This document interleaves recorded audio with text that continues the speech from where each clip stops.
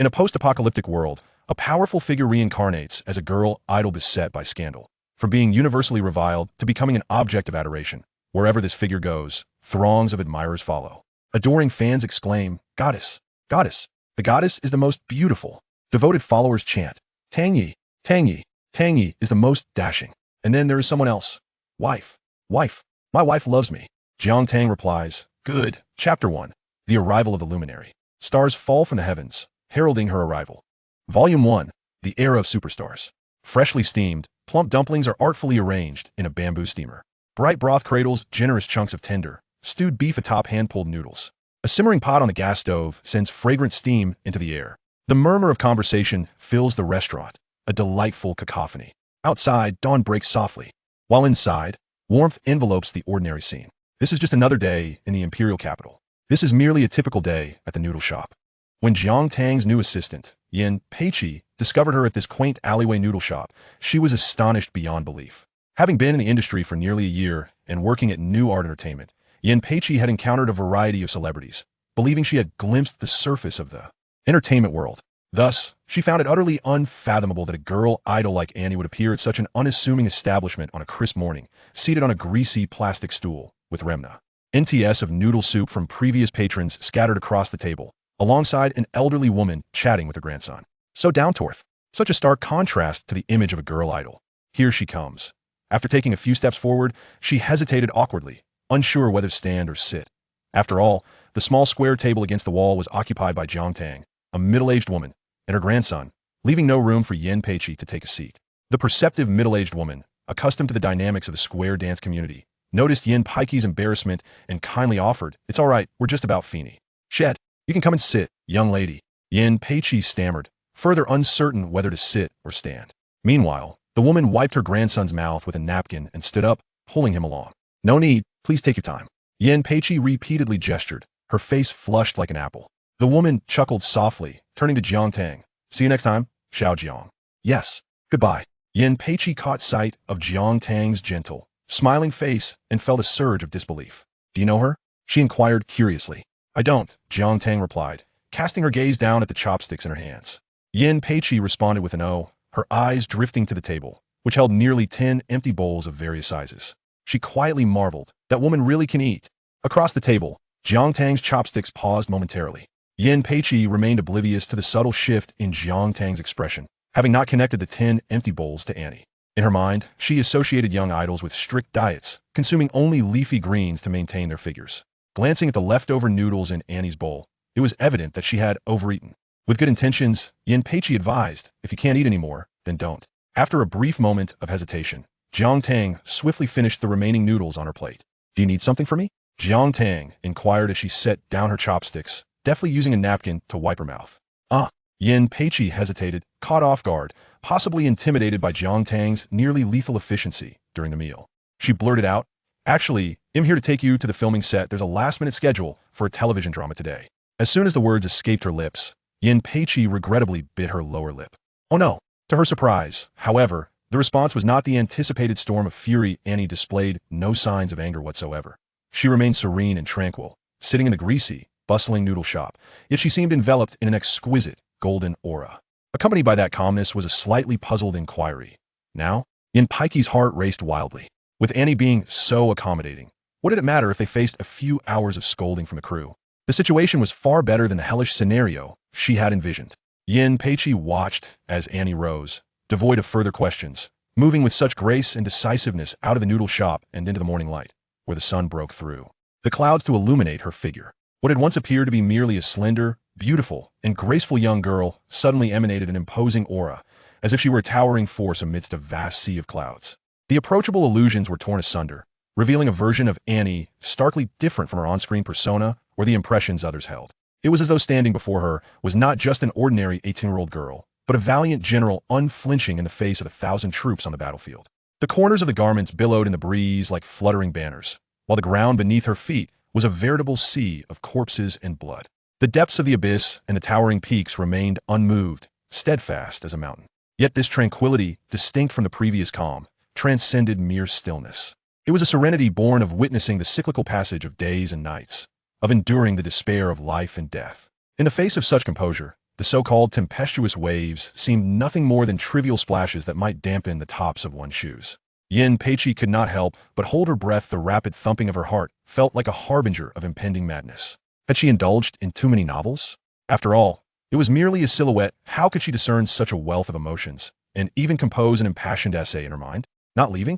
Jiang Tang seemed oblivious to the unusual tension, her voice somewhat ethereal, as if she were lost in thought. Yin Peiqi quickened her pace, yet with each step closer to Jiang Tang, her trepidation intensified. She shrank back, a feeble herbivore striving to diminish its presence before the regal predator. The car is over here. Follow me, follow me. She led the way, her movements stiff and comical, reminiscent of a robot. Fortunately, Jiang Tang's attention remained elsewhere. After walking over 100 meters, they spotted the car Yin Peiqi had driven, a yellow Volkswagen Polo parked by the road's idea, quintessential vehicle for the working class. Eerily unbefitting of a rising star like Annie. Yin Peiqi carefully considered her words, pondering how to explain the unfortunate absence of a chauffeur-driven vehicle at the company, when she saw Annie, without a moment's hesitation, swiftly open the door and take her seat in the passenger side, even faster than Yin Peiqi herself. Yin Peiqi fastened her seatbelt in the driver's seat, albeit a tad late. After a moment's contemplation, she ventured to explain, "This car belongs to me. It may be a bit worn, but rest assured, its safety is uncompromised. The weather is rather warm today. Shall I turn on the air conditioning? If you're thirsty, there's water here. I've specially purchased Evian in a glass bottle. Am I being a bit too talkative? Yin Peiqi instinctively recoiled, silently shedding 2 streams of tears. It's all over. There is no hope left. One might as well await the inevitable end. Chapter 2. She comes from the apocalypse. While Yin Peiqi was distressed over her dilapidated vehicle offending Annie, Jiang Tang's mind was entirely elsewhere. She vaguely responded to Yin Peiqi, oblivious to the questions posed, and had neither the time nor the inclination to assess the quality of her surroundings. Before her eyes lay only the hauntingly vivid remnants of memories, the last scene she beheld before her demise, lifeless, charred skyscrapers, a sky shrouded in oppressive gray smog, and a twilight sun stained crimson with the hues of blood. It was a world steeped in despair and death. Prior to the onset of that cataclysm, she had been an ordinary university student, harboring no grand ambitions. Her sole aspiration for the future was a stable job post-graduation, followed by marriage and children at an opportune moment, thereby leading a life as unremarkable as millions of others. However, disaster struck with alarming swiftness, heralding the apocalypse. Tsunamis, earthquakes, volcanic eruptions, nuclear warfare, and energy crises unfolded in rapid succession. The most terrifying of all was the biohazard virus, which transformed humans into mere shells of their former selves, spreading wildly among the population as if death itself wielded a scythe to harvest lives en masse. Alongside the harsh climate, the global population dwindled from billions to mere millions in a matter of months, and those who survived found themselves battling mutated flora and the undead for their very existence. She was but one among the countless survivors, having lost her parents yet managing to survive by a stroke of luck. Ignoring her friend's furtive, guilt-laden glances, she packed her belongings and departed with a light heart. Thus began her solitary and indifferent journey, a path she would traverse alone for 2 decades. She fought fiercely between life and death, relying solely on her hands and a knife, growing amidst the blood that drenched her. Eventually, her name resonated throughout every base. There was no place where her existence was unknown, and wherever she went, her gaze instilled fear in all. Enemies quaked at the thought of her, while children ceased their cries in her presence. They called her the Butcher, and also the Dark Overlord. Her deeds were sung in tales, and her existence was met with trepidation. Over time, she became accustomed to this solitude, until her life came to a tragic end in a cataclysmic explosion orchestrated by a nefarious plot. Upon reopening her eyes, she found herself lying in a bathtub filled with blood. In this unfamiliar world and body, a searing pain enveloped her, and rapid flashes of her former life flickered in her mind. Annie, originally known as Jiang Tang, an 18-year-old rising idol, had intended to commit suicide but met her demise through an accident. "Annie, we have arrived." Jiang Tang's gaze refocused on her assistant, Yin Peiqi, who instinctively shrank back, prompting her to realize something. Lowering her brows and averting her eyes, she effortlessly concealed her imposing aura, an ability she had mastered, allowing her to blend into the survivor's base multiple times without revealing her identity. Jiang Tang's sharp demeanor softened in an instant, the malevolence dissipating, restoring her approachable appearance reminiscent of her days at the small noodle shop. "Is today's agenda solely for filming?" she inquired, noticing the atmosphere shift from tense to relaxed. Yin Peiqi's tone lightened considerably. It's primarily for a rehearsal. The official shooting won't commence for a few days. Oh, by the way, we still need to take your promotional photos. I've heard you're the last one in the crew who hasn't had theirs done. Jiang Tang responded with a simple acknowledgement and stepped out of the vehicle. Those who have long been entrenched in the entertainment industry typically exhibit a composed demeanor, even when encountering popular idols. However, for reasons unbeknownst to them, they found themselves casting frequent glances at Jiang Tang's arrival, scrutinizing her with keen eyes. Their gazes were neither overtly hostile nor particularly welcoming, yet they exuded an unmistakable discomfort. What are they staring at? What is there to behold? Jiang Tang caught the murmured complaints of Yin Peiqi, who echoed her dissatisfaction, yet she felt no surprise, as such attitudes in a film crew were hardly unexpected. Jiang Tang pondered this quietly. Annie, is it? A man bearing a production staff badge approached. The director is aware of your arrival and has sent me to escort you. Please follow me. As Jiang Tang lazily lifted her gaze, it fortuitously met his, and while she remained unflustered, he was the first to awkwardly avert his eyes. Let us proceed. The production staff led the way, with Jiang Tang and Yin Peiqi trailing behind. Yin Peiqi, Jiang Tang's assistant, had intended to engage in some light conversation. But the man's demeanor was exceedingly frosty. His face remained impassive, and he scarcely uttered a word, moving with such haste that Yin Peiqi found herself nearly jogging to keep pace. Jiang Tang, with her long legs, maintained a leisurely stride. Soon, they arrived near the rest area and makeup room, where Jiang Tang and Yin Peiqi encountered the director of the forthcoming television drama for the first time.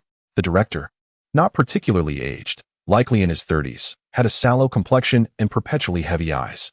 Upon meeting Jiang Tang, he displayed little enthusiasm, merely offering a slight nod of acknowledgement. Xiao Zhao took Annie to try on makeup, and they would soon take a fixed makeup photo. All right, Director Luo. Jiang Tang stood in the lounge for less than a minute before being let out again. The makeup room is at the end of the corridor. You can go there by yourselves. I have other matters to attend to. Without waiting for Jiang Tang or Yin Peiqi to respond, she turned and hurried away. Jiang Tang remained composed, while Yin Peiqi, biting her back teeth in frustration, dared not express her anger towards Jiang Tang. Shall we head to the makeup room, Annie? Her voice was almost forced. They turned and walked to the end of the corridor, where a spacious makeup room awaited them. It was large and crowded, the corners overflowing with clothing and props, and the area was bustling with people. It seemed this was a shared makeup room for minor roles and extras. Yin Peiqi grabbed the arm of a passing individual. Excuse me, where's the leading actress's makeup room? Upon seeing Jiang Tang's face, the person suddenly understood and shook their head, saying, there is no independent makeup room. This is the only one for the crew. What? It clearly stated in the contract. A young woman emerged, arms crossed, raising an eyebrow in mockery. So you are Annie? Come in. The director asked me to assist with your makeup trial. Yin Peiqi looked troubled. Annie. But Jiang Tang shook her head, indicating it was fine. She had been in places far dirtier and more chaotic than this, having once slept on the ground amidst sewage and rats. In comparison, this was nothing. Chapter 3 Old Grievances. Jiang Tang strode confidently into the chaotic shared dressing room, only to be unexpectedly met by a young woman. With deliberate sarcasm, she remarked, I never thought Lady Annie would deign to enter such a place. The chief makeup artist, Sun Shasha, Jiang Tang noticed from the name tag hanging around her neck. Although her tone remained calm, an undeniable pressure lingered in her words as she inquired, what kind of place are you referring to? The tables had turned, leaving the other woman speechless.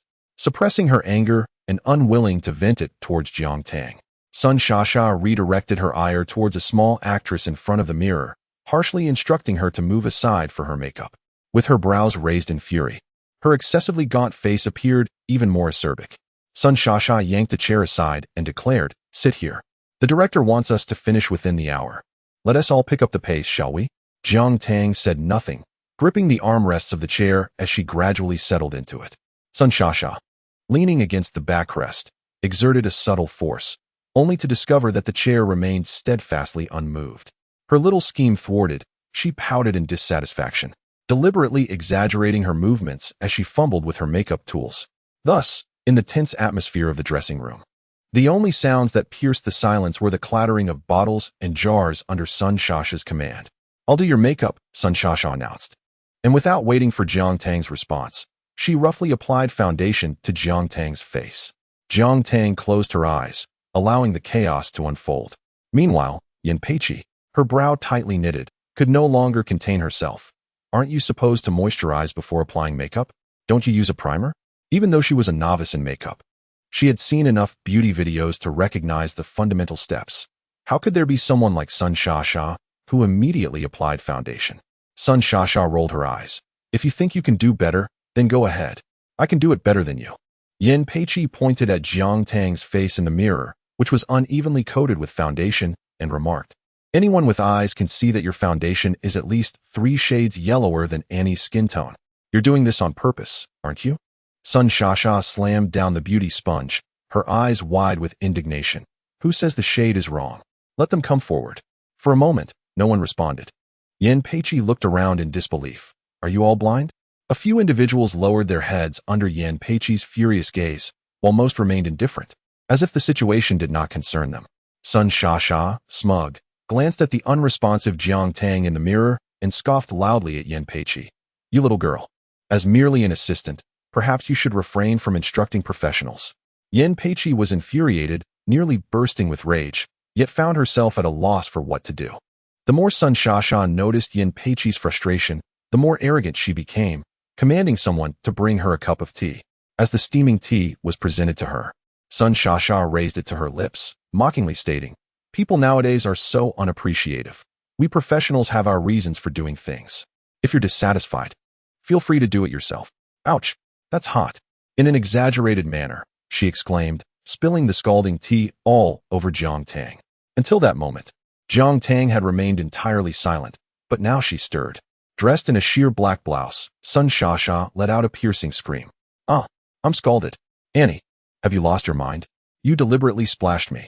Enraged and pained, Sun Shasha began her outburst, but abruptly collided with a pair of eyes as deep and cold as the stars. The noise around her finally subsided, and Jiang Tang couldn't help but press her fingers against her throbbing temples. You are too loud. For reasons unknown, Sun Shasha felt a sudden jolt in her heart. Nevertheless, she maintained her bravado. Don't think that your apology will suffice. I will certainly inform Director Luo about this. I remember you, Sun Shasha. The unexpected word sent a ripple of unease through Sun Shasha. A year prior, during a backstage photo shoot for a magazine, she had been a makeup artist caught stealing earrings, which led to her dismissal from the magazine. Through the reflection in the mirror, she glimpsed Sun Shasha's pale face. So, this is your justification for targeting me today? The words, light and devoid of mockery or sarcasm, fell like a boulder into a tranquil lake. Not only did Sun Shasha feel the weight of them, but even those in the dressing room began to exhibit expressions of amusement, eager to witness the unfolding drama. After leveraging her connection to the director to enter the production, Sun Shasha had been nothing short of tyrannical, dismissing those who opposed her. While this crowd might not necessarily favor Jiang Tang, they were more than willing to observe the spectacle of Sun Shasha's impending downfall. Sun Shasha could sense the hostile gazes closing in on her, a suffocating wave of malice that nearly took her breath away. Jiang Tang spoke not in jest. Indeed, the events of a year ago were all too real. The magazine in question is a vanguard in the fashion industry, and Sun Shasha, having secured her position there at such a tender age, was undoubtedly destined for greatness. However, following the earring theft incident, her world crumbled. Now, she finds herself relegated to a nondescript small production, merely surviving by pleasing men, working as a makeup artist. How could Sun Shasha not harbor resentment? How could she not feel bitterness? Thus, upon her first encounter with Jiang Tang, a malevolent sentiment uncontrollably flourished within her. Even when Jiang Tang exposed her, she remained obstinate and unwilling to concede easily. Her voice, sharp and defiant, pierced the air. Do not slander me with your baseless accusations. Do you still believe you are the exalted Annie, revered by all who would take your word as gospel? Let me enlighten you. You have long since plummeted to the depths, unable to rise again. Countless people detest you. The online vitriol is relentless, urging you to perish. Even Director Luo. Suddenly, a thunderous reprimand erupted from the doorway of the makeup room, delivered by a furious Director Luo, whose face was as dark as coal. Before Sun Shasha could revel in her momentary satisfaction, she was met with a barrage of criticism. What is the meaning of this uproar? Your voice echoes throughout the entire corridor. Sun Shasha, was I not clear in instructing you to assist Annie with her makeup trial? Do you have any idea how much the production schedule has already been delayed? Director Luo, The defiance in Sun Shasha dissipated entirely, as she perceived the warning glint in his gaze. Reluctantly swallowing her indignation, she pivoted to plead her case. It was Annie. She was dissatisfied with my makeup and deliberately splashed me with hot water. With such an attitude, how can I, as a makeup artist, continue in this role? Chapter 4. Overt and covert hostilities. Sun Shasha's capacity for rapid shifts in demeanor was truly astonishing. One moment she was engaging in the manner of a shrewish scold, and the next she had transformed into a delicate and pitiable young woman. The undulating, upward inflection of her voice sent shivers down Yin Peiqi's spine. Esteemed Director Luo. Sun Shasha simpered. I implore you not to invert the truth. It was patently she who intended to douse Annie with scalding tea, was it not? Yin Peiqi interjected. Director Luo, the circumstances are decidedly not as Sun Shasha portrays them.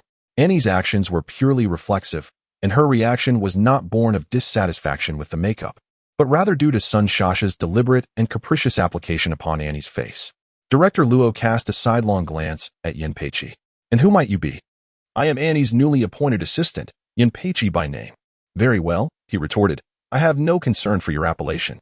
Be that as it may, I bid you to understand that I am the director, and this is my production. All matters shall be conducted in accordance with my dictates. I shall ascertain the veracity of these allegations myself, and I have no need for an assistant to instruct me in my duties. Having delivered this rebuke, and paying no heed to Yin Peiqi's evident discomfiture, he turned his attention to Jiang Tang. Miss Annie, even as the leading lady of this drama, it does not follow that you are at liberty to behave in an imperious manner. Perhaps you are accustomed to indulging your whims elsewhere, but this is not a venue in which you may flaunt your status. Director Luo's sallow and severe countenance, coupled with his dogmatic pronouncements, lent him an air of impartiality akin to that of a venerable magistrate in a historical drama. Yet, his actions were manifestly at odds with any semblance of fairness. First, he chastised Yin Peiqi, and then he cautioned against the abuse of privilege. In essence, his veiled and unveiled pronouncements were directed squarely at Jiang Tang. Do not mention Jiang Tang and Yin Peiqi. Even the onlookers in the shared makeup room can perceive the profound discontent that Director Luo harbors towards Annie. In response to these deliberately targeted remarks, Jiang Tang appears utterly unfazed, simply stating, Director Luo, you need not worry. I shall fulfill my duties diligently. Director Luo raises an eyebrow, clearly taken aback, yet he can only reply, as long as you understand. With that, he turns and departs. Sun Shasha hesitates for a few moments before following suit. Throughout the exchange, Yin Peiqi's clenched fist remain unyielding. Annie. Jiang Tang picks up a bottle of foundation without lifting her gaze. Perhaps you should find another makeup artist. Yin Peiqi, puzzled, asks, aren't you angry? Jiang Tang, her eyes focused on the lines of English on the foundation bottle, casually replies, did you not notice that Director Luo is merely waiting for me to lose my temper? Yin Peiqi's confusion deepens. Why would that be? Jiang Tang sets down the foundation and reaches for another bottle. Surely, there are ulterior motives at play. Having witnessed the fragility of human nature in the face of life and death in that hellish place, and having observed the myriad conflicts born of schemes and intrigues, she comprehends that Director Luo's numerous words stem not solely from disdain but from a deeper agenda. As for what that agenda entails, she remains uncertain, only aware that she must thwart her adversary's objectives. If Director Luo desires to provoke her ire, she shall resolutely refrain from doing so. Furthermore, his lackluster remarks hold no sway over her, lacking even the merit to stir her thoughts, let alone incite any fury. Yin Peiqi observed that Jiang Tang was genuinely unconcerned, rather than merely feigning resilience, and her spirits gradually began to settle. She enlisted the assistance of a modest makeup artist, which rendered the subsequent proceedings considerably smoother. The television drama Jiang Tang was set to film, entitled Sweet Summer, was a light-hearted and humorous campus romance. Having perused the script once, the original character's essence lingered in Jiang Tang's memory. As Jiang Tang mentally revisited the narrative, the new makeup artist completed her work. Without the disruptive presence of Sun Shasha, Jiang Tang's visage was adorned with a makeup style befitting a student, subtle yet exquisitely refined. Although the new artist's skills did not rival Sun Shasha's, Jiang Tang's inherent beauty required little enhancement. A simple touch was sufficient to render her captivating. Dressed in the fictional school's uniform from the script, she emerged from the changing room to an almost palpable silence in the makeup studio. With her long, dark hair cascading over her shoulders and a complexion as flawless as porcelain, her eyes, deep and enigmatic, held an allure beyond mere beauty. There was a distinctive charisma about her, a commanding presence that seemed to emanate from her very being. exuding an air of confidence that rendered her impossible to overlook. People found themselves instinctively drawn to her, their gazes following her with an unspoken admiration. Upon arriving at the classroom set for filming, the photographer nearly leapt from his chair. Having grown somewhat impatient from the wait, all dissatisfaction vanished in an instant upon laying eyes on Jiang Tang. Inspiration surged within him like a torrent, igniting a cascade of creative ideas. In the blink of an eye, he had conceived over a dozen filming plans and was about to summon someone to rearrange the set when director Luo walked in. "Wait," he called out to the cinematographer. "Let me handle this." The cinematographer chuckled awkwardly. "Director Luo, this is ultimately the photographer's responsibility." Director Luo would not tolerate any rebuttal and swiftly snatched the camera. "I have previously worked as a cinematographer in major directors' crews. With no other choice." The cinematographer relinquished control of the camera. Director Luo turned to Jiang Tang and waved grandly. "You, take a seat behind the desk." Jiang Tang remained still, glancing past Director Luo to see Sun Sha at the classroom door, her face brimming with pride. "Weren't we supposed to seize the moment? Do you not understand my words?" It is often said that directors are tyrants on set, and when Director Luo lost his temper, no one dared to utter a word. Following his command, Jiang Tang seated herself at a desk. "Why sit so far away? Move closer." Jiang Tang assessed the distance and shifted forward a couple of seats. "Why are you so close? Move back." Jiang Tang stood up and walked to the position behind her. She placed her hands on the desk, feigning to read. Jiang Tang opened a set of textbooks in front of her and attempted to adjust her gaze. "Lift your chin a bit. Stop with that timid demeanor." Jiang Tang complied, raising her chin slightly. "Lower your right arm a bit. Are you a young lady or a street tough?"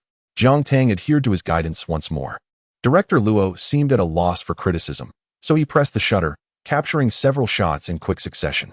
Afterward, he inspected the images with a stern expression, revealing his dissatisfaction. Beside him, Yin Peiqi could hardly contain her clenched fingers, while at the door, Sun Sha nearly burst into laughter.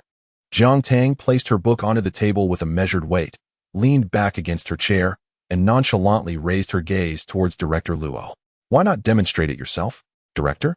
Chapter 5. The temper of a big shot. In the earlier days, Jiang Tang had endured numerous hardships. She had been fierce, merciless, and had once unleashed her frustrations in a frenzy. However, as time passed, she began to cultivate her character, tempering her temperament and adopting a more Buddhist outlook on life. Consequently, those around her often felt that her demeanor belied the monstrous titles attributed to her, such as the Butcher or the Demon King, which struck them as overly terrifying. In reality, she appeared remarkably tranquil and at peace with life. Yet, they would soon witness the stark contrast in battle, experiencing the sting of their own hubris. Jiang Tang was never inherently kind. She simply found it tedious to engage in disputes or display anger. This, however, did not imply that she lacked a temper. Just like now, as she met Director Luo's incredulous gaze, she let out a light scoff. "It seems you have many thoughts on the still shots, Director. Why not demonstrate it for me? That way, I can perform better, don't you think?" Director Luo, fuming with barely contained rage, retorted. "Then what use do I have for you as the leading lady?" Jiang Tang crossed her arms and smiled. "If Director is willing to step into the fray himself, I wouldn't object." "What did you say?" Director Luo's face, dark as charcoal, turned as red as if he had just emerged from a furnace. As for the onlookers, they were utterly astonished by the scene where the female protagonist boldly confronted the director, and surprisingly, no one thought to intervene. Perhaps only Yin Peiqi was desperately trying to suppress her laughter. It was evident to anyone with discernment that Director Luo had intentionally set up a difficult situation.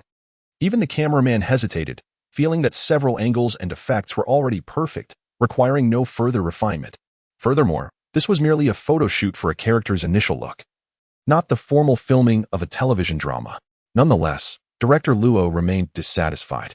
His discontent was not truly with the outcome. It was unequivocally directed at Jiang Tang. The leading lady, Jiang Tang, unwilling to waste her breath, thought to herself that if Director Luo was unhappy with her, he could certainly request a replacement from the company. Surely, he had contemplated this long ago? Was he merely stalling out of fear? Upon having his veiled intentions exposed, Director Luo experienced a fleeting moment of panic, and all his subtle expressions were captured in Jiang Tang's tranquil gaze. In truth, the moment she encountered Sun Shasha's harassment in the makeup room, Jiang Tang had sensed something amiss. It wasn't until director Luo personally intervened that she began to discern the intricate machinations at play. All of this was inextricably linked to the company Jiang Tang referred to.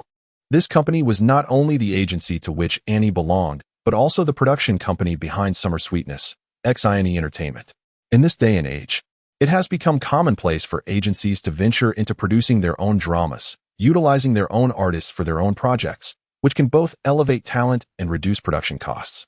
Xine Entertainment's decision to produce this low-budget campus drama was aligned with this strategy. Thus, they not only employed their idol Annie, but also specifically chose their newly signed director, Luo Yi. What should have been a harmonious collaboration among familiar faces instead became complicated by the unforeseen changes in Annie's circumstances. Several months prior, at the inception of the project Sweet Summer, Annie was at the pinnacle of her life. At the tender age of 16, she debuted through a talent show. Lacking substantial singing and dancing prowess, yet managing to capture the spotlight with her extraordinary beauty. By 17, she had joined the girl group Star, eclipsing her peers in both popularity and acclaim. Stages, commercial performances, endorsements, an abundance of fortune graced the young Annie, who reveled in applause and admiration that her contemporaries could scarcely fathom, propelling her visage into the collective consciousness of all of Huan Nation with astonishing rapidity. During that time, her first television drama, a self-produced project titled Sweet Summer, marked her entry into acting, with Annie being the most renowned figure within the entire cast. It is easy to imagine the immense buzz and traffic the series garnered even before filming commenced, reaping substantial benefits from Annie's burgeoning fame. However, as the adage suggests, what rises must eventually fall, and at 18, Annie's radiant stardom abruptly dimmed due to an unexpected scandal. The controversy stemmed from a video leaked by paparazzi, reportedly filmed covertly by an insider and sold at a high price. The footage depicted Annie striking her group mate, Lena, who, visibly distressed, bowed her head in silence, while Annie maintained a seemingly carefree and audacious demeanor. This nearly incontrovertible evidence positioned Annie firmly in the role of the bully.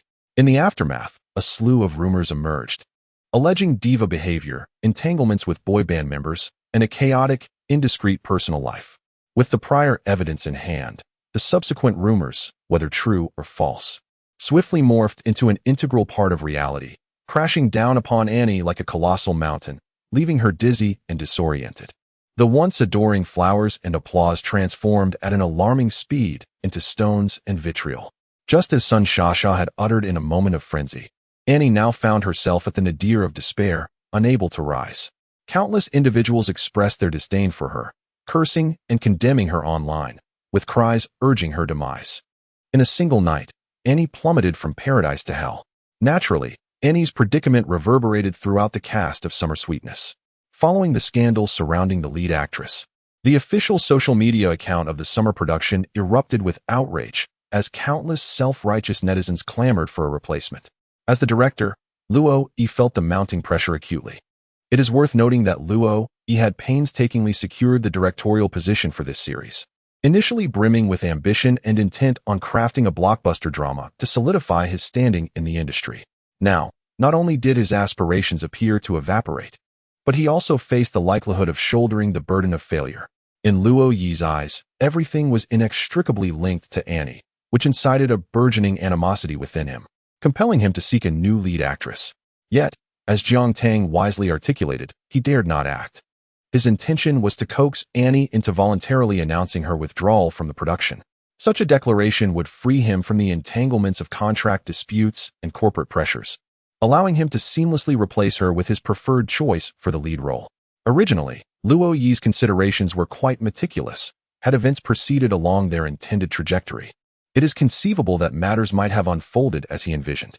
However, he could never have anticipated that Annie, the 18-year-old girl in the original narrative, would succumb to the extreme notion of suicide after enduring a relentless storm for over a month. Although she contemplated surrendering at the critical moment, fate mockingly intervened, causing Annie to slip and strike her head, plunging into a bathtub filled with scalding water, ultimately succumbing to suffocation in her unconscious state. With Annie's demise, the soul of a formidable figure from a post-apocalyptic realm took her place. To Jiang Tang, this group's trivial machinations appeared as nothing more than the naive antics of children, and this included Luo Yi's schemes as well. Chapter 6. Victims under power. Seeing Luo Yi rendered speechless, Jiang Tang tempered the sharpness in his gaze. If Director Luo cannot replace me and is unwilling to depart, shall we not collaborate harmoniously? Jiang Tang had no desire to endure the myriad difficulties posed by the highest authority in the production over the ensuing months. It was simply too burdensome. Luo Yi's complexion was more pallid than ever, his simmering rage lacking an outlet. Beneath that fury lay profound helplessness. For the other party spoke the truth. With that towering figure looming behind, he dared not replace Annie as the leading lady. He was equally reluctant to relinquish the fruits of his labor after months of toil on set.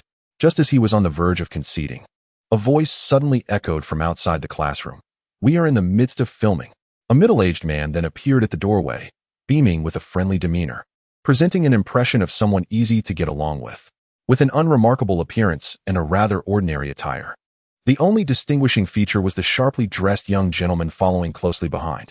He bore a striking resemblance to the countless pedestrians that populate the streets. However, upon encountering him, Luo Yi's expression shifted dramatically. "Mr. Zhou, what brings you here?" He hurriedly approached. It was evident that he had come for a purpose. "Mr." Zhou patted Luo Yi's shoulder as he stepped forward, remarking, "There have been numerous trivial matters at the company lately, and I haven't been able to pay much attention to your filming crew. Everything all right?" Nothing's wrong. I heard Annie is here today." "Indeed, she is." Noticing that Mr. Zhou's focus was on her, Jiang Tang decided to join the conversation, politely nodding and greeting him. In the memories of her original self, she recalled this individual, Mr. Zhou Qiao, who served as the vice president of New Art Entertainment, wielding considerable influence within the company and ranking among the higher echelons of management. While Luo Yi was somewhat timid in Jiang Tang's presence, he became even more deferential in front of Mr. Zhou, a figure of authority. He flashed a sycophantic smile and enthusiastically offered to give Mr. Zhou a tour of the filming set. "Mr." Zhou waved his hand in refusal. "I have important matters to address today. Where is the conference room? We should hold a meeting first." Luo Yi naturally had no objections. Jiang Tang accompanied the two men to the conference room. Once they dismissed the others, Mr. Zhou initiated the conversation with Jiang Tang. "Annie, how have things been lately?" "Not bad." Mr. Zhou, seemingly oblivious to Jiang Tang's indifference, responded with an unusually warm smile. "I am aware that you have been facing some challenges recently, but rest assured, the company will not abandon you. After all, you are one of our most valued rising stars." Jiang Tang remained silent. She sat alone on a sofa, and even clad in the youthful garb of a school uniform, she appeared no less formidable than Zhou Qiao, perhaps even more so. She fixed her gaze upon Zhou Qiao, studying those ever-smiling eyes, her look so piercing it seemed capable of piercing through all illusions. Under this pressure, even Zhou Qiao felt somewhat uncomfortable, his smile dimming slightly. "Do you doubt me, or the company?" Jiang Tang replied with a light laugh. "I doubt both." Zhou Qiao's lips gradually drooped. "If the company truly understood my situation as you say, then this past month would not have felt like a death sentence." "Annie, how can you speak like that?" Luo Yi interjected, rebuking her first. "Wait," Zhou Qiao called out to him, then turned back to Jiang Tang. "Annie, I know you harbor resentment. However, this matter is far too complex to be resolved with mere words. The truth of the situation remains unknown to the media, the public, and the entire world.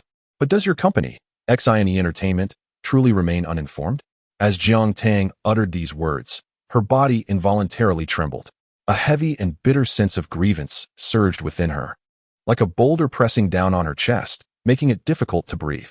Jiang Tang was aware that this was the lingering emotion from the original owner before her departure. These words were also the very questions Annie yearned to voice. That secretly recorded video was clearly a fabrication, a smear campaign stemming from a mere angle. Others may remain silent, but surely the involved party, Lena, should be able to clarify the matter, right? Yet, has the company taken any action in this past month?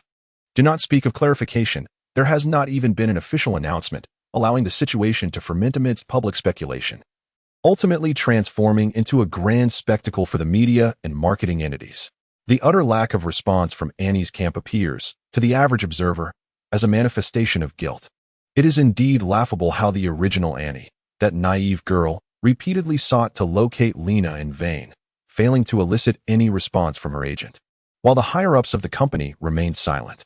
Consequently, she was compelled to create a scene at the company, which only served as fodder for the narrative of her being a prima donna.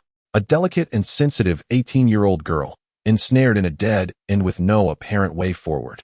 She bore the brunt of the world's scorn and disdain, her heart tormented daily in the depths of despair. It is no wonder that, in the face of adversity, she made the most extreme choice. Even if her demise was ultimately due to an accident, her death was not unrelated to the actions of the company executives, including Zhou Qiao, who surrounded her. Had it not been for their internal power struggles, leading to Annie becoming a casualty, how could an innocent girl have lost her life so unjustly?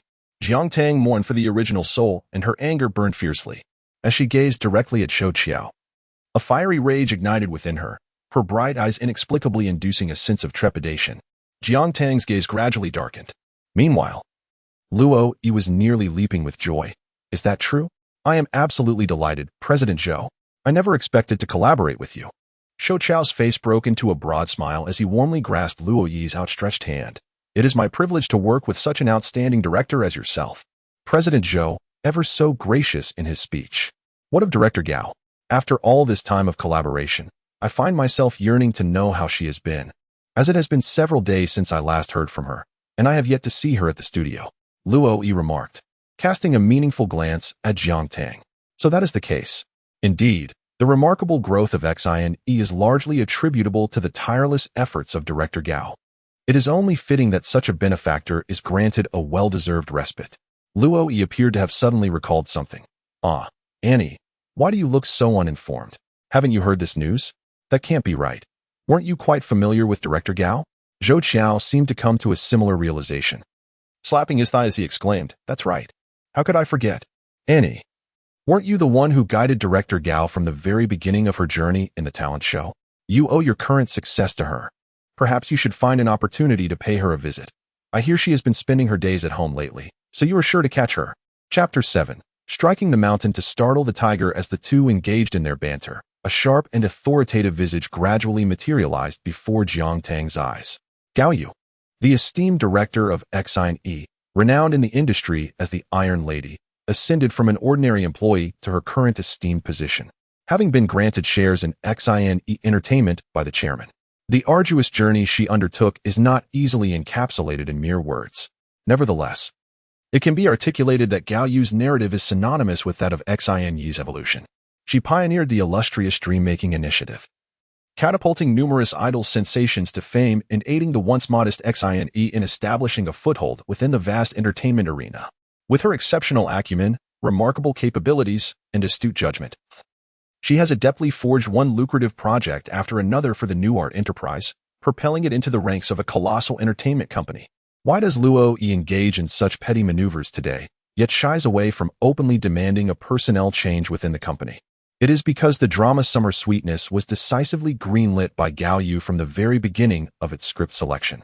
The role of the female lead, played by Annie, was also established by Gao Yu. Her influence is profound. Even when she appears to be on shaky ground, Luo Yi refrains from making a fuss, fearing he might become the scapegoat. However, now, every word spoken by Zhou Qiao insinuates a singular message. Gao Yu has fallen from grace. Observing Zhou Qiao and Luo Yi, one exuding calmness while the other revels in mischief, they await the moment Jiang Tang finds herself in an awkward predicament. Yet Jiang Tang does not exhibit the anticipated panic. Ah, now it makes sense. She realizes. Zhou Qiao furrows his brow, inquiring what? Jiang Tang replies, The explanation provided by the company is quite reasonable. I understand now. It dawns on Zhou Qiao. For the first time today, he truly perceives the young woman before him, scarcely 18, her age comparable to that of his own daughter. Yet her demeanor and conduct reveal a composure that belies her years, coupled with an excessively sharp perceptiveness. Had he seen Annie, the company's best new talent, in such a manner before? If so, why does he recall her so faintly? You are quite astute, he muses. To rattle the cage. Should I feel honored or sorrowful? Zhou Qiao removed the hypocritical smile from his face and leaned against the back of the chair, lifting his chin slightly, revealing the imposing demeanor of a senior executive in a major entertainment company for the first time.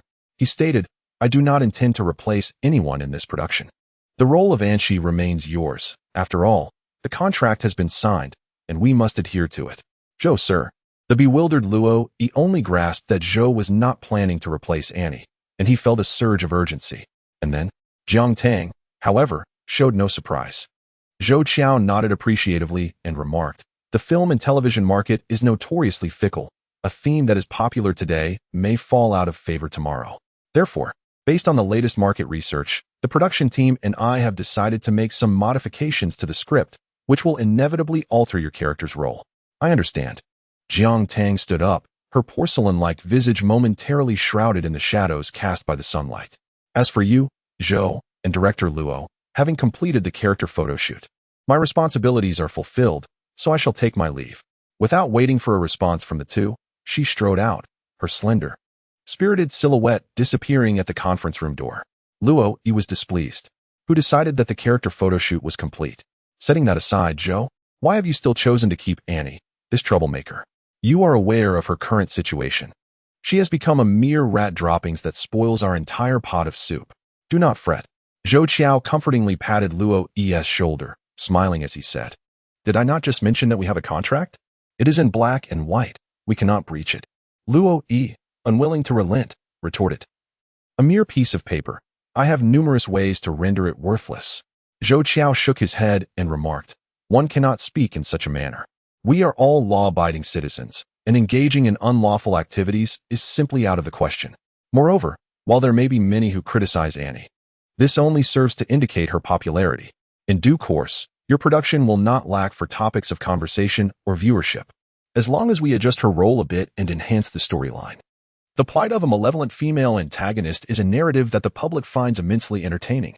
Luo Yi began to comprehend. The character portrayed by Annie, Angel, was originally designed to be the unequivocal leading lady, characterized as a proud young lady who shared a childhood bond with the male lead. The entire narrative revolved around their journey from friendship to romance, fraught with the delightful trials of a bickering couple. However, according to Zhou's intention, it seemed the proud young lady was to be transformed into a wicked female antagonist, subjected to a cruel fate within the narrative. This approach would not only garner attention but also earn the favor of the audience, thereby exploiting Annie to the fullest. Though the strategy was astute, Luo Yi could not shake the image of being rendered speechless by Annie's rebuke, like a fishbone lodged in his throat. He was resolutely unwilling to acquiesce. "Zhou, we should consider a different leading lady. That settles it." Zhou Qiao's tone suddenly turned frosty. Luo Yi met Zhou's icy gaze, feeling a chill run down his neck, and instinctively lowered his head. "Understood." At that moment, a commotion erupted at the entrance. Could it be that Annie had not yet departed? Just as Luo Yi rose, a young woman forcefully pushed past Zhou's secretary, bursting into the conference room. Luo Yi exclaimed in anger, "Who are you?" It was Zhou Qiao who recognized him first. "Screenwriter Yang, what brings you here?"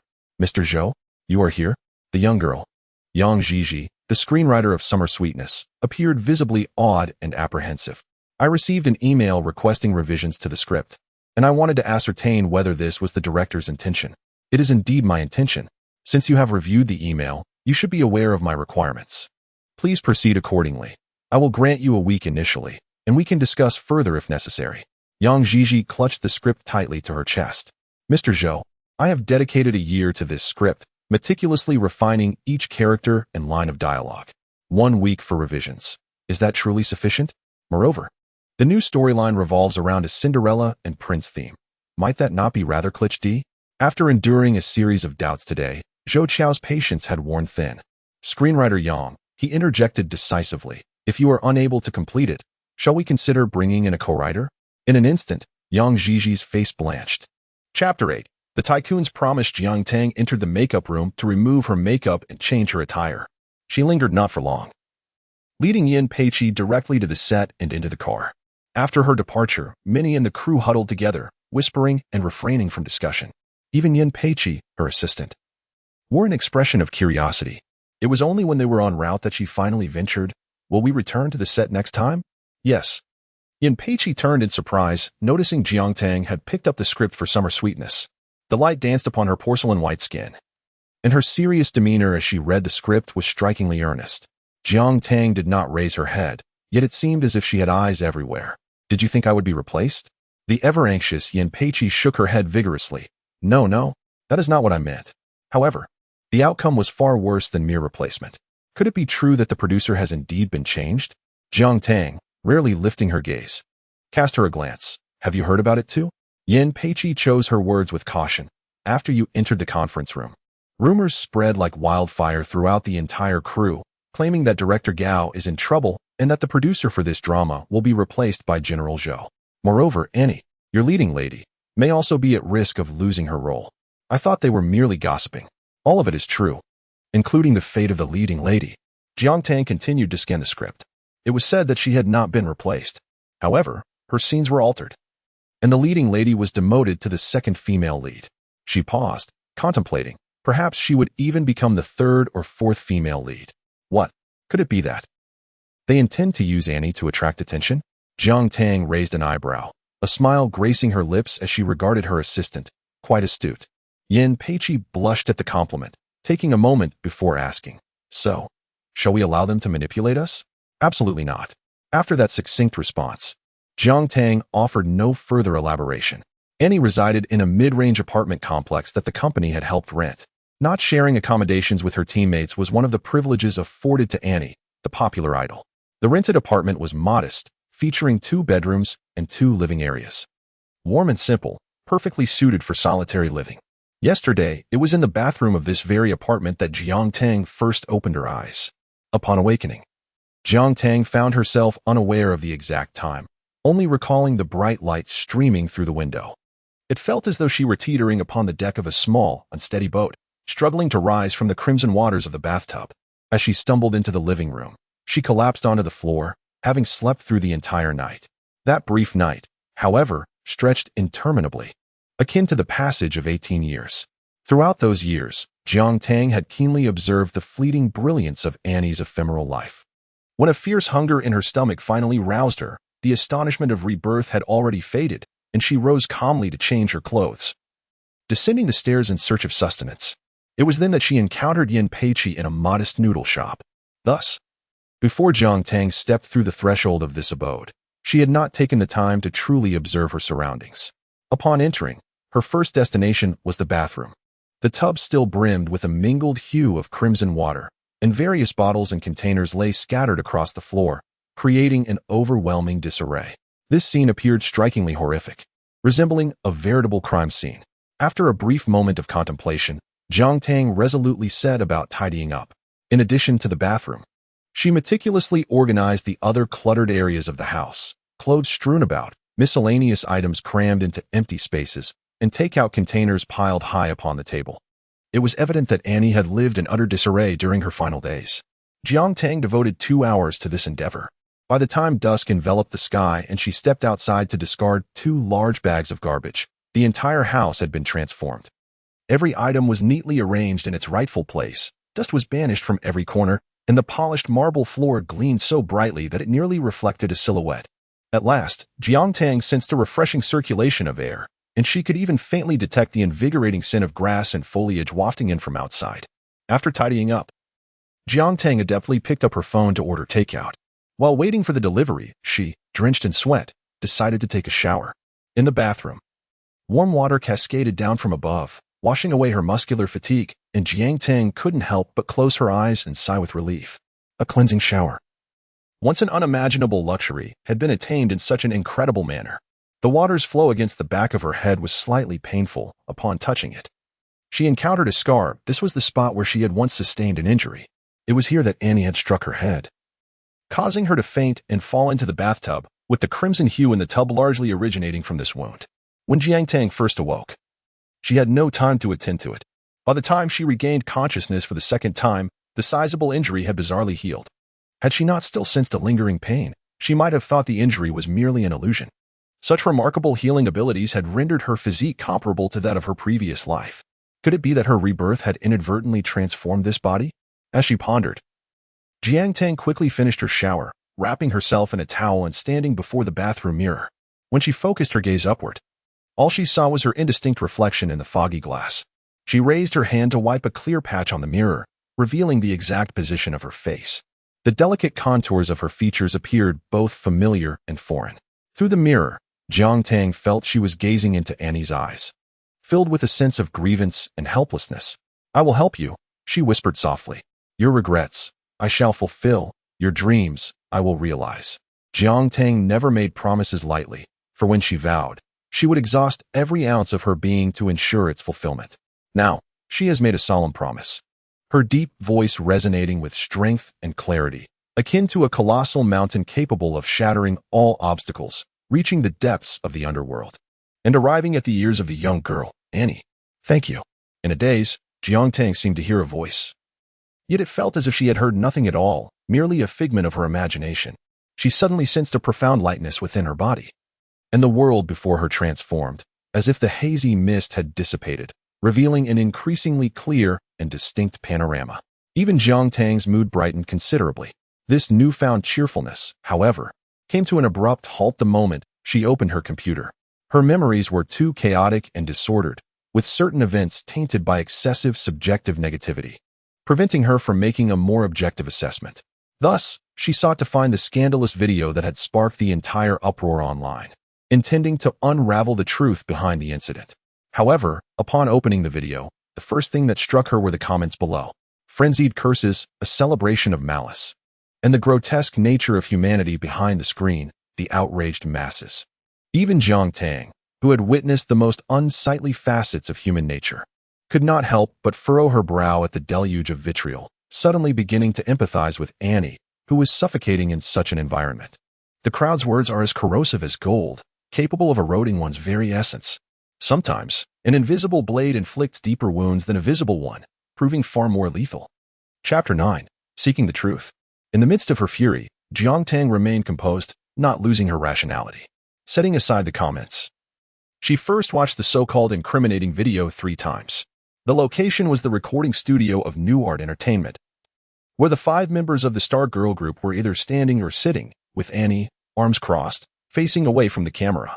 The video, devoid of sound, nonetheless conveyed a palpable tension among the 5, as the other 4 members occasionally glanced at Annie's expression.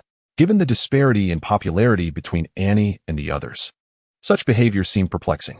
At that moment, Lena, seated in a corner of the sofa, uttered something, prompting Annie to cast a fleeting glance in her direction before stepping forward.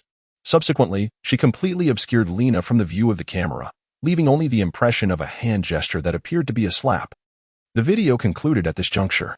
Jiang Tang, her brows furrowed in anger, felt her fury gradually subside into a calm reflection. Something was amiss. With the first-hand perspective of the involved party, Jiang Tang was acutely aware that Annie had not actually slapped Lena. Her approach to Lena was merely a response to being called, and the gesture bore no significance. Before the situation escalated, Annie had nearly forgotten this scene from her wait outside the recording studio.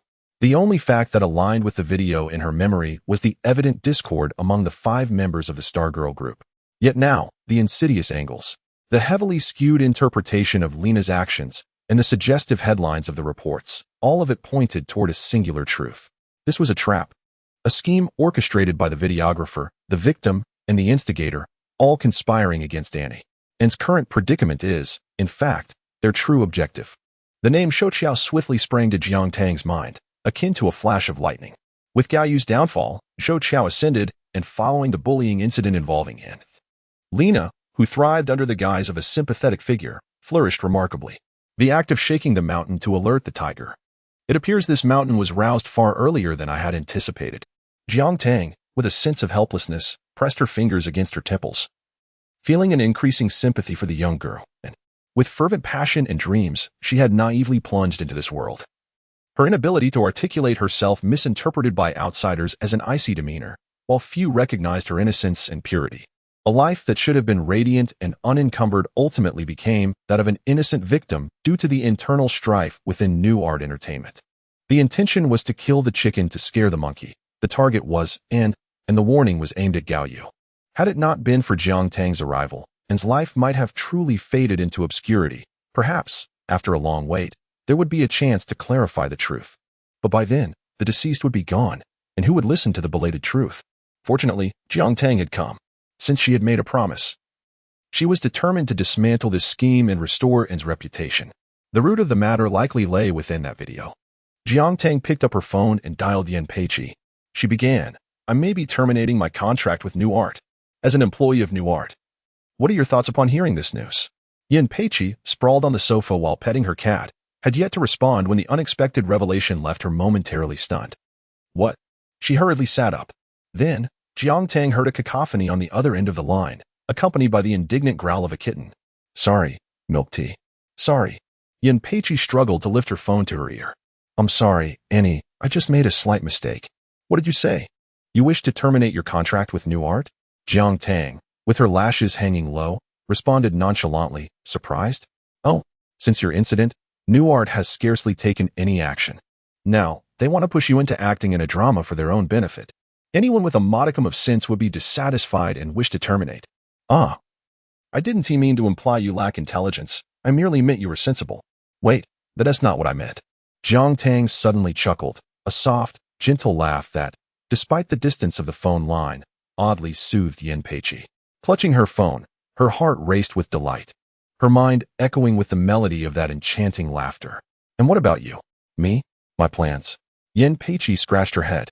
Well, I suppose I won't be staying much longer. Why? Didn't you just finish your internship at New Art? Jiang Tang prompted her deliberately.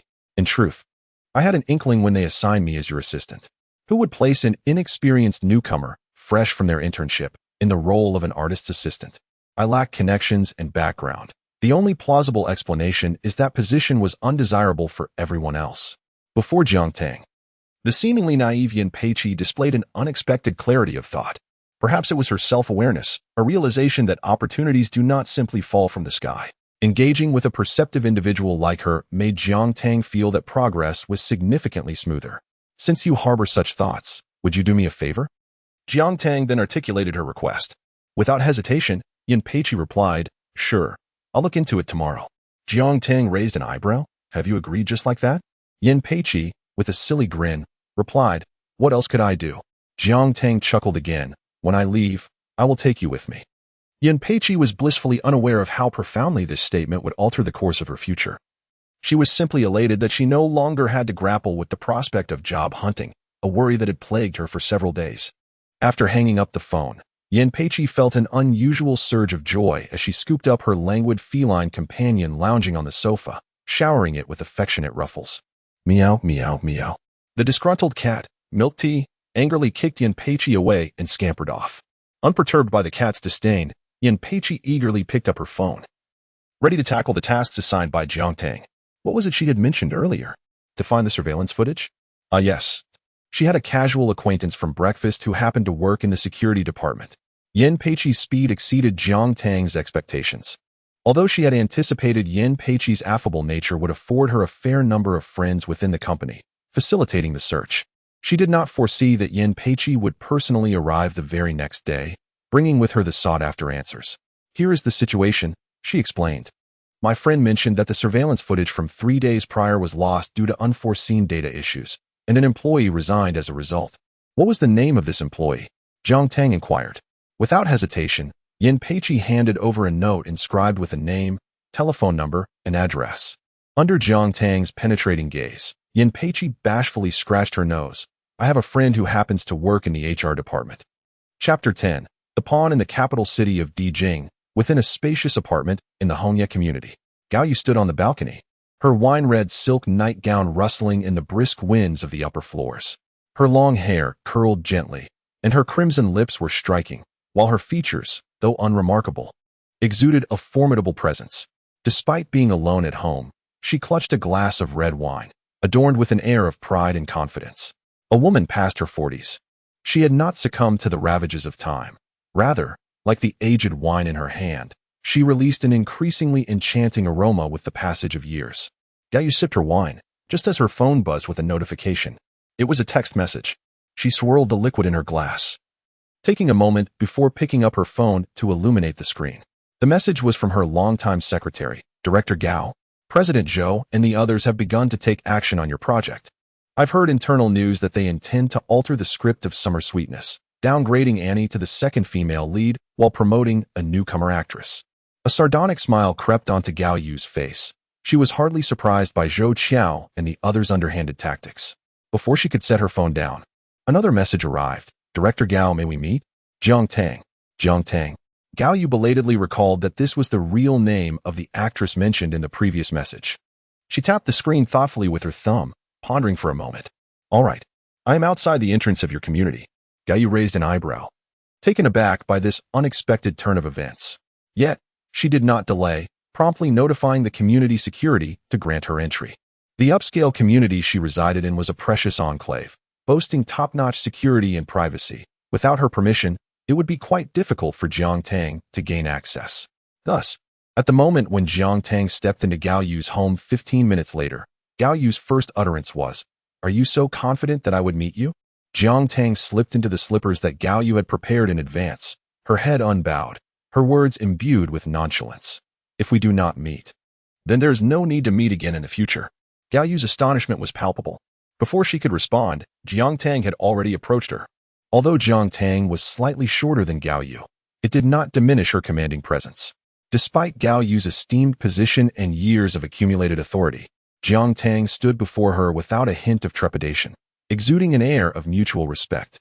In Gao Yu's perception, the significance of age, status, and background blurred into insignificance. All she could see were a pair of deep, dark eyes and an unfathomable soul. In a moment of abstraction, Gao Yu felt as though she was not confronting an 18-year-old girl, but rather a discreet titan from the upper echelons of society, whose mere presence commanded the storms of life and the realm itself. "Are you Annie?" she inquired hesitantly. "I am Jiang Tang," came the reply. As Jiang Tang nodded in acknowledgement, the familiar visage before her shattered the vague impressions that had once lingered, replaced by a profound awakening of understanding, and a reevaluation of Jiang Tang from Gao Yu's perspective. As hesitation faded from her countenance, Gao Yu extended a hand, saying, "It has been a long time." Jiang Tang. Jiang Tang grasped her hand and replied, "Director Gao, I have come today for a purpose. I have some understanding of that. Please, come in," Gao Yu responded, leading Jiang Tang into the living room. Coffee, juice, cola, in a 300-square-meter residence devoid of any servants. Only Gao Yu busied herself. "Plain water, thank you." Shortly thereafter, Gao Yu not only brought forth the requested water, but also an assortment of afternoon tea delicacies elegantly arranged on fine bone china plates, featuring cupcakes adorned with cream, strawberries, and icing. She settled onto the sofa beside Jiang Tang with a cheerful demeanor, gesturing for Jiang Tang to sample the treats. "These have just been delivered, so they ought to be delightful, particularly suited to your youthful palate." Without a moment's hesitation, Jiang Tang seized a cupcake and took a bite. The perfectly balanced sweetness made her squint with pleasure. Gao Yu, observing Jiang Tang's actions, felt a twinge of surprise. She had always imagined that such a whimsical dessert would not be associated with the person before her. Yet, Jiang Tang appeared genuinely delighted. Had she overthought the matter? Was it merely a figment of her imagination? Unbeknownst to Jiang Tang, she was being silently judged. In truth, even if she were aware, it would matter little. The formidable figure lived her life unrestrained, indifferent to the opinions of others. If she desired something, she indulged without hesitation. Of course, she had not forgotten the primary purpose of her visit today. After finishing her cupcake, Jiang Tang met Gao Yu's gaze. "I heard from General Manager Zhou that your recent circumstances have been rather challenging." The certainty in her tone elicited a smile from Gao Yu.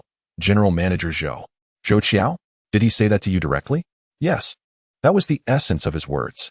That smiling tiger would personally convey such sentiments?" Gao Yu expressed skepticism. She had always perceived Zhou Qiao as insincere, outwardly amiable, yet harboring ulterior motives. Over the years, she had tolerated Zhou Qiao's little machinations, primarily due to her recognition of his capabilities. Thus, she comprehended the extent of Zhou Qiao's adeptness at masquerade, capable of maintaining an impeccable facade even before her, rivaling seasoned actors in his performance. Such a person, how could he possibly reveal his true self so easily in front of Jiang Tang? Gao Yu was aware that Zhou Qiao had visited the set to meet Jiang Tang, yet she remained oblivious to the specifics of their discourse. Her curiosity piqued. What could possibly unfold between Jiang Tang, a person she found utterly inscrutable, and the master of disguise, Zhou Qiao? Yet, Jiang Tang showed no intention of satisfying her intrigue. "Yao Dong should be aware of my recent circumstances?" Gao Yu concealed her expression, responding with a brief acknowledgement. "He should also understand that my predicament is inextricably linked to him." Gao Yu remained silent for an extended period before sighing. "Indeed, it is I who has implicated you." From her humble beginnings as a mere agent to her current stature, she had traversed each step with a clear conscience. Even in her present downfall, she recognized it as a consequence of conflicting interests, devoid of moral judgment. However, her only sense of guilt lay with Annie.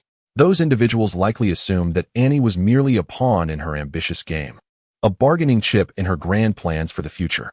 Seizing the opportunity, they hastily disseminated the so-called covert recordings, dragging the innocent Annie into the fray at the first instance. This was both a warning and a drumbeat of battle directed at her. Yet, little did they know that Gao Yu had scarcely interacted with Annie, and that Annie held no place in her future aspirations. Once a prestigious agent with an uncanny ability to discern potential, she had earned a reputation in the industry as a masterful talent scout. The stars she chose to represent either achieved phenomenal success or steadily ascended to greatness. Initially, she valued Annie's appearance for its potential to generate ample conversation.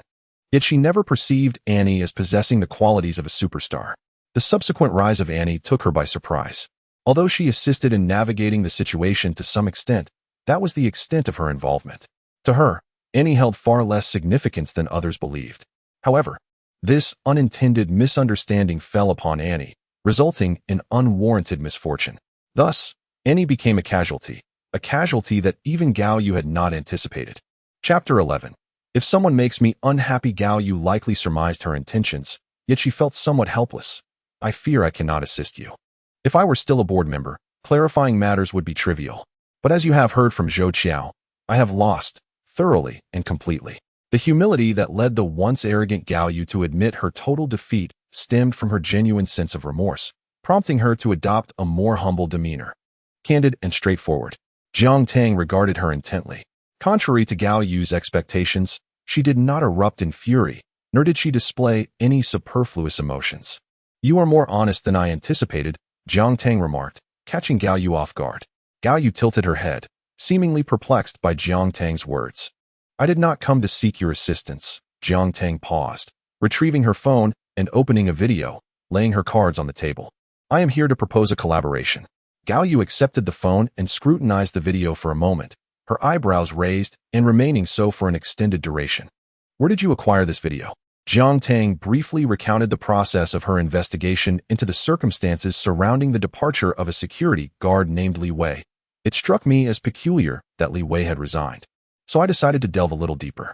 To my astonishment, I discovered that he had exploited his position to clandestinely install surveillance cameras within the company, selling the footage to obsessive fans for considerable profit. I confronted him and obtained the video. Indeed, the footage that Gao Yu had seen captured the entire incident of the slap from a different perspective, serving as crucial evidence. Given that the recording studio of X&E Company frequently hosted popular artists, Li Wei, the opportunistic guard, had discreetly placed a pinhole camera in a concealed location. Initially, he was unaware of the significance of what he had captured. It was only when the scandal erupted and Annie became the target of public outrage that he realized the truth he had recorded could potentially overturn the narrative surrounding the incident. A person engaged in the trade of illicit footage possesses no moral compass. Caught in a moral quandary, he clutched the video, paralyzed with indecision, until Jiang Tang appeared at his doorstep to confront him. The details of how Jiang Tang coerced Li Wei into confessing, how he transitioned from stubborn refusal to surrendering the video, and the tragic fate that ultimately befell him, remain unspoken by Jiang Tang. She chose to omit what she deemed inconsequential, focusing solely on the outcome, which was the leverage she brought to her discussion with Gao Yu. However, Gao Yu was not eager to discuss collaboration. Instead, she found herself increasingly intrigued by Jiang Tang. How did you ascertain that Li Wei was problematic? Jiang Tang patiently explained. Initially, the abruptness of his resignation raised suspicions. According to colleagues, Li Wei was typically timid and averse to conflict, often shirking responsibility. His sudden willingness to step forward was indeed unusual. Following this lead, I investigated further, and as expected, discrepancies emerged. How did you come to inquire about the security department? Jiang Tang patiently explained. The security department is responsible for surveillance. If we are to clarify the truth, only genuine footage can dismantle the false videos. Well then, Director Gao Jiang Tang could no longer contain herself. Her primary intention for today's visit was collaboration. She was not here to recount tales. My apologies. It is merely that I find you exceedingly intriguing. Although from the moment she entered, Gao Yu had harbored a distinctive impression of the former Annie, now Jiang Tang. It was only after listening to Jiang Tang's well-structured and evidence-based analysis, and viewing the footage before her, that Gao Yu's worldview was profoundly altered. She began to regard Jiang Tang with newfound respect. At last, Gao Yu composed herself, regaining the demeanor of the formidable businesswoman Jiang Tang had encountered upon entering. Crossing one leg and folding her arms, she remarked, Since you mentioned collaboration, it implies mutual benefit. However, this video, as a bargaining chip, can at most dispel the rumors surrounding you, which holds little significance for me. As a resolute and astute businesswoman, Gao Yu's thoughts were undoubtedly calm and lucid. Implicit in her words was the notion that this video offered her no advantage. Thus, what grounds did she have to collaborate with Jiang Tang? Gao Yu softened her tone. Of course, since your troubles stem from my actions, I have no objection to extending assistance. While the notion of aiding her in extricating herself from her predicament sounded appealing, it was not what Jiang Tang sought. She replied, in the aftermath of this incident, I have gained numerous insights, beyond the superficial and frivolous. I have also witnessed the coldness of society. Some revel in schadenfreude, while others seek to trample upon me, yet I shall not grant them their desires. The tone, though not heavy, resonates with a rhythmic cadence, each word laden with significance, stirring ripples in Gao Yu's heart. Thus, you wish to convey, I possess a peculiar habit. When someone causes me displeasure, I endeavor to return the sentiment with greater intensity. Jiang Tang narrowed her eyes, revealing a hint of her former decisiveness. Just a touch of her imposing presence left Gao Yu secretly alarmed. She could unreservedly believe that Jiang Tang was a woman of her word. Chairman Gao, having dedicated numerous years to the development of new art, must surely feel a sense of resentment after being so ruthlessly discarded. Jiang Tang was well prepared. Prior to her visit to Gao Yu, she had meticulously researched the history of new art and the shifts in the positions of its executives. The publicly available statements may appear hollow, yet a closer examination reveals the tumultuous storms accompanying new art's expansion, along with the undercurrents swirling behind the high-ranking positions. Thus, comprehending why Gao Yu faced such a fate becomes quite straightforward. It is merely a case of a founding hero overshadowing the ruler. The true puppeteer behind the scenes is likely the chairman, often perceived as understated and ineffectual by the outside world. When confronted with this reality, Gao Yu felt no offense, only silence. Their objectives aligned. Jiang Tang paused briefly before continuing. I possess a video that could obscure the truth, while you hold the power to facilitate my contract termination. This is a convergence of interests. Given that both our goals and interests align, what reason could there be against collaboration? One cannot deny, you have indeed convinced me. Gao Yu had never anticipated that she, so adept in negotiations, would find herself in such a position today. Jiang Tang's ambiguous proposition stirred her heart, while Jiang Tang's demand took her by surprise. Oh, are you suggesting you wish to terminate the contract? Jiang Tang nodded. I have reviewed the contract. There remains a year until its expiration with new art, and I do not wish to squander another day here. Gao Yu regarded Jiang Tang with a complex expression. Although hesitant, she ultimately chose to speak candidly. In truth, you need not take such drastic measures. If you simply present the video and feign ignorance of the higher-ups' involvement, they would undoubtedly assist you in clarifying public opinion and resolving the issues at hand, albeit begrudgingly. New Art's prowess in public relations is well established, far superior to your solitary struggle with the video. It is merely a matter of a year. If you endure, it shall soon pass. Should you depart from New Art, their suppression of you is inevitable. Will remaining with New Art truly shield me from their oppression? Jiang Tang countered, leaving Gao Yu speechless. She continued, you must understand that New Art would choose to target me not merely due to your entanglement, but also because I signed a 3-year contract with them when I was 16. Several months ago, my agent approached me about extending my contract for an additional decade. I declined. 10 years encompasses nearly an entire female artist's youth, representing the entirety of a female idol's career. Even someone as Na-Ve as the original owner, Annie, would not be foolish enough to agree to such an inequitable arrangement. She not only rejected it, but had no intentions of signing consecutively, which is the true reason New Art is willing to relinquish a lucrative asset. If they cannot have me, then let them destroy me. As a formidable figure who stands resilient amidst the intricacies of intrigue, Jiang Tang perceives the essence of truth beneath the chaotic surface of events. It is merely a matter of keen observation. The sinister intentions of Xine are not easily concealed from her discerning gaze. Thus, she is reluctant to squander her time in such a sordid environment. Collaborating with Gao Yu not only serves her own interests, but also allows her to witness Gao Yu stir the tempest within Xine. Jiang Tang does not believe that the iron-willed Gao Yu will easily swallow her pride. Her humiliation will undoubtedly demand retribution against Xine. Indeed, Gao Yu is intrigued. After receiving Jiang Tang's cogent explanation, she aligns with Jiang Tang's perspective. Xine is not a place for prolonged residence. Very well. I assure you that you will not incur any penalty fees and will leave Xine with dignity. The flames of conflict ignite in Gao Yu's eyes. Their collaboration is promising, and Jiang Tang nods in satisfaction. Having concluded their discussion, Jiang Tang rises to bid farewell. As she reaches the door, Gao Yu, who has been trailing behind, suddenly calls out to her. It appears that Gao Yu has deliberated for quite some time before crossing her arms and smiling at Jiang Tang. Would you be interested in a long-term partnership? Oh, after this, I too shall depart from Xine. How about I become your manager? Jiang Tang scrutinizes Gao Yu with utmost seriousness, as if assessing the veracity of her words. Do you think I am jesting? Or perhaps doubting my capabilities? Gao Yu shrugs. Although I have not been a manager for quite some time, I was once a renowned one. No, if you were sincere, it would be my honor. Jiang Tang was no longer as oblivious to the entertainment industry as she once was. She was acutely aware of the immense benefits an exceptional manager could confer upon a star's career. Moreover, Gao Yu's so-called prolonged absence from management was merely a modest assertion.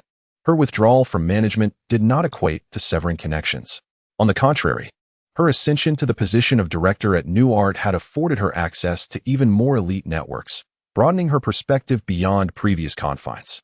Jiang Tang mused that should Gao Yu announce her return, any prominent star in the industry would eagerly welcome her as their manager. Why do you choose me? Jiang Tang inquired. Intuition, Gao Yu replied, her expression devoid of jest, imbued with a seriousness that could not be overstated. I believe you possess the potential for extraordinary success, not the fleeting kind of fame, but a genuine ascent to the pinnacle of the industry. Although Gao Yu could not quite comprehend why Jiang Tang seemed like two different individuals at times, she was acutely aware that the Jiang Tang before her radiated a unique and formidable aura, akin to a flag that, even when standing still, naturally attracted attention and admiration. This was what one might call the charisma of a superstar. Throughout her extensive career in management, only two individuals had ever evoked such a feeling in her. One had long since ascended to divinity, and the other was Jiang Tang. While Gao Yu had not had the privilege of witnessing the former's brilliance, she was determined not to miss the latter's rise. The mere thought of being able to craft a legend with her own hands sent exhilarating shivers through her. Jiang Tang did not fully grasp Gao Yu's sentiments. Yet she acquiesced. If all goes well, I would be delighted to collaborate with you, Director Gao. Upon hearing this, Gao Yu, half jokingly and half seriously, remarked, I shall. By all means, endeavor to ensure that everything proceeds smoothly. Let us await the outcome. The entertainment industry has always been rife with contradictions. It is here that the clamor reaches its zenith, yet it is also here that silence prevails.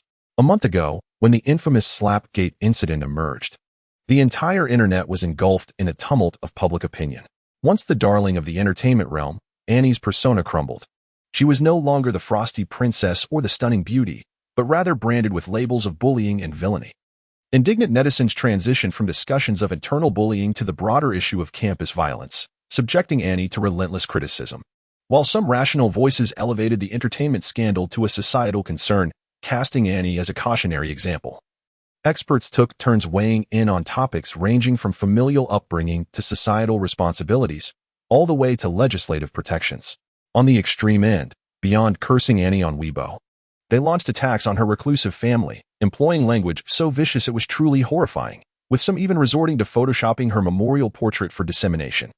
Not to mention the small media outlets that engaged in reckless defamation, the unfounded rumors that proliferated, and Annie's once thriving Weibo account that had become a wasteland, with numerous fan pages shutting down. Even those few passers-by who dared to question the leaked videos found themselves subjected to a torrent of abuse, compelling them to retract their comments. Now, after nearly a month of public outrage, the fervor surrounding Annie has begun to wane, curiosity has dulled, and even the once sensational scandals fail to captivate. The discourse surrounding Annie has dwindled, with fewer voices to criticize her than ever before. Aside from a handful of tenacious detractors, the majority have grown indifferent to Annie, as if she has been entirely forgotten. After the clamor subsides, all that remains is a scattering of debris. Yet, amidst the desolate remnants, there are always individuals with their own agendas waiting. Lena is one such person. Her most recent social media update dates back a month, garnering hundreds of thousands of comments, predominantly filled with vitriol and condemnation. As Lena scrolled through the latest remarks, the glow of her phone illuminated her unremarkable yet delicate features, casting an inexplicable air of darkness and eeriness. Her manager, Zhao Yu, entered the room. Immediately delivering good news. The variety show you were eager to join has agreed to bring you on board. Really? Lena shot upright, her heart racing. Is it voice? They wish to invite me? She barely registered Zhao Yu's movements, her excitement overwhelming her senses like a tidal wave. Chapter 13, Lena a month ago. Lena could scarcely have imagined such fortune would befall her. This was voice, as someone at the very bottom of the music industry's pecking order. The opportunity to appear as a singing and dancing idol on Voice was a validation of her talent that was more than sufficient. Yet, a sense of breathlessness seized her. Zhao Yu's words did not elate her. Instead, the phrase "those unworthy of their position will face divine retribution" pricked at her ears like needles. Noticing her slight change in demeanor, Zhao Yu placed a hand on her shoulder, as if to embrace her from behind. Do not dwell on such thoughts. Everything you possess now is rightfully yours. These endorsements, advertisements, and performances were always meant for you. They were taken from you by Annie. And now they are returning to their rightful owner. I understand. Lena forced a smile, albeit faintly. Don't put too much pressure on yourself. Zhao Yu drew closer, his breath nearly brushing against Lena's face. She struggled to suppress her resistance, offering Zhao Yu a timid smile. Her unremarkable visage, when adorned with a smile, revealed a hint of charm, yet her youthful 20 years rendered her fresh and innocent, akin to fruit newly ripened on a tree. Zhao Yu's gaze flickered, as if he were about to lean in closer. You go, Lena. The assistant abruptly flung open the door to the lounge. Startled, Zhao Yu leapt up, his face flushed with indignation. Who permitted you to enter without knocking? Lena, equally taken aback, clutched her collar tightly, her evasive eyes darting towards the doorway, fearful that the suspicious scene moments prior had been witnessed. The assistant, unprepared for such a strong reaction, cautiously extended a tablet. Please take a look at this news. What could possibly be so significant? Zhao Yu grumbled as he accepted the tablet. Lena, intrigued to see, inadvertently swiped her finger across her phone, refreshing a feed that had been stagnant for a month. Suddenly, a new post appeared on Annie's Weibo, bearing the stark words, "The truth will reveal itself in due time." The 8 characters were devoid of emotion, astonishingly calm. Lena's heart sank, and before she could fully react, she heard Zhao Yu's voice tremble. What? What is this? What? Lena, bewildered, leaned in to scrutinize the tablet. On the screen, a video was playing. It was the footage from the recording studio that day. It was not a deliberately distorted video captured from a specific angle, but rather a clear depiction of the entire situation filmed from an alternative perspective. Lena was struck on the head by a large rock, rendering her momentarily dazed and unable to respond. Meanwhile, Zhao Yu erupted in fury, demanding to know who recorded it. No, who disseminated the video? Lena sat vacantly on the sofa, seemingly oblivious to the commotion around her. As she moved her fingers slightly and glanced down, she realized that directly above the Weibo post declaring truth will reveal itself, there was a new video, precisely the one Zhao Yu had just shown on his tablet. The truth had come to light. Lena bit down hard on her lower lip, her immediate instinct being to protect everything she currently possessed. In contrast, Zhao Yu, more perceptive, wondered, how could Annie possibly have her own Weibo account? Though a star's career may appear glamorous, the reality before one truly possesses the power of voice is fraught with constraints from various quarters, particularly from their idol status. To maintain a flawless image in the eyes of their fans, every post made by an idol is meticulously crafted by their team after careful consideration. Even seemingly spontaneous photographs are meticulously arranged, with every detail, including the position of a single hair, preordained. Thus, idols themselves generally lack control over their social media accounts. Annie's Weibo account was no exception. Why, despite the prolonged controversy surrounding the slap incident, had no voice of her own emerged, regardless of how fiercely she protested. As she realized that even her Weibo account, a personal possession, did not belong to her, and she was unaware of the login credentials, Zhao Yu decisively contacted the company to inquire about the situation. The feedback she received, however, was that the current circumstances remained unclear. A hesitant voice on the line conveyed, "But the video has already circulated widely, and our options are limited." Zhao Yu's gaze hardened. "This is not your concern. I will find a way for her to admit her madness in due time." Her body trembled imperceptibly. "Lena, what should we do?" She raised her tear-streaked face, the truth now exposed. And the entire world was aware. Would all my endorsement deals and magazine interviews be rendered void? These opportunities rightfully belonged to Annie. It was only because I had become the sympathetic victim that I secured these resources. Do not panic just yet. Zhao Yu surprisingly remained composed. You must understand. It is not you or I who will take down Annie, but rather the higher-ups at the company. They are even more anxious about this situation than we are, and will certainly find a way to address it. Lena hurriedly replied, but the video is right here. Indisputable evidence. Zhao Yu scoffed dismissively, and what if there is evidence? If the company demands her to kneel, she will not rise again. Worry less about that and focus on practicing your lines. Zhao Yu spoke with unwavering conviction, yet Lena found no solace in her words. After Zhao Yu departed, Lena removed her makeup, changed her attire, and instructed her assistant to drive her to a mid to high-end residential community. Outside the community, Lena sat in the nanny van. Her emotions a complex tapestry as she gazed at the towering buildings nestled within the greenery.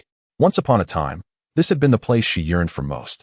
Due to Annie's preference for solitude, the company had made an exception and arranged a private apartment for her. Meanwhile, Lena and her 3 teammates resided in the artist dormitory near the company. The dormitory, a modest 2-bedroom unit, required her to share a room with another teammate.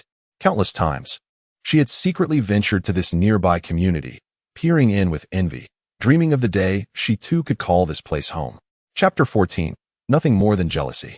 In truth, the rent for the community was not exorbitant by the standards of the imperial capital, yet it symbolized a unique privilege, one that belonged solely to Annie. It represented an abundance of opportunities, countless offers that Annie had deemed unworthy, yet which Lena desperately coveted. Back then, Lena had been naive, believing that with enough effort and determination, she could achieve the same status as Annie. She devoted her time and energy to the practice rooms, day after day in relentless repetition. Ultimately, however, reality unveiled a harsh truth. In this world, one does not always receive commensurate rewards for their efforts. In that moment of revelation, despair nearly consumed her. Little did she anticipate that the very thing she had longed for with such fervor would eventually come to her, without struggle. Merely a performance, a deception, a display of hardship.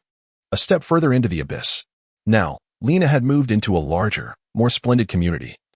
Enjoying the luxury of solitary living without the need to share space with her teammates, possessing all that she had once aspired to. Yet, as she stood outside the community gazing at the high rises, she found that the feelings of envy and longing stirred within her were strikingly reminiscent of the past. As Lena pressed her lips together, savoring the bitter taste, her gaze inadvertently swept through the window until it settled upon a dark figure. She clenched her fist and, without a moment's hesitation, flung open the car door and leapt out. Lena hesitated, stopping a short distance away. Annie, is that you? Jiang Tang lifted her cap nonchalantly and nodded toward her. What brings you here? Lena appeared somewhat bewildered. How did you? She recalled the purpose of her visit and reluctantly swallowed her confusion. I have something to discuss with you. Can we talk in my car? Jiang Tang was indifferent and followed Lena into the van. Lena, exhibiting a friendly demeanor, first inquired if Jiang Tang would like some water. Jiang Tang declined directly, stating, I just finished exercising. It was then that Lena noticed Jiang Tang's athletic attire beneath her black sun protection jacket, a tank top paired with shorts. Lena frowned. Aren't you the one who dislikes exercising? Jiang Tang replied casually, my health is too fragile. This was not a falsehood. Indeed, her physical condition had deteriorated significantly compared to the past, and Jiang Tang could no longer bear to witness it. In her former days, through relentless training, her body could have been deemed a formidable weapon. Now, well, it was a lamentable topic. Lena's expression grew increasingly peculiar. Do you still go to the gym? Jiang Tang answered candidly, it's affordable. It wasn't that she wished to disregard her status by exercising at home. Rather, under the exploitative 90-10 profit-sharing agreement at Xine, Annie had barely managed to save any money. With a month of living off her dwindling resources, her bank account now held merely a meager 4-digit sum. After reviewing the prices of some professional equipment, Jiang Tang decisively opted for the nearby gym offering a half-price discount. However, Lena found herself at a loss for words. The end before her seemed so unfamiliar, as if she had transformed into an entirely different person. What do you want from me? Jiang Tang asked, her impatience evident. Lena suddenly snapped back to reality. I saw your Weibo post, she murmured. Leaning back in her chair, Jiang Tang casually replied, so you've come to settle scores? Lena bowed her head in silence. After a moment, she pleaded, and please let me go. Huh. Jiang Tang thought she was experiencing oral hallucinations. Still enveloped in her own trepidation, Lena felt tears welling up. She cried out, can you please just let me go and delete the video?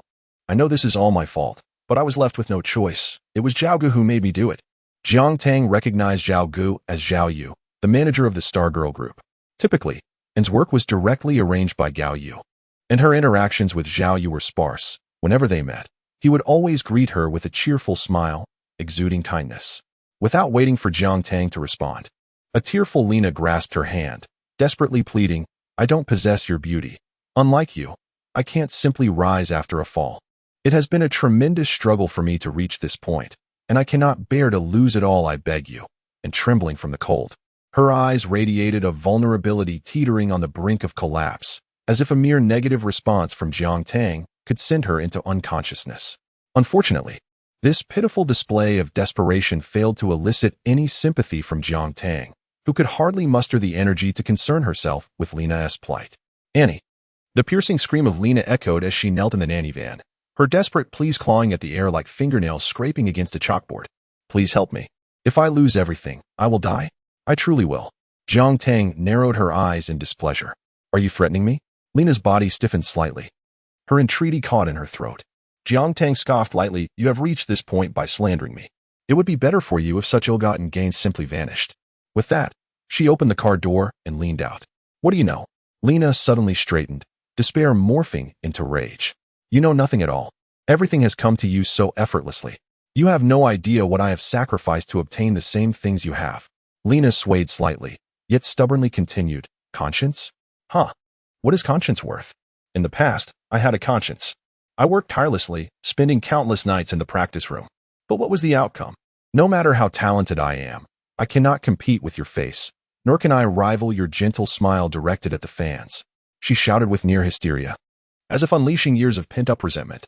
Jiang Tang turned to face her completely, looking directly at Lena.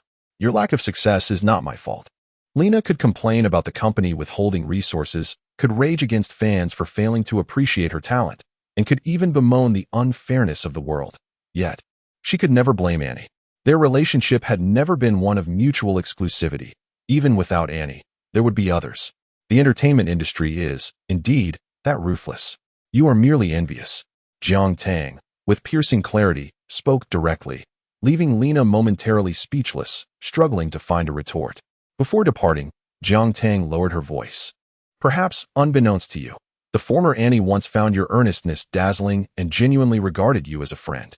Due to certain incidents in her childhood, Annie had always been averse to others, reluctant to draw near." Lena, who had consistently played the role of the understanding older sister within the team, was the first person Annie allowed herself to trust. Despite Annie's tumultuous relationships with the other three, she sincerely considered Lena her sole friend. Alas, without hesitation, Jiang Tang departed, her garment trailing like a hand slicing through the air. A sharp sting spread across Lena's face, and after a moment, she buried her face in her hands, emitting muffled sobs. Chapter 15. Counterattack. During the time Lena sought out Jiang Tang, the Weibo post made by Jiang Tang had already swept across the internet like a tempest.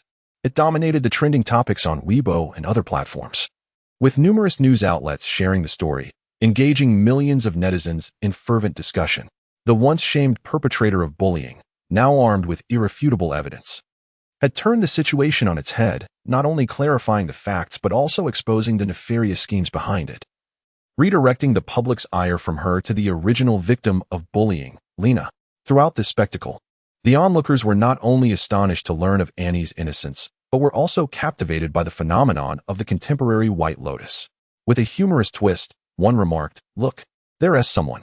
From a distance, she appears to be a victim of bullying, but upon closer inspection, she is the unparalleled White Lotus of the universe, Lena." Another quipped, "Goodness, how has Lena managed to maintain her innocent faade before the camera for so long? I suggested she refrain from pursuing a career as a teenage idol and instead consider acting, as the Oscars are within reach." An individual above mentioned Lena's path to redemption, transforming into an actress and winning an Oscar, bringing glory to our nation. I kindly request the new agency's public relations team to acknowledge this. If successful, please do not forget to remit my consulting fee. Thank you. There are those who indignantly curse, "Is the new agency a joke?"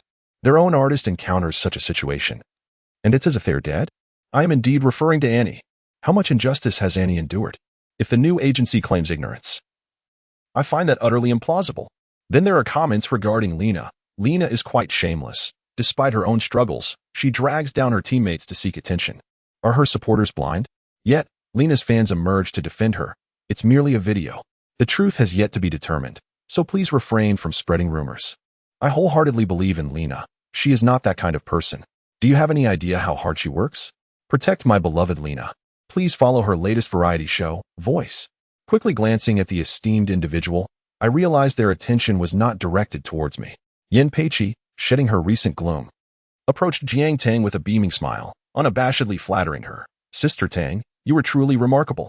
They likely never anticipated our counterattack would be so splendid. Moreover, we owe our gratitude to Director Gao for securing the account credentials. If we had released the video elsewhere, the impact would undoubtedly have been diminished. Sister Tang? Jiang Tang furrowed her brow slightly. Hey, didn't you tell me not to call you Annie? I thought this would sound more endearing. In truth, Yin Peiqi dared not directly address the esteemed figure by name, opting instead for a more diplomatic approach.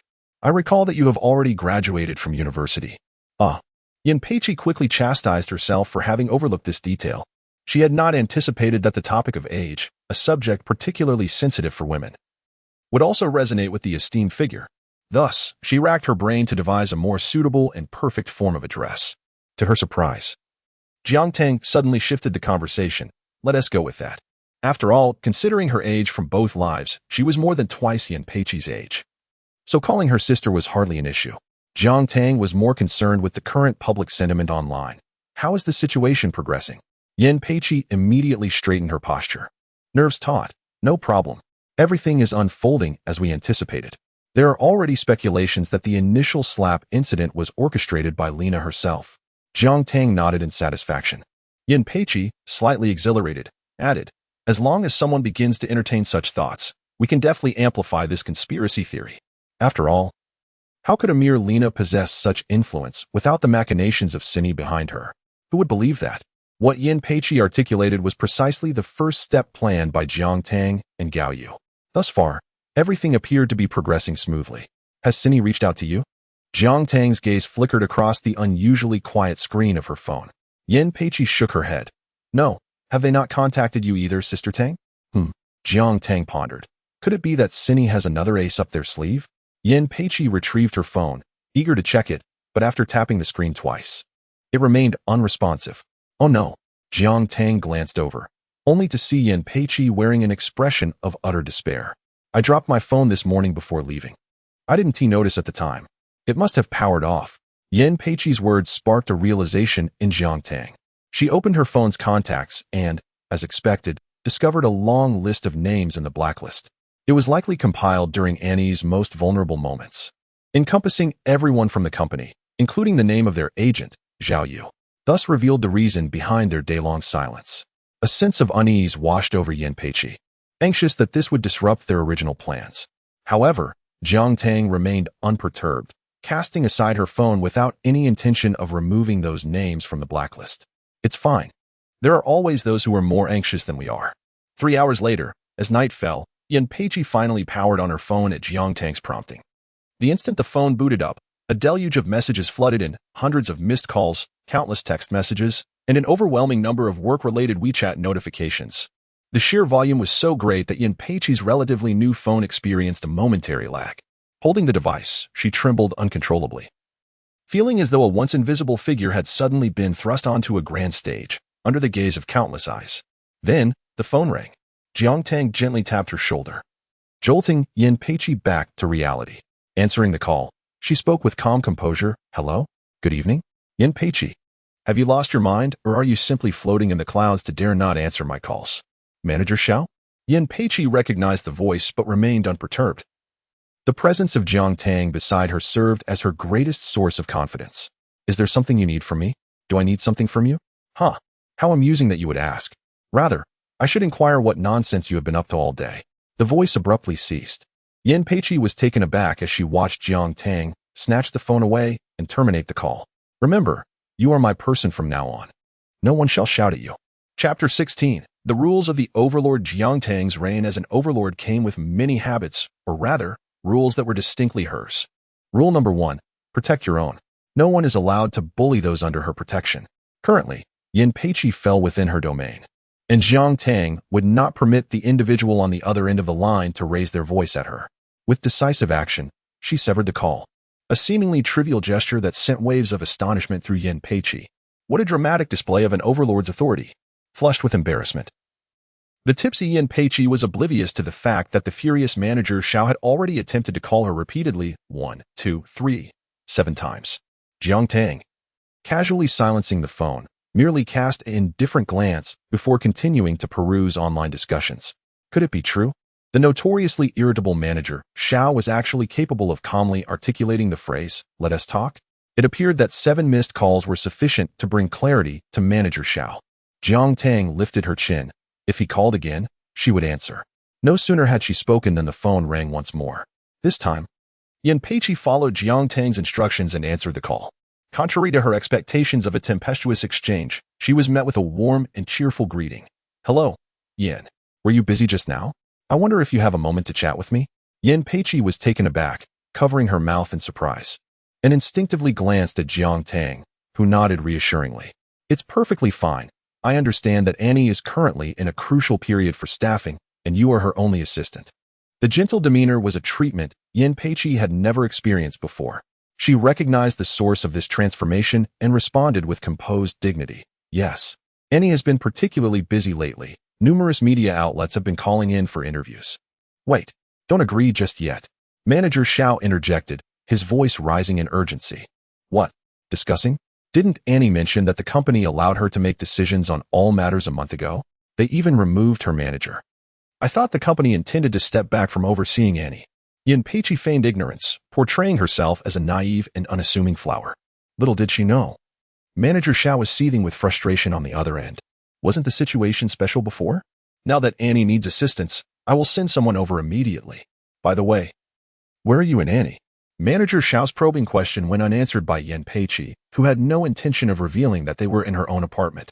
"We are outside." Annie was so shocked by the surveillance video that after posting on Weibo, she has been feeling unwell and is resting. Yin Peiqi, in a flustered manner, refrained from disclosing her whereabouts with Jiang Tang. Her deliberate concealment did not escape Manager Xiao's notice. He recognized that Annie was likely not easily deceived, and thus resorted to revealing the stakes for today's negotiation. "By the way, there's another matter I wish to discuss. Previously, didn't Annie accept a role in the television series Summer Sweetness? Project head, Mr. Zhou, mentioned that he was dissatisfied with the revisions made by the screenwriter and has decided to revert to the original script. Filming is expected to commence within the next week. So as her assistant, you must inform Annie to prepare accordingly." "Absolutely, Manager Xiao. I will certainly relay the message to Annie," she replied. With no words of hope forthcoming from Yin Peiqi, Manager Xiao found himself abruptly cut off as she hung up decisively. After completing such a bold act with her superior, Yin Peiqi found her heart racing uncontrollably, a blend of anxiety and exhilaration coursing through her. Yet, she remained focused on her duty. Recounting to Jiang Tang the details regarding the television series mentioned by Manager Xiao. "This is an olive branch being extended to you," she remarked, unable to suppress her sarcasm.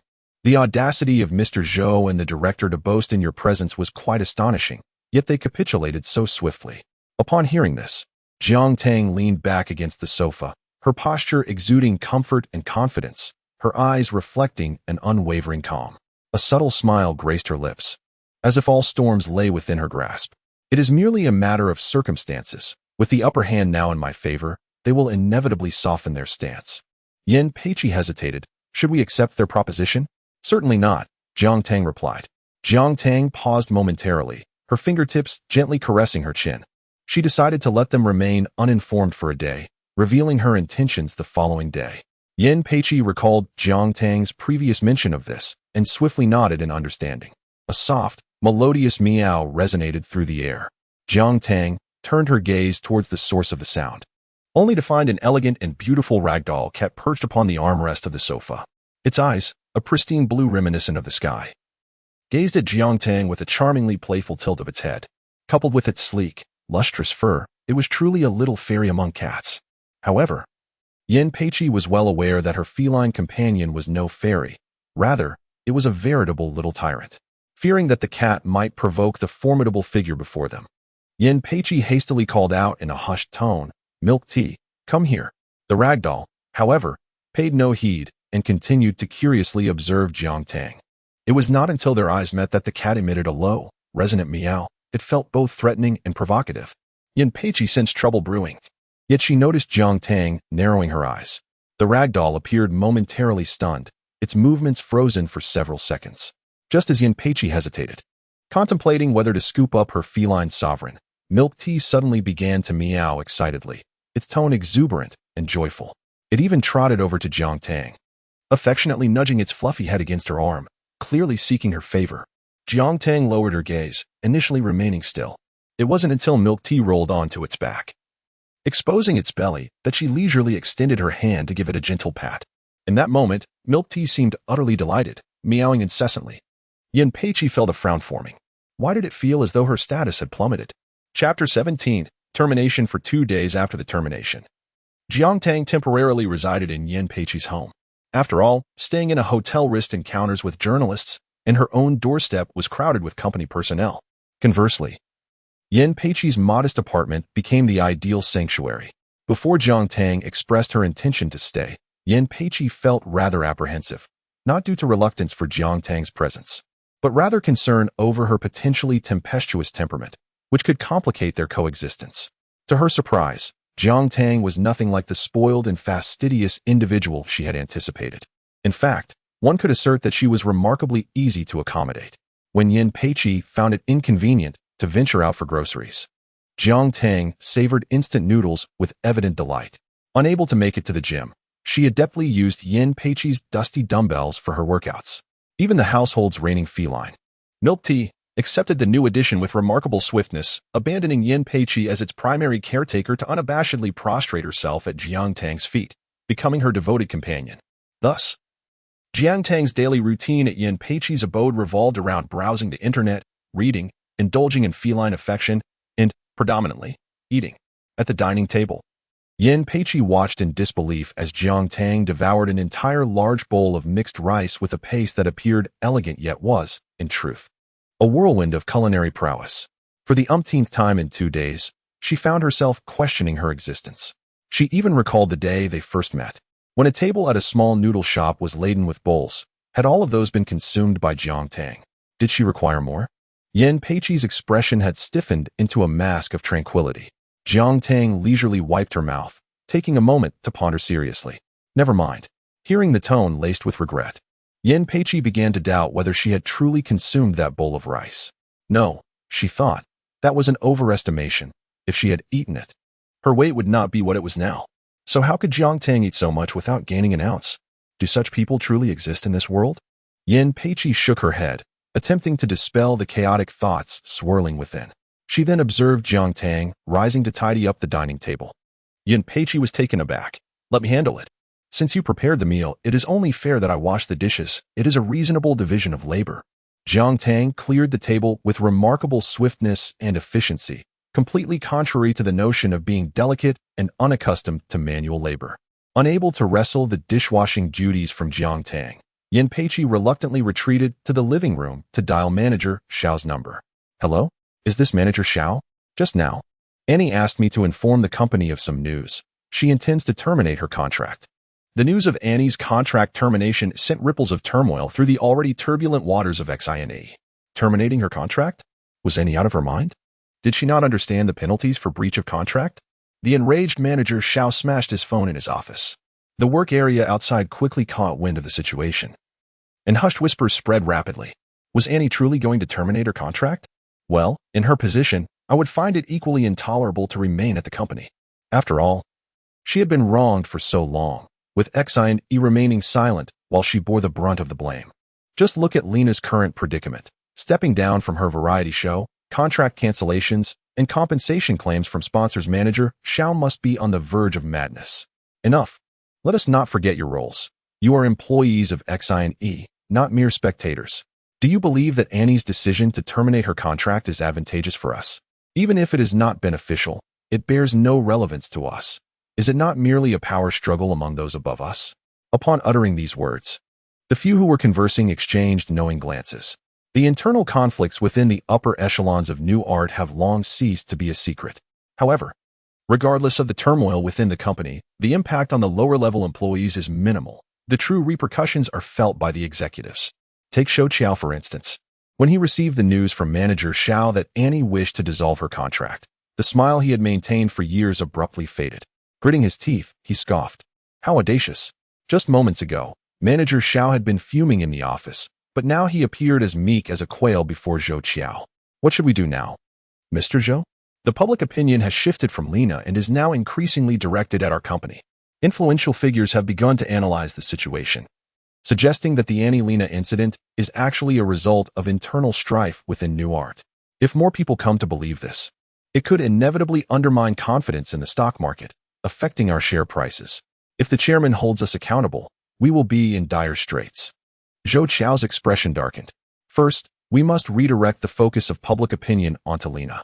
She has already lost her utility. We shall pursue compensation and sever ties with her. As for Annie, Zhou Qiao's mind suddenly conjured the visage of the young woman he had encountered that day.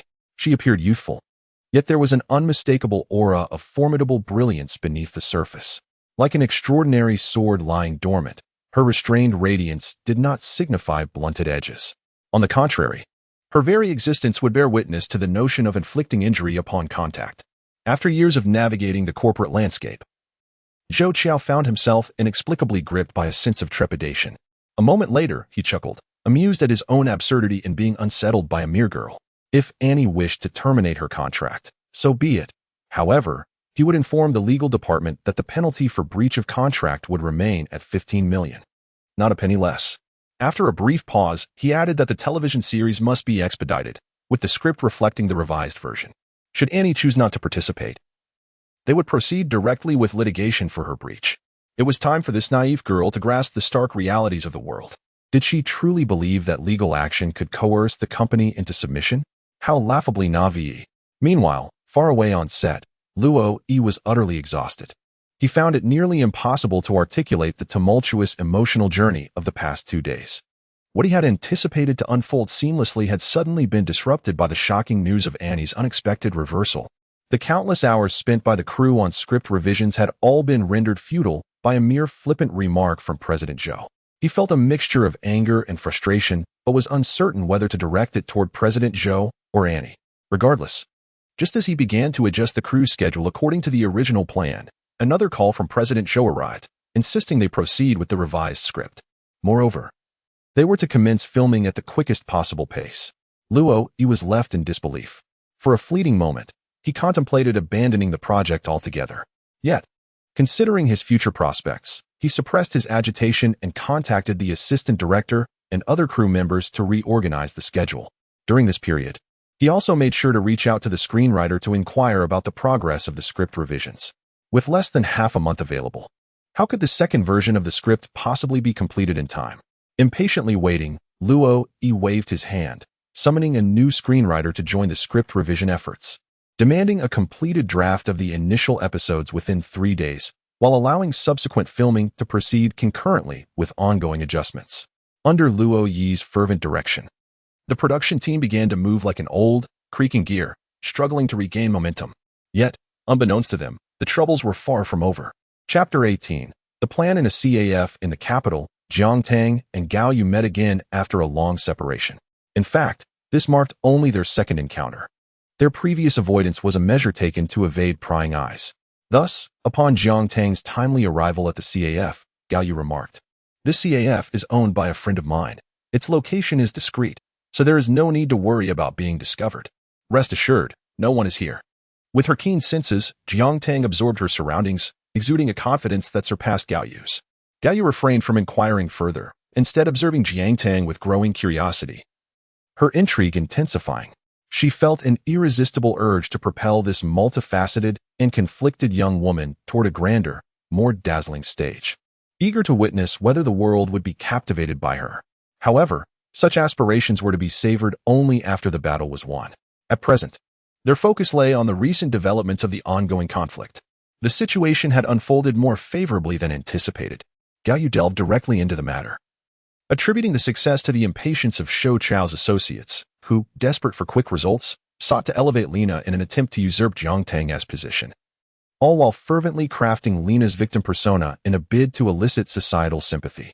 Now, It seemed they were facing the repercussions of their actions. She spoke with a mocking curve at the corners of her mouth. In truth, the creation of an idol persona was an idea she initially proposed as a publicity scheme, aimed at affixing more distinct labels to artists, enabling the public to recognize them at a glance. She had always held disdain for the lofty ideals, preferring instead to excavate and amplify the intrinsic traits of the artists, knowing well the principle of moderation. In stark contrast, Lena's ascent was built upon a facade of fabricated narratives, a victim of her own making.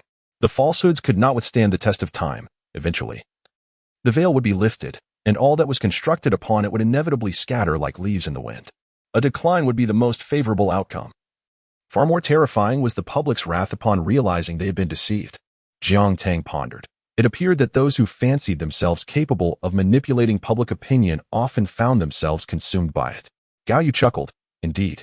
So, should we also exercise restraint? Gao Yu's gaze towards Jiang Tang grew increasingly admiring. This admiration stemmed not only from her intelligence, but also from the absence of the arrogance commonly found in youth.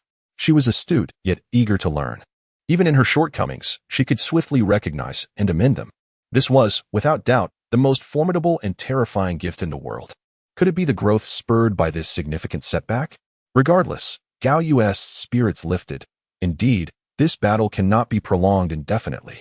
I have instructed the PR team to redirect the current public sentiment towards internal strife within the new agency.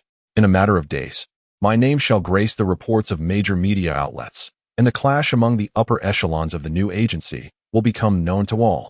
During this period, the stock price of Cine was adversely affected, leading shareholders to raise their concerns. The cunning figure at the top of the Cine building must have been rather agitated. Jiang Tang astutely sensed Gao Yu's excitement and remarked, "It seems you left with great reluctance." Gao Yu shrugged. "No one is ever content to be ousted from their own territory. I despise losing. More than losing, one should abhor losing in an undignified manner." While conducting her investigation, Jiang Tang took the opportunity to look into some of Gao Yu's previous engagements. Before her reassignment to the retirement department, she was on a business trip abroad, working on a grand plan for Cine's future development. It appeared that the chairman of Cine had been preparing for this moment for quite some time. Yet he managed to deal with Gao Yu in the blink of an eye. Before she could even react, she found herself utterly defeated. Naturally, she was not willing to accept this fate. "Even without me, you would still seek revenge against Cine." Gao Yu remained silent for a long while. It had been some time since she felt so transparent to another. Indeed, she did not genuinely care about winning or losing. What mattered to her was the manner of the victory or defeat. "Then I must express my gratitude to you," she said. "For your involvement has made all my retaliatory efforts seamless. Prior to this, I had intended to prolong this battle considerably. We are partners, each gaining what we need." Jiang Tang's expression remained inscrutable. She was enveloped in sunlight, yet devoid of warmth, imparting a sense of solitary desolation reminiscent of winter.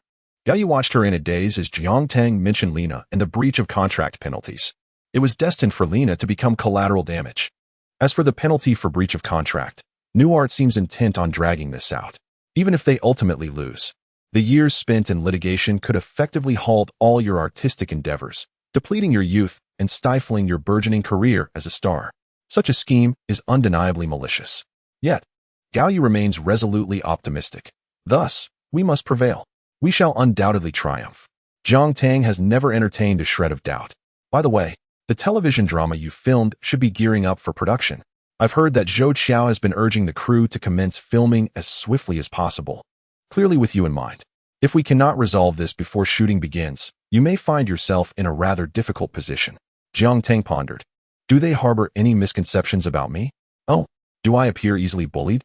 Gao Yu initially intended to smile, but she soon realized that Jiang Tang's words were not mere banter. On the contrary, she appeared earnest, genuinely perplexed by the query. Any lingering concern quickly dissipated. Thus, Gao Yu nodded affirmatively. They should come to this realization soon enough. Jiang Tang nonchalantly lifted her teacup for a sip. 20 minutes later, she departed the CAF. Once she left, the CAF owner emerged from the back room. "It has been a long time since I have seen you regard someone with such eyes," he remarked. "You have yet to truly interact with her. You do not yet grasp her uniqueness. I firmly believe that in the near future, she will unleash a tempest of her own upon the world." The friend was momentarily taken aback, hearing such high praise from Gao Yu for the first time. "Should I arrange for a photo in advance?" the friend inquired earnestly. Gao Yu, for reasons unbeknownst to her, suddenly recalled Jiang Tang's earlier perplexity and erupted into hearty laughter. She felt an exhilarating sense of the future brimming with uncertainty and challenges. Even more astonishing was the realization that this fervor surpassed the thrill of vengeance. Chapter 19. No place to stand. Cine entertainment is an undeniable force within the entertainment industry. It stands as a beneficiary of the idol era and a pioneer amidst the tides of public opinion. Within a mere decade, it has expanded to an immense scale, becoming a classic case study in business schools across the nation. Thanks to its recent growth, which has yielded substantial profits, cine entertainment has secured its foothold in the prized territory of the capital, Emperor Capital. The cine entertainment building is situated in a relatively secluded and tranquil area, surrounded by a vibrant artistic and cultural atmosphere that resonates with the youth. The park is filled with carefree young employees, which lends an air of fresh vitality to cine entertainment itself. It is difficult to fathom that such a sun-drenched locale could also harbor the most grotesque of ambitions. As Jiang Tang gazed up at the building, she pondered its significance. Adorned with a wide-brimmed fisherman's hat and a loose plaid shirt paired with shorts, her long neck and pronounced collarbones exuded elegance, while her slender waist hinted at strength. Her long legs shimmered under the sunlight, almost blinding in their whiteness. The car has come to a stop. Breathless, Infamy rushed to her side, offering a freshly purchased chocolate crisp ice cream. Jiang Tang's initial shock at the caloric intake transformed into confusion and eventually settled into acceptance, recognizing that there will always be individuals who are delightfully unique. Jiang Tang unwrapped the ice cream, took a leisurely bite, and began to stroll towards the cine building alongside Infamy. Perhaps it is due to the influx of numerous celebrities into the new art space, or perhaps it is because Jiang Tang is wearing a fisherman's hat. The two of them, using Infamy's employee card, entered the building and took the elevator without drawing much attention. Jiang Tang leaned against the corner of the elevator, leisurely savoring her ice cream while calmly listening to the animated discussions around her. Have you heard? Any plans to terminate her contract with our company? Terminate her contract? I heard that the buyout fees for idols are at least 5 million. 5 million. You underestimate Annie. Her penalty is 3 times that of an average idol. Goodness. 15 million. Where would she find such money? Probably too young and got upset. If I were her, I would negotiate with the company for better terms and resources instead of acting impulsively like this. How naive. The others chimed in. Their opinions varied, but largely converging on the notion that Annie was being irrational. Once this group of employees exited the elevator, they ascended 2 more floors to the training room level, where they encountered a group of beautiful girls clad in training attire. Have you heard about Annie's intention to terminate her contract? Is there anyone unaware of this? It's all over Weibo. TSK, how ungrateful. Who does she think she is? She has gotten a taste of fame and is acting recklessly. ISNT at the company that made her popular? This is the behavior of a thankless wolf. Hasn't she always been thoughtless? This time she probably believes she can outsmart the company and make a grand exit. Hey, who knows? Maybe she has already secured a new opportunity, which is why she is in such a hurry to terminate. She has indeed fallen from grace, has she not? Even those netizens, while acknowledging her wrongful treatment, do not regard her other actions as innocent. Once tarnished, how easily can one wash away the filth? It is indeed said that after her fall, how could her adversaries tolerate her resurgence? Ha ha ha, she was once so arrogant. She deserves this fate. As this group of trainees exited the elevator, it remained eerily empty, with only Jiang Tang and Infamy left inside. Aren't you angry? Infamy inquired softly. Jiang Tang shook her head, her expression not one of anger, but rather of keen interest. The elevator finally reached the 12th floor, home to the conference room. A cadre of high-ranking executives from XINE, led by Shou Qiao, awaited her arrival. As Jiang Tang strolled into the meeting room, ice cream in hand, she exuded an air of casual ease. She first surveyed the room with her gaze. Shou Qiao, clad in a suit and tie, attempted to project an imposing presence amidst the gathering, yet to her, it felt as inconsequential as air. Such displays of authority are typical tactics at the negotiation table. The idea of seizing the initiative is precisely that.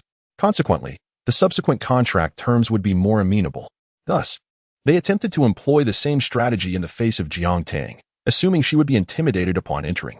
Little did they know. She moved in with such ease that it was as if she were stepping into her own territory. As Infamy pulled out a chair for her, the contrast was stark. The casually dressed Jiang Tang stood in sharp relief against the impeccably attired executives, delineating 2 distinct factions. alone, with a faint smile gracing her lips. She exuded a calm confidence that was in no way diminished by her counterparts. Zhou Qiao, witnessing this, was not taken aback. Perhaps the last encounter with Jiang Tang left an indelible impression. If she were to enter the room appearing excessively flustered, it would arouse his suspicion. He cleared his throat. Annie, the purpose of your visit to the company today pertains to the matter of your contract termination. Jiang Tang had yet to finish her ice cream, her focus on food unwavering, while her demeanor towards Zhou Qiao appeared somewhat languid, merely responding with a casual mm. Zhou Qiao suppressed his displeasure and smiled. You must be aware that news of your contract termination has already spread across the internet. Jiang Tang did not lift her gaze. I informed the reporters myself. Zhou Qiao chuckled. Are you aware of the consequences such actions may entail? Oh. Jiang Tang raised her thick lashes, her dark, profound eyes shimmering with intrigue. What consequences? Not merely a 15 million breach of contract fee. New art will ensure you find no foothold in the entertainment industry again. Every word Zhou Qiao uttered was laden with an icy chill. Jiang Tang held no doubt regarding the authenticity of his words. She merely arched an eyebrow. Are you threatening me? Zhou Qiao's expression was resolute. This is not a threat, but a benevolent warning. Huh. Jiang Tang chuckled lightly, finding the situation rather amusing. Zhou Qiao leaned back against the chair. The individual who previously provided you with your Weibo account password was, in fact, a friend of your assistant, wasn't it? I never anticipated you would have such a loyal little aide. Oh, I forgot to mention. That person has been dismissed by New Art and will likely find it challenging to pursue a career in this field moving forward. Infamy, is it? It seems you ought to offer some comfort to your friend. I truly wonder if your precious friendship will withstand this ordeal. He shook his head in regret. Yet beneath his smile lay a profound mockery of Jiang Tang's audacity. Much like the two groups of people Jiang Tang encountered in the elevator, this building, this entertainment industry, this world, none believed that Jiang Tang could prevail. A mere fledgling artist clashing with a colossal corporation was akin to attempting to shatter stone with an egg. It was utterly ludicrous. Chapter 20. The chairman, however, Jiang Tang displayed no signs of anger. Instead, she glanced at her watch. The time was nearly upon her. She murmured softly. Zhou Qiao, unable to catch her words, was about to inquire further when he heard a cacophony of footsteps approaching from outside the conference room, as if a vast crowd were drawing near. Curiously, he looked up to see a familiar top-level secretary pushing open the glass doors of the conference room, followed by the elite members of the secretarial office. They parted and bowed their heads, clearly signaling the arrival of a distinguished individual, amidst the impeccably dressed subordinates. The newcomer was clad in casual attire, resembling a university professor preparing for a lecture. Every gesture exuded an air of refined elegance, warmth seeping into his very being, devoid of any hint of the mercenary spirit associated with business. This man, Li Chenhuai, chairman of Cine Entertainment, sat firmly atop the new art building, effortlessly determining the fates of countless young dreamers with a mere wave of his hand. From the moment Jiang Tang laid eyes on him, she comprehended why Gao Yu harbored such apprehension. Zhou Qiao's smile, in stark contrast, resembled a superficial mask capable of deceiving the naive and ignorant, yet easily seen through by those with a wealth of experience. Yet, the smile of Li Chenhuai was reminiscent of his refined elegance, perfectly rounded and flawless, leaving no room for imperfection. Instead, one could not help but be drawn to his amiability, instinctively harboring a sense of fondness for him. From this alone, Jiang Tang was aware that he was no ordinary adversary. Chairman. Zhou Qiao rose hastily, his usual arrogance barely concealed in front of Gao Yu. Yet he willingly lowered his head before Li Chenhuai, respectfully inquiring, "What brings you to the meeting room so unexpectedly?" Li Chenhuai smiled. "I've heard some intriguing news. You must be Jiang Tang?" His gaze then shifted to Jiang Tang, inciting a sense of puzzlement among many present due to the attention he bestowed upon her. "I am Jiang Tang," she confirmed. Upon receiving this affirmation, Li Chenhuai waved his hand, signaling the others to leave. Zhou Qiao was taken aback. "Chairman, are you personally going to discuss matters with Annie?" He was more perplexed than the rest, unable to fathom why the exalted chairman would concern himself with such a minor celebrity. Even during Annie's peak, she had scarcely caught the chairman's eye at New Art. Now that Annie sought to terminate her contract, the chairman had taken it upon himself to intervene. Zhou Qiao sensed that there must be more complex motivations behind this, and refrained from probing further in Li Chenhuai's presence. After a brief hesitation, he summoned the other executives to exit the meeting room. Thus, the once crowded conference room was suddenly left with only Jiang Tang, Infamy, Li Chenhuai, and one of his secretaries. Jiang Tang sat across the table from Li Chenhuai, with Yin Peiqi in the secretary position behind them. Li Chenhuai observed Jiang Tang for a moment before uttering his first words. You possess quite the audacity. Jiang Tang replied calmly, because I am not afraid of you. No, it is due to your collaboration with Gao Yu. Jiang Tang finally displayed a hint of surprise. Li Chenhuai continued, not only are you audacious, but you are also quite astute. Even when presented with evidence, your intention is not to disclose it immediately, but rather to seek the maximization of benefits. Li Chenhuai's admiration was evident in his expression. Noticing Jiang Tang's composed demeanor, he chuckled. Curious about how I came to know this? Jiang Tang remained silent, gazing at him. Your partnership with Gao Yu is discreet and low profile. Yet it has not escaped my notice. Regrettably, your plans may very well be thwarted. Jiang Tang pressed her lips together. Li Chenhuai interpreted this as the final pride and stubbornness of a clever young woman, and with enthusiasm, he proposed. I hold you in high regard and believe you can excel in this industry. Why not let the contract termination be set aside? I will have the legal department draft a new agreement for you, all in accordance with A-level standards. How does that sound? At Cine, an S-level contract is essentially synonymous with legend, while an A-level contract represents the pinnacle achievable by artists. Currently, every artist holding an A-level contract with Cine is a prominent star who has been in the industry for years. Those with insufficient popularity or who have debuted too recently are often relegated to merely B-level contracts. Yet, Li Chenhuai approached Jiang Tang with the offer of an A-level contract, a stark contrast to her previous exploitative agreement. This proposal, when considered within the industry, is unparalleled. Thus, after Li Chenhuai finished speaking, he felt an unwavering confidence. He harbored no doubts that Jiang Tang would reject such a splendid proposition, or perhaps no one at Cine could turn down such an offer. Today, or perhaps tomorrow. Jiang Tang abruptly interjected, leaving Li Chenhuai perplexed. Yesterday, I made a wager with Chairman Gao over the phone. The emotions clouding Jiang Tang's face dissipated like mist, replaced by a serene smile as she met Li Chenhuai's shifting gaze with poise. Chairman Gao bet on tomorrow. I wagered on today. It seems I have emerged victorious. With her triumph in the bet, Jiang Tang's spirits soared, her brow and eyes unfurling in delight. Li Chenhuai furrowed his brow slowly. What do you mean? Both Chairman Gao and I do not underestimate your intelligence-gathering capabilities. We understand that while this plan may elude Zhou Qiao, it cannot escape your notice. You will undoubtedly uncover it and come to see me. Are you waiting for me? Since this is a negotiation, it is essential for the opponent to be present at the table. Li Chenhuai suddenly erupted into hearty laughter. Do you and Gao Yu genuinely believe that a trivial matter like this could influence Cine's stock price? He chuckled like a benevolent elder imparting wisdom to an uninformed junior. I acknowledge that Cine's development is closely tied to Gao Yu, but I am no naive sovereign who relinquishes control easily. If I dare to eliminate her from the game, I possess ample confidence to reassure the shareholders. As for slight fluctuations in stock price, they pose no significant threat to Cine.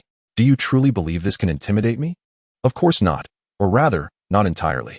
Jiang Tang reclined leisurely against her chair. Although this is our objective, it is not our ultimate goal. Gao Dong has persistently sought my assistance in questioning you. How could you possibly underestimate her to the extent of believing that, after so many years at Cine, she possesses no leverage against it? Do you think I am unaware of what Gao Yu holds? Li Chenhuai spoke with a composed demeanor. If you know, is it still timely? The corners of Li Chenhuai's mouth gradually drooped. At this moment, the formal complaint regarding Cine Entertainment's tax issues should have reached its intended destination. Li Chenhuai's smile vanished completely. It's merely a formal complaint. Jiang Tang interjected, yet it is sufficient to sway the stance of Qiushan Fund. With a thunderous impact, the mere mention of Qiushan Fund instantaneously shattered Li Chenhuai's composure, igniting a surge of anger within him, causing a fleeting display of emotional disarray. Chapter 21. Surrender to many. Cine Entertainment appears to bask in limitless glory. Yet, only a select few within Cine are aware that a decade of aggressive expansion has severely tested the company's financial stability. There have been numerous occasions when the financial chain teetered on the brink of collapse, placing Cine in a precarious situation. Should Cine aspire to further growth, it will undoubtedly require greater support and capital. After much deliberation, Li Chenhuai settled on Qiushan Fund as the optimal choice. Despite the current allure of investment opportunities for Cine, the ideal option, one that possesses substantial strength without interfering in operations or threatening Li Chenhuai's position, remains solely Qiushan Fund. However, Qiushan Fund represents foreign capital and is entering the Chinese market and entertainment industry for the first time. If new art were to suddenly face tax scrutiny at this moment, even if it ultimately emerged unscathed, it would still impede the progress of the Qiushan Fund. Should that scenario unfold, many of Li Chunhuai's subsequent arrangements would regrettably fall through. In this era where time equates to wealth, does Li Chunhuai possess the patience to await the next Qiushan Fund? His expression darkened ominously, as if he were on the verge of dripping water. Yet his heart suddenly grasped the truth. Gao Yu truly lives up to her reputation. She is wagering, betting that Li Chunhuai would choose the latter between the immediate stakes and the future of new art. Jiang Tang wore a subtle smile, her fingers interlaced, casually inquiring, "What are your thoughts, Chairman?" "You have won," Li Chunhuai exclaimed, rising abruptly, refusing to cast another glance at Jiang Tang as he strode away, with his secretary closely trailing him. The subordinates stationed outside the conference room, oblivious to the unfolding events, stood bewildered, watching their visibly irate chairman leave in a huff. As for Jiang Tang, she remained indifferent to Li Chunhuai's demeanor and the opinions of others. She and Gao Yu had secured their desires, and that sufficed. Li Chunhuai's attitude dictated many outcomes. Thus, even if Zhou Qiao harbored dissatisfaction, confusion, or anger, he could only swallow his emotions. Like a dog, perhaps Gao Yu could bark at her master when displeased, but Zhou Qiao lacked that privilege. Meanwhile, Luo Yi, who had been tirelessly working day and night to commence operations, received yet another phone call. The content of this conversation nearly sent him into a faint from rage. After wreaking havoc in his office, he darkly dialed 2 numbers. One message for the production team: "There is no rush to commence filming. We shall proceed according to the original schedule." A separate message for the screenwriter: "All scenes featuring Annie as the secondary female lead are to be completely rewritten." The ensuing chaos within the production team is a tale for another time. Amidst the growing skepticism, the official Weibo account of New Art Entertainment finally made an appearance. They issued a statement, first clarifying the incident involving the slap, asserting that all actions aimed at framing Annie and stirring public opinion were unrelated to the company and were solely the private actions of Lina and manager Zhao Yu. In response, the company has terminated their contracts and dismissed both individuals. The statement then addressed Annie directly, offering sincere apologies and acknowledging the company's oversight in this matter, expressing deep sympathy and remorse for the tribulations she endured. Furthermore, it mentioned the expiration of Annie's contract. Although they could not continue their partnership, they wished her success and prosperity in her future endeavors. Apart from this statement, which sparked intense discussions, only a handful of media outlets reported on the departure of Gao Yu, a high-ranking executive at New Art Entertainment, buried deep within the financial sections. "How dare they try to make me the scapegoat?" Zhao Yu fumed, hurling a glass to the ground in fury. His anger unabated, he overturned a chair, knocked over a vase, and created utter disarray in the room. Exhausted and panting, he begrudgingly sank into the sofa, glancing at Lina, who remained eerily silent. Zhao Yu, dissatisfied, remarked, "Do you not feel any indignation? The company has terminated your contract, and you show not a trace of concern or fear." Lina tugged at the corner of her mouth, pondering whether fear was of any utility. In her childhood, her parents had instilled in her the belief that one must bear the consequences of one's misdeeds. Thus, she found herself now paying the price for her own folly. "You truly are pathetic," Zhao Yu scoffed, unable to tolerate Lina's demeanor. "If I cannot outmaneuver Cindy, do you think I cannot handle Annie?" "What do you mean?" "Hello? Brother Chun, it's Zhao Yu. I have some intriguing news regarding Annie. Rest assured, it's substantial. Let us discuss it in person, on a sun-drenched weekend." Jiang Tang relocated. The apartment she had previously occupied had been provided by Cindy, and now that she had severed ties with them, it was only natural that she vacate their premises. The new residence, procured with the assistance of Gao Yu, was in close proximity to his home, boasting an exceptional environment and top-notch security, albeit at a rather steep price. Jiang Tang's empty wallet could hardly bear the burden of such exorbitant rent, and ultimately, it was Gao Yu who covered the cost. Thus, on the very day following Jiang Tang's move, Gao Yu paid her a visit, bringing along a gift, a management contract. "After departing from Cindy, I liquidated my shares and intend to establish a new company with the proceeds. Currently, all matters pertaining to the new venture are in the works. If you do not mind the humble nature of the company, you might consider this contract." Jiang Tang merely skimmed through it before promptly signing her name at the bottom. Gao Yu remarked, "Aren't you going to review it further?" Her nonchalant attitude amused him. "Apart from the few people I've brought along, you will still have Yan Peiqi as your assistant. Additionally, I will arrange for a dedicated driver, stylist, and makeup artist for you. Certainly, should you have any other requests, please do not hesitate to inform me, and I shall do my utmost to accommodate you. Ah, and one more thing. The name Annie should no longer be used. As it is too deeply entwined with the previous agency, we must delineate a clear boundary. Henceforth, let us adopt the name Jiang Tang. Jiang Tang. Splendid. We shall proceed with Jiang Tang. Gao Yu recalled something else. There was an additional matter regarding advice I wish to impart to you as your manager. Oh, you ought to be aware that the past scandals, aside from the slap incident, have been further compounded by numerous rumors, both true and false, which have tarnished the public's perception of you. Among these, the most significant is your educational background. You are likely aware of the prevailing disdain within the industry for those with limited academic credentials. Gao Yu's expression grew increasingly earnest as she sincerely advised Jiang Tang. This was not the first occasion Gao Yu had offered such counsel to Jiang Tang, or rather, shortly after the previous talent show. When Annie had just embarked on her idol journey, she received a similar reminder from Gao Yu, who cautioned her against abandoning her studies at such a young age. At that time, Annie, driven by her aspirations, had just left the academic environment to pursue her dreams on stage, rendering her impervious to Gao Yu's well-meaning admonitions. Consequently, Gao Yu's advice was met with vehement opposition from Annie, marking the first instance where Gao Yu witnessed Annie's emotions spiral out of control. Unaware of the underlying circumstances, Gao Yu chose to refrain from further discussion henceforth. However, her current role was entirely different. As Jiang Tang's manager, she felt it imperative to provide counsel, particularly regarding the prospect of returning to academia. Before addressing the matter, she had contemplated extensively and meticulously chose her words, striving to convey the implications in a manner that Jiang Tang could accept. Contrary to her expectations, the anticipated vehement protests and disputes did not ensue. Instead, Jiang Tang pondered for a brief moment before nodding in agreement. Once again, Jiang Tang nodded and expressed her longing. Then it settled. Gao Yu decisively affirmed, fearful that unforeseen complications might arise. The issue of your contract termination has already begun to gain traction. We can seize this opportunity to clarify certain facts, marking the optimal moment for our resurgence. Additionally, I have been in communication regarding a variety show, a prominent S-tier project this year. If you perform admirably, I can assist in swaying public opinion, entirely absolving you of the blemishes left by the previous artist, which will facilitate a more promising trajectory for your future. As for participating in the variety show, Jiang Tang had no significant objections. Aside from expressing her reluctance to perform singing and dancing on stage, she was amenable to acting, variety shows, and magazines. Gao Yu, unaware of Jiang Tang's true sentiments, mistakenly believed that her hesitation stemmed from fear of criticism due to perceived inadequacies.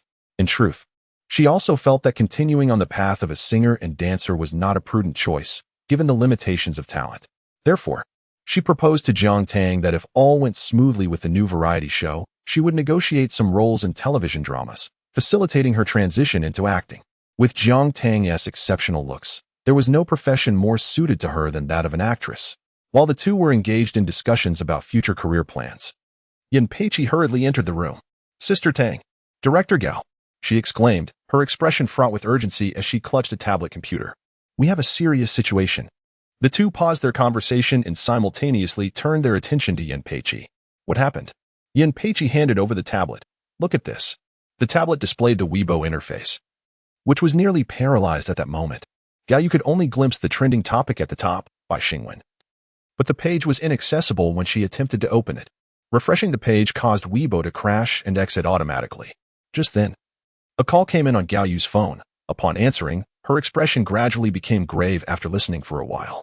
During this time, Yin Peiqi had already provided Jiang Tang with a brief overview of the situation. As she finished speaking, Gao Yu also hung up the phone. The matter was indeed true. It had already spread within the circle, and those present included not only Bai Xingwen but also several notable actors and directors. If this were to break out collectively, it would undoubtedly be a seismic event for the entertainment industry. She remarked, nodding in approval at Yin Peiqi, "You are quite astute, recognizing the significance of this affair." Flattered by the compliment, Yin Peiqi's smile blossomed. Gao Yu then explained to Jiang Tang, "The identities of those arrested alongside Bai Xingwen will inevitably be revealed. It's worth noting that Bai Xingwen is renowned for his good relations, and those apprehended are said to be his acquaintances. Now, it is likely that everyone in the circle will seek to distance themselves from him. I shouldn't be acquainted with him." Given Annie's caliber, she shouldn't be on the same level as Bai Xingwen, and Jiang Tang has no recollection of any dealings with him. Gao Yu shook her head, stating, "While the scandal may not directly affect us, this upheaval will capture everyone's attention, which could be quite detrimental to us. Originally, this was the opportune moment for us to dispel the rumors. However, beneath the news regarding Bai Xingwen, our clarification seemed to garner not a trace of attention. It appears that new art would find this utterly laughable. Consequently, our plans may be subject to change." Zhao Yu shares a similar sentiment with Gao Yu. He has already gathered his materials and is en route to meet with reporter Chun when he unexpectedly receives a call from Chun, stating that he will be unable to attend their afternoon meeting. Shortly thereafter, Zhao Yu opens Weibo and discovers the unfolding events surrounding Bai Xingwen. Initially taken aback, he soon furrows his brow. The scant information he possesses regarding Annie pales in comparison to the allure of the film emperor, XD. It is likely that any revelations he might share would sink without a trace. Thus, he must seek another opportunity. The incident involving Bai Xingwen has triggered a seismic upheaval within the entertainment industry. Artists, well known for their affiliations with Bai Xingwen, are hastily distancing themselves from him. Television dramas and films featuring Bai Xingwen are issuing apologies on Weibo, vowing to remove all his scenes. In an instant, everyone is on edge, striving to dissociate from the name Bai Xingwen, as if it were a formidable plague. Gao Yu finds herself engulfed in a whirlwind of activity.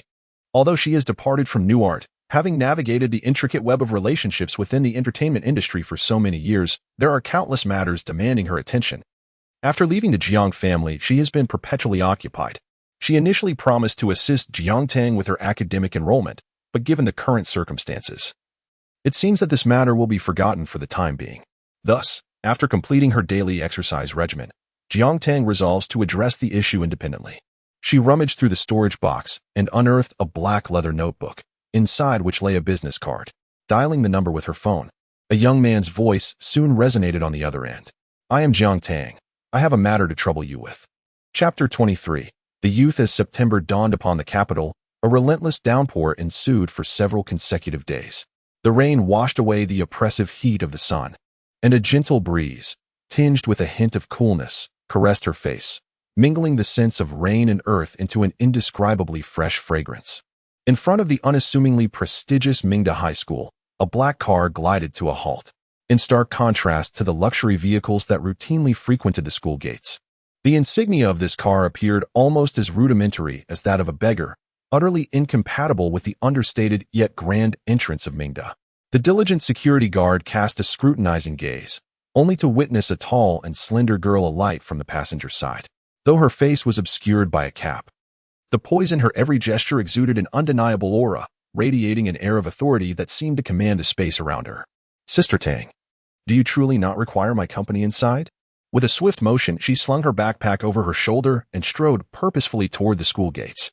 "I am Jiang Tang, here to report today," she explained. Although it was difficult for the guard to harbor doubts about someone so naturally remarkable, he nonetheless retrieved the records for a thorough inspection before permitting her entry. Proceeding along the main path, she made her way to the top floor of the administrative building, where the principal's office awaited her. "Principal Chu is expecting you," he informed her.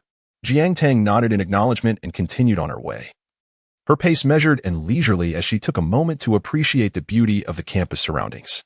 If all goes as expected, she will spend her final year of high school here and subsequently pursue a suitable university as per Gao Yu's aspirations.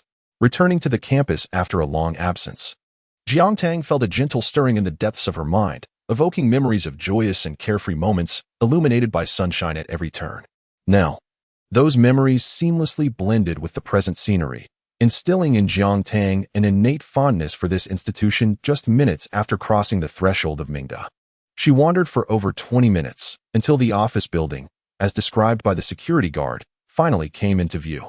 Perhaps due to it being class time, Jiang Tang encountered few individuals as she ascended in the elevator to the principal's office. "You must be Jiang Tang," exclaimed Principal Chu, who had learned of her arrival from the security guard. Upon seeing Jiang Tang knock and enter, he rose to welcome her with an infectious smile, radiating warmth. "Welcome to Mingda." Even Jiang Tang found herself somewhat overwhelmed by this enthusiasm, though she maintained a calm demeanor in response to Principal Chu's cordiality. The principal engaged her in an extensive conversation, resembling a senior offering care to a junior, which lasted nearly half an hour. He informed Jiang Tang that her enrollment procedures had already been completed, and she had been assigned to Class 6. She was to go directly to the adjacent office to meet the director, who would guide her to her classroom. To visit the principal's office whenever you have time. Principal Chu waved her off with fervor. Finally freed, Jiang Tang exited the principal's office and found all the surrounding office doors firmly shut, making it difficult to discern which one she was meant to enter. Fortunately, she chose the nearest room, knocking on a door that was slightly ajar. Upon a gentle knock, she pushed the door open and entered the office. In a spacious and well-lit office, a young boy sat by the windowsill. Hearing a sound, he turned his gaze toward the source. In an instant, their eyes met. The boy wore a white shirt, with 3 buttons undone at the collar. His hair, darker than ink, fell in disheveled strands as he languidly leaned against the windowsill. A gentle breeze stirred the sheer curtains, enveloping his figure in a misty haze. Even his strikingly handsome features became indistinct in the warm light, yet they possessed an enchanting allure that tugged at the heartstrings. The boy's gaze was tranquil, his brows and eyes exuding an air of aloofness. Although young, one could faintly perceive the grandeur of mountains and rivers within him. As if he were a deity gazing down from the clouds, his eyes shimmering with a distant indifference. After a brief exchange of glances, Jiang Tang's gaze fell, finally resting on the slender cigarette held between the boy's fingers. The tip still glowed, surrounded by swirling smoke. Noticing Jiang Tang's scrutiny, the boy casually glanced down, displaying no embarrassment at being caught smoking. Calmly, he extinguished the cigarette on the windowsill and brushed off his sleeve. Are you looking for the director's office? It's next door. Thank you. Their conversation was brief, and they both tacitly avoided mentioning the smoking incident. Upon leaving, Jiang Tang even thoughtfully closed the door behind him. Rebellion in youth is hardly surprising. Jiang Tang soon forgot the encounter, and upon finding the director's office, he measured for his school uniform with the director's assistance and was then introduced to his future homeroom teacher. The instructor for Class 6 was a young woman with a high ponytail, radiating energy and cheerfulness. Perhaps due to the passage of time, amidst her journey, Jiang Tang encountered various individuals such as security guards, the principal, and other figures, yet it was this youthful homeroom teacher who first recognized her. You are Annie? I am Jiang Tang. Oh, Jiang Tang. The female teacher appeared momentarily dazed, only coming to her senses after a few reminders from the principal. Apologies. I was a bit distracted. My name is Chu Yalan. I am the English teacher and also your homeroom teacher. Let us look out for each other from now on. Jiang Tang extended her hand for a brief handshake. She had no objections and followed Chu Yalan towards the classroom. As they walked, Chu Yalan provided an overview of the situation. There are 12 classes in the senior year at Mingda, and we are Class 6, which performs decently in terms of grades. However, our classmates are quite talented. We even secured 3rd place in last year's school anniversary performance. Additionally, there may be some unfavorable rumors circulating about certain students in our class. Jiang Tang, if you hear any of them, do not be too surprised. The tales often exaggerate, and the children are fundamentally good. Chu Yalan, seemingly a recent graduate, radiated youthful exuberance, her words imbued with a protective fervor for her students and a passion for education. Jiang Tang observed this keenly and discerned the underlying message. Class 6 academic performance was subpar, and the environment was rather chaotic. However, Jiang Tang was indifferent. She could quietly navigate her final year of high school or genuinely play the role of an obedient senior student, provided that no one provoked her. Caught in a whirlwind of activity, Gao Yu finally recalled the significant matter of Jiang Tang's education. Before she could arrange matters with a friend at the school, she was already informed of Jiang Tang's enrollment. What? Mingda? Is it the Mingda I am familiar with? The prestigious private institution where the offspring of the elite congregate, and whose parents wield control over a significant portion of Huagua's economic lifeline. How on earth did Jiang Tang gain admission to Mingda? Chapter 24. Mingda High School is characterized by the fact that more than half of the student body is acquainted with the name Annie. They know her for her notoriously foul temper and her penchant for theatrics. They are aware of her flirtatious interactions with members of boy bands. They recognize her lack of talent that belies her position. They know of her oppressive behavior towards her teammates. But the matter of her bullying teammates has already been clarified. Yet, other issues remain unaddressed, particularly the revelation from a certain influential figure regarding Annie's overt advances towards a boy band member. Just this alone is sufficient to evoke an inherent aversion to the name Annie among the starry-eyed girls at the school. The mottled shadows of trees sway outside the window, delicately illustrating the profile of the young girl with meticulous strokes. Golden light dances like a mischievous sprite upon her nearly flawless silhouette, weaving through her thick tresses before finally resting upon her pert nose. Her rose-petal lips are pressed together, exuding a focused intensity akin to her tranquil, inky eyes. She does not seem of this world. Rather, she appears to inhabit another realm altogether. This beauty, which would leave even the divine in awe, undoubtedly captivates the gaze of onlookers. She is truly stunning. Although I do not harbor fondness for her, her beauty is undeniably remarkable. How could one so exquisite be deemed a green tea BTCH? Indeed, if given the chance, I too would wish to befriend such a lovely young lady. The girl's defection caused a momentary uproar in the scene. The fragmented sounds of chatter drifted into Jiang Tang's ears with the breeze. When she absent-mindedly looked up, she realized that class had already ended. Closing the textbook before her, Jiang Tang rose with an expression of composure, betraying none of the bewilderment she had felt while perusing the tomes on physical chemistry. "Hello there." Jiang Tang tapped the back of the boy seated in front of her. "Could you tell me how to reach the cafeteria?" The shy young man barely dared to lift his head after hastily describing the cafeteria's location. He clutched his backpack and hurried away. Jiang Tang arched an eyebrow nonchalantly and turned to exit the classroom, igniting a wave of whispers in her wake. It was merely her first day at the new school, and she had yet to obtain her student ID or campus card. Fortunately, upon learning that she was a transfer student, the cafeteria staff graciously accepted cash, sparing her from further complications. Mingda High School indeed lived up to its reputation as one of the nation's premier private institutions. Even the ordinary cafeteria was unlike any other. The names of the dishes displayed above were unlikely to be found in typical school canteens, yet here they were as commonplace as scrambled eggs with tomatoes. Naturally, this was accompanied by a correspondingly steep price. Jiang Tang furrowed her brows in contemplation, her gaze sweeping across the menu as if she were a sovereign surveying her realm. Focused and earnest. "I'll have this one." Amidst the dazzling array of options, she solemnly selected the most economical beef noodles. "Make that 3. No, 2 bowls." Jiang Tang gazed regretfully at the ceramic bowl brimming with handmade noodles. Recalling Gao Yu's repeated admonitions to monitor her portion sizes and adhere to her diet, she reluctantly resolved to settle for a mere half-satisfaction. Yet even so, her substantial 2 bowls of noodles undeniably drew the astonished gazes of many. Could even a female idol indulge in such a feast? If I were to eat like this, my sister is overthinking. Such consumption will only lead to her becoming as plump as a pig. Can she truly finish it all?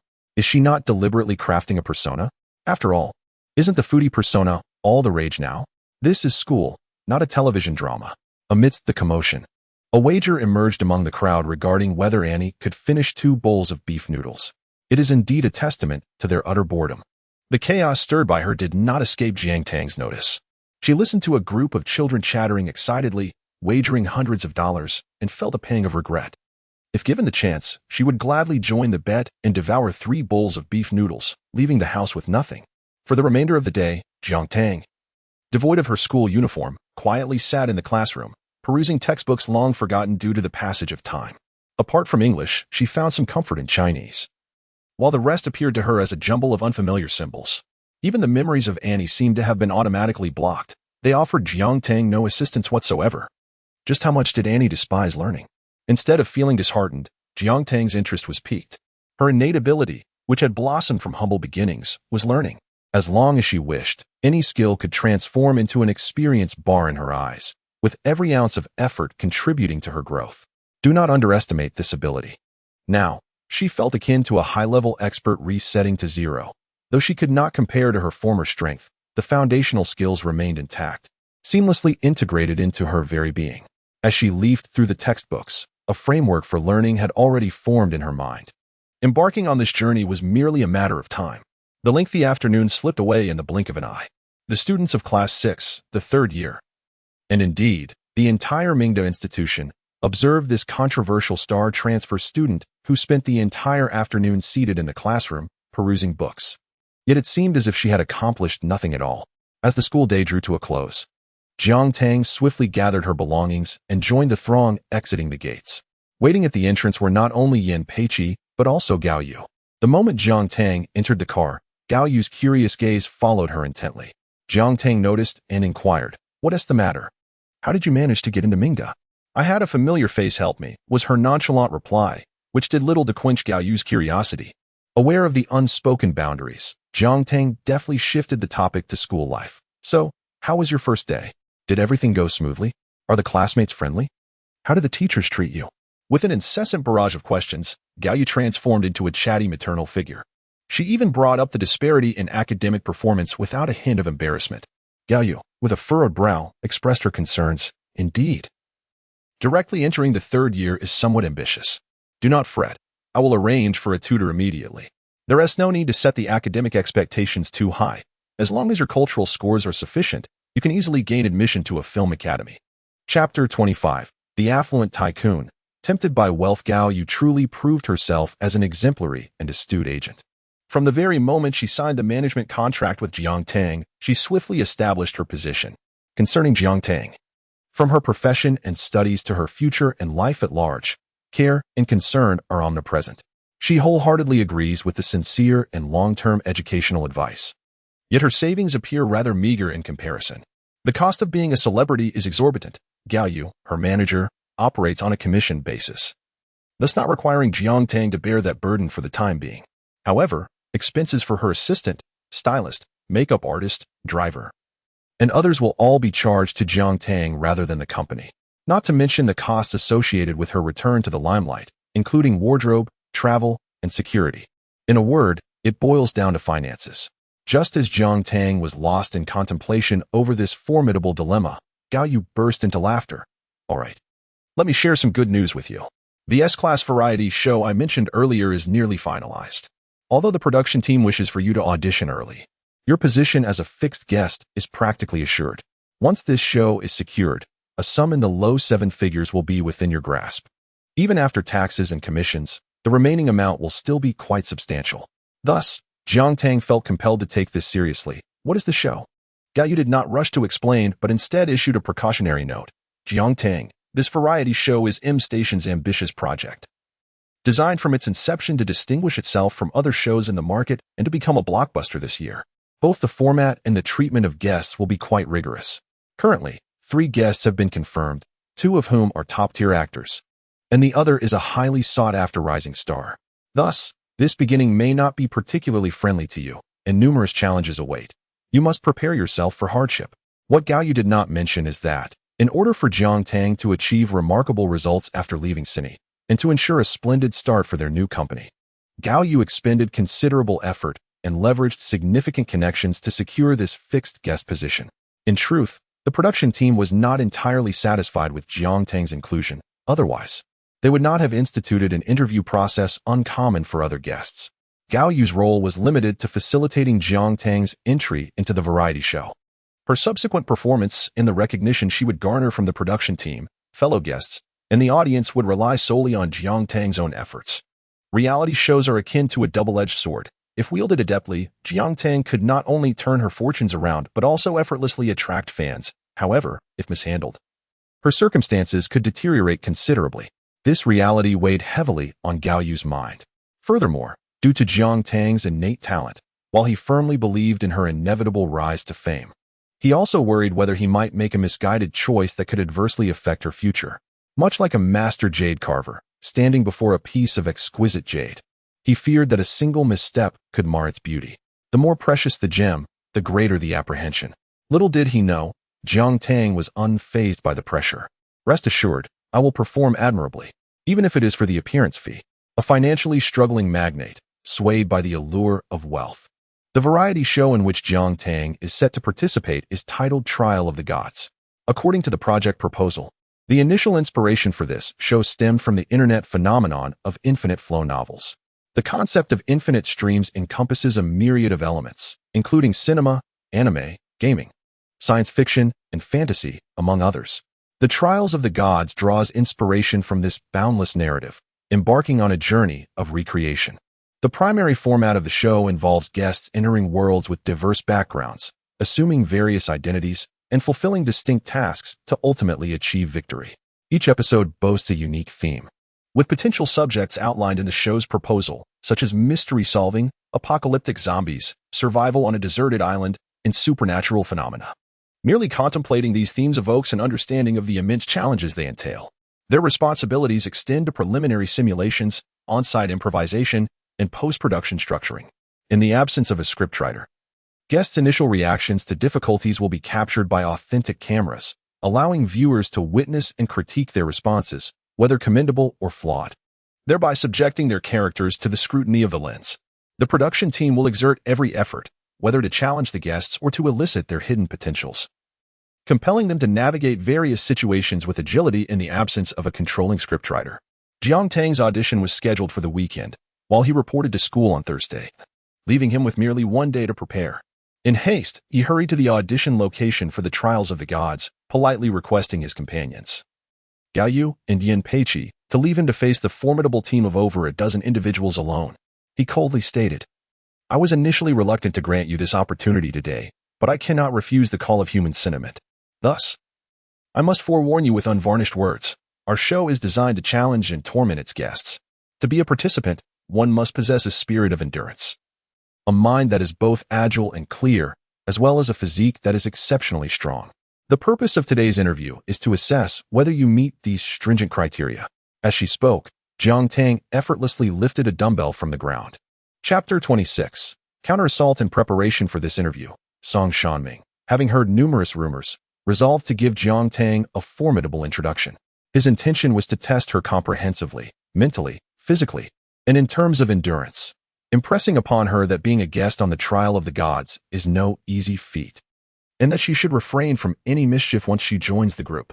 However, the reality of physical prowess, strength, endurance, speed, agility, and flexibility, coupled with mental acuity, spatial reasoning, verbal comprehension, numerical calculation, and logical deduction, left Song Shanming momentarily convinced that the individual before him was not merely a young idol, but rather a covert weapon trained by the state. Could it be that he was unwittingly participating in a hidden camera scenario? Was the entire team, including Jiang Tang, conspiring to tease him? He pondered whether the real Song Shanming had secretly attempted to tug at the weights, which were indeed heavy. Unsurprisingly, he found himself unable to lift them. Therefore, it was evident that Jiang Tang, who could raise the dumbbell with a single hand, was indeed an extraordinary force. Yet, after completing a series of tests, Jiang Tang felt disappointed with her performance, which she deemed less than perfect. She raised her hand to wipe away the few beads of sweat at her temples. Was this sufficient? Was this enough? Song Shanming, in a daze, murmured to himself repeatedly. Was it still inadequate? Perceiving the implicit urgency to depart, Jiang Tang nonchalantly nodded and turned to exit. She casually reiterated the assistant director's words to Gao Yu and Yin Peiqi, receiving unanimous praise from both. The trio departed with satisfaction.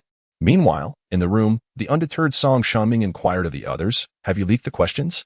The assistant director, with a tone of resignation, replied, "Brother, we never intended to disclose these test questions. They originate from the writer's inspiration repository.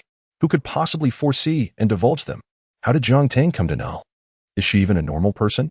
Song Shanming scoffed. "Oh, you are overthinking it. This is not a divine blessing, but rather a calamity. What gives you the confidence to believe you can control her? The nature of Jiang Tang remains an enigma. Can we not utilize her? How could that be possible?" With an air of arrogance, Song Shanming raised his chin, asserting, "Do you truly think there exists a scenario I cannot manage or a guest I cannot dominate?" The assistant director remained silent. The latter represents typical variety show behavior. Gao Yu harbored no suspicions, merely advising the stylist to invest extra effort in Jiang Tang's appearance. She must look striking to leave a lasting impression, yet should not appear overly aggressive. She ought to exude a casual and approachable demeanor. The key is to ensure that her meticulous grooming remains inconspicuous. Ultimately, the outcome surpassed Gao Yu's expectations. Before departing, she specifically reminded Jiang Tang, "Although today merely involves a meeting, given that there will be behind-the-scenes filming, let us treat it as the first official shoot. Be mindful of the occasion. Do not let your guard down. It is essential to engage in a fun and witty manner to leave a positive impression on the audience. Do you understand?" Intriguingly insightful, Jiang Tang seemed to grasp something profound. She nodded earnestly. The humility of her junior? Once again, Jiang Tang appeared to have an epiphany, nodding solemnly once more. Ultimately, Gao Yu personally drove Jiang Tang to their meeting place. He glanced at his watch and remarked, "There is still half an hour until our scheduled time. It's nearly time. You may enter first. We will be in the adjacent room. Should you need anything, don't hesitate to call me." "Understood," Jiang Tang replied. bidding farewell to Gao Yu as she followed the directions into the private room. Contrary to her expectations, someone had arrived even earlier than she had. "Hello, I am Shirbai from the Sky Group." Her voice rose cheerfully, accompanied by a radiant smile and a humble demeanor. The greeting seemed instinctual, ingrained within her. Only after the pleasantries were exchanged did Jiang Tang realize that the visitor was a younger girl. An awkward silence ensued, primarily felt by Shirbai. While Jiang Tang remained unaffected by the tension, taking a few steps forward, she surveyed the room with her gaze, deliberately pausing at several spots. Shirbai observed this action with curiosity, and only after a considerable time did she understand that those were precisely the locations of concealed cameras. "Hello, Senior. I am Jiang Tang." Remembering Gao Yu's admonition, Jiang Tang greeted Shirbai with humility and courtesy. Shirbai shyly scratched her head. "You can just call me Shirbai." Jiang Tang readily complied. "Shirbai. Ah, I know you. You are Annie, right?" "No, I am Jiang Tang." "Oh, Jiang Tang." In the midst of a failed attempt to engage in conversation, Shirbai sat down somewhat awkwardly in his chosen spot, which happened to be the most inconvenient one by the edge. Jiang Tang, left with no choice, settled for a seat one position away. She selected a discreet angle, one that would evade the watchful lens of the camera, and opened her phone's search engine, typing in the 2 characters for Shirbai. In an instant, millions of search results flooded the screen, accompanied by a myriad of complex and ever-changing labels that gradually melded with the shy and reserved visage before her. At that moment, someone else entered the room. Chapter 27. The guest ensemble. Oh, everyone arrived quite early. A charming exclamation filled the air as a dazzling figure stepped into the private room. Unlike the understated elegance of Jiang Tang and the impeccably handsome Shirbai, the woman who walked in was strikingly beautiful and boldly expressive.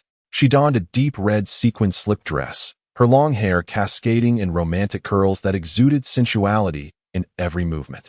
While her features may not have been classically stunning, she possessed an alluring charisma reminiscent of a glamorous beauty from the golden age of Hong Kong cinema, intoxicating and utterly captivating. Shirbai instantly recognized her. "Senior Yao Zhiyu." He called out her name, and in the next moment, Jiang Tang's fingers subtly flickered as she scrolled through the headlines about the popular actress, the queen of conversation, and the tabloid darling, recounting the 10 men linked to Yao Zhiyu. Unbeknownst to Jiang Tang, Yao Zhiyu had also taken notice of her.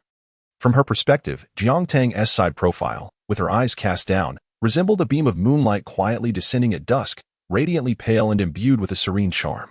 "Shirbai, I remember," she mused. She turned to Jiang Tang, her face radiant with a smile. "Who is this beautiful young lady?" Jiang Tang raised her head to meet Yao Zhiyu's gaze, nodding slightly in greeting. "Hello, Senior Yao." Yao Zhiyu felt a surge of amusement, her innate mischievous spirit bubbling to the surface. She intended to tease the charming girl before her, but unexpectedly found herself ensnared by those unfathomable eyes.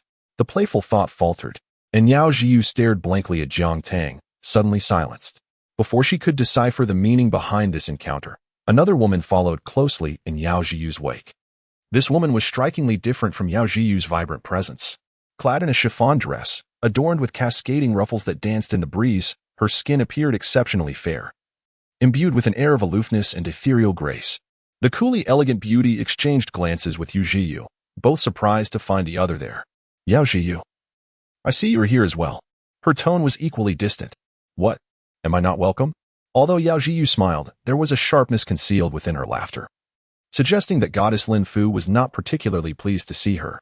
The tension between the two was palpable. Even the cameras captured the discord. Lin Fu, the reigning queen of viewership, the ethereal sister of the entertainment industry, with an air of mystique surrounding her life, and the chronicling of her past grievances with Yao Zhiyu unfolded before the audience. One offered a sarcastic smile, while the other remained coldly indifferent. This clash of titans left Shirbai in a state of panic, eager to diffuse the tension, yet fearful of being swept into this tempestuous encounter and becoming an unwitting casualty. So much so that he was compelled to cast a pleading glance towards Jiang Tang. There was no need for concern. While Shirbai might not comprehend, Jiang Tang discerned the situation with clarity. The two individuals merely engaged in a superficial exchange of barbs. Their actual relationship was likely not as adverse as it appeared.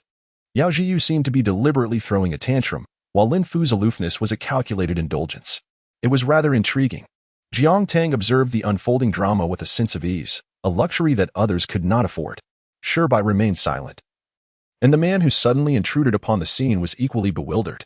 The man was strikingly handsome, possessing not only chiseled features but also an aura of refreshment akin to a majestic pine. The youthful vigor of a boy harmonized with the mature charm of a man, creating a unique and captivating presence. His abrupt entrance added a splash of color to the room, as if he had personally ushered in a delightful spring for the admirers of beauty. Yet, his greeting was far from cordial. "What brings you both here?" Upon uttering those words, he immediately regretted his choice.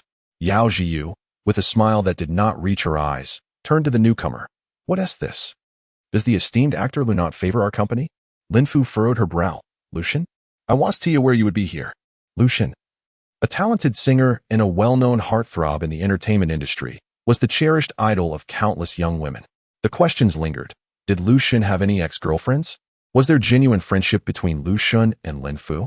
Lu Gu, a young assistant hurriedly rushed in, taken aback by the sight of those present, particularly astonished to see Jiang Tang standing at the back. Fortunately, the assistant quickly recognized the gravity of the situation and reined in their surprise, using the pretext of retrieving something from Lucian to momentarily whisk him away. Lucian yawned to escape the chaotic scene, pulling his assistant along in a hasty retreat. Upon reaching the corridor, he exhaled a long sigh of relief, unable to resist a comment. The directing team is clearly stirring up trouble, pairing Yao Jiu with Lin Fu.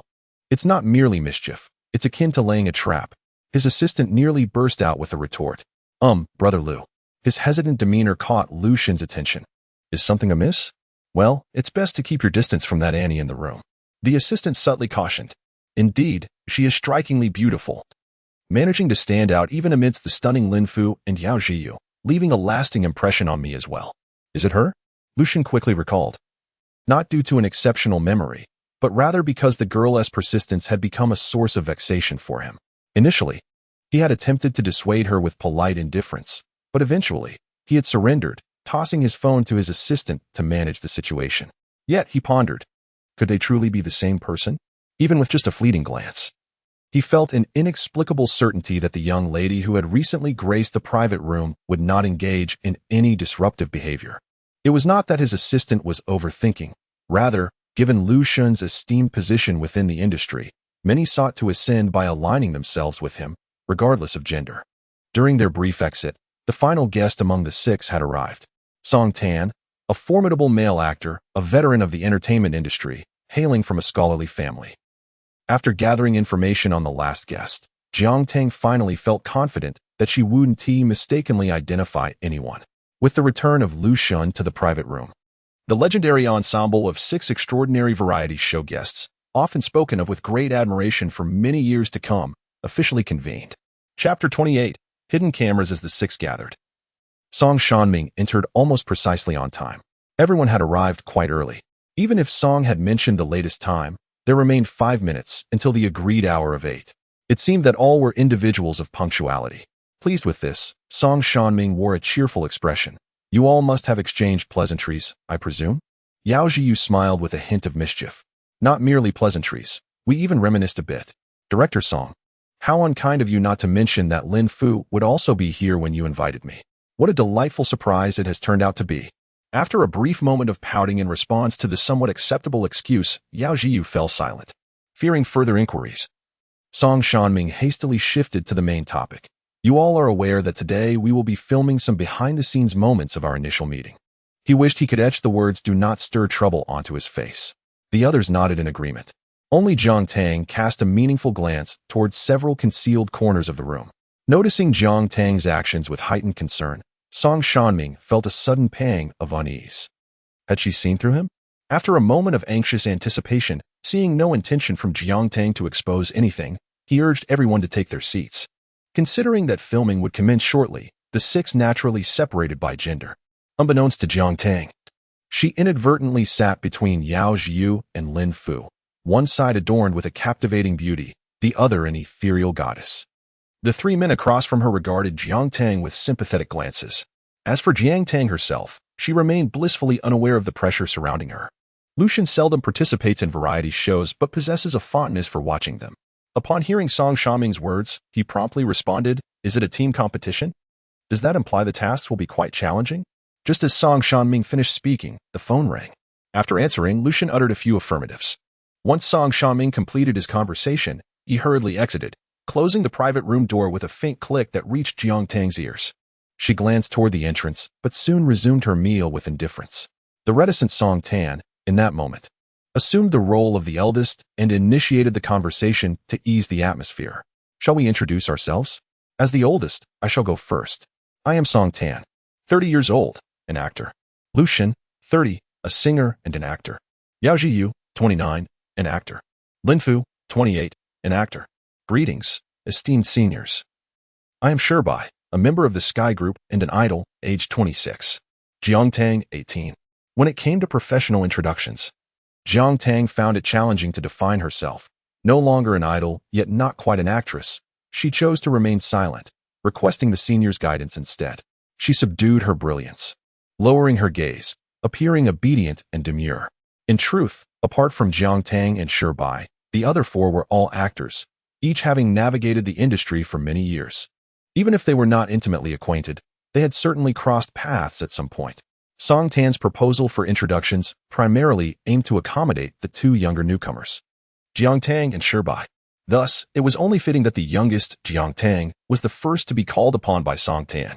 Opportunities are rare, and one certainly does not wish to miss them. Song Tan once again inquired about Shirbai, speaking in a gentle and soft tone that starkly contrasted with the rigid persona of a stereotypical bureaucrat, instead revealing a high level of cultivation, emotional intelligence, and conversational prowess. Under Song Tan's guidance, the atmosphere swiftly became amiable. Even Yao Jiyu no longer opposed Linfu as vehemently as before. Lucian remarked with a sly smile. Is Director Song attempting to make a hasty retreat? Shirbai stood and said, I shall go and take a look. Weren't we supposed to film some behind-the-scenes footage? Very well, go and see, came the response. As Shirbai approached the door of the private room and twisted the doorknob, she exclaimed, Oh, at this moment. The others were still somewhat disinterested. What is it? They queried. Shirbai tugged at the door and, puzzled, remarked, It seems this door is locked. She then pulled out her phone, only to find the signal bar completely empty. Why is there no signal? She wondered aloud. The others also checked their phones. Discovering they too had no signal, realization dawned upon them. Were they being confined in this room? Yao Jiyu raised an eyebrow, not appearing angry but rather intrigued. Being among those present who had participated in the most variety shows, her reaction was swift. Could they already be filming? Hidden cameras? Upon hearing her words, everyone rose to search for the cameras. Jiang Tang remained silent throughout, primarily because she recalled Gao Yu's admonition not to seek the spotlight, as it might provoke the audience's disdain. It was only after everyone had searched the room without finding any cameras that she casually pointed to a Monstera plant in the corner. There seems to be one over there. The others all crowded around to investigate. Indeed, the camera is cleverly concealed. The red light is illuminated. How long has it been recording? Could it possibly have started the moment we entered? A few individuals began to discuss animatedly, intrigued by this unexpected revelation. Meanwhile, in the adjacent room, contrary to the anticipated clinking of glasses and the satisfaction of a hearty meal, the spacious suite had been transformed into a surveillance room. Seated in a director's chair, Song Shaming crossed his arms, facing a multitude of screens displaying footage from various cameras. The assistant director, sweating profusely beside him, remarked, It's been over an hour. We finally caught on. Apart from the 6 guests, everyone else was already aware that today's gathering was not merely for behind-the-scenes footage, but rather the filming of the trailer for Trial of the Gods. As of yesterday, the planned meeting was still to be an ordinary dinner. However, following a thorough emotional and physical ordeal inflicted by Jiang Tang the previous afternoon, Song Shaming had a change of heart. He resolved to transform today's dinner into the inaugural hidden camera trial for Trial of the Gods. His gaze fixated on the screen, showcasing the seemingly obedient Jiang Tang. Song Shanming struggled to suppress the triumphant smile tugging at the corners of his mouth. Enjoy the surprise. Under Jiang Tang's subtle guidance, the remaining 5 soon discovered the other hidden cameras. Wow, this old fox, Director Song, was indeed waiting for us here, Lucian remarked with admiration. So, are we to devise our own escape from this room? How do we leave? Yao Jiyu pointed at the chair, barely containing her excitement as she proposed. Why don't we just break down the door? Yao Jiyu let out a snort, surprisingly refraining from any rebuttal. Lin Fu raised her hand to tuck a loose strand of hair behind her ear and calmly remarked, Moreover, I have just tested them. These chairs are solid wood and quite heavy. It would be quite difficult for one person to lift them. Yao Jiu wore an expression that clearly conveyed her suspicion of his honesty. What about two people working together? No. 3. Lu Xun chimed in enthusiastically. Yes, yes. Let us search the room thoroughly first. Both Lin Fu and Yao Jiu appeared somewhat regretful, knowing that breaking down the door would have been the most straightforward solution. Ultimately, they had no choice but to join the others in rummaging through the room. Everyone searched with great diligence, seemingly eager to overturn even the soil in the flower pots. Only Jiang Tang was acutely aware that escaping would not be as simple as merely finding a key. Rather than searching for objects, she paid closer attention to the arrangement of the room. Upon touching a wall adorned with a large ink painting, she distinctly sensed something was amiss. What is this? Let me take a look. The others gathered closely around her. Shirbai attempted to push against the edge of the framed painting, and to their astonishment, a narrow crack appeared along the frame. As he applied more force, the gap widened. It turned out that what appeared to be a painting hanging on the wall was, in fact, a concealed revolving door. It's truly a door. Jiang Tang, you are incredible. The crowd erupted in joyful cheers. Behind the door was yet another room. A recreation area? As everyone beheld, the space behind the revolving door was a sizable entertainment room, decorated in a style consistent with the previous private room, yet furnished with gaming machines, a billiards table, and KTV equipment. The ethereal goddess Lin Fu's eyes sparkled with delight at the sight of the mahjong table. Searching for objects seemed rather tedious. Why not engage in a game of mahjong instead? Her suggestion was met with a profound silence. You really haven't changed at all, scoffed Yao Jiu. Half an hour slipped away like sand through fingers, and the 6 individuals in the room found themselves empty-handed, not a key in sight, nor even the slightest hint of a clue. It appeared to be an ordinary entertainment room, lacking any distinguishing features apart from its concealed nature. As time stretched beyond an hour in their fruitless search, frustration began to pull them from their earlier excitement, ushering in a sense of fatigue. Lin Fu proposed once more to play mahjong. After all, Song Shanming would surely release them at the appointed time. He could not possibly keep them confined all night. I have an engagement tomorrow morning, Shirbai weakly interjected. Lu Xun also seemed to awaken from his daze. Indeed. How did we allow Director Song to lead us around so easily? If the director commands us to do something, does that not reflect poorly on us? Yao Jiu nodded gravely. That is indeed a compelling point. After a moment of contemplation, Lu Xun dashed in front of the camera, his handsome face leaning closer. Director Song, how about letting us out today? We can play properly next time. The camera remained silent. Behind the lens, Song Shaming and his associates exchanged glances, perplexed. It seemed that mahjong was indeed the way to go. In a matter of minutes, Lin Fu, Yao Jiu, and Lu Xun had settled themselves at the mahjong table, leaving one position vacant. I don't know how to play mahjong. Shirbai was the first to raise her hand. Neither do I, replied Song, who, true to his dignified demeanor, was evidently unacquainted with such games. Ultimately, only Jiang Tang remained. In the realm of mahjong, Jiang Tang possessed a modicum of skill. Reflecting on Gao Yu's words regarding the importance of respecting one's seniors, she nodded and joined the game. The clattering of mahjong tiles echoed through the entertainment room, while Song Shanming, observing the scene through a camera, pressed his temples in exasperation. Beside him, the assistant director lamented, surely they do not intend to play mahjong all night. Reluctantly, Song Shanming commanded, find a way to expedite the progress. Meanwhile, the adjacent directing team had already commenced their busy preparations. While the atmosphere here grew increasingly languid and relaxed, even Shirbai, in conversation with Song, approached the billiard table, ready to engage in a game. The entertainment room was effectively fulfilling its purpose, and rather than feeling boredom, everyone became engrossed in the activities at hand. With a deft stroke, Song Tan pocketed the 8-ball, producing a crisp sound that resonated in the air. What was that noise?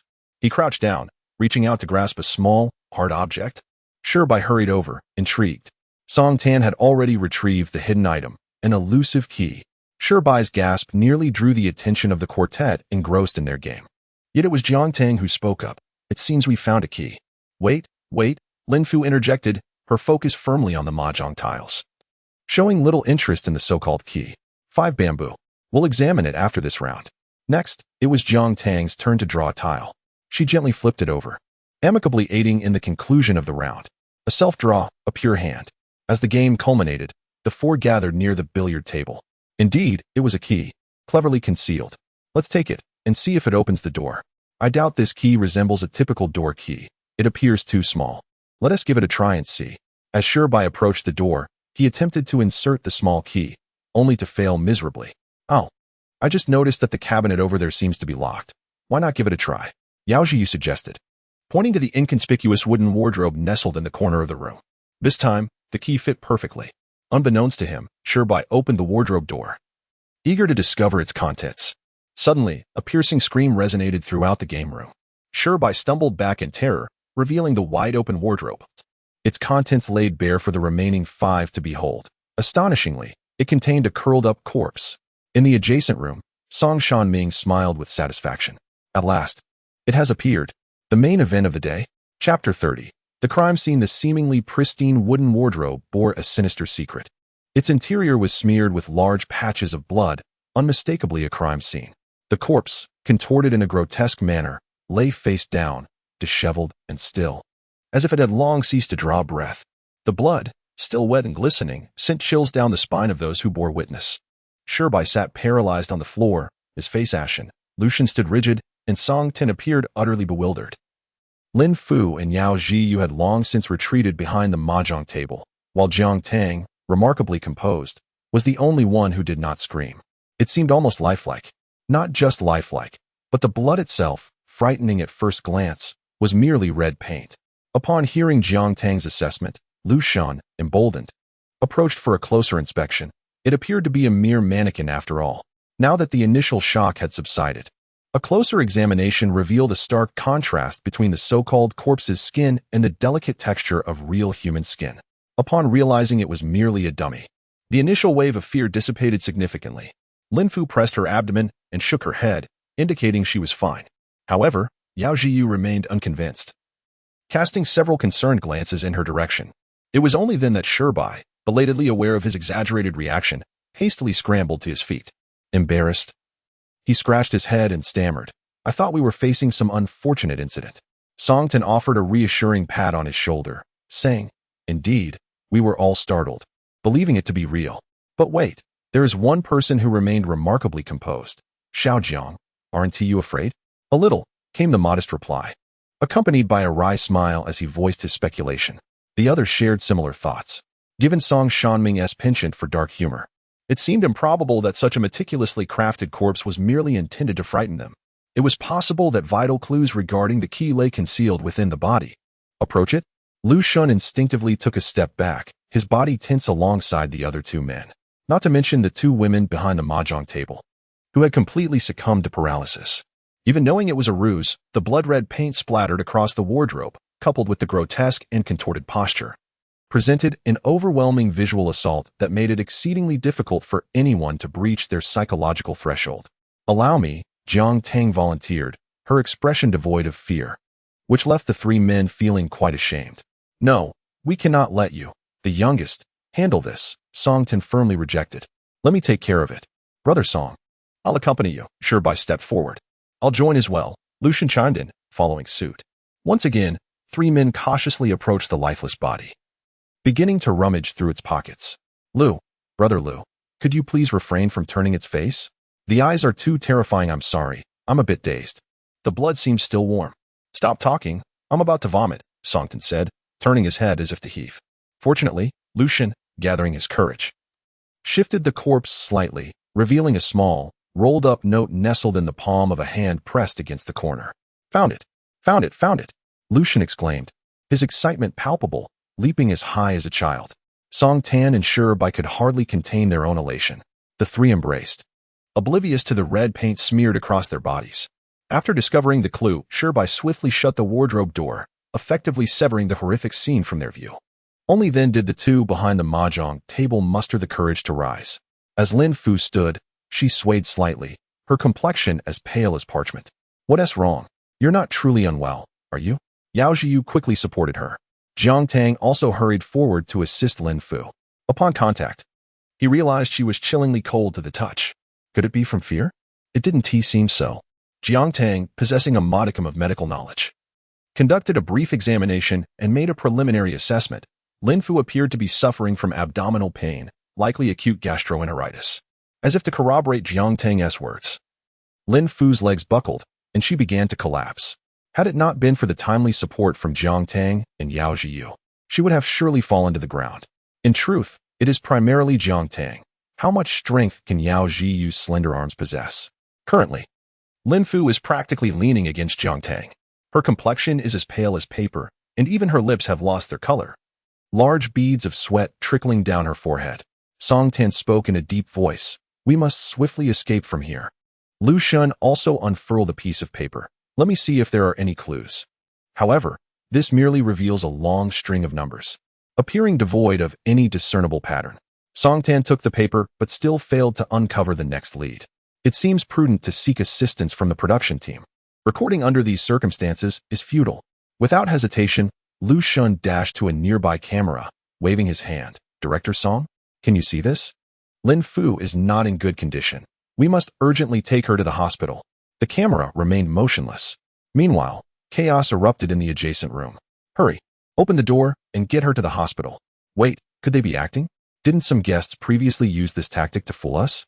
Although there is some merit to your argument, Lin Fu's condition does not resemble that of an act. After all, this is Lin Fu.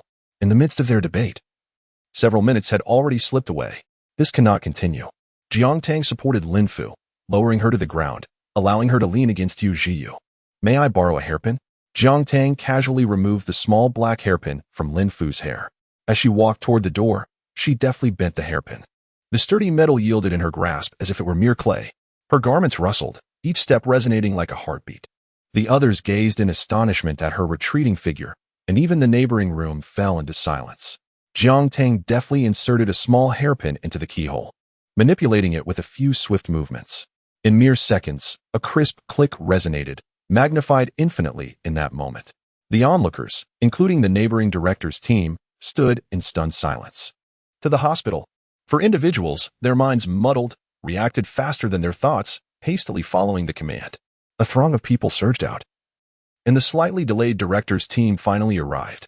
The unexpected incident seemed to reach a conclusion, yet the true shock from the formidable antagonist was only just beginning. Chapter 31. Maintaining the persona as a prominent first-tier actress, Lin Fu was surrounded by nearly 10 staff members, including agents and assistants. As soon as Jiang Tang carried the individual outside, Lin Fu's team, alerted by the news, swiftly converged.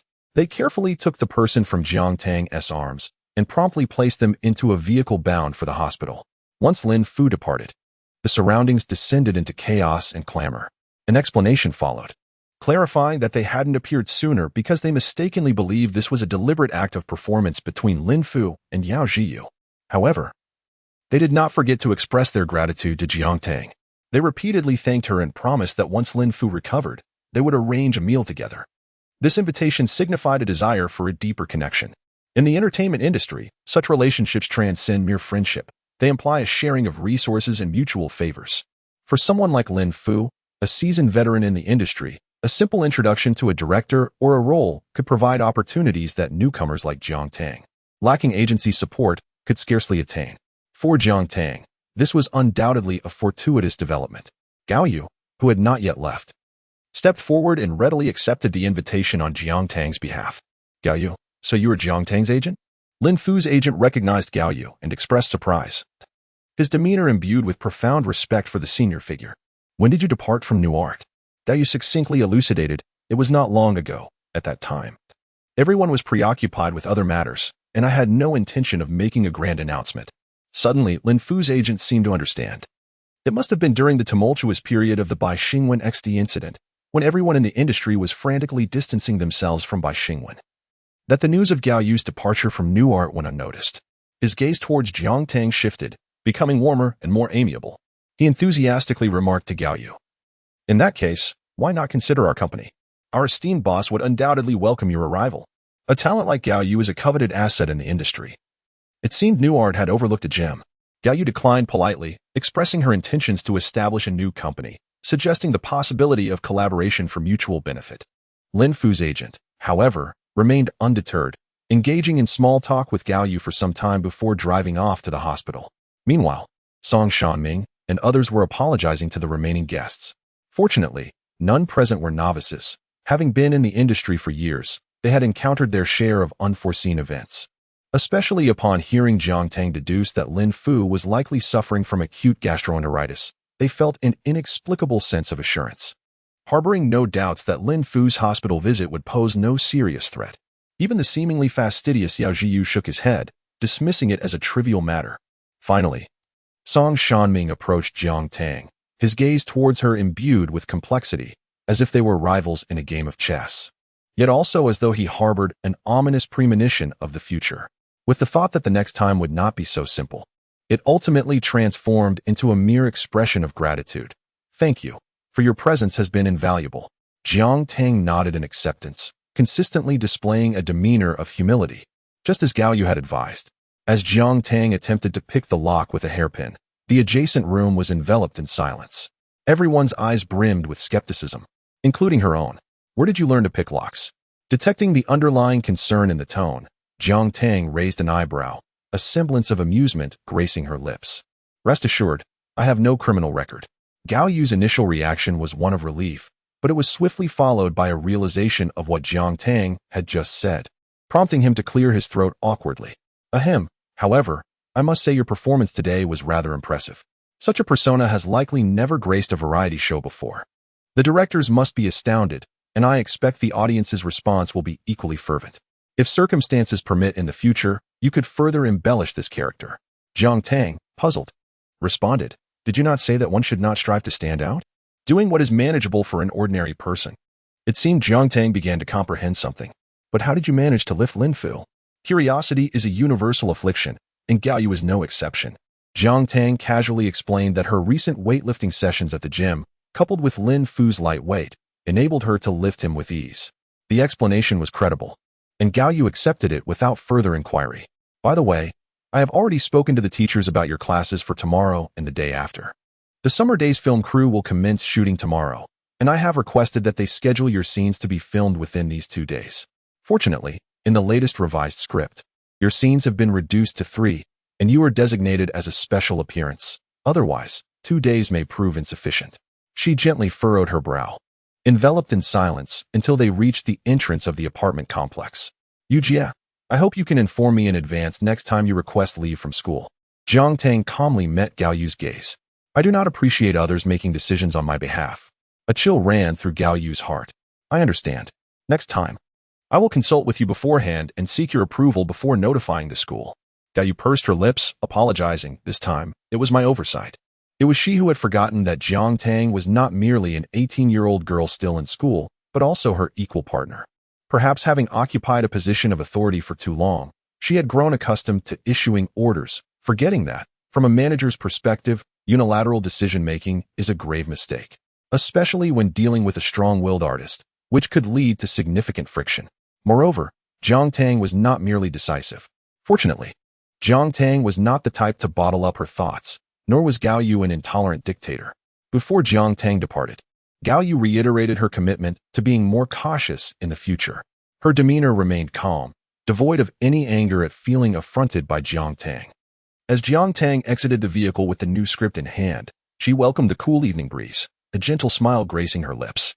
Chapter 32. The young lady in the blink of an eye. Monday arrived, marking Jiang Tang's inaugural experience in filming. Not only was it her first time, but it was also the first for the original character, Annie. Naturally, Gao Yu could not be absent. With 5 minutes to spare before 7, she and Yin Peiqi had already arrived at the base of Jiang Tang's building. At precisely 7 o'clock, with a natural visage and donning a fisherman's hat, Jiang Tang emerged from the building, effortlessly locating the vehicle. Gao Yu awaited her in the back seat. Upon her entry, she promptly inquired, "How did you find the script?" Jiang Tang paused for a moment in cautious contemplation.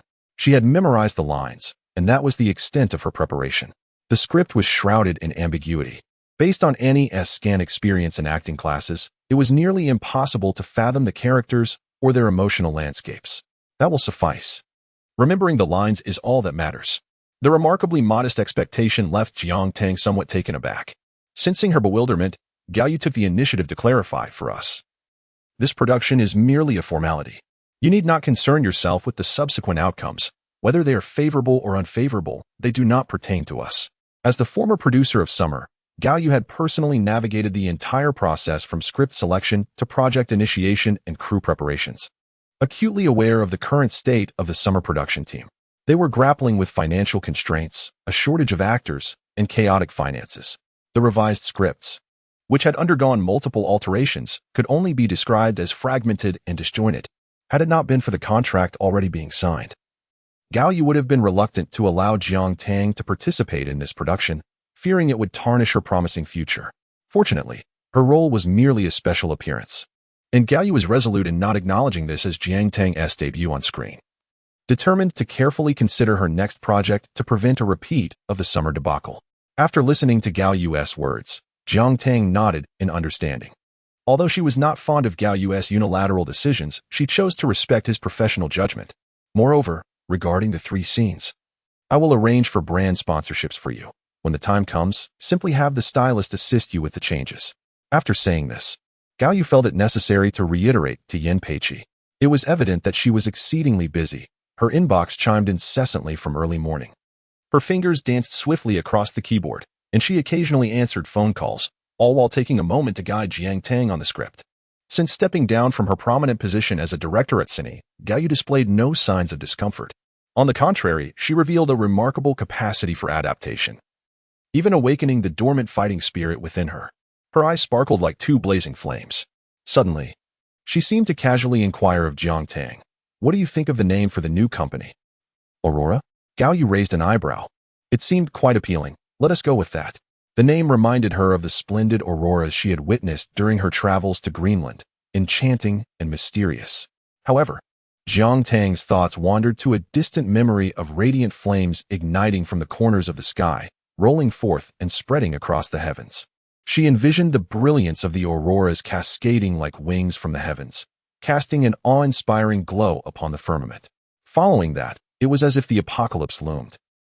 She turned her gaze to the scenery flashing by outside the window, her thoughts drifting, as if she were in another world.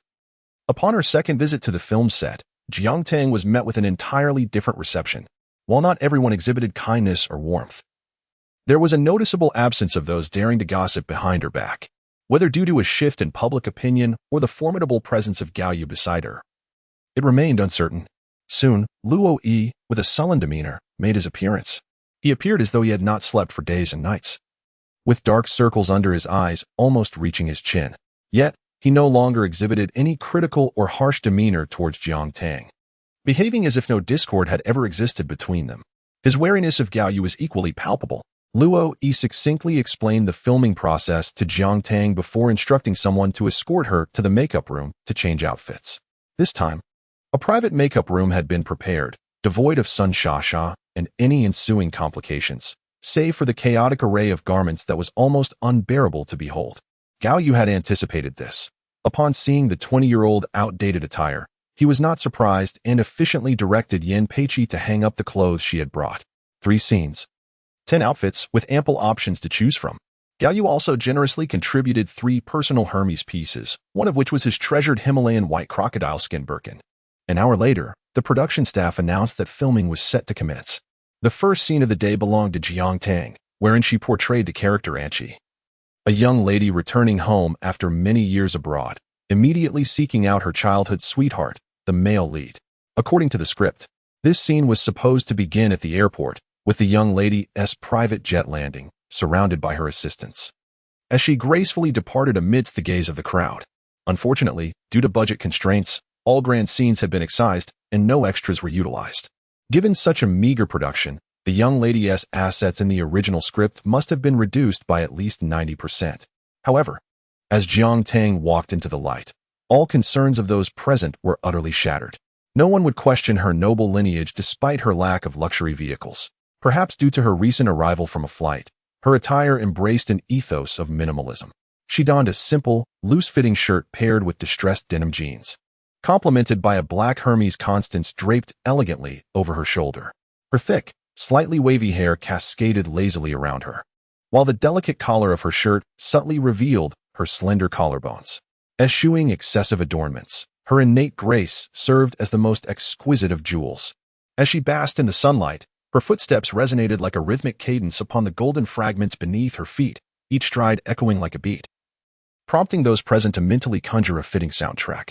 From that moment onward, she became the archetype for all future modern heroines. After a considerable absence, She stood before the male lead, removing her sunglasses with an expression that was coolly indifferent, bordering on regal. Devoid of the excitement or joy one might expect upon reuniting with a childhood companion. No one found this demeanor inappropriate. A young lady of her stature ought to exude such an air of disdain towards the unworthy. The director, maintaining a stoic expression, rose from his seat, and the male lead remained silent as he moved towards Anshi, initiating a retake. Jiang Tang's first scene concluded seamlessly. However, after the director issued his command, the crew paused for nearly a minute, sluggishly resuming their actions, as if still reeling from the earlier spectacle.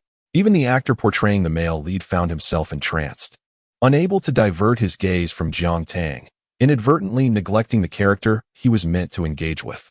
Regrettably, apart from the necessary exchanges required for the scene, Jiang Tang spared him not even a fleeting glance. With the male lead no longer a hindrance, she navigated her scenes with remarkable ease. Chapter 33. 3 scenes. The script for Summer Sweetness initially depicted a beautiful love story between a young master and a young lady who were childhood sweethearts. After a revision, the female protagonist transformed into a pure yet impoverished flower, embodying resilience despite her circumstances, while the original leading lady became the malicious second female lead. Consequently, the production team sought a novice actress from the company to portray the new heroine, one whose innocent and delicate appearance perfectly embodied the essence of the pure-hearted character.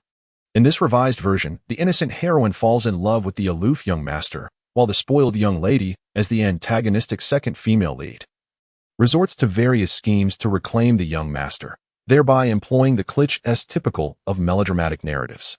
This young lady serves as both a formidable barrier between the main characters and an instrumental catalyst for the evolution of their relationship. However, due to a fallout between Jiang Tang and the new artist, the third version of the script for Summer Sweetness emerged. The melodramatic arcs initially designated for the young lady were transferred to the third female lead, who, with exaggerated emphasis, morphed into a new tool for the plot. While the young lady's scenes were reduced to a mere 3, her character remained true to the original script's design, embodying the proud and intelligent flower of society. The 3 scenes scheduled for filming include the first, in which the returning young lady dazzles everyone upon her entrance. Jiang Tang executed her performance flawlessly, surpassing all expectations. Observing from the sidelines, Gao Yu wasted no time in securing a Bentley. Initially, I held little hope, yet your performance was nothing short of spectacular. It may very well yield unforeseen outcomes. Thus, this investment is indeed worthwhile. Gao Yu's spirits soared, while Luo Yi's expression darkened ominously. If possible, he truly wished to eliminate all 3 of Jiang Tang's scenes. Unfortunately, Gao Yu was no longer the Zhao Yu of the past. From the moment she agreed to continue filming with Jiang Tang, her first demand was for the production team to sign an addendum. This document not only specified that Jiang Tang was a special guest appearance, but also meticulously outlined the scenes to be filmed and the corresponding script pages. The addendum was so comprehensive that it left no room for loopholes, thus preventing any absurdity akin to the time Zhao Yu was involved, where ambiguous role definitions led to the female lead being demoted to second lead. Reluctantly, they proceeded to film the second scene, which depicted the male protagonist's family in crisis, compelling him to approach the young heiress to fulfill their marriage contract in hopes of salvaging his family's predicament through their union. Jiang Tang's role required her to portray the once proud young master, now in a state of disarray, as he humbly presented himself before the glamorous heiress, seeking her assistance and expressing his willingness to marry her. As the backdrop, her lines were minimal. Her primary task was to silently listen to the male protagonist's heartfelt confession. Yet, even as a mere backdrop, she was the most exquisite one. Clad in the most opulent Chanel gown, with a white crocodile leather Birkin in hand, her pure black dress featured minimalist tailoring, perfectly showcasing the heiress's innate elegance. Seated in the back of a Bentley, she lowered the window to hear the male protagonist's lament. A subtle smile played at the corners of her lips, a blend of disdain and mockery. Compared to her, the disheveled and despondent male lead resembled a toad dreaming of devouring swan flesh. Countless onlookers internally roared, "A union? Have you looked in the mirror to see if you are worthy?" The scene was successfully completed, and they hurried on to film the third scene. The young lady personally took the initiative to annul the engagement, thereby facilitating the union of the leading couple, before departing with an air of pride and nonchalance. In this scene, Gao Yu assisted Jiang Tang in selecting a tailored suit, complemented by slender stiletto heels, exuding both coolness and elegance. She embodied the essence of an heir to a conglomerate rather than merely the daughter of a wealthy family, particularly when standing before the impeccably dressed male lead. The contrast became increasingly pronounced. The third scene was laden with dialogue. Jiang Tang could no longer afford to maintain a cheerful demeanor as a mere backdrop. Instead, she drifted into a reverie, effortlessly memorizing her lines. This unconventional approach of acting, where her focus was seemingly absent throughout, surprisingly resulted in a flawless performance. Aside from Luo Yi's indifference, it perhaps resonated with Jiang Tang's character as the privileged young lady. In the video recorded by Gao Yu, her casual recitation of lines transformed into an intrinsic air of nobility and disdain for the male lead. When combined with her performances in the preceding two scenes, it appeared to weave a coherent narrative. Although there were flaws in her acting, the ultimate outcome was commendable. Having concluded his critique, Gao Yu appeared somewhat satisfied. However, Jiang Tang held a different perspective. Please arrange for an acting coach for me. Oh, I am not fond of this feeling, she replied. Jiang Tang, who had always subscribed to the belief that skill supersedes all else, was uncomfortable with the notion of relying on mere luck for success. What if it was just a stroke of good fortune this time? What about next time? Although Jiang Tang had contemplated taking acting classes for quite some time, the urgency of the thought had never been as profound as it was at this moment. Your schedule might become overwhelmingly packed, Gao Yu remarked with a raised eyebrow and a smile. I am unperturbed, she replied. I suspect that you will indeed make that decision. Rest assured. I will endeavor to organize your agenda in a scientific and reasonable manner, and I shall refrain from introducing new projects for you in the near future. I harbor greater ambitions for you, and will not engage in the folly of hastening growth. Both individuals are not inclined to rush, their thoughts aligning seamlessly. While Gao Yu made a call to arrange their meeting, Jiang Tang quickly removed her makeup and changed her attire. Upon emerging from the dressing room, she unexpectedly spotted the male lead standing in the corridor. He remained clad in his character's costume, seemingly having waited for quite some time, and upon seeing Jiang Tang, he smiled, a smile that conveyed an unmistakable sense of self-admiration, bordering on the excessive. He tousled his hair and remarked, today's collaboration was quite delightful. Why not add each other on WeChat and meet up sometime? Jiang Tang merely cast a fleeting glance at him, inquiring silently, who are you? The male lead's expression shifted rapidly, akin to a spilled palette of colors, caught between fear of Jiang Tang's demeanor and reluctance to let his pride be diminished. Ultimately, he could only depart in a dejected manner. Yuan Peiqi, who emerged slightly later, caught only a glimpse of the male lead's retreating figure. What happened? She asked. Just asking for directions, came the reply. Yuan Peiqi responded with a nonchalant "Oh," not suspecting anything amiss. The two exited the filming location, where Gao Yu awaited them by the car. In a brief span of 30 minutes, she had already contacted a seasoned acting coach, with classes set to commence next week. It was only 4 in the afternoon, and to her surprise, the day's shooting had concluded early. Tomorrow is Tuesday, you can take a break. Gao Yu had yet to finish her sentence when a van slowly approached them. As the window of the van lowered, a strikingly handsome face emerged. Sister Gao. Long time no see, he exclaimed. Then noticing Jiang Tang, he expressed surprise. Annie, you're here too? It was Fang Heyu, the hottest new sensation in the entertainment industry. During the period when Annie was subjected to widespread vilification, the male protagonist of the rumors regarding her alleged liaison with a boy band was a significant contributor to the frenzy of insults directed at her, with half of the vitriol emanating from fans of Fang Heyu. Chapter 34. Fang Heyu. In truth, Annie was not acquainted with Fang Heyu. Their interactions were limited to brief nods as they passed each other backstage, barely enough to recognize one another by name. Consequently, when Annie was slandered, Fang Heyu refrained from stepping forward to clarify the situation.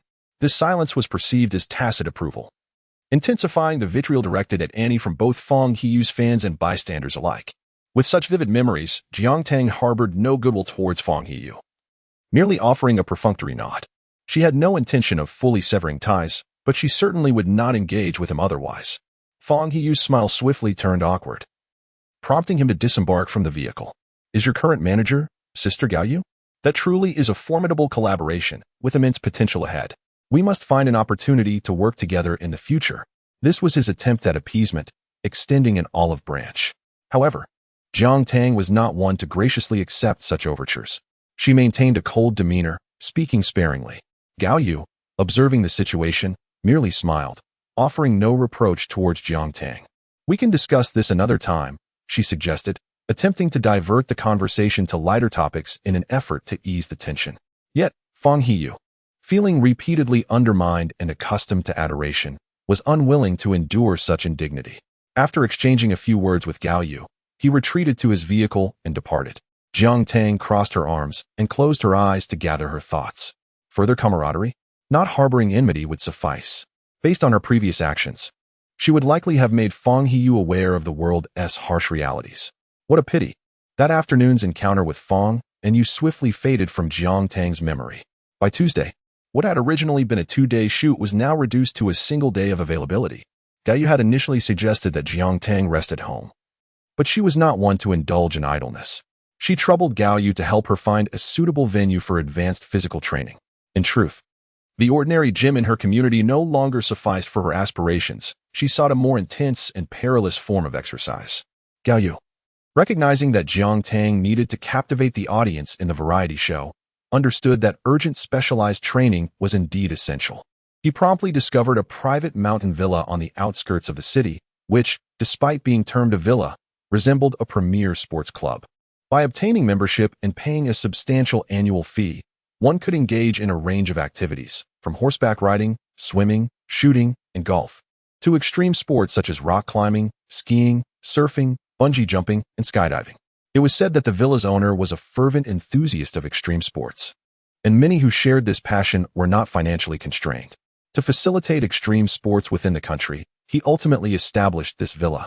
To everyone's surprise, the villa expanded rapidly, diversifying its offerings over the years and gaining prominence within the affluent circles of the capital, leading to a growing membership. Hardly had Jiang Tang warmed her membership card when, on that free Tuesday afternoon, she invited Yin Peiqi to accompany her for a first-hand experience at the villa. Although the villa boasted numerous members, most congregated in the conventional sports areas, particularly the equestrian and golf sections. Upon her arrival, Jiang Tang gravitated towards the rock climbing facility, which was relatively uncrowded, with professional coaches providing one-on-one instruction. The rock climbing instructor, accustomed to thrill-seeking heiresses, was not surprised by Jiang Tang's requests. However, Yin Peiqi felt a surge of anxiety, wavering several times on whether to contact Gao Yu to intervene, fearing that doing so might provoke Jiang Tang's ire. Ultimately, she could only fix her gaze on Jiang Tang, who was scaling the rock face, ready to rush to her aid at a moment's notice. To her astonishment, Jiang Tang performed exceptionally well, exhibiting skills that belied her novice status. Even the climbing instructor curiously inquired if she had prior experience with climbing training. Jiang Tang replied in the negative, as the previous any had not. Yet, the former Jiang Tang possessed a wealth of experience, having engaged in countless practical sessions in far more perilous environments. However, back then, her skills were instinctual, honed through life-and-death situations, relying solely on her formidable physical capabilities, devoid of any technique. Thus, in the presence of a professional climbing instructor, Jiang Tang remained humble, attentively absorbing the foundational knowledge and swiftly integrating it with her existing experience. Her remarkable progress elicited continuous exclamations of wonder from the instructor, who declared her a prodigy with an innate understanding. By the end of the afternoon, the instructor's demeanor shifted from conventional politeness to enthusiastic warmth, even inquiring if she would be interested in participating in professional climbing competitions in the future. Consequently, Jiang Tang departed with a sense of exhilaration and returned with satisfaction. As Wednesday arrived, it was time for Jiang Tang to return to school. Having yet to receive her school uniform, she alighted from Yin Peiqi's car in her casual attire, standing out distinctly among the sea of students clad in Mingda uniforms. Those at Mingda who were somewhat in the know were well aware of Jiang Tang. As Jiang Tang walked along the path, her identity was swiftly recognized, inevitably leading to hushed whispers behind her. Gossip has always been a universal human tendency, and in Jiang Tang's case, her admission to Mingda was nothing short of astonishing, rendering it nearly impossible to resist the urge to speculate. It is well known that Mingda is notoriously difficult to enter. Most students in the senior high division have progressed directly from the elementary and junior high divisions, with very few transfers. Yet, Jiang Tang not only transferred but also entered her final year? What formidable connections must she possess? Some claimed Jiang Tang was a princess born into a distinguished family, while others suggested she had allied herself with a remarkably wealthy benefactor. The former theory was met with skepticism, as individuals of their social standing rarely ventured into the entertainment industry as aspiring stars, even with advantageous circumstances. Those seeking to dabble in showbiz typically enjoy a smooth path paved with abundant resources, leading a glamorous life, unlike Jiang Tang, who found herself subjected to online harassment and overshadowed by her agency. If she were not a princess, then she must indeed be the benefactor. Over the course of the weekend, malicious rumors had quietly begun to fester. By Wednesday, a sudden scandal had escalated matters further. Upon entering the classroom, Jiang Tang was confronted by an irate girl who blocked her path, brandishing her phone to demand, "What exactly is your relationship with Fang He, you little wretch?" The girl, though possessing a delicate appearance, unleashed a torrent of vulgarities, causing Jiang Tang to furrow her brow in dismay. Jiang Tang recognized this girl just last week. She had overheard several classmates mockingly discussing her, branding her a notorious fan who, with her wealth, pursued her idol's every move. The most outrageous incident involved a fan purchasing a plane ticket next to her idol, spending the entire flight taking surreptitious photographs that left the idol utterly distressed. Chapter 35, Lu Chun. Wait, who is she referring to? Fang He? Jiang Tang lowered her head and spotted the girl's phone screen, which prominently displayed a photo of her and Fang He. The backdrop was a parking lot, and the two stood beside Fang He's sleek black van, seemingly engaged in an intimate exchange. Intimate? Surely, it wasn't just a near confrontation? Jiang Tang furrowed her brow in perplexity, immediately recognizing this as an incident from the afternoon 2 days ago. Do you truly believe this? Are today's youth truly so lacking in discernment? Are you denying it then? The girl reacted swiftly, though her disbelief was palpable. With a fierce glare directed at Jiang Tang, she warned, "You better ensure what you say is the truth. Otherwise, I will make you well acquainted with the harsh realities of this world. And keep your distance from our brother." Her menacing gaze remained fixated on Jiang Tang. However, Jiang Tang felt no anger. Rather, she found the situation amusing. Just yesterday, she had contemplated enlightening Fang He on the harshness of the world, only to find today that his fans were now attempting to turn the tables on her. Jiang Tang decided to retreat to a secluded corner of the corridor to call Gao Yu. "Jiang Tang, I was just about to call you. Have you seen the news online? It's nothing serious. It was merely a matter of being photographed by paparazzi while following Fang He the other day. I've already instructed the PR team to manage the situation, so you need not worry. Just focus on your classes." With Gao Yu's reassurance, Jiang Tang naturally resolved to heed her advice and let the matter rest. However, the online reaction to this scandal has been quite significant. Within a mere 2 hours of the paparazzi breaking the news of the affair, the entry Fang He secretly meeting Annie in the parking lot surged into the top 5 trending topics, with a continuous upward trajectory. The few photographs circulated widely across the internet, and the comments predominantly came from Fang He's fans, many of whom hurled insults at Annie, accusing her of shamelessly clinging to their beloved brother. This incited a wave of fervent outrage, with public sympathy swiftly aligning with Fang He. The pages of her book lay pristine, yet Jiang Tang no longer felt as bewildered as before. The high-priced tutor that Gao Yu had hired for her had sent over the study outline yesterday, broadly outlining the knowledge framework required for middle and high school. Jiang Tang had perused it several times last night and had nearly memorized it, gaining a sense of assurance that she could finally comprehend her textbooks. However, after flipping through just a few pages, someone knocked on her desk. With a tone both complex and curious, they said, "Jiang Tang, someone is looking for you."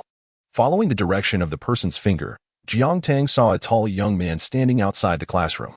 His black hair was meticulously styled, and the collar of his school uniform was fastened to the top. The morning mist swirled behind him, creating a backdrop, while his jade-like features exuded a chill. From a distance, he appeared as if viewed through a foggy lens, radiating an aura of icy detachment and restraint, starkly contrasting with his previous laid-back demeanor, as if they were two entirely different individuals. Upon recognizing the young man outside, Jiang Tang realized he was the same person she had encountered smoking in the office building. She rose and stepped outside. As they faced each other in the corridor, the entire world seemed to fall into a profound silence. No, it was not merely an illusion. It truly became quiet. Jiang Tang could feel countless pairs of eyes scrutinizing her, filled with surprise, curiosity, astonishment, envy, and jealousy, among other sentiments. The root of these emotions seemed closely tied to the young man before her. "Hello, I am Lu Chun, the president of the student council." The boy spoke, his voice clear and melodious, reminiscent of a mountain stream. "You must be Jiang Tang. Indeed, do you require something from me?" Jiang Tang replied. The boy in white, Lu Chun, raised his gaze to meet Jiang Tang's exquisitely crafted features, momentarily mistaking her for a reflection in water, so strikingly similar was her appearance. Lu Chen subtly arched an eyebrow. The director has a matter to discuss with you and asked me to convey the message. Understood, Jiang Tang replied, following Lu Chen as they departed. However, unbeknownst to them, a commotion erupted in the corridor after their exit. They were too far away, or perhaps too intimidated to approach the illustrious president of the student council, thus failing to overhear their exchange and remaining baffled as to how two seemingly unrelated individuals were acquainted. Curiosity clawed at their hearts. How could a newly arrived transfer student like Jiang Tang possibly know the president? Perhaps the teacher needed to speak with Jiang Tang and sent the president to relay the message. After all, he was the student council president. When have you ever seen the president running errands for a teacher? True enough. Meanwhile, Jiang Tang walked alongside Lu Chen at a leisurely pace, slightly trailing behind him. Silence enveloped the two after leaving the classroom, neither daring to break the stillness until Lu Chen finally spoke. You saw me in the office last week. It was not a question, but an affirmation. Jiang Tang languidly savored the picturesque scenery of Mingda's campus, responding casually. Lu Chen suddenly halted his steps, turning to face Jiang Tang. Frost and snow accumulated between his proud brows, resembling a resplendent pine. He regarded Jiang Tang with an air devoid of mundanity. Have you informed anyone? She crossed her arms, lazily squinting her eyes. Do I appear that dull? Yet, upon meeting the boy's gaze, she gradually comprehended. This youth, known as Lu Chen, did not harbor doubts about her specifically. Rather, he was skeptical of everyone, naturally disinclined to trust her words. She had encountered many such scrutinizing gazes before, but unlike those of the past, which bore the wariness of beasts, this boy's suspicion stemmed from an innate doubt towards the entirety of the world. Such skepticism propelled him into action, fostering a habit of seeking understanding through control and weighing decisions for the sake of mastery. Undoubtedly, though youthful, the boy was a born leader and a burgeoning force. This prompted her to regard him earnestly for the first time, leaving a profound impression in her heart. Ordinarily, Lu Chen would not believe in such trivialities. A few months prior, a girl had caught him smoking. Despite her repeated assurances of confidentiality, she had coyly approached him, expressing a desire for friendship. If one cannot be friends, how could one keep a secret? Had Lu Chen been threatened? Certainly not. With but a flick of his finger, he could effortlessly send that girl away from Mingda, and subsequently, from the capital. Such occurrences had transpired far too often, and his methods of handling them had become second nature. Chapter 36. I believe you for reasons unknown, when Jiang Tang uttered the same words. He found himself doubting the fading trust he had placed in her. Perhaps it was the reflection of a familiar shadow in her eyes. Both he and she seemed to hold disdain for the act of deceit. Thus, he declared, I believe you. This rebellious declaration from the perfect youth subtly transformed into a secret shared between the two. It was likely due to this that the barriers between them began to dissolve, and Lu Chen took the initiative to introduce Jiang Tang to Mingda school. His demeanor was not overly enthusiastic, yet his choice of words was precise and measured, as if the statistics listed on the school's official website were seamlessly etched in his mind. Coupled with his composed and meticulous tone, he resembled an official spokesperson for Mingda High School. One might say he truly embodied the role of student council president. In any case, Jiang Tang felt as if she were a dignitary visiting the school, immersed in the atmosphere he created. Nevertheless, she listened attentively, having only transferred 2 days prior. Lu Chen's introduction perfectly aligned with her burgeoning curiosity about her new school. As they approached the director's office, his carefully crafted remarks seemed to have been meticulously timed, gracefully reaching their conclusion. Thank you. Now it's my turn to thank you for keeping my secret. With that, Lu Chen was the first to rap on the office door. Director, it's Lu Chen. The director's cheerful voice resonated through the door. Lu Chen? Come in, come in. Oh, Jiang Tang is with you? You really went. Just passing by, Lu Chen replied nonchalantly. The director of education did not pursue the matter further, handing a prepared note to Jiang Tang. Jiang Tang, your new school uniform has been customized. It was originally scheduled for delivery on Monday, but due to your absence, you will need to collect it yourself. I will accompany her, Lu Chen offered, eliciting a look of surprise from the director. He could not help but reflect on Lu Chen's distant demeanor. A paragon of excellence with but a few close friends, yet here he was, unexpectedly approachable and willing to assist a classmate. This brought a sense of comfort to the director, who promptly agreed. Lu Chen, as the student council president, do ensure you assist Jiang Tang if she encounters any difficulties. Of course, Lu Chen affirmed. He not only accompanied Jiang Tang to retrieve her uniform but also led her to the student council lounge. When Jiang Tang emerged from the lounge, having changed into her uniform, she overheard a conversation outside. The preparations for this semester's activities are still. The voices abruptly ceased, clearly taken aback by Jiang Tang's unexpected appearance. The mixed company in the student council office fell silent, caught between surprise at the unfamiliar girl in the president's lounge and the stunning beauty before them. In contrast, both Jiang Tang and Lu Chun maintained their usual composure. "Are you ready?" Lu Chun inquired. "Yes," she replied lightly, and the conversation came to a halt as she departed. The onlookers were momentarily captivated by her retreating figure. "Are you all quite idle?" Lu Chun lightly tapped the table to remind them, though his expression remained unchanged. Those who knew him well could discern the growing impatience beneath his calm facade. Indeed, it is these mere mortals who exaggerate and are unworthy of comprehending the thoughts of celestial beings. However, who was that young maiden just now? She appears strikingly familiar. Upon returning to the classroom, Jiang Tang remained oblivious to the latest wave of gossip that had spread through the internet. Although the magnitude of this gossip did not rival that surrounding Tang Ye and Yu, its actual impact and destructive potential far exceeded the rumors involving them. "Do you know the president?" Jiang Tang perceived only curiosity in his gaze, devoid of malice, and thus did not conceal her response, stating honestly, "I just met him." As the boy gazed into her deep, dark eyes, he felt his heart racing. He couldn't help but soften slightly. "Well, I genuinely want to warn you. At Mingda, there are 3 individuals you must not provoke." Jiang Tang's interest was piqued. "Oh? And the number 1 person to avoid is our esteemed president, Lu Chun. Is it because he has a bad temper?" While this was indeed a reason, he quickly added, "I didn't mean to imply anything negative about the president. The primary concern is that there are simply too many girls enamored with him. They could queue from our classroom all the way to the school gate. Although he hardly pays them any mind, a few girls from affluent backgrounds are particularly fervent." After a moment's hesitation, the boy quietly recalled an incident from the past. In middle school, the president was already the idol of the entire school, drawing hundreds of girls to observe him during equestrian classes. There was even a girl who was quite close to him, often waiting outside his classroom on several occasions. The outcome was that the fervent admirers of the president forced the girl to leave Mingda, reportedly unable to continue even in the capital. It is said that her family background was less than affluent, and she managed to enter Mingda solely through her academic achievements. What a challenging path she had, now so abruptly extinguished. The boy shook his head, a look of deep lamentation upon his face. Jiang Tang listened intently. Yet she found herself questioning her own worth once more. Did she appear so easily bullied? Observing her furrowed brow, the boy assumed she was intimidated by the rumors and quickly shifted his tone. "But you needn't worry too much. Simply maintain your distance from the president." Jiang Tang refrained from responding to this, instead inquiring about the other 2 individuals. "Coincidentally, both are in our class, though they have been absent these past few days." "So you haven't encountered them," the boy explained, glancing over Jiang Tang's shoulder toward the empty seats behind her. As he spoke, he could not help but shiver, casting several furtive glances behind him, fearful that the notorious school bully, Pei Ji, might overhear his indiscreet remarks and inflict upon him a similar fate, regretting his loose tongue. Jiang Tang seized the opportunity to redirect the conversation. "And what of the other one?" Xiaoyu could be regarded as the female counterpart of Pei Ji. However, her reputation far surpasses his, earning her the respect of her female peers.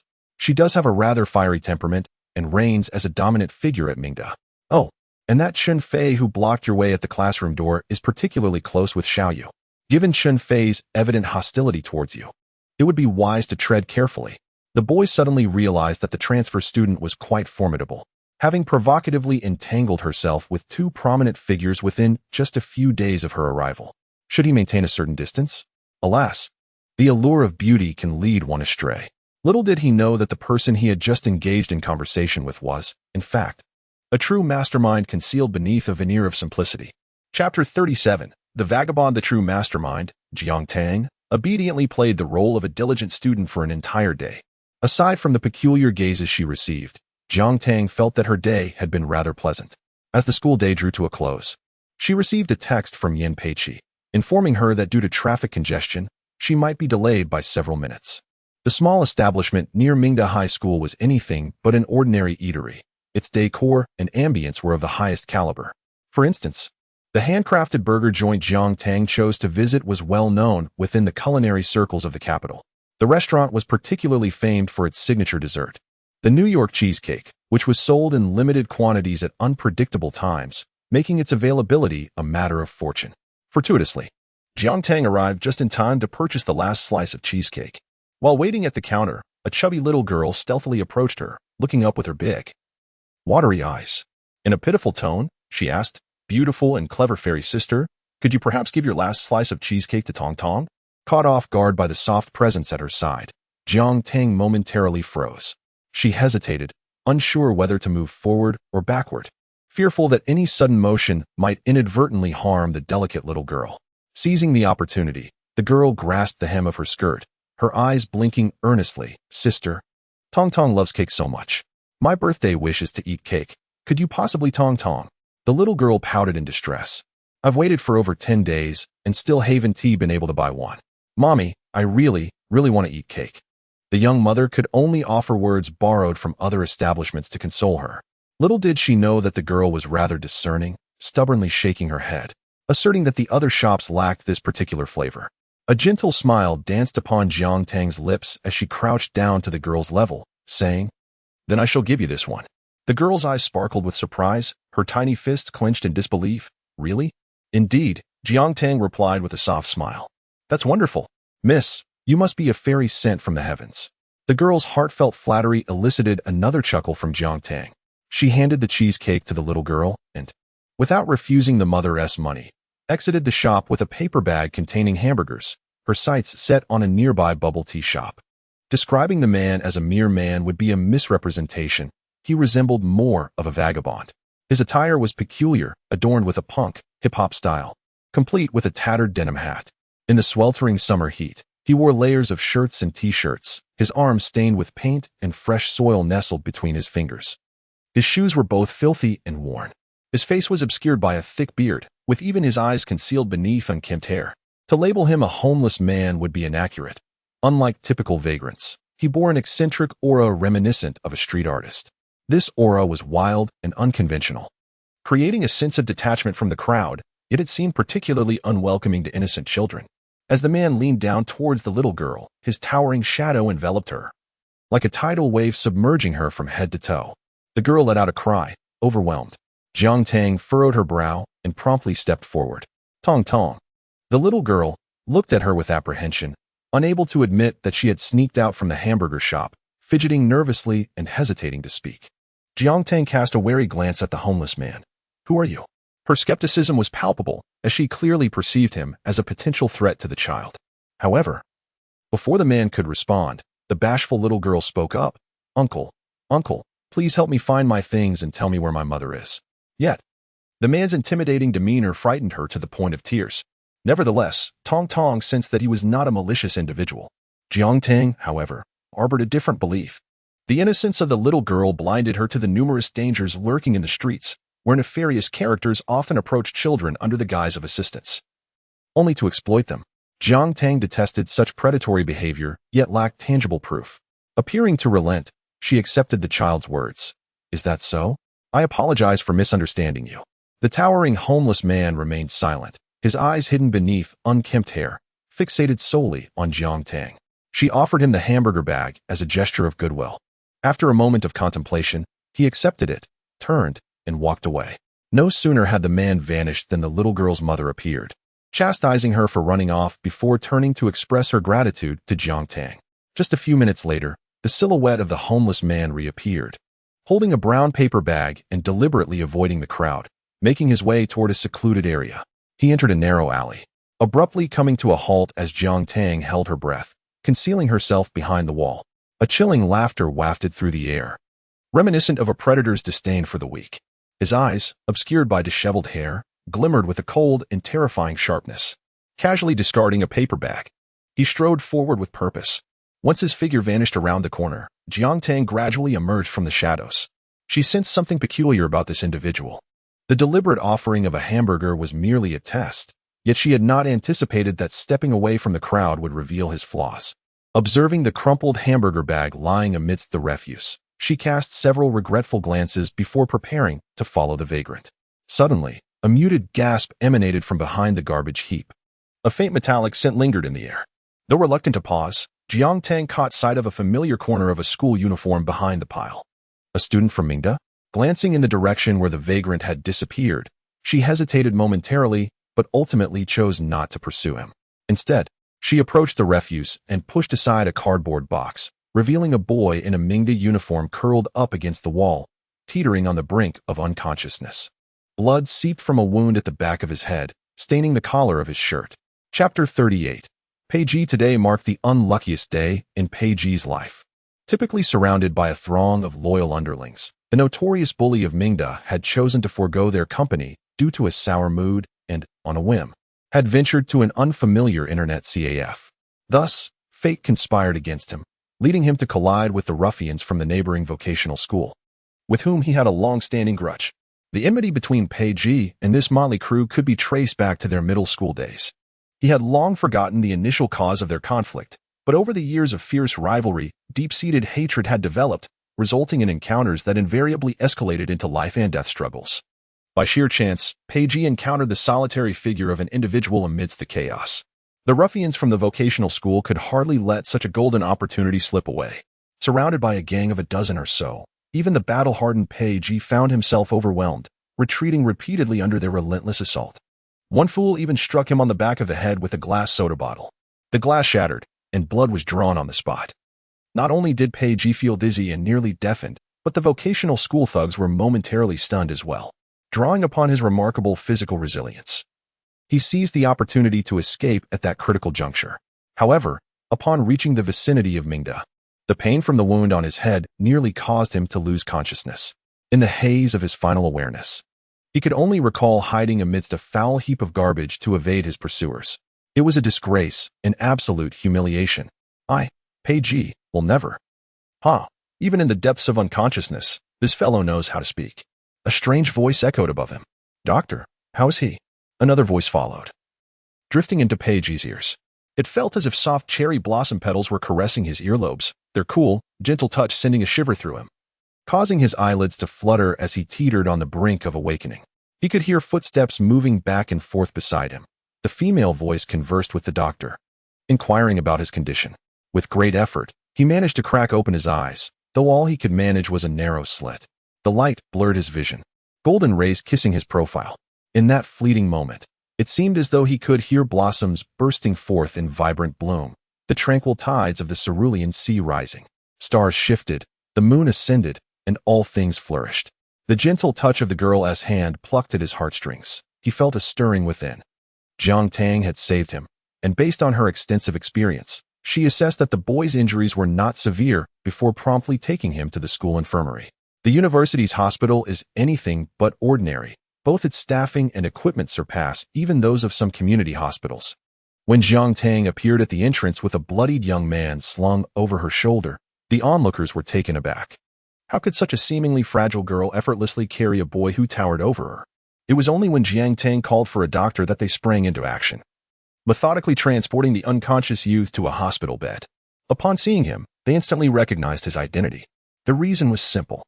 He frequented the hospital so often that his absence for even 3 days in a week would be regarded as an extraordinary event. Moreover, upon learning of his injuries, his family did not chastise him but generously donated a plethora of medical equipment to the hospital and facilitated the recruitment of talented professionals. It is fair to say that the hospital owes its current stature to the young man. Consequently, he received the utmost care, as a cadre of doctors surrounded him to conduct a thorough examination, confirming that although his wounds appeared alarming, they were not deep. And they proceeded to stitch and bandage him with great caution. Jiang Tang stood by, waiting patiently. After the doctors finished, she inquired and confirmed that the extent of his injuries aligned with her expectations. Subsequently, she discreetly retreated, identifying herself only as a benevolent stranger. She then made her way back to the entrance, not forgetting to revisit the hamburger shop, though she had lost track of her companion. She could not afford to miss out on the delectable burgers. They were simply exquisite. At 6 o'clock in the afternoon, the trending topic, Fang He and Annie's secret meeting at the parking lot, maintained its fervor after a day in the limelight, slowly ascending to the pinnacle of the trending charts, where it firmly resided for several hours. The comments predominantly reflected a unified sentiment. After all, Fang He, a rising star, boasted a substantial following, characterized by fervent supporters and formidable engagement.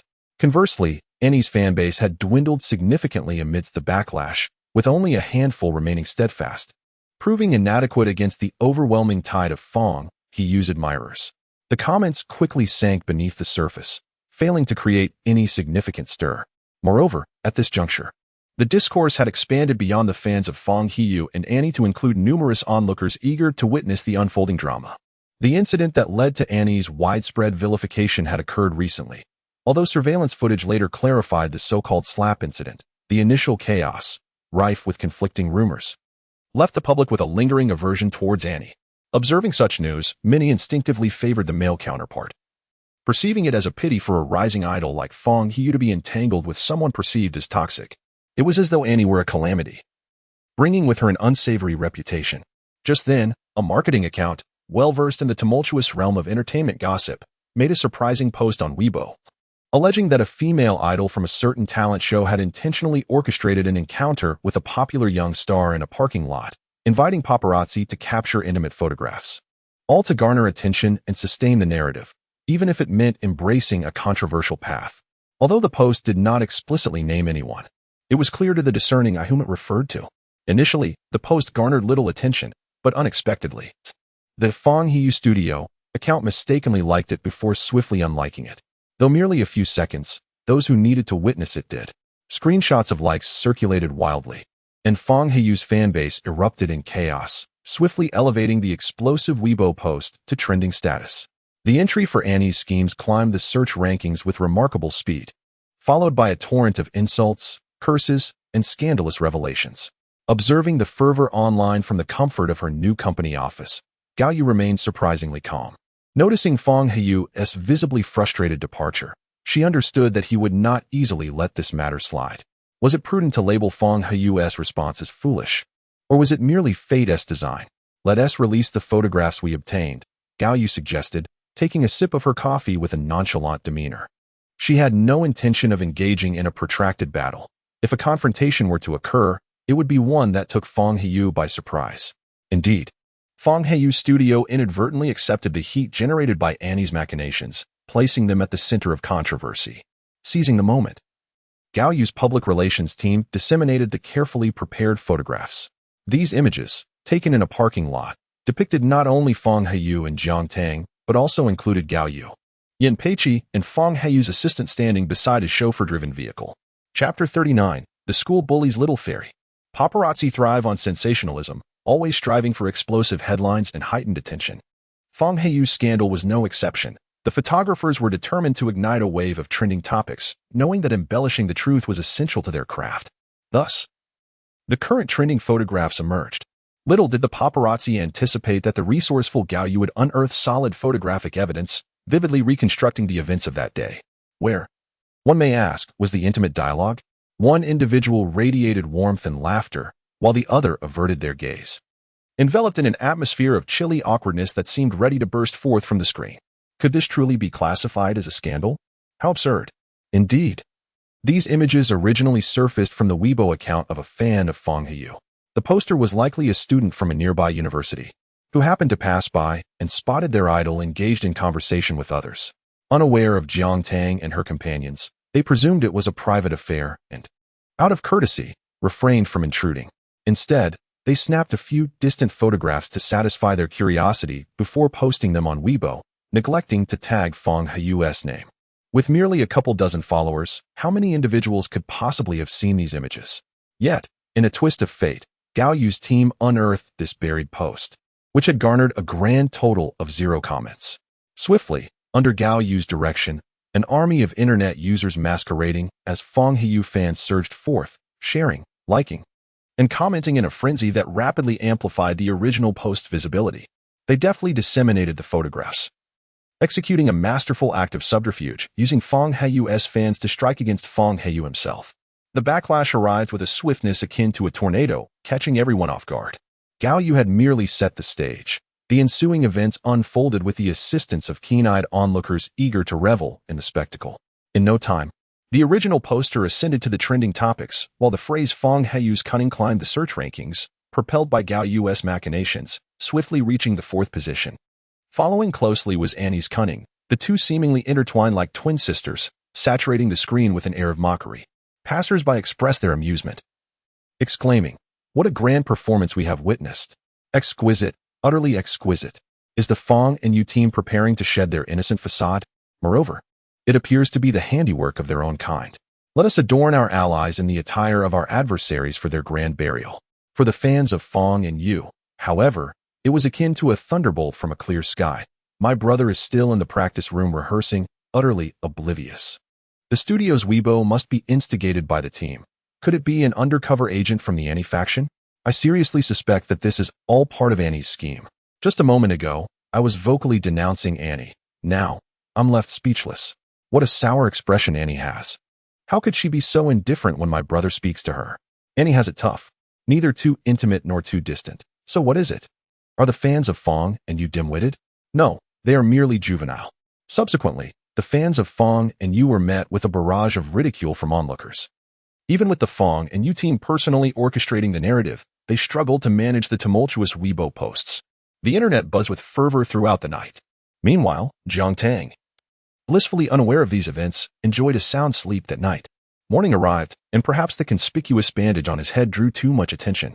Initially, his family intended to grant him a 2-week leave to recuperate, but Pei Ji flatly refused, claiming to be unconcerned about such minor injuries. Though the true reason remained known only to him. Pei Gu. His younger brother Tang Tang called out excitedly as he rushed over. Pei Ji, irritated by the commotion, pressed his fingers against his temples in frustration. In the eyes of Tang Tang, even the formidable and fierce Pei Gu, capable of facing 100 foes alone, appeared unexpectedly weak. Shocked, Tang Tang resolved to be a reliable subordinate. Pei Gu, do you have a headache? Let me support you. Should we go to the hospital now? Or perhaps call an ambulance? Tang Tang sounded as if he had a loudspeaker hidden in his throat. His incessant chatter nearly broadcasting Pei Ji's pain to the world. Annoyed by the incessant noise, Pei Ji wished to forcefully silence Tang Tang's incessant prattle by pressing his face into the ground. He nearly acted on that impulse. Having served the irritable Pei Gu for years, Tang Tang had developed a keen ability to read the room and, sensing the impending danger, instinctively muted his voice. Pei Ji felt the urge to scold him, but faced with Tang Tang's indifference, he was at a loss for words and simply waved his hand, indicating that they should enter the classroom.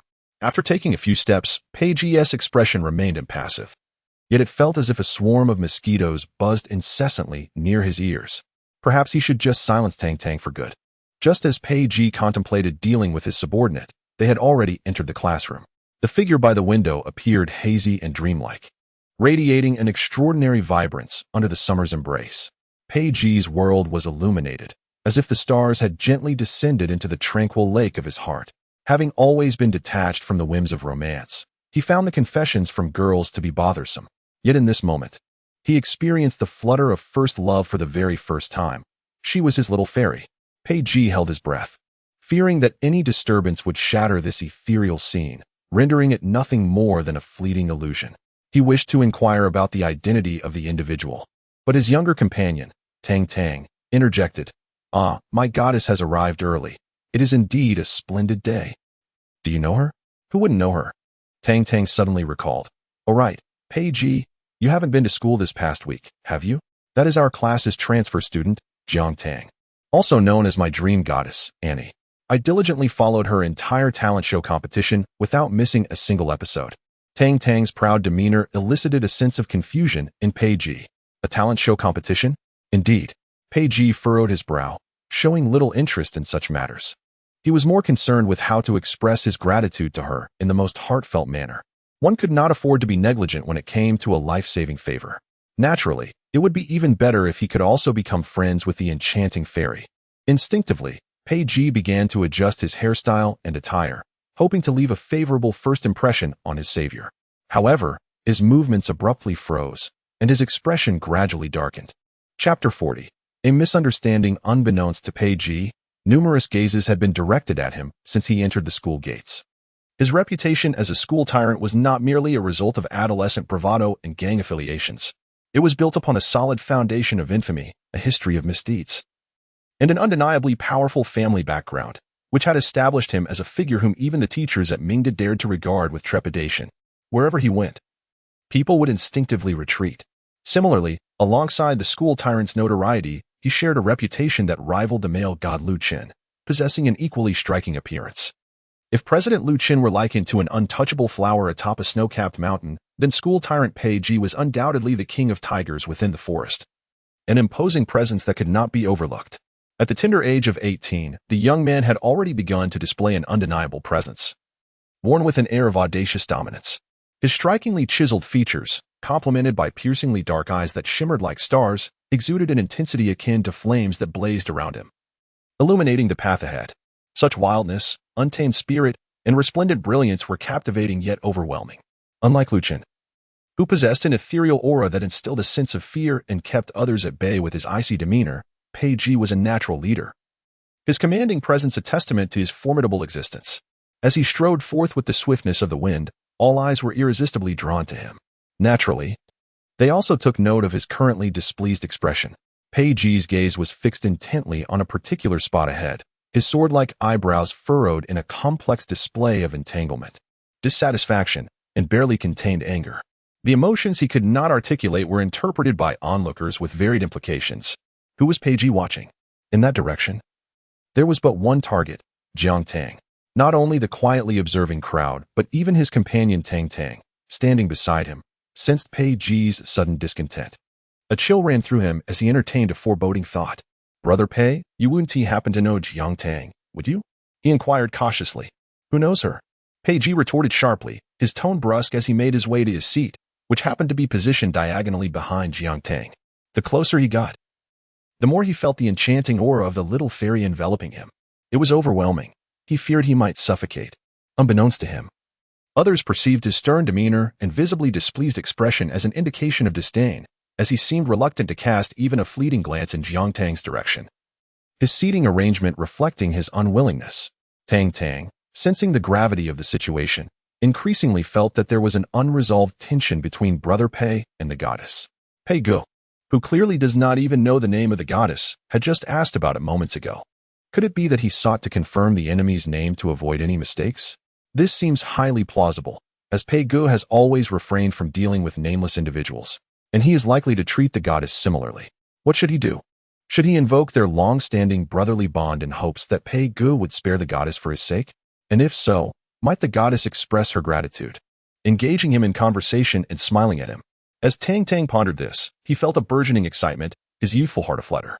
Until, with a sharp slap to the back of his head, Pei Ji interrupted his reverie. Pei Ji, clearly displeased, pointed at the empty table. Where is my book? Tang Tang stared at him in disbelief. Pei Gu, you actually read? Pei Ji glared at him darkly. Do you wish to die? How dare you say so loudly that I don't read? It wasn't he that he did not read. He simply read less. Tang Tang silently cursed, but dared not retort, instead offering up his own textbook. Pei Ji was still unsatisfied, flipping through Tang Tang's book while disdainfully commenting. What kind of jumbled nonsense is this? It's obvious you're not cut out for serious study. Tang Tang thought to himself. Big brother. At least I still possess a textbook. You don't even have that, do you? Feeling frustrated, the younger brother could only nod in agreement. Pei Ji lifted his chin, suppressing his thoughts to begin reading. From a distance, he appeared quite earnest and profound. Fei, they say Jiang Tang seems to have offended Pei Gu. Do you think that's true? More likely than not, Chen Fei replied, her brows raised in satisfaction, the frustrations that had been building since last night finally dissipating. She is an ardent admirer of Fang Heyu, passionately pursuing every aspect of his career, from purchasing merchandise to attending concerts, and even tracking his personal schedule through proxies. Her enthusiasm is genuine and fervent. The last female celebrity rumored to have an affair with Fang Heyu found herself inundated with venomous messages in his private inbox for an entire month. Upon encountering the current figure, Jiang Tang, she harbored disdain from the moment the rumors began, although at that time, there was no concrete evidence. To her astonishment, Jiang Tang soon became her classmate and was captured in intimate photographs with her brother by paparazzi. What Chen Fei found utterly intolerable was the events of last night. Fang Heyu faced ridicule across the internet, akin to receiving a resounding slap across the face from afar. By this morning, he was compelled to publicly apologize for the careless actions of his studio assistant. Fans were on the verge of tears, feeling that their beloved idol had suffered an immense injustice, and their animosity towards Jiang Tang only intensified. Chen Fei felt this sentiment even more acutely. She was indifferent to whether the assistant's blunder was genuine. Even if it were not, Jiang Tang deserved the backlash. Her rage simmered within her, accumulating since her confrontation with netizens on Weibo the previous night. It was only when Chen Fei discerned Pei Ji's evident distaste for Jiang Tang that her restraint faltered. Previously cautious in her conduct at school, she now felt as if a torrent of boiling oil had been poured over her heart. With Pei Ji's backing, what did she have to fear? A brilliant idea struck Chen Fei. Seizing the opportunity after class, she called together several friends, and soon, a plan began to take shape amidst their discussions, eagerly awaiting execution. Jiang Tang, with her keen senses and recovering physique, was acutely aware of the subtle changes in her surroundings. She did not overlook the intangible scrutiny directed at her, nor was she oblivious to the source of that gaze. It turns out that the boy she saved yesterday was none other than the illustrious Pei Ji. As he entered the classroom, he discreetly stole glances at her, his lips parting as if to speak, yet hesitating to do so. Jiang Tang observed all of this keenly. She understood that the young man, proud and arrogant, who had always presented himself as an imposing figure, must have felt his self-esteem bruised, having been caught in such a humiliating position amidst the refuse. He was clearly conflicted, yet too embarrassed to approach her. With Lu Chen in the past, and now Pei Ji in the present, Jiang Tang found herself pondering the whims of fate. After dismissing Pei Ji's gaze, she devoted herself earnestly to her morning classes. Last night, she had attended her first lesson with a highly sought-after tutor, who provided one-on-one remote instruction, assisting her in revisiting all subjects from high school, a cursory yet beneficial review. After all, Jiang Tang had previously attended university, and although the memories had grown distant and hazy over time, this review was rekindling her learning recollections. Chapter 41. The nature of bullying. Yesterday, she could comprehend the textbook. Today, she was able to keep pace with the teacher's lectures. Jiang Tang's progress was remarkable. In her elation, she couldn't resist indulging in an extra 2 bowls of rice during lunch. Separated by several tables, Pei Ji sat with a scowl, his back turned to Jiang Tang. Tang, oblivious to the tension, occupied the seat directly across from him, thus facing Jiang Tang's prime position. Within a 5-meter radius of the two, there lay an expanse of empty seats. Pei Ji, who rarely made an appearance in the cafeteria, had suddenly become the center of attention, attracting countless curious glances and hushed whispers. Naturally, no one dared approach him, for everyone feared the possibility of experiencing the infamous incident where the school bully had once doused someone with a plate of food mid-meal. Tang had grown accustomed to the sensation of being the center of attention when alongside Pei Gu, completely oblivious to the multitude of onlookers. At this moment, his focus was primarily on Jiang Tang, marveling at her seemingly graceful yet ruthlessly swift manner of eating, which not only captivated him but also heightened his own appetite. He scooped a generous spoonful of rice and stuffed it into his mouth, exclaiming, "The goddess's appetite remains as hearty as ever. Watching her makes me feel as though I could devour 2 more bowls of rice." Pei Ji shifted slightly, contemplating turning his head, yet his pride compelled him to resist. Ultimately, his gaze directed towards Tang grew increasingly dark and displeased. Tang, taken aback, cast a curious glance at Pei Ji, inquiring, "Pei Gu, don't you have an appetite? Why aren't you eating?" Pei Ji replied, "I would rather consume you instead." Unaware of the peril he was facing, Tang continued to indulge in the spectacle of the goddess's live eating broadcast, his mouth running unchecked as he casually remarked, "However, Pei Gu, it's rather strange for you to suddenly express a desire to dine in the cafeteria today. Could it be for my goddess? Surely, you don't harbor any misconceptions about her." "No, she is a good girl, always either studying or attending lectures in class, never causing trouble." A fierce heart immediately softened. Just as he intended to inquire further, Tang suddenly pulled out his phone. After hurriedly scanning a few messages, his expression shifted dramatically. "Who is this?" he exclaimed, furrowing his brow in anger. His rising voice faltered upon catching sight of Jiang Tang. "How dare these people bully the goddess? If I catch them..." Before he could finish his thought, Pei Ji snatched the phone away, the image piercing his eyes. In an instant, Pei Ji sprang to his feet. The classmates nearby were startled into a rigid stillness, fearing that Pei Ji might suddenly wield his food tray as a weapon. To their surprise, Pei Ji, with a stern expression and without uttering a word, turned and strode away. Tang, momentarily bewildered, realized he had left his phone behind. "Pei Gu." He hurriedly pursued him. Pei Ji's long legs carried him swiftly, as if propelled by a tempestuous wind, his entire being enveloped in a palpable fury akin to the thunderous roar preceding a storm. Even Tang Tang, who had followed him for years, felt a twinge of apprehension, silently trailing behind Pei Gu as they entered the classroom. Upon reaching the window side, they beheld a scene of utter disarray beneath the gently swaying white gauze curtains, overturned chairs, tattered textbooks, and a profusion of crimson. From the chairs to the desks, the eye was met with a stark splatter of what appeared to be either red paint or ink, blindingly vivid.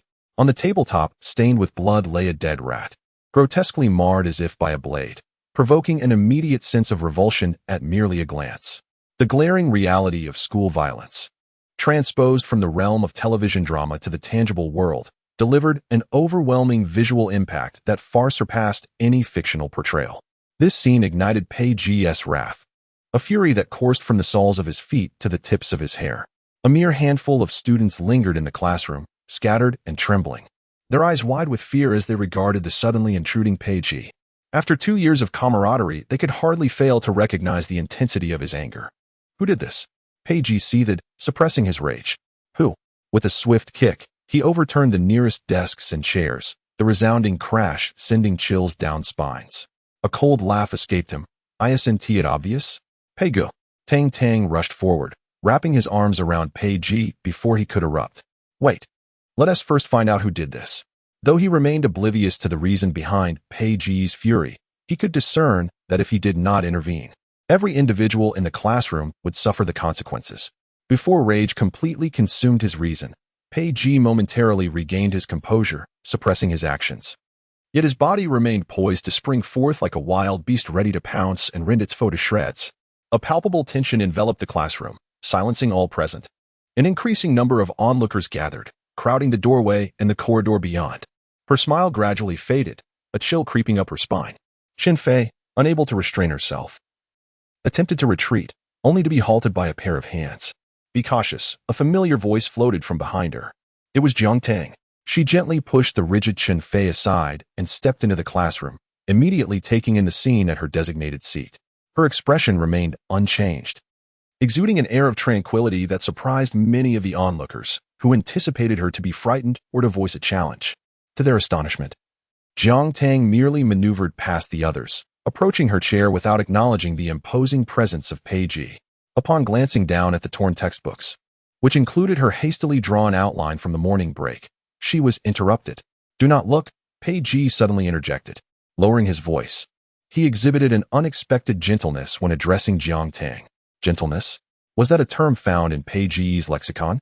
Tang Tang watched in bewilderment, as did the other spectators, who sensed the situation veering into uncharted territory. Unnoticed by the crowd, Xin Fei trembled slightly, her companions sharing her expression of fear and trepidation. Pei Ji remained indifferent to the opinions of those around him. He gently grasped Jiang Tang's slender wrist, fearing that a glance from her might bring forth sorrow, and thus attempted to lead her away from the scene. However, despite his efforts, he found himself unable to move her. Jiang Tang freed her hand and cast one last glance at the chair before a soft smile graced her lips, delicate, cool, and detached. Known for her amiable disposition and principled nature, she revered peace and seldom resorted to physical confrontation, unless pushed beyond her limits. Chapter 42. The tycoon never engages in physical conflict. Jiang Tang approached the desk, squinting at the lifeless mouse lying in a pool of blood. In a mere 3 seconds, she decisively reached out to grasp the dead rodent. Gasps of shock erupted from those nearby, with some unable to bear the sight, feeling nauseated and on the verge of retching. Yet Jiang Tang appeared entirely at ease, even squeezing the so-called dead mouse. It was not a real rodent, but a remarkably lifelike toy, its fur rendered with such precision that it was nearly indistinguishable to the naked eye. Jiang Tang chuckled softly, then turned her gaze toward the classroom entrance, locking eyes with Xin Fei in an instant. Without uttering a word, she strode purposefully towards Xin Fei. Her decisiveness, directness, and swiftness were striking. Before many could comprehend the situation, she stood before Xin Fei, effortlessly identifying the source of the mess on her desk. What do you intend to do? Xin Fei stammered, her legs trembling with trepidation. Jiang Tang raised her hand, revealing the toy that mirrored the dead mouse. Resting within her porcelain-like palm, crimson ink dripping through her fingers, starkly contrasting with her snow-white skin. A smile played on her lips, yet her eyes held a chilling gaze. The stark contrast created a visual shock that compelled those nearby to instinctively retreat several paces, perceiving an aura of madness, coldness, alienation, and terror encircling Jiang Tang, an overwhelming presence that words could scarcely encapsulate. "Is it you?" she inquired of Chen Fei. Chen Fei was on the verge of a scream. "It's not me," yet dared not meet Jiang Tang's gaze, instinctively averting her eyes. How could such feeble attempts at disguise escape Jiang Tang's notice? Just as Chen Fei felt an uncontrollable urge to flee, Jiang Tang extended her other hand, forcefully pressing Chen Fei's head against the wall. Chen Fei's delicate and fair visage contorted against the icy surface. She cried out, struggling vehemently beneath Jiang Tang's grip, but all her efforts proved futile. Jiang Tang's hand felt like iron, firmly securing her and rendering Chen Fei utterly immobile. With deliberate slowness, Jiang Tang shoved a toy mouse, soaked in red ink, into the pocket of Chen Fei's school uniform, its damp texture coiling against her skin like a serpent. The dread crept up her calf like a chilling shadow. Gradually, she lost the ability to voice her terror, trembling beneath Jiang Tang's hand. Jiang Tang regarded her with a condescending stare, her exquisitely chiseled features casting an elusive, ethereal quality in the sunlight. She asked again, "Is it you?" Chen Fei choked on her words, unable to lie. "It is me." Jiang Tang then cast a glance at the other girls who had entered with Chen Fei. As the ringleader, Chen Fei was hardly alone in her misdeeds. "Clean my desk and books," she raised her voice slightly, ensuring that both Chen Fei and the other girls could hear her clearly. In a hushed tone that only Chen Fei could hear, she uttered a chilling threat. "Otherwise, I shall break your neck." A profound sense of suffocation enveloped Chen Fei. The emotions of jealousy and disdain faded away, leaving only fear in her heart. She did not doubt the veracity of the threat, as if failing to tidy Jiang Tang's desk would truly result in her neck being snapped. To an outsider, Jiang Tang's outburst might have seemed astonishing. But only Chen Fei truly confronted the terror embodied by Jiang Tang. She understood that when ensnared by that seemingly soft hand, it felt akin to being seized by a top predator at the nape of the neck, instilling a fear born from an insurmountable chasm of power that would likely never fade. She even forgot the threats from Pei Ji and failed to notice her own tear-streaked visage, her sobs muffled and tentative, terrified that any louder sound might provoke Jiang Tang once more. Having long accepted bullying as a norm, this was the first time Chen Fei experienced the raw emotions of a victim. The transformation had left the others in the corridor utterly astonished, frozen like statues, unable to utter a word or move. Their perceptions had been radically altered, and their gazes towards Jiang Tang shifted rapidly. Nothing silences more effectively than sheer power, prompting some to regret their previous disparaging remarks about Jiang Tang. Among those present were Pei Ji and Tang Tang, who had followed out in pursuit. Pei Ji observed Jiang Tang aiming at Chen Fei, mistakenly believing he had identified the mastermind behind the scenes. He was poised to confront this reckless individual, only to witness Jiang Tang act with swiftness surpassing his own. Her decisiveness was formidable, akin to a heavy hammer striking directly, leaving him dizzy and shattering the illusion of the delicate fairy he had once envisioned. Gentle and serene, beautiful and kind, all Pei Ji could perceive was a relentless buzzing in his ears as his entire worldview underwent a tumultuous reconstruction, rendering him momentarily speechless. However, Tang Tang, after a brief moment of astonishment, unexpectedly exclaimed, "My goddess, so magnificent. She seems even more striking than before." Pei Ji slowly pressed his lips together, casting a disapproving glare at Tang Tang, who scratched the back of his head in confusion. Yet, thanks to Tang Tang's interruption, Pei Ji gradually regained his composure. Setting aside his complex emotions, he recognized that it was time for him to step forward. As he emerged from the crowd, all eyes turned to him, including Jiang Tang's. Everyone witnessed Pei Ji defending Jiang Tang, and he boldly declared, "Let me make this clear. Jiang Tang is under my protection. Anyone who dares to oppose her will have to contend with me." His warning was particularly directed at Chen Fei. At that moment, Chen Fei still appeared shaken, resembling a pitiful child bullied by a stepmother, a stark contrast to her usual arrogant demeanor. Nevertheless, Pei Ji's proclamation had a profound impact, compelling many to reassess Jiang Tang's significance and understand the folly of becoming a second Chen Fei. At that instant, a voice resonated through the air. "What are you all doing?" A youth emerged from the crowd, exuding an air of elegance and composure, like bamboo and a crane, accompanied by the coolness and mist of a waterfall cascading from the mountains. "Lu Chen, the president," someone called out to him, unsure how to elucidate the current scene. It wasn't until Lu Chen approached Jiang Tang that they belatedly realized the two seemed to know each other. Wait, they know each other? Then what about Brother Pei? Everyone instinctively glanced at Pei Ji's expression, and as expected, they saw a face as colorful as an overturned paint palette. One moment he had declared he would protect her, and the next he discovered she was acquainted with his nemesis. What a feeling! Perhaps only Pei Ji truly knew. Jiang Tang, at the epicenter of the storm, remained oblivious. She expressed her gratitude to Pei Ji and then explained to Lu Chun that a minor incident had occurred. An event that could easily become a major campus headline was glossed over in her words. Judging by her demeanor, she didn't intend to linger and departed, taking the unexpectedly arrived Lu Chun with her. Chapter 43. The campus bully experiences another heartbreak. Lu Chun followed Jiang Tang, leaving behind Pei Ji, whose face was as dark as ink, adding another vibrant stroke to the canvas of campus gossip. Upon leaving the boisterous crowd, Jiang Tang's first priority was to find a wash basin. Clear water diluted the red hue, gradually revealing the original appearance of her fair and delicate palms. Lu Chen remained, standing behind her, watching her reflection in the mirror. Jiang Tang subtly discerned Lu Chen's gaze. He was not satisfied with that overly simplistic explanation. Since it wasn't something that needed to be concealed, and the news would spread throughout the school the next day anyway, Jiang Tang succinctly described everything that had just transpired. When mentioning the soiled desks, chairs, and textbooks, her tone was light, devoid of any anger or dissatisfaction at the insult. However, Lu Chun detected an undercurrent beneath the placid surface. "You're angry," he stated abruptly. Jiang Tang raised her eyes in astonishment, locking gazes with Lu Chun in the mirror. After a moment, she gently smiled, neither denying nor evading the truth. She candidly admitted, "Yes, I am quite angry. I dislike others touching my belongings." While she appeared to have cultivated a serene disposition, seemingly indifferent to worldly affairs, within her still resided the tempestuous spirit of her youth. Should anyone mistakenly believe that her tranquil smile and calm demeanor signified a lack of temper, they would be gravely mistaken. A mere man's fury can spill blood over 5 paces. The wrath of an emperor can claim countless lives. The incident involving Chen Fei was merely a consequence of Jiang Tang's consideration for the other party's youth, a deliberate act of leniency. Otherwise, had she truly unleashed her temper, the matter would not have concluded so easily, and Chen Fei would have faced a much harsher reckoning. Lu Chen remarked, "Though you are angry, you ultimately softened your heart and let her go. Perhaps being overly kind is not always a virtue." Jiang Tang paused, turning to him with a peculiar expression. "It is rare for someone to say I am kind. Should I consider it an honor?" The two shared a sudden laughter.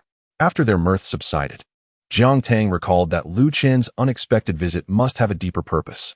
After all, Lu Chen belonged to a class of academic elites, far removed from her own, making any coincidence improbable. "Do you require my assistance?" Lu Chen replied with an untroubled demeanor. "It is nothing of great consequence.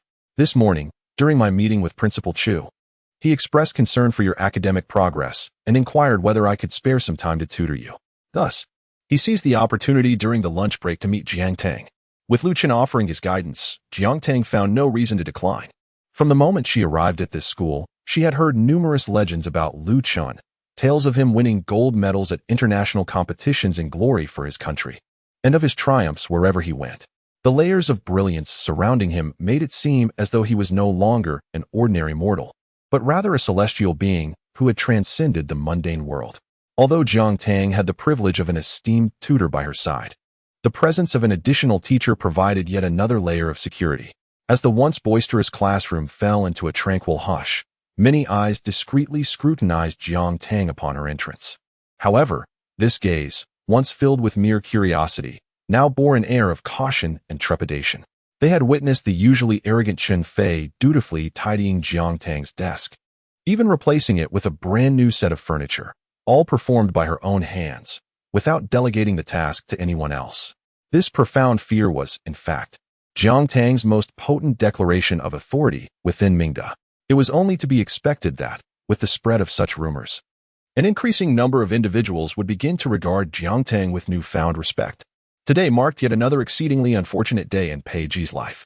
After falling headlong into the throes of first love at breakneck speed, he found himself just as swiftly plunged into heartbreak. The bitterness of unrequited affection kept him tossing and turning, robbing him of sleep throughout the night. His mind was consumed by the image of Jiang Tang heroically pressing Chen Fei's head against the wall. the formidable aura of the formidable figure, which could render everything to ashes with a mere jest, utterly obliterated the image of his cherished little fairy, shattering the illusion of the so-called dream lover. Ultimately, after a night of deep contemplation, Pei Ji arose with dark circles under his eyes. Enlightened to the realization that what he had mistaken for love at first sight was merely the folly of hormones, he deemed it far more prudent to ponder how to repay his life-saving benefactor. Having reflected upon his own erratic mindset, Pei Ji resolved to regroup and descended the stairs like a wraith, swaying gently. Under the astonished gazes of his family, he requested the aunt to prepare a bento for him. Ideally, he wished for it to be artfully arranged, with a generous selection of ingredients, an aesthetically pleasing lunchbox, and a delicately balanced flavor. After articulating his modest requests, he cleared his throat awkwardly, inadvertently revealing his discomfort to the entire family. Is Xiao Ji planning to gift it to someone? The aunt inquired with a smile, echoing the curiosity of the Pei family. After all, Pei Ji was never one to carry a bento. Oblivious to the fervent stares and perked ears behind him, he hesitated momentarily before quickly affirming with a soft He then raised his voice in an attempt to obscure the truth, declaring, I am delivering it to my lifesaver, the one who rescued me the day before yesterday. Aunt, do not overthink it. The aunt stifled a laugh. I am not overthinking. Meanwhile, the eldest Pei brother could not contain himself and burst into laughter. Pei Ji shot him a withering glare. The eldest sibling waved his hands in protest. Little brother, I am not laughing at you. Pei Ji retorted. Do you really think I would believe that? The eldest responded. Oh, since when have you become so difficult to deceive? Their mother intervened, giving her eldest son a light smack. Ignore your brother. He is just being idle. Ji, come and have breakfast. The table is filled with all your favorites. Pei Ji approached the table and seated himself. I have no appetite. That won't do. You spend all day at school. What will you do if you go hungry without breakfast? As Mother Pei spoke, she tenderly caressed the bandage on Pei Ji's head, filled with concern. You must eat well for your wound to heal. This afternoon, I will have the kitchen prepare some pork rib soup for you. Pei Ji curled his lip, about to refuse. At that moment, Father Pei set down his newspaper, his brow perpetually furrowed with authority. How can you indulge him so? Does he not have access to pork rib soup in the cafeteria? Mother Pei retorted with conviction. The cafeteria's soup pales in comparison to a mother's taste. Father Pei raised an eyebrow. Is the soup at home made by you? Mother Pei felt no shame in her response. I supervised its preparation, by rough estimation. That makes it my soup. Father Pei dismissed her argument as mere sophistry. Enough of this bickering.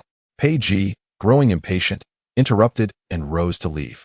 Mother Pei grasped him firmly. Your lunch is not yet ready. Only then did Pei Ji recall the important matter at hand, reluctantly suppressing his annoyance to wait. Seizing the opportunity, Father Pei began to lecture him. I advised you to behave at school, yet you persist in your unruly ways. How many times have the teachers reported your antics to me? And now, after injuring your head, you refuse to rest at home, insisting on attending school. You have never shown such zeal for learning before. Pei Ji tuned out his father's words, and just as he awaited the aunt with the prepared lunchbox, he swiftly slipped it into his bag and made his escape. Chapter 44. The secret of the wanderer. Having re-evaluated his mindset, Pei Ji believed he had extinguished all lingering, ambiguous feelings.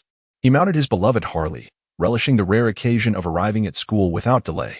He parked his Harley near the familiar grounds of the school. With a heavy backpack in one hand and a lunchbox in the other, driven solely by his gratitude towards his savior, he strode forward confidently. But within just a few steps, his lofty spirit inexplicably waned. The closer he approached the classroom, the heavier his steps became. Was he really going to deliver a lunch? Would that lead to misunderstandings? What if she declined? How would he even utter the first sentence?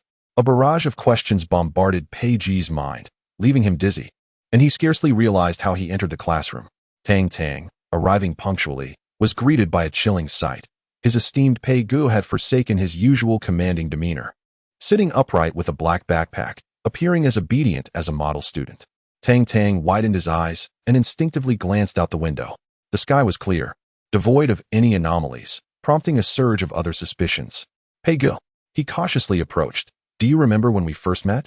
Pei Ji, uninterested, continued to stare into space. Pei Gu, could it be that you... Wait, what is that delightful aroma? Tang was swiftly captivated by the enchanting scent, his outrageous assumptions forgotten as he began to search around. Ultimately, he zeroed in on Pei Ji's backpack. Pei Gu, did you bring lunch? Get lost. Tang Tang, with a thick skin surpassing city walls, pressed on. Pei Gu, you truly brought lunch? What could have prompted this sudden change? Wait, could it be that because I mentioned missing your home-cooked meals yesterday, you specially prepared this for me? Pei Ji silently regarded Tang Tang. Tang Tang mistakenly regarded this silence as a default, instantly moved to tears. Pei Gu, I never anticipated that a casual remark of mine would resonate so deeply with you. I am truly touched. We must be brothers for life. As Tang Tang spoke, he reached for his backpack. After tugging at it a couple of times without success, he called out, Pei Gu? Pei Ji eventually released his grip. Forget it, he wouldn't know how to send it anyway. Let us just let Tang Tang keep it. Pei Ji inexplicably recalled the sight of Jiang Tang and Lu Chun leaving side by side yesterday. His mood was unsettled. Mingda Academy boasts a culture of freedom and values self-discipline, having never upheld a tradition of evening study sessions. Typically, students at Mingda engage in supplementary courses after school. And Jiang Tang is no exception. Besides her regular remote tutoring sessions, Fridays and weekends are reserved for her acting classes. The instructor for these sessions is a distinguished professor specially invited by Gao Yu from the Dijing Film Academy, far surpassing the level of the acting teacher at Xine. This esteemed individual is not motivated by financial gain, but rather by a long-standing friendship with Gao Yu. They do not revolve around Jiang Tang.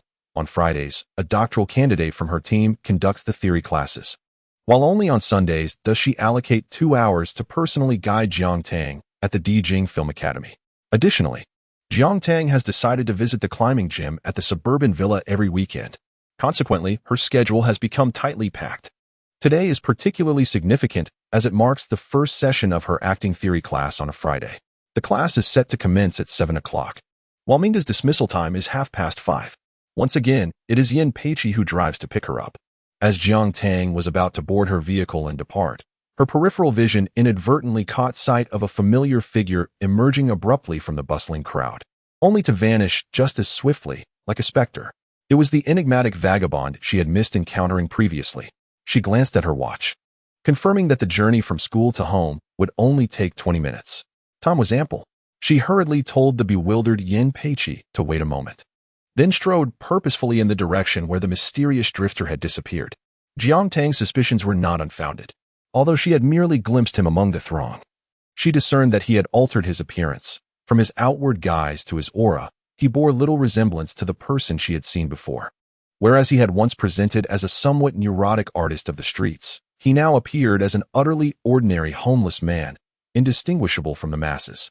Were it not for Jiang Tang's prior encounter, she too might have mistaken him for just another vagabond. This man, who deliberately changed his attire and repeatedly loitered near the campus, exuded a uniquely perilous and cryptic charm. It prompted Jiang Tang to recall a conversation she had overheard among her female classmates, discussing a perverse exhibitionist who frequented the vicinity of the school. Amidst the ebb and flow of the crowd, the man moved like a solitary figure against the tide.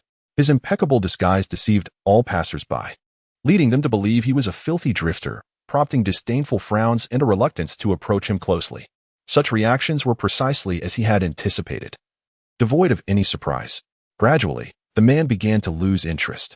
Just as his patience wore thin, he felt an unsettling sensation, as if pricked by thorns upon his back. Someone was following him. The man felt no fear. Instead, he stirred the dangerous instincts within him, akin to a fierce beast finally confronting a worthy adversary. He was exhilarated and joyful, his laughter carrying an ominous chill. A faint scent of blood lingered in the air, emanating from him. He circled around several times, transitioning from the clamor of the streets to the solitude of an alley, and back to the noise again. Yet he remained oblivious to the identity of the pursuer trailing behind him. Nevertheless, the prickling sensation on his back persisted, heightening his excitement. What could be more thrilling than a proud individual encountering a rival? At last, he caught a glimpse of a vaguely familiar figure reflected in the glass of a storefront. To his surprise, he recognized the girl who had handed him a hamburger just a couple of days prior. The very same girl he had deemed to possess a feudal kindness. Had he misjudged her? Amidst his astonishment, he felt that perhaps it was only fitting. To ascertain whether she recognized him and was indeed following him, the man stepped into a deserted alley. Concealing himself in an excellent hiding spot, he patiently awaited his prey. 5 minutes passed, yet the girl did not enter. Instead, the sound of footsteps approached, accompanied by a tall youth with his head bandaged. gradually drawing closer to the man's position. In the darkness, the man's shadowy eyes flickered with uncertainty. Could he have misjudged the situation? As he pondered this, the youth halted a few meters away and crouched down. He rummaged through a cardboard box and discovered 2 tiny kittens nestled in the corner against the wall. Chapter 45. Not my style. The 2 tiny kittens were scarcely the size of a palm, despite being nestled on thick, sturdy cardboard and soft fabric. With a torn milk carton nearby, they were merely a few days old and lacked the strength to stand. They huddled together pitifully, mewing as they caught sight of Tang Ye. His downward gaze, devoid of a smile, appeared somewhat fierce, creating a stark contrast to the soft, adorable kittens before him. He pressed his lips together and furrowed his brow, seemingly displeased. As he reached out towards the kittens, it was easy to recall the schoolyard rumors about his alleged cruelty to cats. He extended his hand but cautiously avoided the kittens, instead grasping the heavy, half-empty milk carton. Who provided the milk? Did they not know that kittens cannot consume milk? Tang Ye, feeling irritated, tossed aside the milk carton, wanting to ascertain whether the kittens had ingested the indigestible liquid, yet for some reason, he hesitated to reach out. They had not drunk any. Tang Ye was taken aback, only then noticing someone standing behind him. It was a person he knew all too well. Why was he suddenly at a loss for words? I just came to buy a few things nearby, Jiang Tang remarked casually, not glancing in the direction of the concealed individual. As if it were merely a coincidence that she encountered Tang Ye and paused to greet him. Tang Ye shared the same belief. The youth's spirit was exuberant, his joy nearly impossible to conceal. He struggled to suppress the upward curve of his lips. I was just about to thank you. It was you who saved me the other day, wasn't it? It was I, she replied. You saved my life. I hardly know how to express my gratitude. Should you encounter any troubles in the future, do not hesitate to seek me out. Did you not already declare that you would protect me?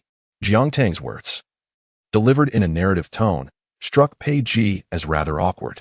When she spoke, it suddenly seemed rather juvenile, reminiscent of lines from a decade-old school drama. I am aware. Hence my gratitude.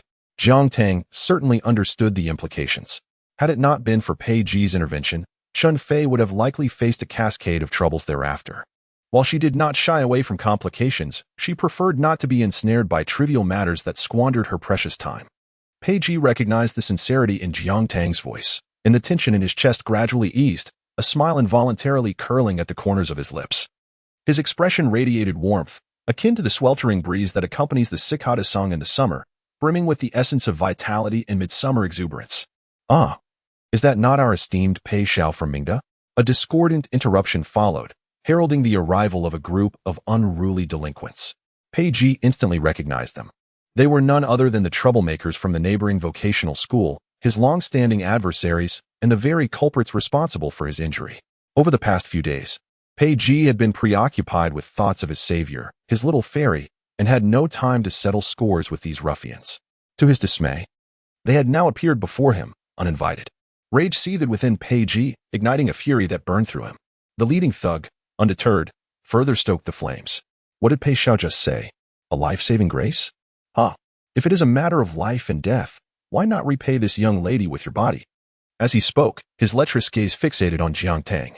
Although she wore a cap, her exquisitely crafted features remained discernible beneath the brim, captivating the attention of the delinquents who gawked in rapt admiration. Tang Ye's expression suddenly darkened, as if confronted with death. The little ruffians, however, were brimming with arrogance. Pei Xiao, have you forgotten you are alone now? Wasn't the beating we gave you just a few days ago enough? They scoffed. What nonsense, Pei Xiao. It's just your sycophants from Mingda who flatter you day in and day out, thinking you are invincible. As he spoke, he licked his lips and winked suggestively at Jiang Tang. Since you have no intention of offering yourself to this lovely lady, how about I take the honor? Behind him, several others erupted in raucous laughter, even whistling shamelessly, their lewd gazes fixated on Jiang Tang. Gradually, displeasure arose within Jiang Tang, her eyes darkened, and her body tensed like a sword poised to strike. Tang Ye, with his back turned to her, no longer concealed his sharpness. His features were rebellious and disdainful, exuding an indescribable air of pride and wildness. Even alone, he was unyielding against 7 or 8 ruffians, seemingly prepared to engage them equally. Despite the ridiculous bandage wrapped around his head, Tang Ye remained the Tang Ye known as the Tyrant of Mingda, steeped in blood and strife. Jiang Tang did not retreat.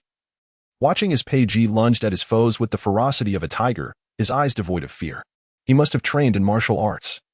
His movements were powerful and decisive, devoid of unnecessary flair, exuding a military discipline that hinted at a family background steeped in military tradition. However, as the initial surge of energy began to wane, Pei Ji gradually lost the upper hand, becoming encircled and besieged by the group of ruffians, his body slowly bearing the marks of their assault. "Run," he urged, drenched in sweat, his voice hoarse, as if caught in a scene of life and death. Jiang Tang let out a sigh of resignation, her gaze casually sweeping over the shadowy corners. This was the second time. "Hey," she called out, drawing the attention of Pei Ji, the ruffians, and the man lurking in the darkness. Jiang Tang lowered her duckbill cap and stepped forward. Pei Ji, in a state of agitation, exclaimed, "Who told you to come here? Hurry and leave.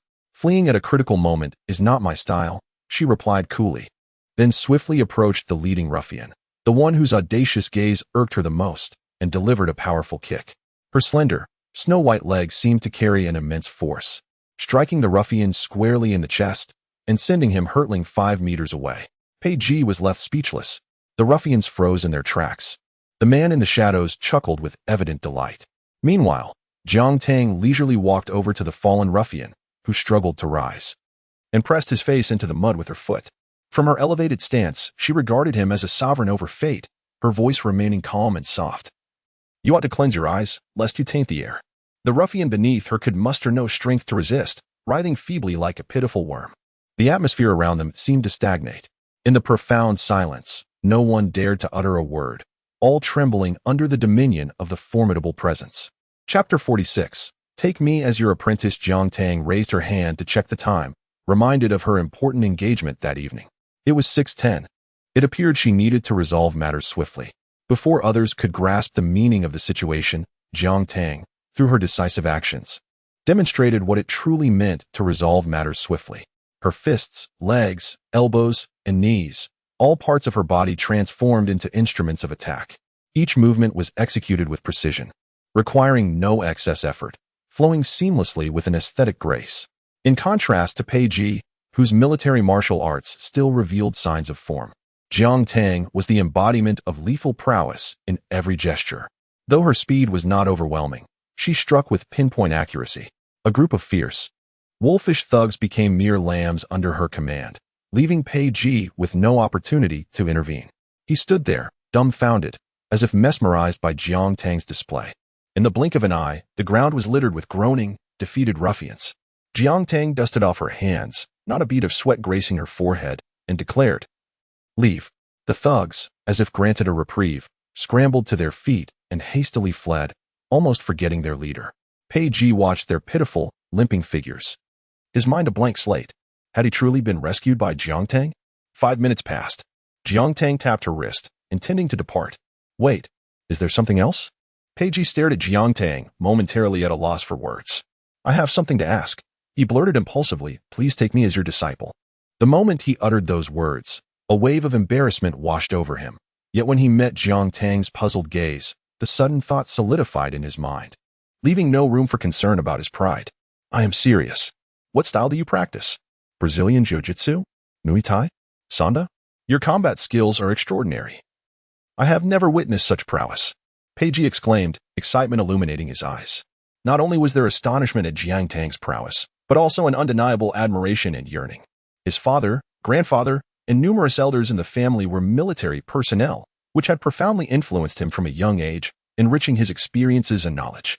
Yet, it was only Jiang Tang who could evoke such intense emotions within him, stirring his blood and making him feel as if he had discovered a missing piece of his soulless puzzle. Jiang Tang recognized the boy's sincerity and longing, but she did not acquiesce. "I do not engage in fights," she stated, though she possessed lethal skills honed amidst mountains of corpses and rivers of blood. After her declaration, she departed with an effortless grace.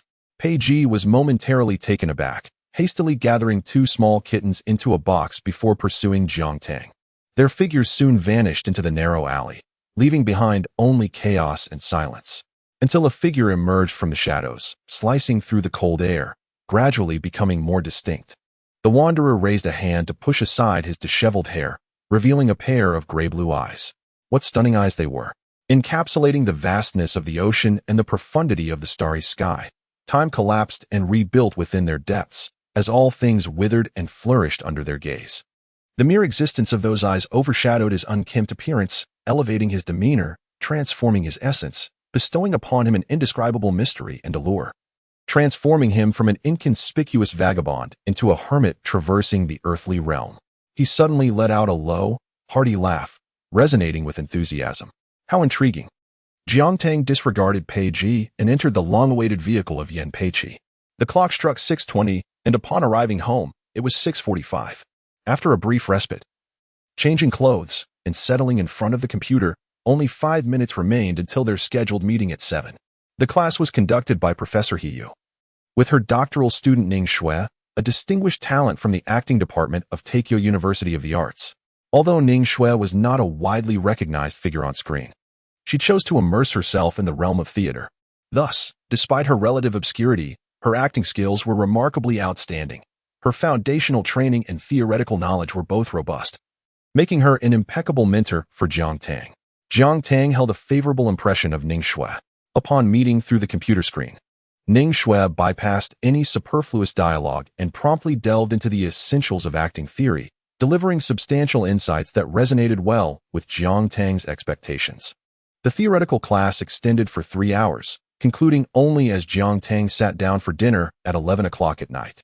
She still needed to organize her notes, ultimately toiling until the early hours before succumbing to sleep. On Saturday morning, after merely 4 hours of slumber, Jiang Tang was roused by Yan Peiqi.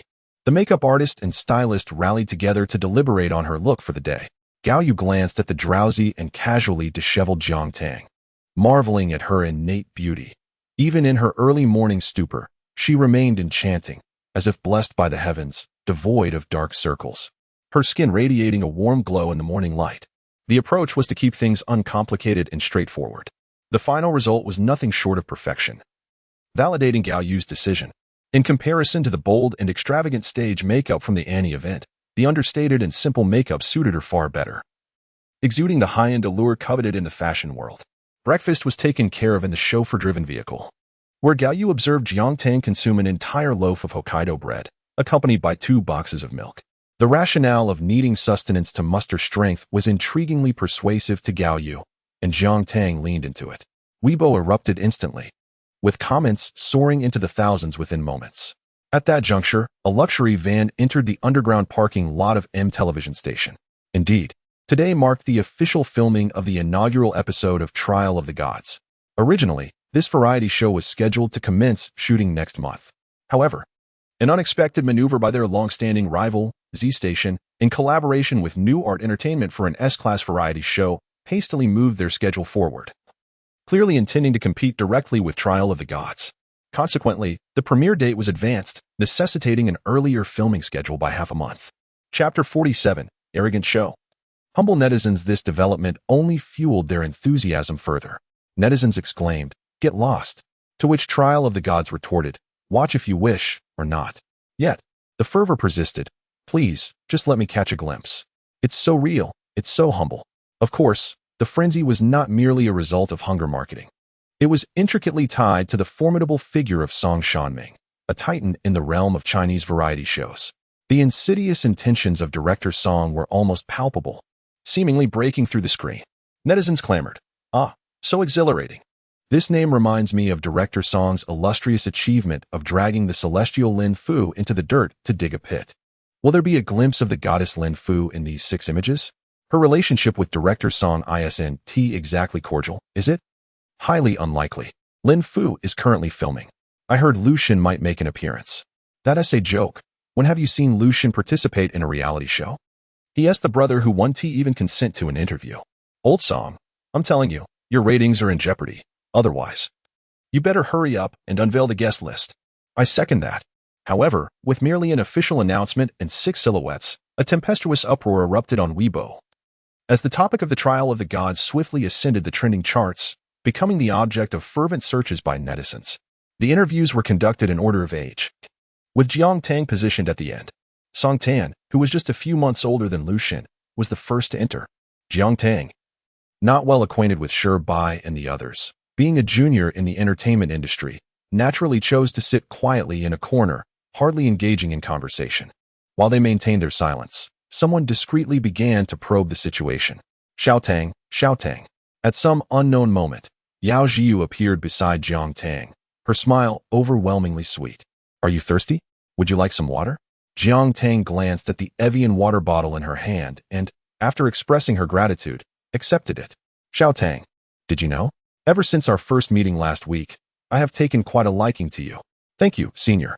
I also greatly admire your films. Don't call me Senior. Just refer to me as Zhizhi Jia. Zhizhi Jia. Ah. Yao Jiu responded cheerfully, then added, since you already call me sister, why don't we collaborate later? Jiang Tang inquired, does Zhizhi Jia know the content of the shoot? Yao Jiu, with a beaming smile, replied, I have no idea, but it's all right. If there is any danger, I shall protect you. Observing Yao Jiu's earnest promise, Jiang Tang, who perceived her true intentions, chose not to expose them and nodded in agreement. Upon seeing this, Yao Jiu's spirits soared, and she triumphantly cast a glance towards Lin Fu. In the shadows, Lin Fu observed. Lin Fu gracefully rose and approached, casually mentioning her recent bout with gastroenteritis while expressing her gratitude to Jiang Tang. This was not her first instance of thanks. After regaining consciousness in the hospital last week, Lin Fu promptly called Jiang Tang. She had initially intended to treat Jiang Tang to a meal, but due to Jiang Tang's hectic schedule with filming and school, they regrettably postponed their plans and have yet to finalize a specific time. Seizing the opportunity, Lin Fu inquired about Jiang Tang's availability and took the chance to show concern for her studies. She appeared ethereal and detached. Yet when she turned her attention to Jiang Tang, her inherent gentleness shone through. Yao Jiu, unwilling to be outdone, also began to inquire about Jiang Tang's filming schedule, even offering that Jiang Tang could call her for any clarifications. The two enchanting beauties, each with their distinct allure, flanked Jiang Tang, their gazes clashing in a silent duel. Neither willing to concede. Unwittingly caught in the crossfire, Jiang Tang found herself in a complex predicament. Lu Shen, neglected to the side, shared a similarly convoluted sentiment. Setting aside the two women who had so easily dismissed him, his feelings toward Jiang Tang were equally intricate. While he felt an innate aversion towards the owner of those text messages, he also recognized that the Jiang Tang he interacted with was markedly different from his preconceived notions. Reason and emotion clashed within his mind, ultimately coalescing into a solitary thought. Perhaps it was a matter of youthful ignorance. When it was finally his turn for the interview, he had managed to achieve a sense of equilibrium. When questioned about his teammates, he was able to provide a relatively neutral and positive assessment. As the interview drew to a close, the 6 guests were ushered into a business vehicle, equipped with cameras capturing various angles. Upon entering the vehicle, their attention was immediately drawn to the opaque windows. Were they tinted? Was it a deliberate attempt to obscure the outside view? Lu Shen leaned in to observe closely, discovering that not a single ray of light penetrated the glass. Sure by. In her naivety, pondered whether this was to maintain secrecy from the fans. Lu Shen remarked with a knowing tone, do you truly believe Director Song's intentions are that simple? Eventually, they stumbled upon a collection of black eye masks. Pleased on the masks, came the voice of Song Shanming from the speaker system within the vehicle. What is the purpose of these masks? Yao Jiu was the first to express her suspicion. Song Shanming clarified. It is, of course, to enhance the aura of mystery. Yao Jiu remained unconvinced. You're not planning to blindfold us and take us to some haunted location, are you? Song Shanming replied. Certainly not. Chapter 48. The Zombie Research Institute, Part 1. The group, albeit skeptical, complied with Song Shanming's request and donned the masks. The vehicle journeyed towards an unknown destination. After more than 20 minutes, it came to a gradual halt. Song Shanming's voice echoed once more. Guests, please disembark in order. Upon exiting, your tasks will officially commence. And the details of these tasks will be for you to discover. Lastly, I wish you all the best of luck. As his words concluded, the 6 individuals remained motionless, for none knew what awaited them upon their exit. Song Shanming observed their trepidation through the monitor. Rest assured, you will not encounter anything terrifying upon opening your eyes. However, what follows cannot be guaranteed. He wisely withheld the latter part of his statement, which somewhat eased their unease. As the eldest, I shall take the first step. After Songton finished speaking, he rose and was the first to step out of the business vehicle. The gentle breeze was refreshing, completely devoid of the sweltering heat one would expect in summer. With his eyes covered, Songton could not discern his surroundings and voiced his confusion. Soon after, Lu Xun and the others followed suit. Jiang Tang lingered at the back, closely accompanied by Yao Zhiyu. "Brother Song, what is going on?" Lu Xun inquired, swiftly removing Song Tan's blindfold. As he had anticipated, they found themselves in a spacious underground parking lot, eerily empty, with half of it shrouded in darkness due to malfunctioning lights. Their gaze fell upon only the 6 of them and some prearranged cameras. At that moment, the others gradually removed their blindfolds. Yao Zhiyu quietly approached Jiang Tang, cautiously lifting her blindfold. Upon confirming there were no terrifying sights, she tentatively straightened up. "Where are we?" It was evident they were in an underground parking lot. Lucian surveyed the area, his handsome brows furrowing in concern. Wasn't it said that the mission would officially commence after disembarking? Why is there nothing here? Director Song? Director Song? The silent space was filled only with the distant hum of a drone hovering above. Lin Fu glanced toward the foreboding darkness nearby. "We aren't supposed to go there, are we?" This was likely the only conclusion. After confirming there were no exits elsewhere, the 6 encouraged one another, soothing their apprehensions with Director Song's questionable assurances as they ventured into the ominous unknown. Shibai approached and attempted to push the door, but it did not budge. Yao Zhiyu suggested, "Could it be that we need to pull it?" However, it was evident that pulling would be futile, for the silver iron door lacked a handle and was clearly controlled by machinery. Though Jiang Tang remained silent, her keen powers of observation were unparalleled. Was there not a door here? Through the lens of the camera, Song Shaming's countenance darkened from afar in the room. The other members of the directing team were equally astonished, their mouths agape. The assistant director could not help but comment, "How could they find it so quickly? I thought it would take at least half an hour. Was this door not discreet enough?" Song Shanming retorted, "Not discreet enough. This door is practically merging with the cement wall. How had Jiang Tang deduced its presence without even touching it? Was she some sort of monster?" He clenched his teeth. Even after his previous defeat, he was unwilling to concede easily. The intercom signaled for the extras to prepare. The prey was about to enter. A cold smile crept across Song Shaming's face, sending chills through the other members of the directing team. It seemed the director was about to unleash a grand strategy. Meanwhile, the guests lingering before the iron gate remained oblivious to the brewing tension. Upon hearing Jiang Tang speak, they gathered around her. Shibai resolutely took on the task of exploration, reaching out to push the door, but it did not budge. Assuming there was an error, he cast a glance and was suddenly delighted, exclaiming, "There's a doorknob here."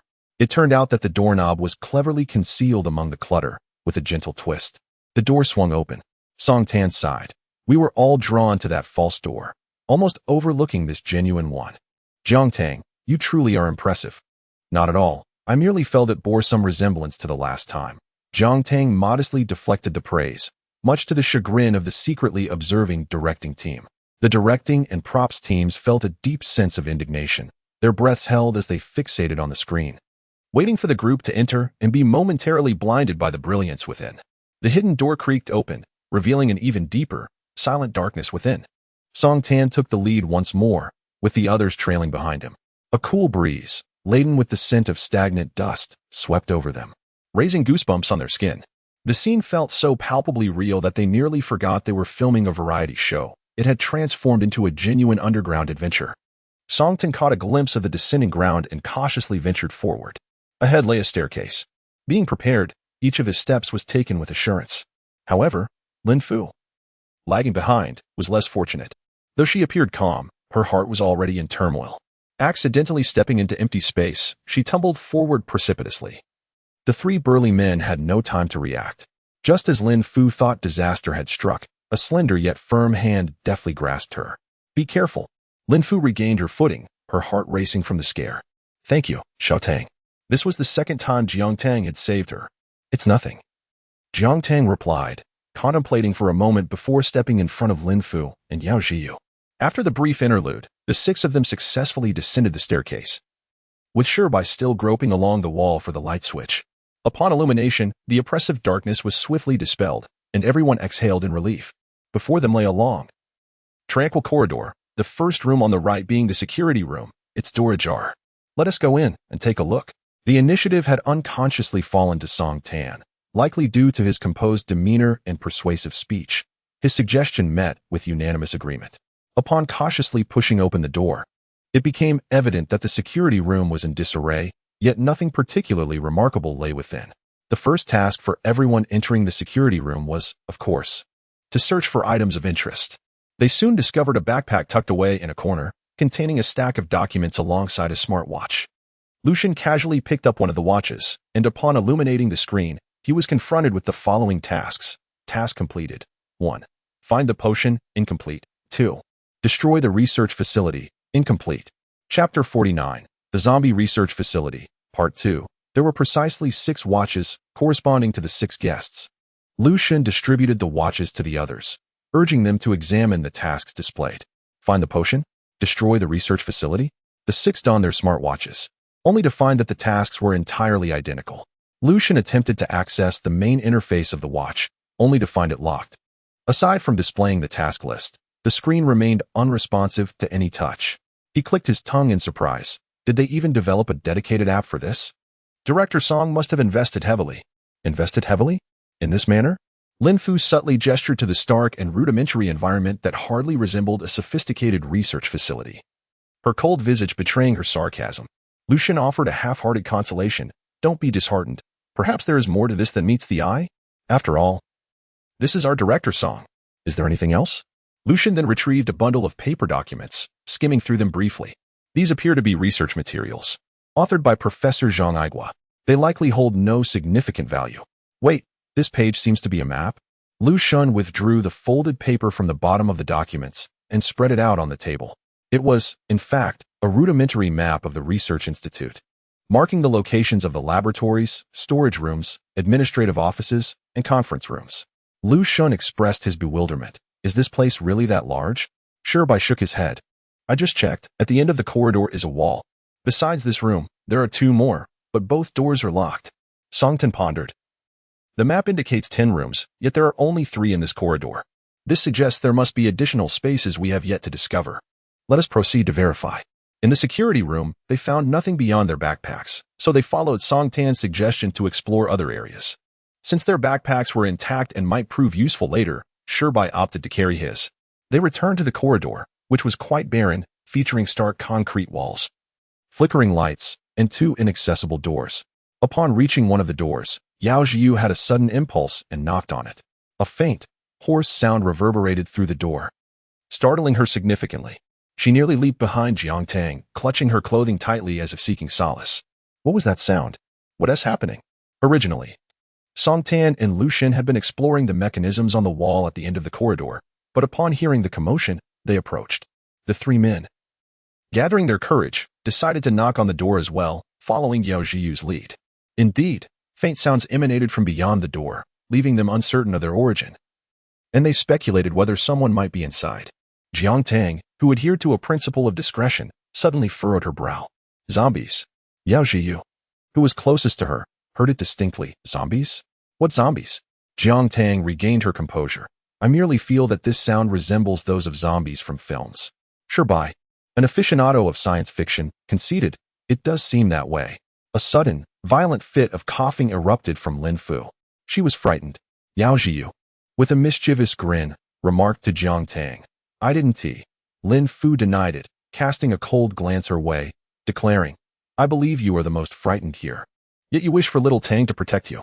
Yao Jiu, slightly bashful, retorted defiantly, I aim to protect Tang, unlike you, coward. Just as the 2 seemed poised to quarrel, Lucian swiftly diverted the conversation. Surely it can't be zombies. It's improbable for such an intense theme to appear in the first episode, he chuckled, albeit somewhat strained. I actually think it's plausible. The project proposal did mention this theme. Songtan rationally analyzed. Moreover, considering Director Song's penchant for dark humor, he might very well intend to use the first episode to test our courage. It's not far-fetched. Song Shaming has indeed orchestrated such macabre events. He once terrified a group of guests in another variety show with a horror special, leaving them utterly paralyzed with fear, an experience that still cast a long shadow. Lucian's expression soured, and Lin Fu's countenance was hardly better. Yao Jiu, who had previously vocalized her disdain for horror themes, now displayed a glimmer of curiosity. She unexpectedly proposed, why don't we break down the door and take a look? As blunt and direct as ever. Naturally, this suggestion was dismissed. If there were indeed zombies, they would be doomed from the outset. As everyone stood in uncertainty, Jiang Tang suddenly spoke up. I believe the focus should remain on the security room.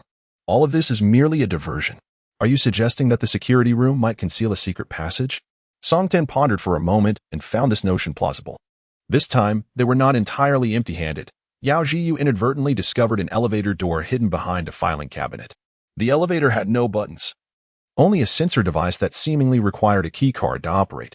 Ultimately, it was Sure Bai who rummaged through the compartments of his backpack and unearthed the keycard, which he used to open the elevator door. The interior of the elevator shone brightly, as if it were daylight. As they stepped inside, the door closed automatically, and the elevator began its slow descent to the sole destination, the basement level. Due to Jiang Tang's speculation, during the brief moments when the elevator doors gradually opened, everyone held their breath in anticipation, fearing that zombies awaited them just outside.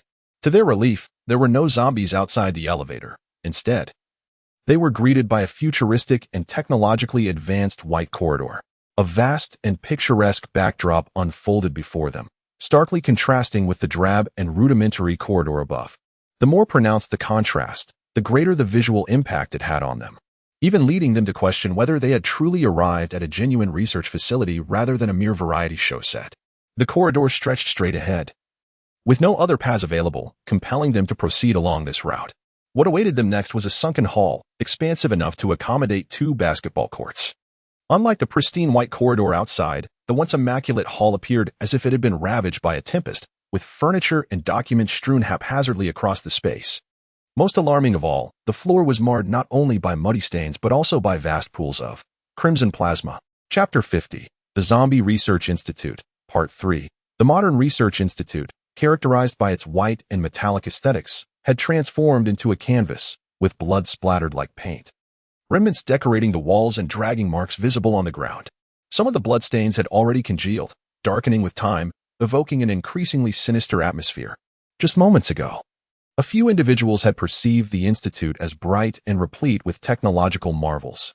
Now, the scene before them seemed shrouded in a pall of dread, as an inexplicable, bizarre scent permeated the air.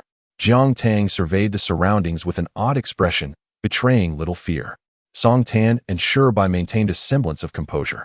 Suddenly, Lin Fu, usually calm and collected, turned abruptly and retched a few times.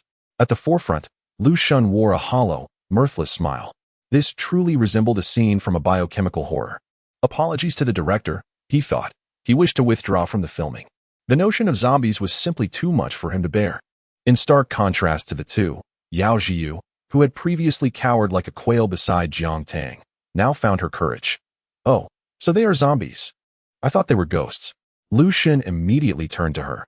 You actually find the ethereal notion of ghosts more terrifying than zombies? Lu Xun, I hope you feel the same way later. Yao Jiyu, what is there to fear? We are merely filming a variety show. Do you think Director Song could conjure a horde of zombies to chase us? It's likely just a scare. Yao Jiyu spoke so casually. Yet Lu Xun wished she would refrain from her ominous remarks. Setting aside those thoughts, Captain Song Tan stepped forward to take control of the situation. Let us first search the hall for any clues and observe the surroundings, he suggested, and the proposal met with unanimous agreement. Consequently, the group divided into pairs, each person diligently attending to their tasks. As Lu Xun rummaged through a pile of scattered debris, he muttered softly, this setting is astonishingly lifelike. Even the scenes from horror films pale in comparison. It's so immersive that I feel as though I'm not filming a variety show, but embarking on a genuine adventure. His partner, Lin Fu, was diligently searching without any airs of grandeur. She rolled up her sleeves and, despite a barely perceptible tremor in her forearms, exerted herself wholeheartedly, seemingly unconcerned about the dust staining her hands. Upon hearing Lu Xun's words, she shot him a cold glare and said, "Be quiet." Lu Xun couldn't help but chuckle, teasing her. I nearly forgot. You have an exceptionally timid disposition. Even a cockroach can send you into a shriek. Are you feeling particularly frightened and eager to escape right now? Lin Fu's expression stiffened, clearly pricked by his words. Who said that? I merely find cockroaches repulsive. Indeed, Princess Lin, the bravest of them all. Lu Xun suppressed his laughter. The nickname Princess Lin had been bestowed upon Lin Fu after her portrayal of a queen in a palace drama. As a longtime friend, Lu Xun was well aware of her minuscule courage. Thus, he found himself taking on a bit more responsibility, casually pushing aside 3 stacked empty boxes, only to be met with a pair of lifeless white eyes. Ha! Ah! Lu Xun leaped 3 feet into the air, exclaiming loudly as he turned to flee. The remnants of camaraderie within his rational mind compelled him to seize the frozen arm of Lin Fu in that critical moment, dragging her along as they both sprinted wildly. In the blink of an eye, they had already distanced themselves by 10 meters. At that very moment, a lightweight cardboard box was toppled, revealing a lab coat-clad zombie firmly pinned under a file cabinet.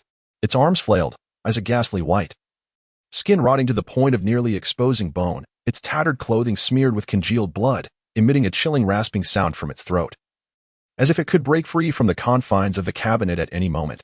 The commotion undoubtedly captured the attention of others. They heard Lucian's shouts and saw his frantic silhouette rushing towards them. Upon closer inspection, they noticed the horde of zombies on the ground and, without a second thought, bolted away. Jiang Tang was among them. She had intended to investigate further, but was swiftly yanked away by Yao Zhiyu, who reacted with remarkable speed. With no other option, Jiang Tang allowed herself to be pulled along in flight. They reached the end of the corridor, where a staircase leading downward appeared ahead. Song Tan was the first to halt. Wait. I can barely catch my breath. Only Shirbai obediently paused. Wait. He was compelled to raise his voice. The zombie had not pursued them. Lucian and Lin Fu, who had already dashed down the stairs, questioned. Really? Song Tan, attempting to steady his rapid breathing, reassured them. No. Lucian expressed doubt. Having locked eyes with the zombie at close range, he had completely lost that fleeting moment from his memory, leaving his mind a blank slate. They cautiously approached the hall, faintly hearing the jarring sound of nails scraping against the floor, along with the indistinct hissing emanating from the zombie's mouth. Yet, when it came to advancing further, none were willing. After all, they had not anticipated that Song Shanming would truly be so deranged as to unleash zombies to hunt them down. Jiang Tang, being the youngest, was protectively positioned at the rear. She maneuvered around the others, boldly approaching the hall for a glimpse. The creature was pinned beneath a heavy filing cabinet, unable to rise. Before the others could express their admiration for Jiang Tang's audacity, they moved forward to ascertain the reality of the situation. Indeed, the zombie's lower half was trapped under the weight of the cabinet, flailing desperately, yet the cabinet remained unmoved, rendering the situation seemingly safe. Lucian wiped the sweat from his forehead. I'm already sweating. Beside him, Lin Fu had turned so pale that he could scarcely utter a word. Yao Zhiyu was equally distressed. Why is this zombie so terrifying? It's too lifelike. Lucian retorted. Didn't you say that ghosts are more frightening than zombies? Yao Zhiyu replied. At this moment, both are equally terrifying in my eyes. Lucian shook his head in amusement. Jiang Tang observed for a moment. It seems there is something hanging from the zombie's neck. Lucian's amusement faded. Surely, they wouldn't expect us to retrieve it, would they? Is Director Song truly this cruel? Upon further reflection, the notion of such a deranged act aligning with Song Shanming's character began to make sense. After all, he was a werewolf, possessing a penchant for brutality beyond the ordinary.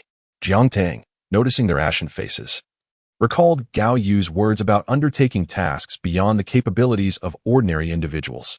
I suppose I should go, she thought. The expressions of the others shifted dramatically. Song furrowed his brow as he gazed at Jiang Tang. Xiao Tang, there is no need for you to make such sacrifices. Lucian nodded gravely in agreement. Indeed, with all of us older siblings present, how could we allow the youngest among us to step onto the battlefield? Yao Zhiyu added, let those rugged men handle it. Even if zombies emerge, they can certainly hold their own. Lin Fu interjected, do not go. Shirbai proposed, perhaps I should be the one to go. Jiang Tang observed this somber scene, reminiscent of the melancholy lines of an ancient poem, where a valiant warrior departs for battle, never to return. Jiang Tang pondered. Chapter 51. The Zombie Research Institute, Part 4. With a sword in hand, Jiang Tang traversed through thorns and brambles, walking alone, confronting the world as her adversary. Suddenly, she transformed from a fierce warrior into the youngest among them, receiving care, concern, and protection, shielded from harm. This sensation was peculiar, akin to a gentle touch upon her heart, swift and fleeting, leaving her momentarily stunned. Finally, she replied candidly, I merely find these zombies not particularly frightening. This was an earnest confession. Since her arrival at the underground research facility, she had sensed a faintly familiar aura. Upon encountering the well-known zombies, her heart echoed with a simple realization. Indeed, fear was absent. How could one who wielded a sword against zombies be intimidated by actors adorned in special effects? She could even discern that the sanguine scent emanating from the extras was not genuine blood, but rather synthetic plasma. Rationality cautioned her, yet Jiang Tang could not feign terror. so she resigned herself to the flow of events. Unexpectedly, she perceived that retrieving an item was merely a trivial task, yet in the eyes of others, it transformed into an act of valiant selflessness, bestowing upon her an unwarranted aura of heroism. Jiang Tang thought to herself, overthinking it. Outside the research institute, the director and crew gaped at the monitor. Is this not terrifying? How can you claim it is not frightening? Your words are an affront to my esteemed reputation. Song Shanming scoffed, seizing the walkie-talkie. It appears we have underestimated the situation. Let us activate Plan B and escalate the level of fright. The crew seemed to perceive the ominous aura emanating from Director Song. Oh no, he truly intends to unleash chaos. A sense of sympathy for the unfortunate guests welled up within them, mingled with a tinge of excitement. Inside the research institute, Jiang Tang ultimately decided to participate. After all, Song Tan had indicated that this was an excellent opportunity to cultivate courage, especially since the forthcoming events might be even more daunting. The underlying implication was that this would serve as a splendid chance for her to shine, ensuring she garnered more screen time. He had not forgotten they were filming a variety show, though others had nearly lost sight of this. The immersive experience was 100-fold more terrifying than merely observing from behind a screen. An inescapable sense of dread gripped their hearts as they watched Jiang Tang approach the zombie, their own pulses racing. As Jiang Tang drew nearer, the zombie, trapped beneath a filing cabinet, seemed to sense the disturbance and began to thrash violently. The metal cabinet rattled ominously. Suddenly, with a piercing sound, a zombie clad in a lab coat lunged forth in a grotesque manner. The others gasped, instinctively wanting to rush forward and pull Jiang Tang to safety. Yet Jiang Tang, standing closest, remained remarkably composed, merely stepping back a couple of paces before halting her movements. Regrettably, the intended fright fell short, revealing to Jiang Tang the object hanging from his neck, resembling the appearance of the access card used to open the elevator. This reminded her of the doors along both sides of the corridor that required a card for entry. Indeed, it was a crucial prop. She crouched down, locking eyes with the performer dressed as a zombie, causing the actor to momentarily freeze. As the struggle slowed, Jiang Tang swiftly removed the access card from the actor's neck. Meeting the gaze of sincere eyes, she cleared her throat twice, presented the access card, and articulated her hypothesis.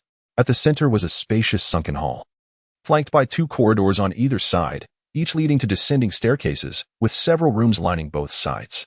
Shirbai retrieved the map he had found upstairs, matching the names of the rooms to the corresponding names on the map according to the environment. Songten stated, "Our first task is to locate the antidote, which should be the serum to suppress the zombie virus. I believe it is highly likely to be found in the laboratory or the virus storage room. We can use the access card to attempt entry into these rooms." Lucian interjected, "What if a zombie emerges when we open a room?" A most pertinent question. Jiang Tang timely remarked, "That would spell disaster for us all." Her reminder provided considerable reassurance to the others, alleviating the fear that had gripped their hearts. After all, the sudden appearance of a zombie beneath the filing cabinet had caught them completely off guard, leaving a profound shadow over their minds. Even now, as they stood in the corridor engaging in analysis and conversation, they felt an unsettling chill, as if a zombie could leap out from any corner at any moment. The unknown dread caused them to lose their usual composure, until Jiang Tang's reminder jolted them back to reality, just like the zombies they had encountered earlier, which, though terrifying in appearance, were merely trapped beneath a filing cabinet and posed no genuine threat. With this realization, their courage noticeably swelled. Among them, Lin Fu, whose complexion was particularly pale, relaxed her taut shoulders. Consequently, they decided to follow Song Tan's suggestion to first access the research room and the virus storage chamber. Unfortunately, both rooms were barred by sensors that emitted erroneous beeping sounds in refusal, while the adjacent administrative office unexpectedly opened. Shirbai cautiously attempted to pry the door ajar. Sensing an absence of zombies, this revelation brought a collective sigh of relief, prompting them to push the door fully open, only to be met with a sudden bang. Panic ensued as they scattered in all directions, not one of them being a zombie. The sole individual who remained was Jiang Tang, confronted by a lifeless mannequin. "This is the end. This is the end. I feel my heart racing dangerously," she exclaimed. "I still can't acclimate to seeing this corpse a second time." "Neither can I," came the chorus of agreement. Once their chatter subsided, their attention returned to the figure obstructing the door. The weight of the dummy was no match for that of a real body. With a bit of effort, Shirbai was able to push the door open, causing the mannequin to topple over, its prop firearm clattering heavily to the floor. Clad in black tactical gear, the dummy bore several bloodstains that suggested wounds. Lucian picked up the gun and, with a flourish, examined it. Can this be used to shoot zombies? Do you think this is a real-life version of CS? After a moment of wistful handling, he discarded it with a sigh. Others continued to search for the lifeless dummies strewn across the ground. This time, the primary efforts were led by Song Tan and Yao Jiyu. After all, the most perilous zombies had already been dealt with by Jiang Tang, and it would be unwise to involve her further. Even if they were not filming a variety show, these individuals could not engage in such reckless behavior. Thus, a rational division of labor was implemented. Yao Jiyu and Lin Fu, rather than being sheltered behind the others due to their femininity, were equally resolute in taking on tasks as necessary. Eureka! Yao Jiyu exclaimed, triumphantly raising the mobile phone she had unearthed from the lifeless figure. Chapter 52, The Zombie Research Institute, Part 5, Modern phones are invariably safeguarded by passwords. The deceased mercenary seemed to be a mathematics enthusiast, as the lock screen displayed a Sudoku puzzle with 6 missing numbers that coincidentally matched the 6-digit unlock code. This was the moment for Song Tan, a distinguished scholar from a prestigious university, to showcase his intellect. Graduating from the esteemed Tokyo University, he was certainly not daunted by a mere Sudoku puzzle. He swiftly deduced the solution and entered the numbers into the phone, successfully unlocking it to reveal a prominently displayed video application on the home screen. The video contained information regarding the mission assigned to the deceased mercenary, which aligned with the tasks issued on the smartwatches worn by Jiang Tang and her companions. However, while the smartwatches provided a concise and abridged version, the mercenary's phone contained a comprehensive explanation. It turned out that the underground research facility was owned by a certain Dr. X, who, having encountered injustices in life, became resentful and resolved to take revenge on society and annihilate the world. He developed a virus known as the S-virus, which, upon infection, would transform individuals into upright, walking corpses commonly referred to as zombies. Shortly after the development of this virus, it inadvertently spread within an underground research facility, resulting in Dr. X becoming its first victim, transforming into a zombie and swiftly infecting other colleagues and subordinates. Fortunately, the facility was constructed underground, and conscientious researchers took the initiative to seal it off, preventing the virus from escaping. However, to entirely eradicate the possibility of the virus leaking, the outside world decided to dispatch a well-equipped and highly trained team of mercenaries to venture into this perilous lair, tasked with locating the S-virus inhibitor and demolishing the research facility. The video concluded with a 3-dimensional architectural blueprint of the facility, indicating 15 locations marked with red dots where explosives needed to be installed. It was explained that to completely obliterate the foundation of the facility and ensure its total submersion underground, this represented the simplest and most effective demolition plan. Lin Fu scoffed, remarking on the absurdity of the situation. How can this possibly be simple? This is a den of zombies. They not only have to install 15 bombs, but, more critically, they currently possess not a single explosive. The others shared her trepidation, fearing they might have to spend the night there. There's no need for such trouble. Yao Jiu suddenly produced a blueprint, revealing that 14 of the 15 bombs had already been installed, leaving only one remaining. You have quite the knack for finding things. Lin Fu complimented her, albeit rarely. Yao Jiu beamed with pride, of course. Lin Fu retorted. This praise was unwarranted. At that moment, Lucian interjected, so it appears these mercenaries were likely bitten by zombies just as they were about to complete their mission? Judging by the wounds, that seems plausible. Does this imply that this mercenary could also become a zombie? Others. It indeed seems so. Shurbai hesitated, asking, isn't this a prop? Songton concurred. That makes sense. We must prepare in advance. The guests at the Research Institute unanimously decided to bind the mercenary. They began their search for rope within the office. But instead of finding any, they stumbled upon a rectangular red object tucked away on the top shelf of the bookcase. Could it be explosives? Shurbai exclaimed in surprise upon the discovery. Jiang Tang glanced at her watch. The status of the task had changed. Everyone lowered their heads. They saw that the original status of Task 2, marked as incomplete, had transformed into 25. Wonderful. Xiaobai had done splendidly. Shurbai bashfully scratched his face. At last, there was progress in their task, and everyone felt uplifted, even though they had not found any rope. They remained undeterred and ingeniously used discarded wires as a substitute, securely binding the deceased mercenary.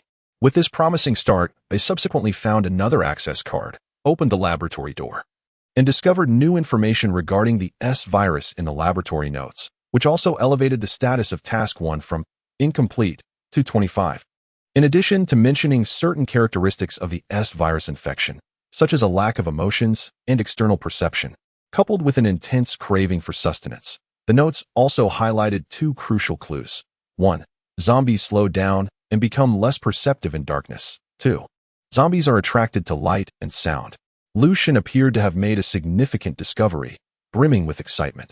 Then we can turn off the lights. And the zombies won't be able to detect us. Lin Fu shot him a glance. If the zombies can't see us, we won't be able to see either. Lucian, that seems to be a valid point. Engrossed in their contemplation and discussion, they failed to notice the nearby cabinet wobbling slightly. In the next instant, a deafening crash resounded as a grotesque zombie, fueled by immense force, burst through the cabinet door, howling hoarsely as it lunged toward the group. In an instant, everyone's minds went blank, forgetting even the instinct to flee. Jiang Tang, positioned closest, instinctively lifted her leg. It was only when the two frozen individuals finally remembered they should run that they found themselves too frightened to scream, merely pressing their lips together as they dashed for the exit. Their actions inadvertently jolted the others from their stupor, and the six of them swiftly surged out the door. Jiang Tang deliberately lagged behind, and just as she stepped out, she grasped the doorknob with her other hand. Bang! Thud! The zombie collided violently with the door, narrowly missing its prey, and immediately expressed its displeasure by scratching and banging against the door while emitting hoarse, guttural growls. The sudden danger and its swift alleviation occurred in a mere blink of an eye. Yet, to everyone, those brief seconds felt interminable, akin to hours. Was the door secured? Yes.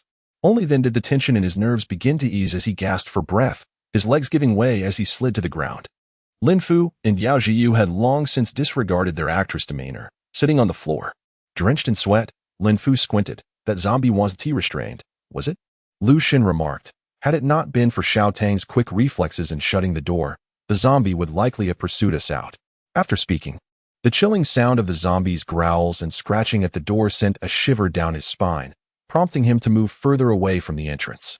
Chapter 53, The Zombie Research Institute, Part 6. The principal contributor, Jiang Tang, was once again met with unanimous praise and adulation. Following a series of compliments, the group, now resting on the ground, shifted their discussion towards their forthcoming actions. Lucian suggested, shall we descend to the lower floor? Lin Fu countered. There are likely far more terrifying entities awaiting us below. Everyone nodded in agreement. If the production team could devise a cabinet to conceal zombies, what if the lower level was teeming with them? The mere thought of walking into such a trap was enough to send chills down their spines. Yao Jiyu immediately declined, expressing her reluctance to go. Lin Fu, with an impassive demeanor, stated, I prefer to prolong my life. Yao Jiyu nearly stifled a laugh. Song Tan added, we have yet to explore the virus storage room on this floor. Perhaps we should search for the access card. It could be located downstairs. Lucian's hypothesis was reasonable. The others were aware of the risks, having been startled by the previous encounters, and felt that delaying their descent, even for a moment, was preferable. I also suggest we go downstairs, Jiang Tang interjected. According to the map, aside from the conference room, there is the director's office. Isn't the head of this underground research institute Dr. X? Perhaps the virus inhibitor we seek resides within his office. Lin Fu pondered for a moment. That makes sense. Yao Jiyu appeared contemplative. I concur. Song stroked his chin, contemplating. This conjecture seems highly plausible. Shirbai nodded vigorously in agreement. Lucian interjected. Are my numerous observations less effective than a single remark from someone else? Despite Lucian's discontent, the group commenced their actions. They cautiously descended the nearest staircase. Their footsteps feather-light, fearful of producing even the slightest sound. The illumination on the second basement level was dim compared to the first, enveloped in an indescribable, muted glow. Tiny particles of dust floated in the air, casting a shadowy veil over the entire space, rendering it dilapidated and eerie. Leading the way, Lucian was initially surveying the surrounding terrain. However, Jiang Tang, who followed closely behind, suddenly grasped his arm, halting him just before he descended the final step. This abrupt stop caused the others to pause in unison, exchanging curious glances to inquire about the commotion. Jiang Tang pointed, and only then did they notice a distorted figure lurking in the shadows at the foot of the stairs, clad in a black combat uniform reminiscent of mercenaries. The figure blended seamlessly into the darkness, making it nearly indistinguishable. That's a real person, Jiang Tang mouthed, prompting a collective intake of breath from the others. After having been ensnared in traps twice, they were no longer oblivious. Had they approached unguarded, they would likely have found themselves once again pursued by the mercenary zombies. In a deadly chase without regard for life, Jiang Tang cast a few glances towards the camera before deliberately guiding the group to a wall-adjacent position. There should be crucial items on that mercenary below, possibly a remote control, Jiang Tang stated. The video had previously mentioned another vital tool required for Task 2, which was indeed the remote control. All bombs cannot be detonated manually. They can only be triggered remotely. According to Jiang Tang's calculations, the process involves 4 critical steps: locating the bomb, 25, finding the remote control, 25, installing the bomb, 25, and ultimately detonating it, 25, summing up to a precise 100. This calls for some clever strategies. The mercenaries downstairs are in the corridor, unlike the zombies in the lab, which have doors to shield them. Without a second thought, Yao Jiu decided, let's bind them. Indeed, there were some extra wires just moments ago. Is the access card still here? Yes, it is with me. All right, let us proceed. The production team's ruthless tactics prompted the guests to abandon conventional methods. Their act of covering the microphones left the director's team without time to spy on their plans. Before they could issue commands from afar, the group swiftly descended the stairs and, without hesitation, bound the mercenary actors who were in the throes of zombification. The actors were taken aback. What is this sudden turn of events? Apologies, bear with it for a moment. Lucian even offered a few words of comfort to the actors, yet his hands showed no hesitation as he tied the wires. The actors then began to portray the infected zombies, attempting to writhe, struggle, and roar in fury, but alas, they were securely bound hand and foot. Thus, the actors faced defeat, and the remote control concealed on them was confiscated. The task on everyone's smartwatches reluctantly updated to 50, just as Jiang Tang had surmised. Splendid. They dared not cheer loudly. After a soft celebration, they pressed on and soon discovered another access card. They did not rush forward. Instead, they first attempted to use the access card to unlock the only unopened virus storage room upstairs. The door opened automatically after a beeping sound. Eventually, they discovered a portable safe within the vault. So, has Task 1 changed? It seemed not. Could there be an issue? Was it possible that the safe contained something other than the virus suppressant? While the others were puzzled, Jiang Tang noticed a peculiar vent entrance on the wall. It was clean and spacious enough for a person to crawl through. She approached and exerted force, removing the silver metallic louvered vent. The gazes of the others converged in unison. What is this? Where could it lead? Without hesitation, Jiang Tang crawled into the vent, declaring, I'll go take a look. Xiao Tang, don't. It's too dangerous. Yes, let Lucian go. Lucian. Shirbai stepped forward, offering to go, as he was agile and capable of swiftly escaping if necessary. After contemplating, Jiang Tang replied, then let's go together. The two ascended through the vent. Jiang Tang could distinctly feel the descent of the duct. Once they reached the end, she signaled Shirbai to be quiet, then slowly and silently approached the vent opening. Below was a disheveled office, where no fewer than 5 or 6 zombies wandered aimlessly. 3 of them were voraciously feeding on the corpse of a deceased mercenary, with bloody entrails scattered nearby. Chapter 54, The Zombie Research Institute, Part 7. As the two emerged from the ventilation shaft, the others hurriedly brushed the dust off them, simultaneously inquiring, how was it? Did you see anything? The duct led directly to the director's office. Lucian clapped his hands in excitement, exclaiming, then we can enter through this duct. However, Shirbai shook his head. I'm afraid that it's not feasible. I counted at least 6 zombies inside. Venturing through the ventilation shaft would be akin to leading lambs to the slaughter. Yao Jiu shook his head vigorously, resembling a clanging bell. No, we cannot go. 1 zombie is enough to claim a life. 6. That leaves us no chance whatsoever. We must go, Jiang Tang interjected. I spotted a handheld flare on the desk in the office. What is a handheld flare? Lu Shun, Lin Fu, and Yao Jiu were unfamiliar with the term. Yet, with prior experience, Song Tan quickly grasped Jiang Tang's implication. I understand. From the information we just received, zombies are easily attracted to light and sound. This information is clearly intended to allow us to lure the zombies at some point. Without a doubt, a handheld flare would be the most effective tool, and we must obtain it. He then explained to the less experienced members, it's like those devices in movies that ignite when you remove the cap. Lin Fu was more concerned about the idea of luring zombies.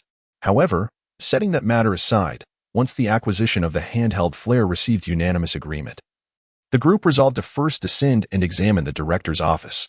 The entire underground research facility consists of 2 levels. At either end of the corridor on the first basement floor, there are stairs leading down to the second basement level. According to the map, the director's office is situated precisely in the middle of the second basement. They tiptoed through the dimly lit and oppressive corridor, enveloped in silence, with only the sound of shoe soles scraping against the floor and the gentle rhythm of their breaths to break the stillness. Their first stop was the conference room marked on the map. This room corresponded to the spacious hall above, with its heavy doors securely locked and walls made entirely of transparent floor-to-ceiling glass. What should have been a bright and airy space now lay shrouded in darkness, as if drenched in ink, rendering even a close gaze at the glass futile in revealing anything beyond half a meter. The silence was palpable, lending an eerie chill to the air, prompting everyone to instinctively steer clear of the conference room. Perhaps they sensed something ominous. Directly opposite the conference room lay the director's office, featuring the same transparent glass walls. Inside, faint yellow lights flickered, allowing them a glimpse of the staggering, swaying figures of the zombies beyond the glass. Having already faced greater terrors, they remained relatively composed as they observed the undead through the glass. A cacophony of voices erupted as everyone expressed their disparate thoughts, yet they struggled to reach a consensus. After half an hour of fruitless discussion, the usually reticent Jiang Tang spoke up once more. "I have a proposal." She succinctly presented her plan. The group remained speechless for a considerable time, struck dumb by the audacity of her suggestion. Amidst the madness, there was a sense of brilliance, and the quiet trust that had silently formed in Jiang Tang infused them with newfound confidence. As long as Jiang Tang is present, no obstacle or hardship seems insurmountable. Her brilliance is sufficient to cleave through all tempests.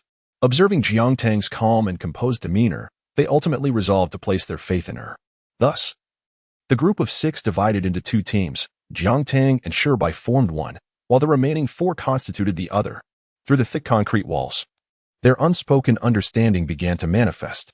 Following the ventilation ducts, Jiang Tang and Shibai arrived at the director's office, where they worked in unison to dismantle the vent cover.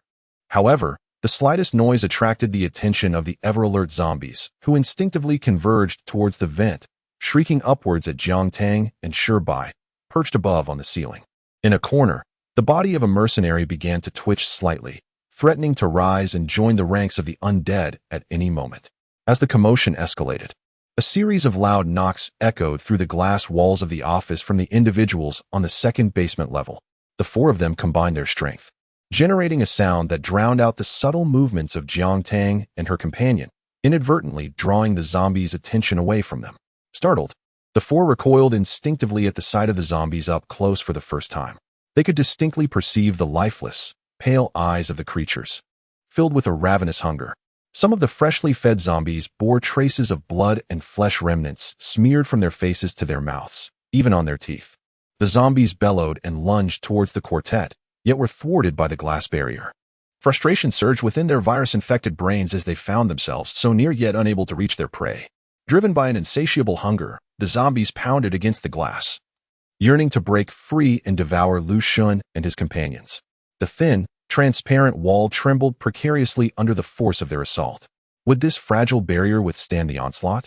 Regardless, the 4 individuals resisted their instinct to flee, shouting and banging on doors, establishing a standoff with the zombies through the glass. No zombies were left to notice Jiang Tang, who was perched on the ceiling. She cast a glance at the mercenary zombie in the corner, steadied herself, and nimbly leaped down the air vent, landing silently on the office desk. Upon witnessing Jiang Tang's decisive actions, Lu Xun and the others felt their hearts racing. Despite knowing it was part of the plan, they shouted desperately to divert the zombies' attention, ensuring they remained unaware of Jiang Tang's presence behind them. Meanwhile, Jiang Tang remained far calmer than they could have imagined. She first picked up a prop from the desk and handed it to Shibai, who had bent down to assist her. Then she rummaged through the office desk and discovered a key hidden beneath a writing pad.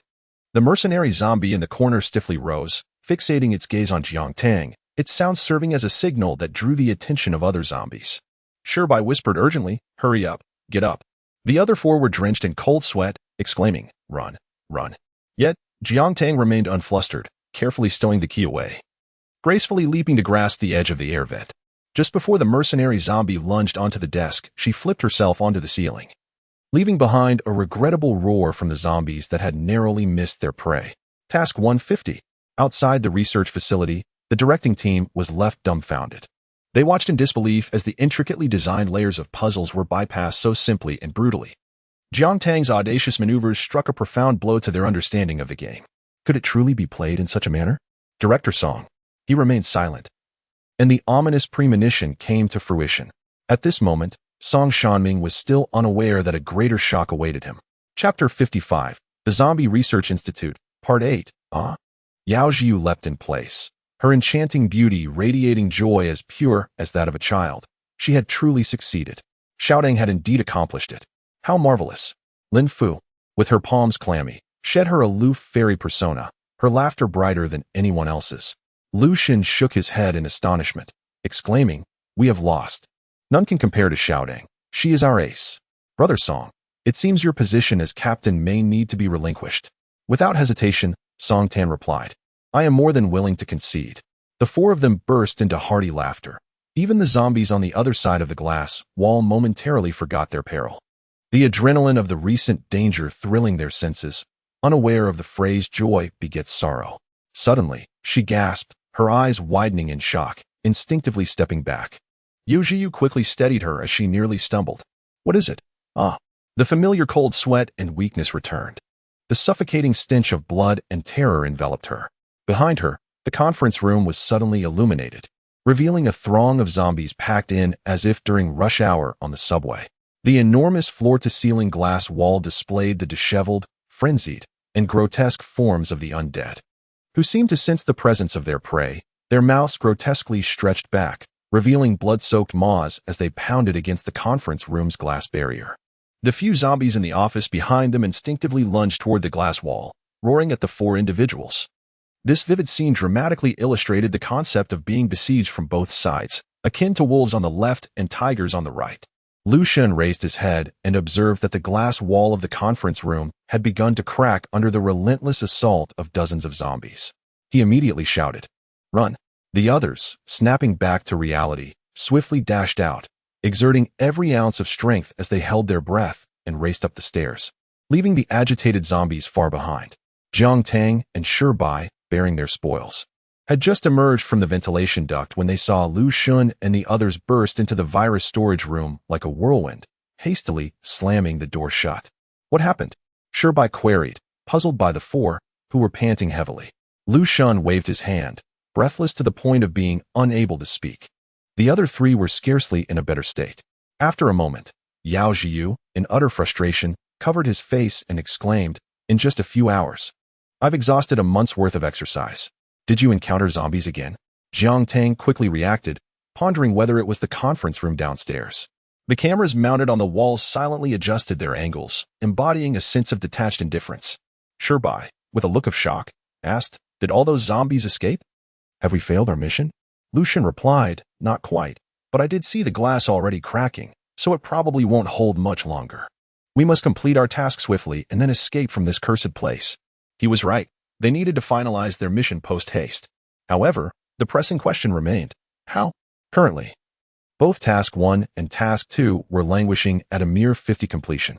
Task 2 merely requires the proper installation of the explosive device according to the given instructions. And upon departure, activating the remote control is all that is needed. But what about Task 1? They have yet to find any leads on the virus inhibitor. Lin Fu suddenly stunned everyone with her revelation. "I should know where the inhibitor is." Meeting the astonished and delighted gazes of those around her, she slowly articulated, "It is located on the floor of the conference room, against the wall." In the critical moment of her escape, she had inadvertently caught sight of a silver metal briefcase, glimmering like a beam of snowlight in the heavy darkness of the night, capturing her attention. "It's over. I knew it.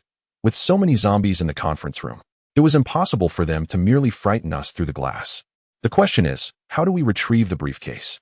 Jiang Tang pondered thoughtfully. She produced the key she had found beneath the writing pad in the director's office. "I remember that the conference room door is secured with a U-lock."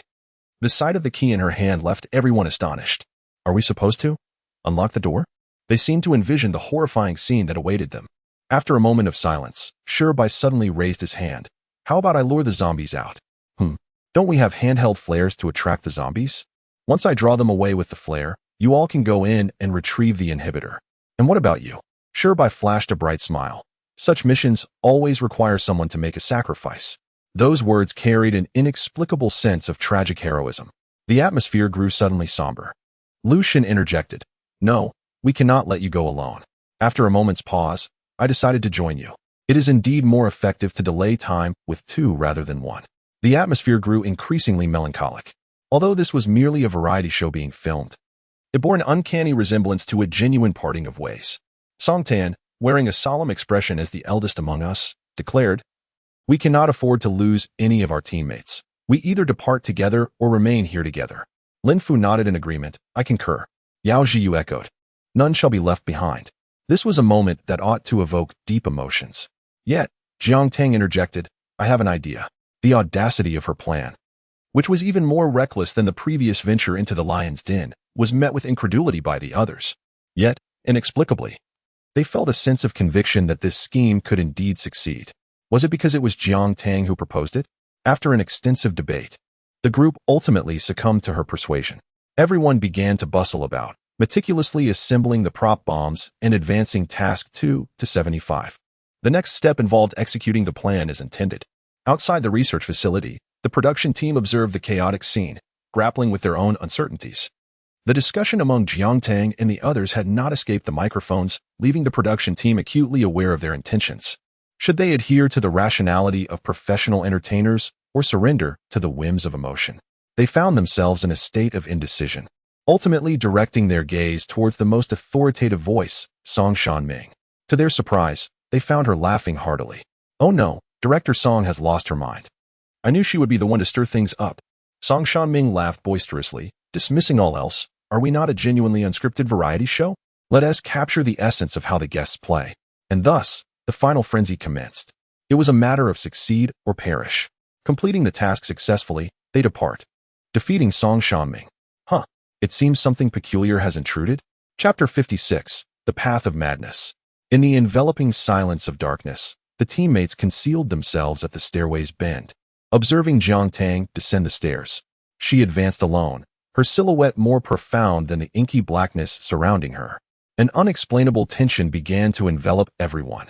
With each step Jiang Tang took, it felt as though she tread upon their very hearts. Thump, thump. All that remained was the cacophony of their own heartbeats. Perhaps only Yao Zhiyu, devoid of any worry, was filled solely with unwavering trust in Jiang Tang.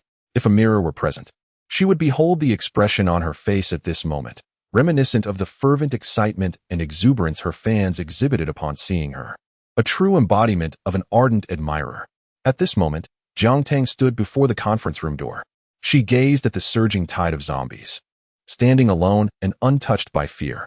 Her eyes, deep as the ocean, absorbed the dim light, vast and tranquil, inscrutable as the depths below. Her gaze casually swept over the cracks in the glass, and as she grasped the key in her hand, she remained indifferent to the increasingly agitated zombies. Slowly, she inserted the key into the lock and turned it gently. Click. The zombies sensed something, their eyes flickering with exhilaration. As they banged against the glass door with renewed fervor, occasionally interspersed with barely contained roars of excitement, Jiang Tang remained unfazed, turning her head to exchange glances with her teammates shrouded in darkness at the left stairway bend, raising her hand to signal the commencement. As her hand fell, she effortlessly took the U-shaped lock that obstructed the glass door. The glass door had merely cracked open a narrow slit when a zombie's hand eagerly reached out, fiercely grasping at Jiang Tang. Jiang Tang, unhurried, stepped back a few paces, observing the door swing wide open as a horde of zombies surged forth, ravenously lunging towards her. She briefly paused at their feet before swiftly turning to flee to the right. The already fragile glass door could no longer withstand the onslaught, shattering into countless shards under the relentless force of the zombies. The first few zombies to regain their freedom wasted no time in pursuing Jiang Tang's fleeing figure. However, behind them, an unending tide of zombies continued to push forth, writhing and pressing outward, each grotesque face smeared with blood and ravaged by decay, all exhibiting a uniform frenzy and insatiable hunger. They seemed uncertain whether to pursue Jiang Tang, perhaps deterred by the multitude blocking their path, prompting them to veer leftward. To the left, on the staircase, were Yao Zhiyu and Lin Fu, among others. She moved as if gliding on the wind, effortlessly leaving a throng of zombies in her wake, appearing remarkably composed. Noticing a few scattered zombies wobbling toward the left staircase, she decisively drew her handheld torch. A throng of zombies rushed down the corridor, a chaotic tide crashing behind Jiang Tang as they sprinted. Yet Jiang Tang, engaging her calf muscles, leaped effortlessly onto a nearby table, then used the momentum to spring atop a toppled filing cabinet, achieving an extraordinary balance. With the torch raised high, she gazed down upon the zombies, her elevated flame becoming increasingly conspicuous, illuminating half the corridor. The scene unfolded, revealing the rugged path that began at her feet, cluttered with a haphazard assortment of furniture and debris. This once smooth passage was now filled with items ranging from chairs to office desks, and even filing cabinets. The entire underground laboratory had become a chaotic repository for anything movable, stretching from beneath Jiang Tang's feet all the way up the staircase. The sole purpose of these obstacles was to impede the advance of the zombies. Yet, these creatures, akin to moths drawn to a flame, mindlessly surged toward the source of illumination, heedless of the barriers before them, relentlessly trampling over the ruins in their fervent pursuit. Dozens of zombies, propelled by their sheer force, crashed into the makeshift barricade, toppling numerous chairs and tables with a cacophonous clamor that attracted even more of their kind. Lacking Jiang Tang's agility, they were compelled to slow their pace as they clambered over the wreckage. Nevertheless, their relentless drive persisted. They surged forward, tumbling and clawing, fueled by fervor. Meanwhile, Jiang Tang, poised above with her torch held aloft, remained calm and collected, waiting until the swiftest of the zombies nearly reached her feet before she sprang down from the filing cabinet. She deftly navigated the chaotic mound of debris, securing a stable foothold with minimal sound, and then leaped several meters away in an instant. Behind her, the zombies thrashed and stumbled through the wreckage, reminiscent of ravenous hyenas closing in on their prey or desperate fish flailing in the throes of thirst. The spectacle was nothing short of breathtaking, a frenzied tableau that mirrored the vivid scenes of a zombie apocalypse film. Awaiting patiently at the side, Sherbai, possessing a youthful and agile physique honed through training, swiftly dashed into the disheveled conference room left in the wake of the departing zombies. Indeed, he discovered a silver-coated briefcase nestled against the wall. As he grasped the handle, the smartwatches on everyone's wrists refreshed with Task 175. Within the briefcase lay the coveted virus suppressant. The remaining 25 undoubtedly pertained to safely departing the research facility with this briefcase in tow. Meanwhile, the glass wall of the director's office across the conference room, unable to withstand the chaos, collapsed dramatically, coinciding with Sherbai's presence. Fortunately, the zombies remained true to their programming. The few in the director's office were more fixated on Jiang Tang wielding a flaming baton, allowing them to brush past Sherbai and join the throng of undead. Having narrowly escaped disaster, Sherbai had no time to catch his breath. After reuniting with his teammates, they promptly fled upstairs, not daring to linger for fear that any delay would jeopardize Jiang Tang's meticulously crafted plan.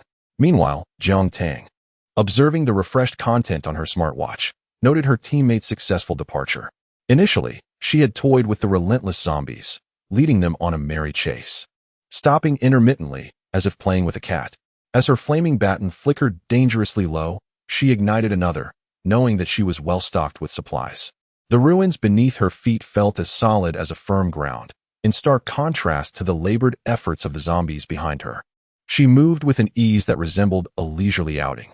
As time slipped away, the path she had engineered neared its conclusion. Discarding the spent baton, she gracefully leaped down from a cabinet over a meter high. After a swift run, she ultimately reunited with her teammates in front of the elevator. In the urgency of the moment, everyone swiftly entered the elevator, pressing the remote control in the final seconds before the doors closed. Mission accomplished. 1. Locate the potion, 100. 2. Destroy the research facility, 100. Chapter 57, Captain Jiang. Who is it that claimed director song was the werewolf? Lucian suddenly broke the silence. Huh. It's Xiao Tang who is truly the werewolf, he remarked with heartfelt astonishment.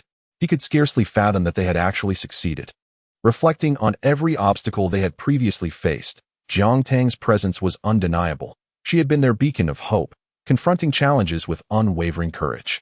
Particularly the seamless execution of their recent plan flowed like water, akin to the light she held aloft, illuminating the encroaching darkness ahead. Awe, surprise, and exhilaration enveloped them. A fleeting glimpse was one thing, But how radiant would the moments captured by the camera, which honestly recorded their journey, be? Lu Shun, who had never before watched his own work, suddenly felt an irresistible urge to follow the show trial of the gods. Let us not call her Xiao Tang anymore, Lin Fu said, meeting the puzzled gazes of the crowd. From now on, let us call her Captain Jiang. Captain Jiang. Yao Zhiyu was the first to raise a thumb, generously praising Jiang Tang. The earnest Song Tan joined in, calling her Captain Jiang as well. Even Bai followed suit. Amidst the applause and cheers from Lu Xun and the others, Jiang Tang, modest as ever, found the title of Captain Jiang firmly entrenched in everyone's hearts. Ding dong. The elevator arrived. The production crew awaited outside, greeting them with enthusiastic applause and celebratory fireworks. Congratulations on successfully completing the first trial of the gods. Song Shanming stood among the joyous crowd, wearing a cheerful smile. The gazes of the guests, filled with resentment, instantly engulfed him. Song Shanming, seemingly oblivious, stubbornly inquired, "So, how was it? Did you enjoy yourselves?" The guests responded with a sardonic chuckle. "Oh, indeed. It was immensely entertaining." Although Yao Zhiyu wore a smile, it concealed a hidden blade, piercing sharply through the air. How could one as exceptional as director Song not experience his own remarkable design?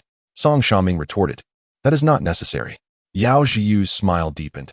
Indeed, an outstanding artist must journey alongside their creation. Go on, Director Song. The other guests, eager for retribution, readily joined in, with the exception of Jiang Tang. A chill crept down the back of Song Shanming's neck. To safeguard his own interests, he hastily shifted the topic. "Having filmed for several hours, surely you must be weary?" Lu Shun, with a smile that did not reach his eyes, replied, "Not at all." "Then let us conduct an interview." In a moment of inspiration, Song Shanming proposed to summarize the event, selecting the MVP for the next episode's captaincy. Lin Fu stated coolly, "Is there even a need for deliberation? It is undoubtedly Captain Jiang." The unanimous agreement echoed around the table. "Well, we must conduct an interview." Utilizing his authority as director, Song Shanming narrowly escaped a dire fate. However, they would not allow such a splendid opportunity to pass, and it was anticipated that Song Shanming's evening would be rather tumultuous. The dinner gathering was set in a bustling hot pot restaurant, a lively atmosphere that no other venue could rival. Gao Yu also made an appearance. Typically, a prominent manager like Gao Yu would oversee the broad career paths of artists, seldom involving themselves in the minutiae of their schedules, which was the responsibility of the executing agent. However, Aurora Entertainment is just beginning its journey, with Jiang Tang as its sole artist. Consequently, Gao Yu has always prioritized Jiang Tang's schedule, meticulously inquiring about every detail and frequently accompanying her on-site. After the completion of the first episode of Trial of the Gods, Jiang Tang, acutely aware of the significance of this variety show for her future prospects, was particularly concerned about the final outcome. On the way, she had already discussed it with Yin Peiqi. Yet, Yin Peiqi hesitated, seemingly at a loss for words. Gao Yu, sensing that the situation might be unfavorable, felt a pang of anxiety. Upon arriving at the hot pot restaurant, she immediately sought out Song Shanming, requesting him to be understanding towards Jiang Tang. Song Shanming, an old acquaintance of Gao Yu, noticed her humble tone and his expression grew complex. "Truly, it is you, Gao Yu." As she observed the enthusiastic attitude of other esteemed guests towards Jiang Tang, she began to piece together the situation. At that moment, Jiang Tang was seated beside Lin Fu, who, unlike the others, had a glass of orange juice in front of her, justifying it as a necessity for students to abstain from alcohol. Jiang Tang, who had not touched a drop, exuded clarity, in stark contrast to Lin Fu, who was already becoming tipsy. "Xiao Tang, Captain Jiang," Lin Fu slurred slightly. Her snow-white skin flushed with a hint of pink, propping her chin with one hand and gazing dreamily at Jiang Tang. "I truly think you are particularly impressive." Jiang Tang took a sip of her orange juice and replied, Lin Fu burst into laughter, her demeanor far removed from the ethereal calm of a fairy. "You are simply adorable." She suddenly leaned closer to Jiang Tang and said, "Because of your charm, I have decided to confide a secret in you. Our crew is nearing the end of filming, but there has been a mishap with one of the actresses, and it seems all her previously shot scenes might be rendered useless." Jiang Tang was perplexed as to how this pertained to her. Lin Fu suggested, "Why not take her place?" Jiang Tang glanced at Lin Fu, who was swaying slightly, clearly not adept at handling her liquor. Since their last encounter, she had delved into the backgrounds of other guests and was aware that Lin Fu was a sensational first-tier actress, reigning as the queen of television ratings. The dramas she starred in, even if not colossal hits, invariably claimed the top ratings and generated immense buzz. Recently, she had only participated in a fantasy drama in collaboration with a renowned director, rumored to boast an investment in the hundreds of millions and a gold standard production team. With all actors being meticulously selected for their exceptional skills, aiming for the title of the year's drama king, this could potentially be a fortuitous opportunity for Jiang Tang. However, she did not readily acquiesce. "Sister Lin Fu, you are intoxicated," she remarked lightly, dismissing the idea.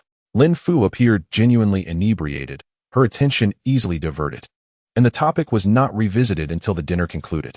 Jiang Tang merely regarded it as a minor episode and did not mention it to Gao Yu. By Sunday, accompanied by Gao Yu, she arrived at the prestigious Dijing Film Academy for her inaugural meeting with the illustrious Professor He Yu. "Gao Yu, it has been ages since we last met," He Yu exclaimed, stepping around his desk and warmly engaging in pleasantries with Gao Yu. It was evident that their relationship transcended mere professional courtesy. They shared a genuine camaraderie. After an extended exchange, they finally turned their focus toward Jiang Tang. "Jiang Tang," Professor He Yu's first remark upon seeing her was, "Your physical attributes are remarkable. As an actress, one's appearance is undeniably significant. This encompasses not merely beauty, but also physique, demeanor, and facial contours." Chapter 58. Professor He Yu. The camera is a brutally unforgiving instrument. A woman who may appear to be an 80 out of 100 to the naked eye could lose at least 30 points when viewed through the lens. Any slight imperfection is magnified, and even minor deficiencies can become glaring issues. Conversely, a true beauty withstands the scrutiny of the camera. No matter the angle from which she is captured, her features remain striking and flawless. This is what is referred to as a cinematic face. In Professor He Yu's opinion, Jiang Tang possesses such perfect physical attributes. After expressing admiration, Professor He Yu shook her head in regret, lamenting, "Alas, she is simply too beautiful." Undoubtedly, when Jiang Tang's visage graces the silver screen, magnified to an impeccable splendor, it will captivate audiences like a magnet, stunning and overwhelming them. Simultaneously, it may overshadow the presence of other performers. However, film is an art of balance. A harmonious blend of flavors is essential for a masterpiece. With the exception of a few unconventional directors, most share Professor He Yu's perspective, believing that the ideal cinematic face strikes a perfect equilibrium of intensity. At first glance, this may seem to diminish Jiang Tang's appeal. Yet, Gao Yu, well acquainted with Professor He's character, understands that she harbors no ill intent. She simply speaks her mind. Thus, Gao Yu retorted playfully, "Professor, you haven't even begun teaching yet, and you're already dampening your students' spirits." He Yu, momentarily taken aback, smiled and smoothed over the situation. "I was merely speaking off the cuff. After all, as an actor, appearance is not everything.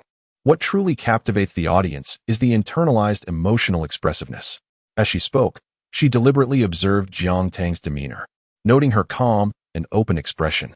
Devoid of the arrogance often found in many outwardly attractive young people, He Yu regarded her with newfound respect, acknowledging the admirable qualities of the young woman. Gao Yu expressed his surprise. "You are conducting the class in your office?" Professor He Yu replied, "I am merely gauging her foundational skills. Furthermore, what is the difference? The first lesson every actor must learn is to liberate their true nature. Be it in the office or on the street, one must perform regardless of the setting." Gao Yu quickly gestured for silence, recognizing that it was unwise to engage in further debate with Professor He Yu on professional matters. Raising an eyebrow, He Yu turned her attention back to Jiang Tang. "What do you think, Xiao Jiang?"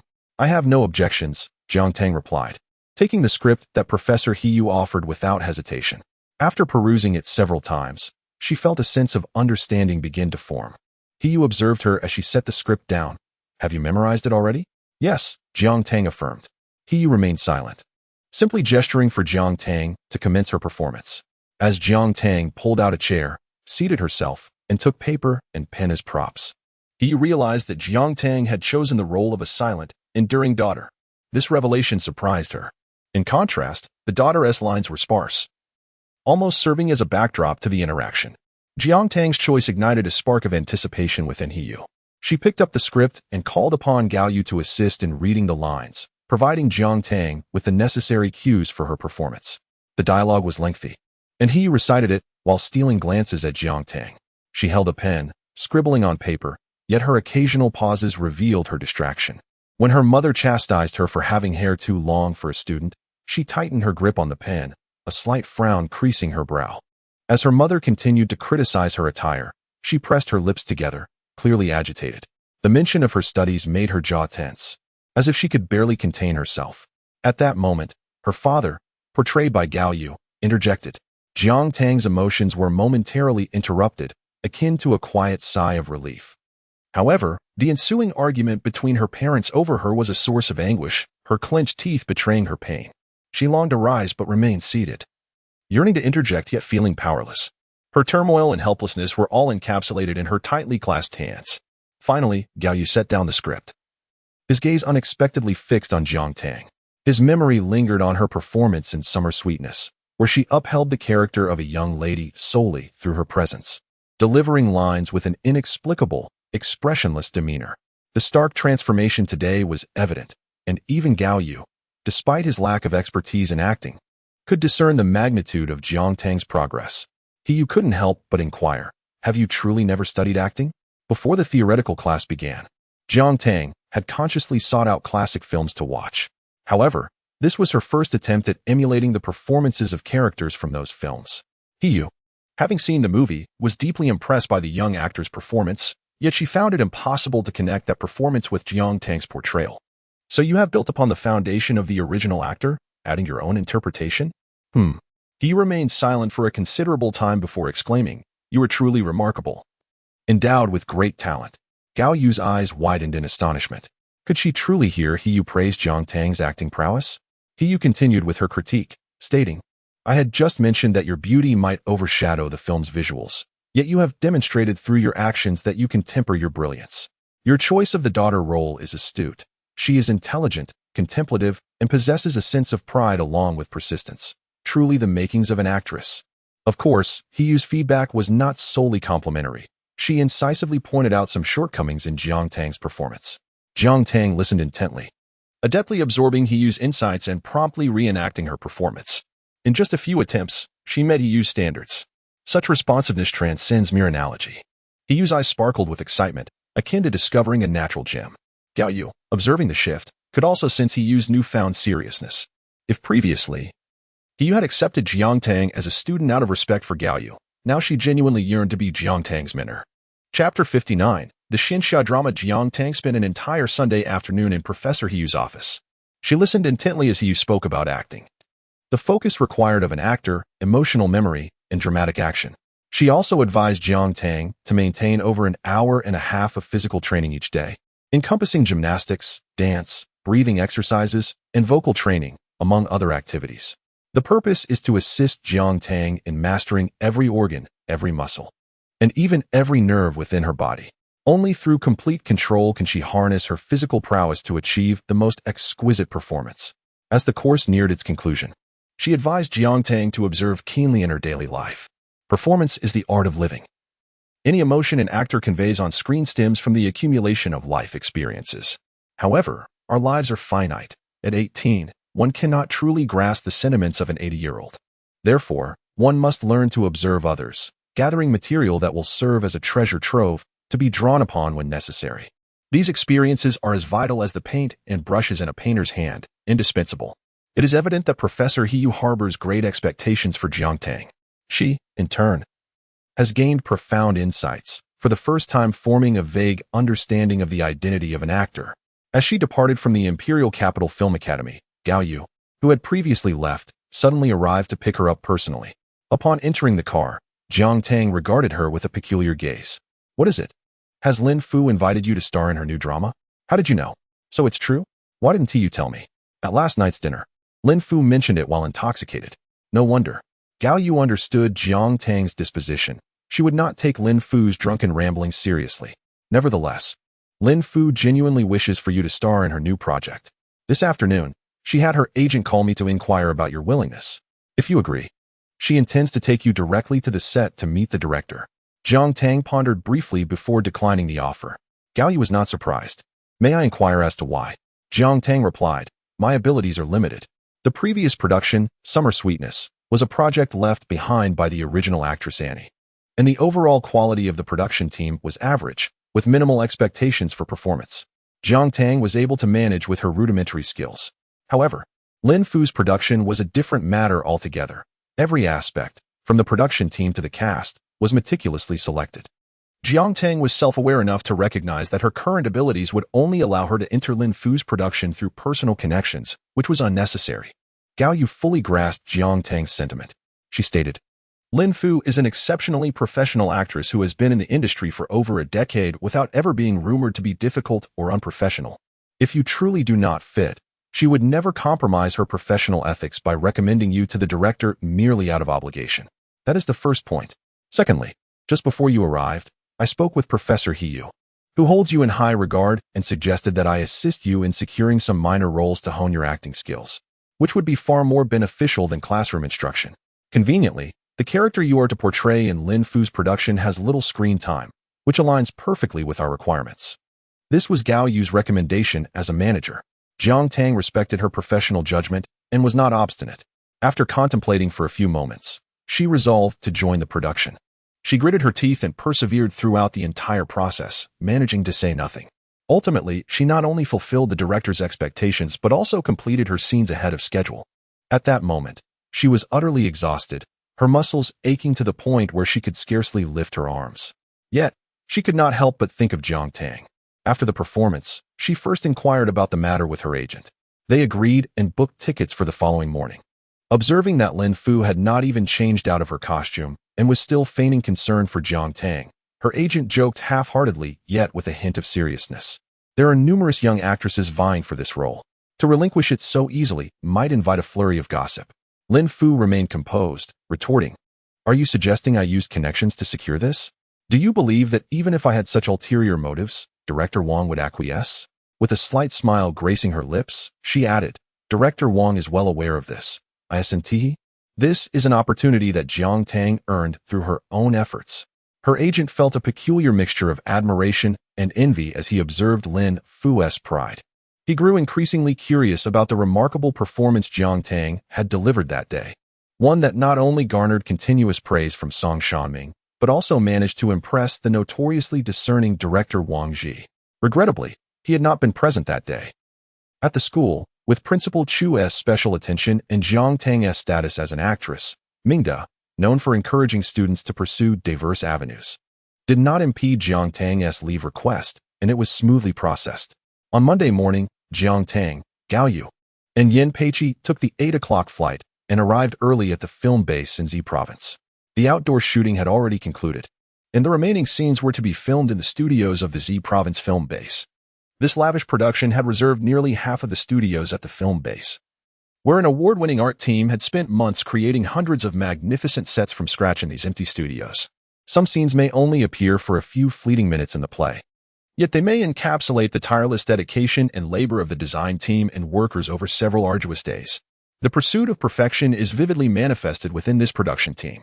In contrast, the only production Jiang Tang had previously participated in, Summer, resembled a beggar on the street, pitifully meager.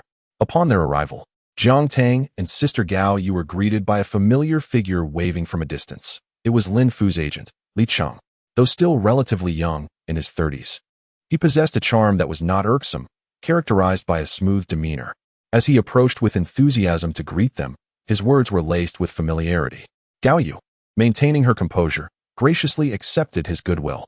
After a brief exchange of pleasantries, Li Cheng led them directly into the studio, conversing as they walked. I appreciate your effort in coming to the studio without even stopping at the hotel. It must have been quite exhausting. Gao Yu did not adopt an air of superiority typical of senior figures. Of course, the matter at hand takes precedence. We owe this opportunity to your recommendation of Jiang Tang. Chapter 60, directed by Wang Ji. As they proceeded, the magnificent scene of the Nine Heavens Palace, constructed within the expansive green screen studio, gradually unveiled its awe-inspiring and sacred visage before them. Upon the jade-like stairway, the imposing Lin Fu was engaged in filming a particular scene. Dressed in tattered, bloodied white garments, she ascended the steps with trembling calves, yet her gaze remained resolute and undaunted, embodying an unwavering determination that seemed impervious to any celestial weight. Yet, an invisible force persistently obstructed her. causing her to be hurled backward from the celestial staircase time and again, crashing violently to the ground, her internal organs racked with pain, culminating in a spurt of blood. Nevertheless, she refused to surrender. If she could not stand, she would crawl, and if her legs faltered, her hands would suffice. Gritting her teeth, she gazed upward at the ladder, the sole beacon of her hope. During the filming of this scene, Lin Fu engaged wholeheartedly in the performance. Remarkably, she seemed oblivious to the pain. The director, dissatisfied, called for retakes, and she complied, repeatedly urging for another attempt. Her calm, yet resolute expression gradually melded with that of her character, evoking profound emotional resonance. It is difficult to fathom that the timid yet defiant Lin Fu from the variety show could possess such depth. Without uttering a single line, she flawlessly conveyed her emotions through subtle expressions and body movements. The audience even found themselves moved, some quietly weeping in empathy for her tragic plight, such as Yan Peiqi, whose eyes were already red with tears. For Jiang Tang, who was just beginning her journey in acting, Lin Fu's profound yet accessible mastery was evident. The small techniques spoken of by Professor He seamlessly integrated into her performance, showcasing a balance of force, effortless grace, and an innate touch that left Jiang Tang in awe, prompting her to watch more attentively. "Cut," announced the person in the director's chair. "This scene was excellent. We can move on." A flicker of joy illuminated Lin Fu's features as she momentarily cast aside her character's anguish. She rolled over and climbed up from the mat, wiping the blood from her lips with the assistance of an aide and sipping some water. Out of the corner of her eye, she caught sight of Jiang Tang. With a growing smile, she eagerly approached her as soon as the oppressive ropes were removed. "Xiao Tang, you have arrived." Her tone slightly elevated, revealing her current exuberance, which did not go unnoticed by those on set. The crew, taken aback, understood well that Lin Fu was not known for her warmth.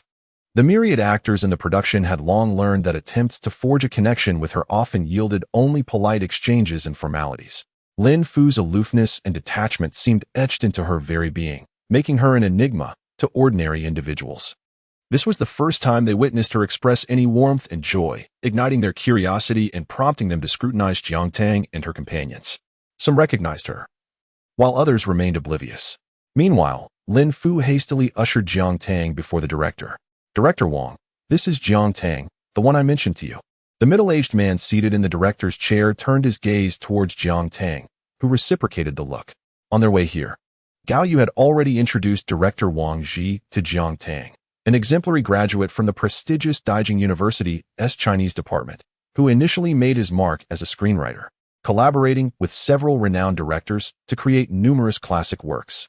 Eventually transitioning into television directing, he achieved prominence a decade ago with the immensely popular series Harem, a landmark in television history that remains a topic of admiration to this day. Following Harem, he produced several acclaimed works that garnered both high ratings and critical acclaim, firmly establishing his status as a leading figure in the television industry. If one were to compile a list of the top television directors today, Wang Ji would undoubtedly be among the elite. This illustrious director exuded a commanding presence, shaped by the passage of time, particularly evident in his piercing gaze that seemed to delve into the very soul of those he scrutinized, an intensity that few could withstand. At this moment, he regarded Jiang Tang with an unmistakable lack of gentleness. Even while seated in the director's chair, significantly shorter than Jiang Tang, his imposing presence was sufficient to command respect. His gaze towards her could almost be described as condescending. Lin Fu, observing Director Wang's expression, felt a twinge of anxiety. Typically, he treated her with a measure of kindness, for her accomplishments and status warranted his respect. This was her first encounter with his stern demeanor, which elucidated why certain actors in the crew often found themselves reduced to tears under his reprimands, even the most stalwart among them, towering at 6 feet tall. A sense of worry began to envelop her, and she instinctively placed her hand on Jiang Tang's shoulder, attempting to offer support. Wang Ji suddenly let out a chuckle, casting a sidelong glance at Lin Fu before redirecting his attention to Jiang Tang, feeling a sense of introspection. While Lin Fu fretted about potentially intimidating the young girl, she failed to notice that there was not a trace of fear or deference on Jiang Tang's countenance. The young woman met his gaze without hesitation, and the authority he had cultivated seemed to dissipate in her presence.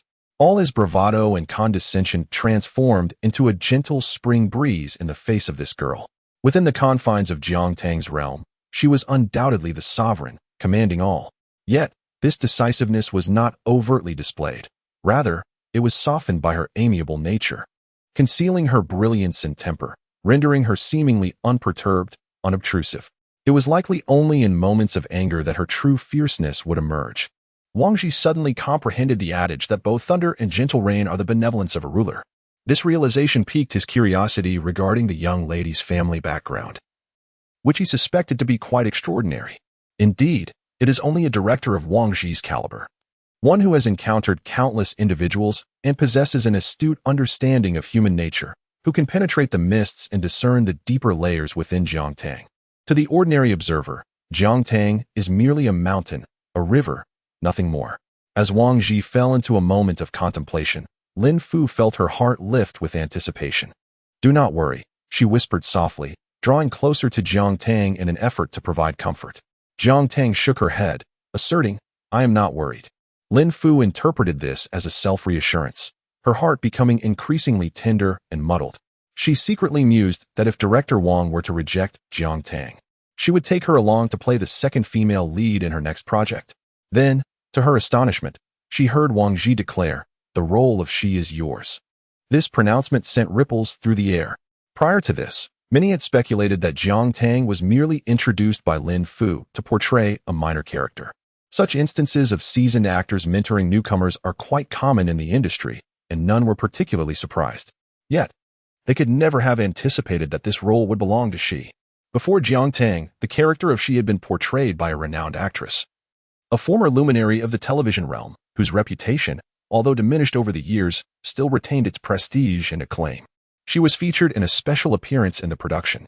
Chapter 61 Xianhu the Bai Hangwen incident unfolded, like pulling a radish that brings up the mud. On the surface, the entertainment industry remains adorned with flowers and brilliance. However, it has long ceased to be tranquil beneath the surface turmoil stirred by the Bai Hangwen affair. This esteemed actress serves as a quintessential example of one ensnared by the unfolding events. Presently, the public and media remain unaware of her being taken for investigation. Yet in an industry devoid of secrets, this information has already circulated widely.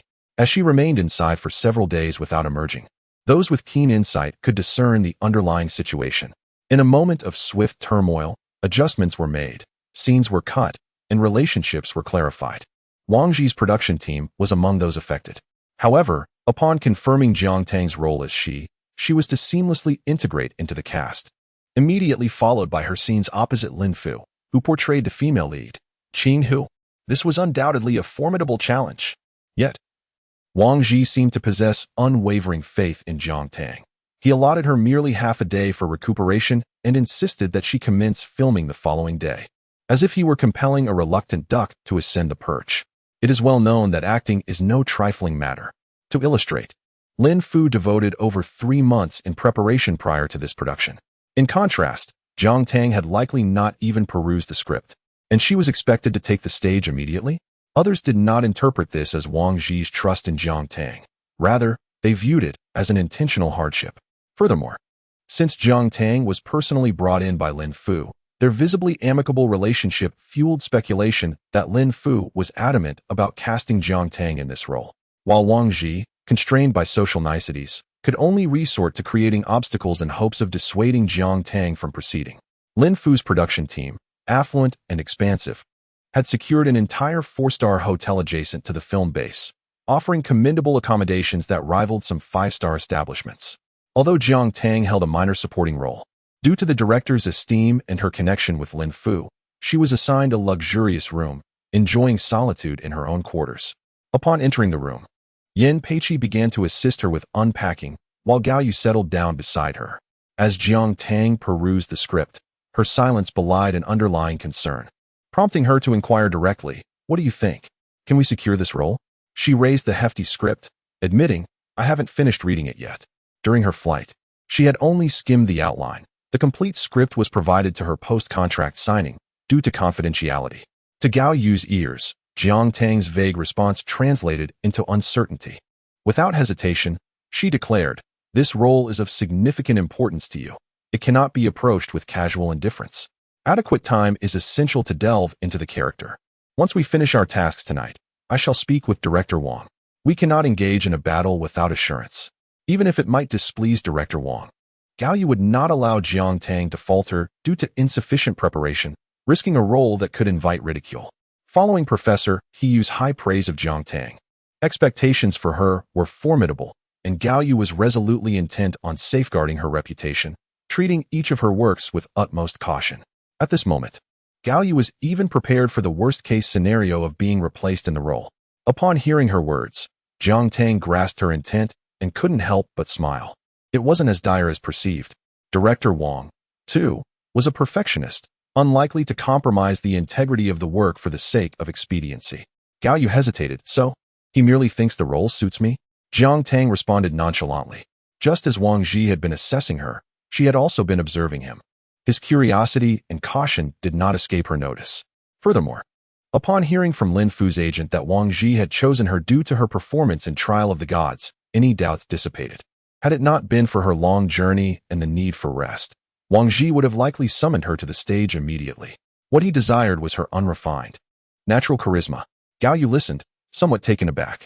Although still harboring doubts, she gradually relaxed as she observed Jiang Tang's calm demeanor. As long as you are confident, that is all that matters.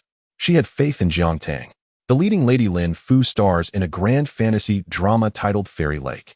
It narrates the tale of a mortal woman, Qing Hu, who once led a simple and joyous life in a picturesque village, only to have her family tragically slaughtered one fateful day.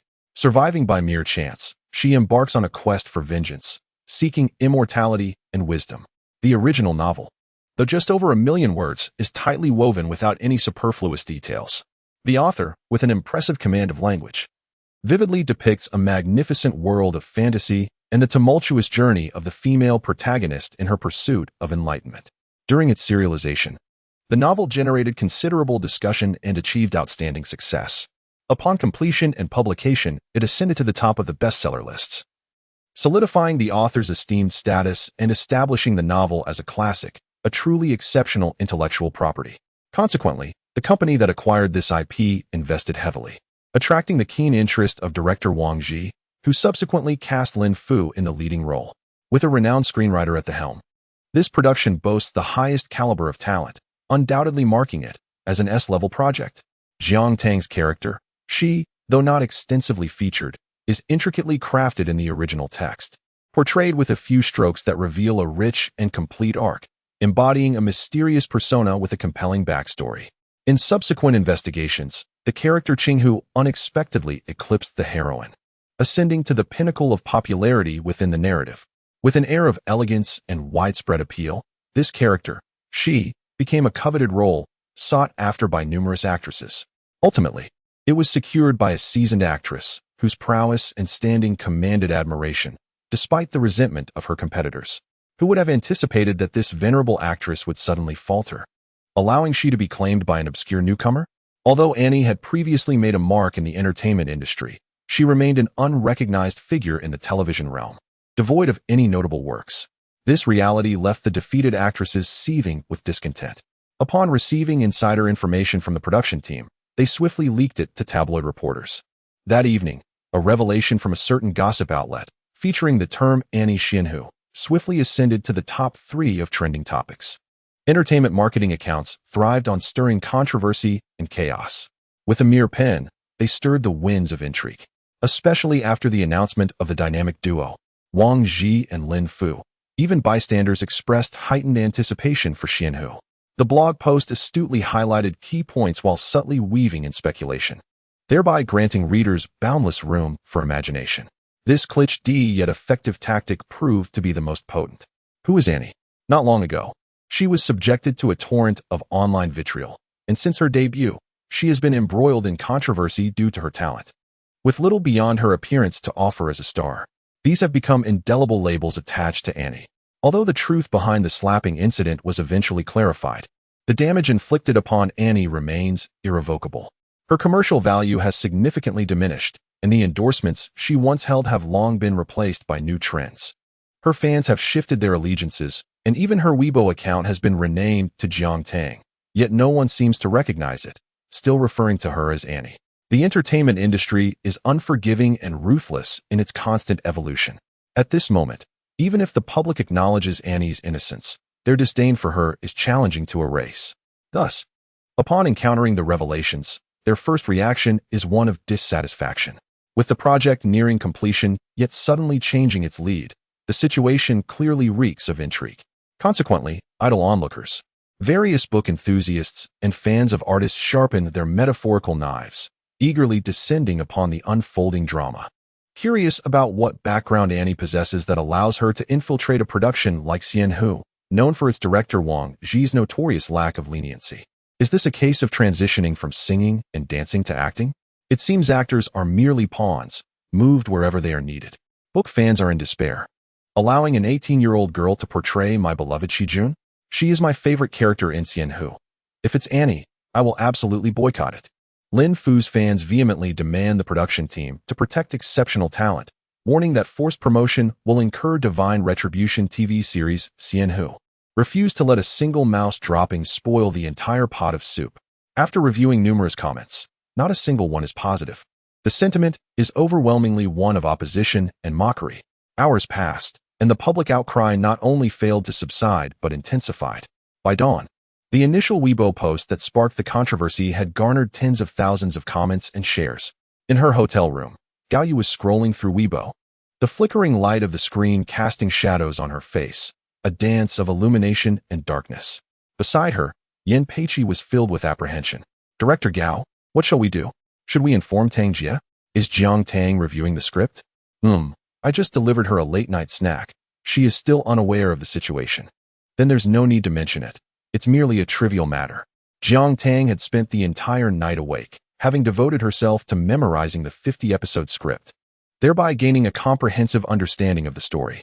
Despite the sleepless night, she bore no signs of fatigue, nor dark circles under her eyes. Her complexion remained luminous and porcelain-like in the morning light, and her long lashes glimmered like gold, exuding an air of aloofness from the mundane world. In the hotel restaurant, no one dared to approach within a 5-meter radius until Lin Fu's arrival. Typically, breakfast would be served to her room, yet for reasons unknown, she had suddenly appeared in the hotel restaurant today, accompanied by a diligent assistant who assisted her in selecting her preferred breakfast items. Lin Fu took a seat directly beside Jiang Tang, casting a warning glance at the onlookers, causing their prying gazes to retreat with discretion. Frustrated, Lin Fu sighed at Jiang Tang. I apologize, Xiao Tang. I didn't anticipate that this situation would cause you such significant trouble. Jiang Tang, biting into her bacon, lazily lifted her gaze. You are unaware of last night's events on Weibo? I was engrossed in the script. Observing Jiang Tang's indifference to the surrounding tumult, Lin Fu was unsure whether to feel relieved or amused. She patted Jiang Tang's shoulder. Ignorance is bliss. Do not let the words of others disturb your peace of mind. Just perform well today. I have great confidence in you, and so does Director Wang. Let your talent speak for itself in the end. As they conversed, her assistant approached with a small bowl of green salad. Lin Fu's face turned an unmistakable shade of green. Could you not bring me some boiled chicken breast instead? Sister, all right, I understand. It's about maintaining one's figure, isn't it? Little did anyone know that Lin Fu's reluctance to frequent the restaurant stemmed from her desire to avoid witnessing others indulge in meat. For instance, the plates before Jiang Tang were brimming with an abundance of food, a delightful mix of meat and vegetables, exuding nutritional value, but alas, the caloric content was overwhelming.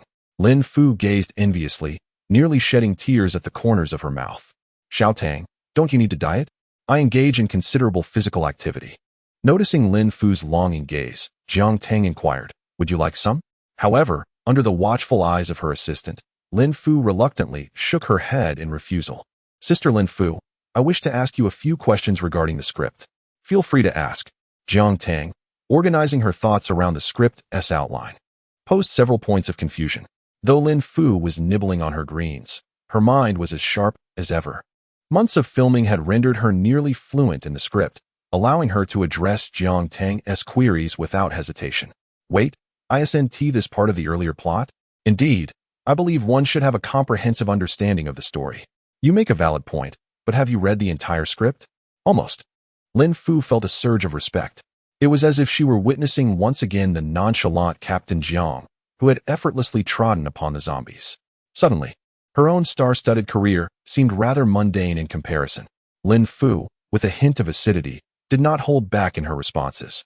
Whenever Jiang Tang posed a question, she answered fluently and seamlessly transitioned to share her insights, be it reflections on the script or her extensive experiences accumulated over years of acting. She generously imparted her knowledge to Jiang Tang, breaking it down as if to ensure complete understanding. In contrast to Professor He, who approached the matter from a teacher's perspective, Lin Fu's insights as an actress and acclaimed actress felt distinctly different. Jiang Tang listened intently as they engaged in dialogues, seemingly indifferent to the tumultuous external world. Chapter 63. June at 9 in the morning, director Wang Ji arrived at the filming location, simultaneously dismissing the 12th call from the producer. It was predictable, another objection to Jiang Tang's casting. The company and investors held high hopes for this production, and with the rising outcry online against Jiang Tang's involvement, the anxious producer's primary solution was to replace her. Jiang Tang was not irreplaceable. Appeasing the audience took precedence. However, Wang Ji, resolute in his decisions, disregarded the producers and company's opinions. Who had the right to dictate his choices? Not even the investors. This was his production, and he held the reins. It must be noted that as one of the leading television directors in the country, Wang Ji was fully entitled to indulge in his whims. Even the wealthiest backers could only plead and endeavor to appease him. Upon arriving on set, he immediately summoned the stage manager and learned that Jiang Tang had already arrived and was currently in the makeup room. Without a moment's hesitation, he strolled leisurely toward the makeup area, hands clasped behind his back. At that moment, Jiang Tang's makeup and hairstyle, personally overseen by the chief makeup artist, were nearing completion. In the makeup room, everyone was momentarily taken aback by Jiang Tang's presence when suddenly, director Wang entered, prompting them to promptly greet him. Upon seeing Xi's appearance, Wang was instantly captivated. Although the previous actress had her own beauty, she lacked the essence Wang was seeking. Yet, when pressed to articulate what he desired, he found himself at a loss, settling for a compromise. Later, by sheer serendipity, Jiang Tang was cast, and the haze that clouded Wang's vision dissipated as if by magic. Jiang Tang seemed to embody a spark of inspiration that struck him suddenly, unleashing a torrent of creativity that he could not contain. His eyes lit up as he approached and noticed the script resting on Jiang Tang's lap. "How well have you grasped the character?" he inquired. "I have some thoughts," Jiang Tang replied, having just discussed her ideas with Lin Fu over breakfast. It was the perfect moment to engage in discourse with the director. She exhibited none of the hesitance typical of a novice actress, boldly articulating her insights. The others in the makeup room were taken aback, gazing at her with admiration akin to that reserved for a valiant warrior. Was this the audacity of youthful exuberance? To speak so freely before director Wang? Just as they anticipated Wang's displeasure, the opposite occurred. He listened intently. Initially, it was merely respect for Jiang Tang, but as she spoke with clarity and conviction, he felt a stirring within him and offered a few gentle pointers. However, when he realized that Jiang Tang had referenced the scripts from the first several episodes, it was evident she had gone beyond merely skimming the synopsis. He furrowed his brow immediately. "You've read through the entire script?" "Yes," she replied. His frown deepened. "You haven't slept a wink, have you?" "Yes." Wang's eyes widened in surprise, finally exhibiting the stern demeanor typical of a seasoned director. "This simply will not do. Today marks the inception of your performance, and it is imperative that you possess abundant energy. Your priorities are misaligned. Moreover, what he desires is the most authentic and unadulterated essence of Jiang Tang, akin to the immediate and stunning impact she delivered in the variety show." While one might not hold high expectations for Jiang Tang's acting prowess, Wang Ji found himself increasingly irked. He harbors a profound disdain for actors who take liberties and disregard direction, and Jiang Tang undeniably struck a nerve with him. In an instant, the makeup room was enveloped in a palpable tension, with everyone hushed and cautious. Everyone, that is, except Jiang Tang, seemingly oblivious to the subtle fury in Wang Ji's tone. She retorted directly, "Director Wang, are you looking for Xi, or are you seeking the Xi from Xianhu?" Wang Ji paused for a fleeting moment, then comprehension dawned upon him. Indeed, he was not aiming to replicate the Jiang Tang from the variety show. Rather, he sought the Xi Jun from Xianhu. The one who had misplaced priorities was not Jiang Tang, but himself. His anger dissipated abruptly, replaced by a complex array of emotions. "You make a valid point," he conceded, bowing his head in realization, a gesture that took everyone by surprise. Not only that, but he also took a seat beside Jiang Tang, commencing a dialogue about the performance. the teacher outside the play, the actor within it, and the director straddling both realms. Professor He Yu, Lin Fu, and Wang Ji each offered fresh perspectives that invigorated Jiang Tang's thought process, as if unlocking a new door for her. Today's opening scene solely revolves around Jiang Tang. According to the narrative, the protagonist of Xian who seeks vengeance while simultaneously honing her strength and desperately pursuing the identity of her enemy. Upon learning of a treasure named the Source Mirror in Kunlun that could unveil the truth, she fervently seeks the opportunity to ascend the heavenly ladder and knock on the gates of the celestial realm. After traversing through thorns and brambles, I finally beheld the legendary slumbering deity at the summit of Kunlun.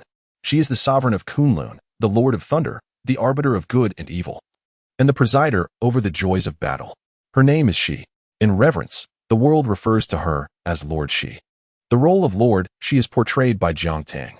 Thus, Jiang Tang's inaugural scene is a confrontation with Lin Fu. At this moment, the entire crew has taken their positions. Lin Fu is present, clad in the blood-stained attire from yesterday, her face adorned with makeup that reflects the aftermath of injury. Appearing woeful and tragic, she clutches the script, her gaze fixed upon it, remaining focused until the very last moment before filming commences. Jiang Tang is the last to arrive.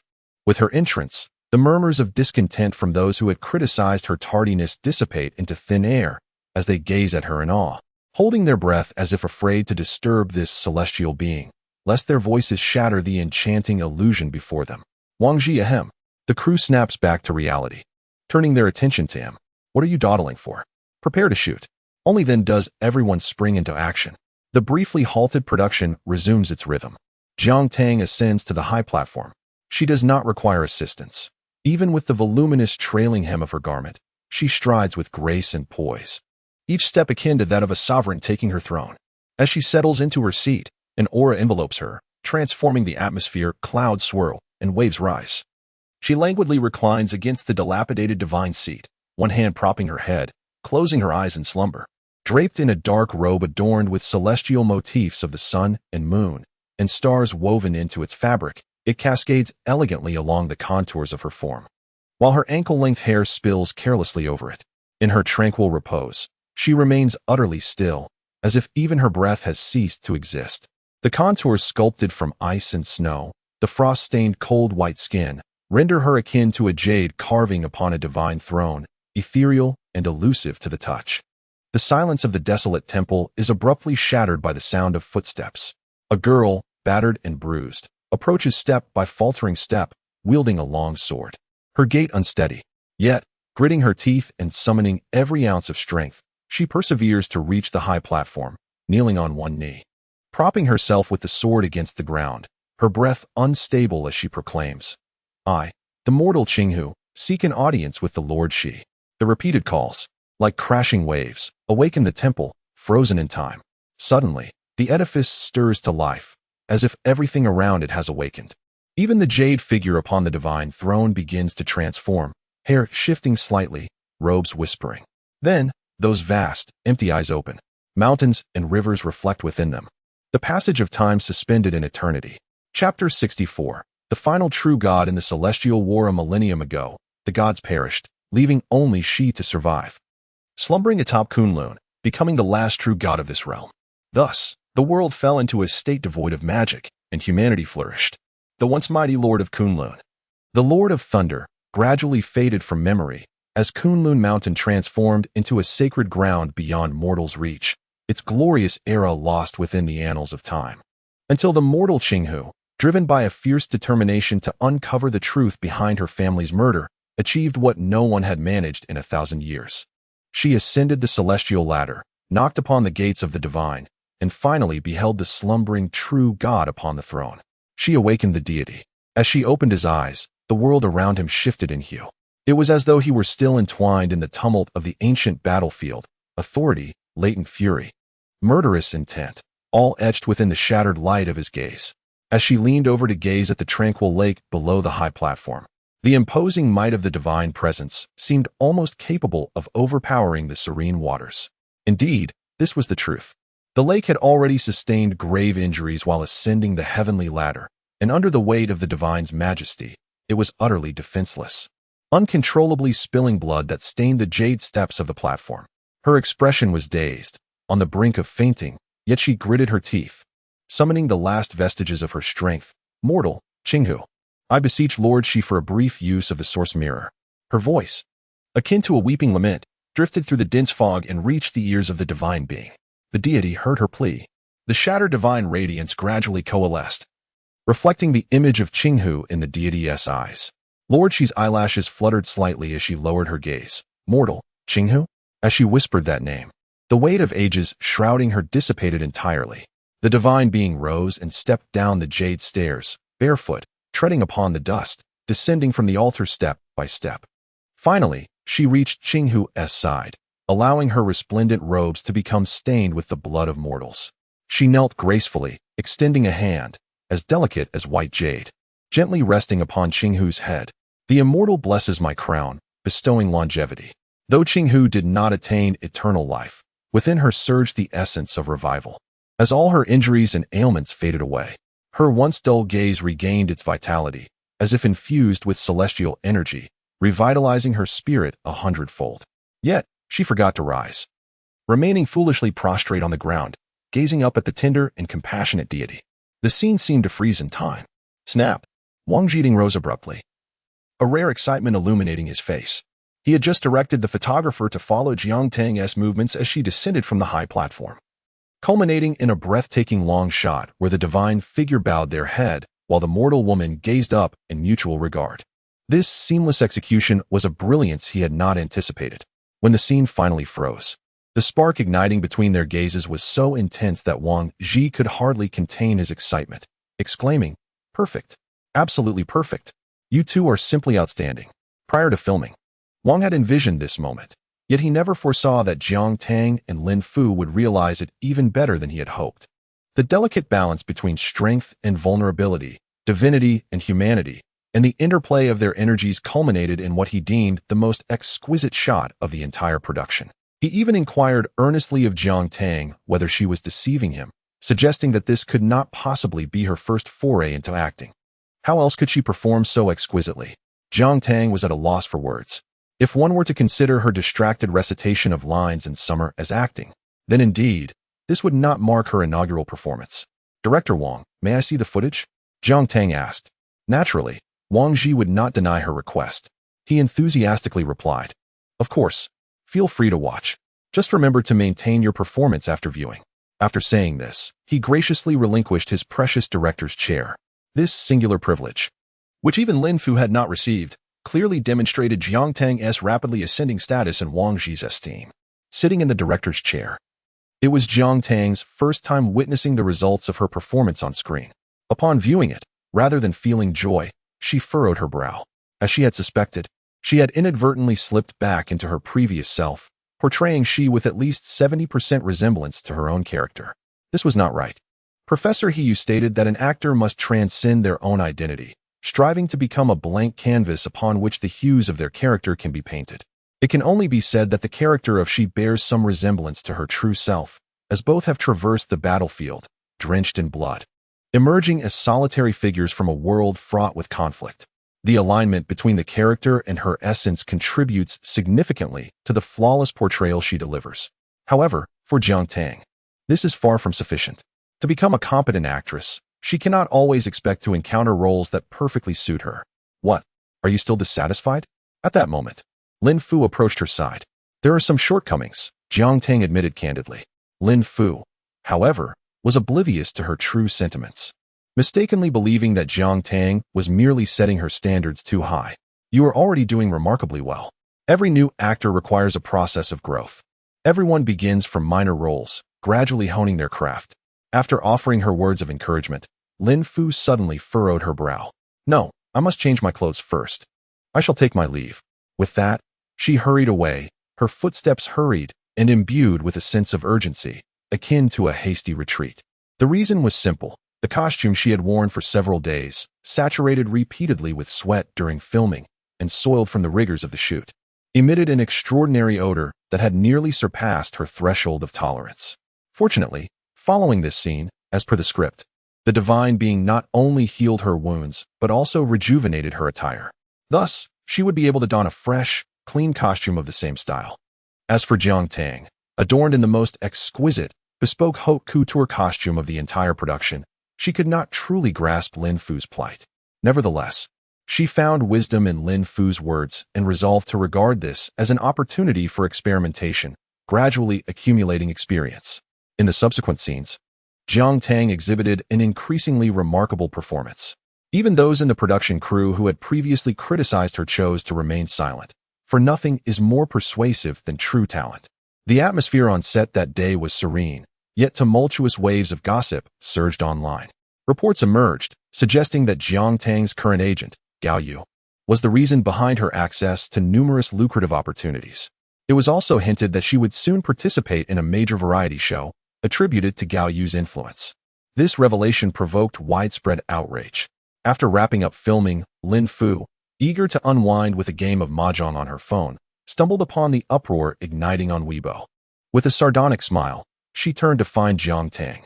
"Shall we take a photo together?" Without waiting for a response, she wrapped her arm around Jiang Tang's neck and captured a selfie. "Oh, it's nothing, just a Weibo post." Lin Fu affectionately tousled Jiang Tang's soft, voluminous hair before reluctantly departing. Chapter 65. A gentle touch on Jiang Tang. 5 minutes later, Lin Fu posted, "A gentle touch on Jiang Tang," with photo. The cacophony of online discourse momentarily hushed. This included the astonishment of Lin Fu's fans, who were left speechless. In the photograph, the typically aloof and ethereal Lin Fu beamed at the camera, her unadorned visage exuding an exquisite charm that even her fans rarely beheld. Yet, she occupied only a corner of the image. The true focus was the young girl seated gracefully on the carpet, her soft, voluminous black hair cascading like clouds over her porcelain-like skin, her profile sculpted with flawless elegance. Her long eyelashes gently drooped, as if she had heard a sound, and she slightly lifted her gaze. The golden light, akin to scattered fragments of gold, fell upon the dark expanse of her eyes, resembling a magnificent galaxy. Though she bore no makeup, the girl's beauty transcended into an ethereal realm. It pierced through the screen, seizing one's heart, boldly sweeping away all sensory perceptions, leaving only a lingering awe of her stunning beauty within the mind. This intense impact could render viewers momentarily blank. As the photograph brimmed with the casual pen clutched by the girl, the open examination papers scattered across the desk, the haphazardly placed takeout snacks, and a thick script resting in the corner. It was precisely this seemingly effortless capture by Lin Fu that firmly ensnared the audience's gaze, rendering them unable to look away. Even long after, this photograph would still hold a prominent place among the most captivating images. Under Lin Fu's Weibo post, there was initially a brief moment of silence, followed by sporadic comments emerging. "How can she be so beautiful? I'm dying. Who am I? Where am I? This is outrageous. Posting such stunning photos in the dead of night. If you have the courage, post more. The screen seems a bit dirty. Oh no, I feel sullied and impure. I must have a kiss and a hug from the goddess to recover." The viewers appeared to have lost their senses. Forgetting what they had been doing, their fingers instinctively typing effusive praise, their minds consumed solely by adulation for the divine beauty. After a considerable time, someone finally endeavored to break the spell, attempting to disrupt the atmosphere. "Who is Jiang Tang? Aren't we discussing Annie?" Annie's real name is Jiang Tang. Yet another peculiar piece of knowledge acquired. So, is this a confirmation of the rumors? Annie, oh no, Jiang Tang truly starred in Fairy Lake. If you are being held captive, dear fairy, just blink. Suddenly, some fans of Lin Fu began to express their agitation. "Ha, Lin Fu, you are really something. I spent the entire night defending you against the crew, and now you post a selfie to slap me in the face. Where does that leave us fans? Forget it. I'm done." However, more rational fans began to voice their opinions. "Lin Fu has never asked for this. Rather, it is you who failed to discern the truth and harmed innocent people. What is wrong with Lin Fu speaking out for her friends? I have always admired Lin Fu for her sense of justice. She has her own standards. If you wish to unfollow, do so quickly. Do not linger and tarnish Lin Fu's reputation." Having debuted for many years, Lin Fu's longtime fans understand her character, and like her, they are capable of distinguishing right from wrong. Thus, when she spoke out against the crew, 90% of her rational fans chose not to participate. Consequently, without a substantial fan base supporting Lin Fu, the remaining comments from casual observers were hardly worth noting. Who could resist the allure of the photo Lin Fu posted? In the past, Annie, lacking any singing or dancing prowess, managed to captivate the audience solely with her looks and secure her debut. Now, Jiang Tang, with just one photo, can silence passers-by, which is hardly surprising. Especially after another major news story overshadowed this wave of events. The actress originally cast for the role of Shi Jun, a veteran leading lady with a stellar reputation, was finally unable to conceal her connection to the Bai Xingwen incident. In a fleeting moment, fans lamented, bystanders gossiped, and cinephiles sighed. Who still recalls the trifles concerning Jiang Tang? The affair with Annie appeared to have run its course. After receiving a phone call, Fang Heyu's manager conveyed the disheartening news, acknowledging the necessity to maintain a safe distance from the turmoil, allowing only a slight ripple in the waters. With a tone of melancholy, he lamented the unforeseen connection between He Jie and Bai Xingwen. This heralded significant trouble. Having traversed the entertainment industry for years, the manager was acutely aware of the matters that could lead to ruin, for even a shallow entanglement could spell the end of a star's trajectory. Suddenly, a thought struck him. But you share a good rapport with He Jie, do you not? Have you been in touch recently? Fang Heyu sat silently on the sofa, his expression grave and unyielding. The manager presumed that Fang's mood was dampened by the unfortunate turn of events regarding Annie and continued to speak to himself. How many luminaries have been dragged into this mess? It's the old adage, pulling out a radish brings mud along with it. Yet, it seems Annie has found herself fortunate. The matter with He Jie not only helped her weather the storm, but also bestowed upon her a coveted role, achieving 2 victories in one stroke. Fang Heyu could no longer absorb the words that followed. A sense of dread enveloped him, as if a sword hung precariously above his head, ready to descend at any moment. Subsequently, the filming of Xianhu proceeded smoothly, the sole mortal to ascend the Kunlun mountain shrine in a millennium. Qinghu garnered the favor of the last true deity of this world. Shi Jun bestowed upon her the source mirror, providing clues to locate her adversaries. Before departing Kunlun mountain, Qinghu also received brief guidance from Shi Jun. Her cultivation advanced by leaps and bounds, her strength growing stronger with each passing day. Shi Jun recounted tales of the divine war and the world from a millennium ago, his voice gentle, akin to that of a benevolent elder. Finally, the moment arrived for Qinghu to depart from this sacred abode. Her eyes brimmed with tears, reluctant to leave, for this temple had become her second home. Like a traveler bidding farewell to their roots, she felt an overwhelming attachment, yet knew she must embark on her journey. The world beyond awaited her, vast and full of possibilities, with numerous endeavors beckoning her. Shi Jun smiled enigmatically, assuring her that this day would not linger long. However, Qinghu could never have anticipated that Shi Jun's farewell would come under such dire and despairing circumstances.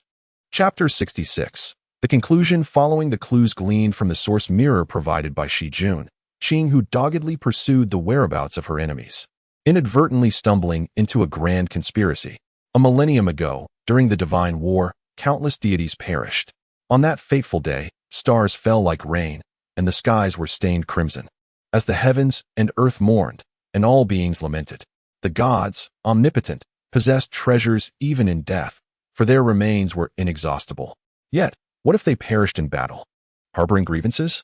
The accumulated resentment of countless fallen deities, after a millennium of gestation, finally birthed sentience, giving rise to what is known as the demon god.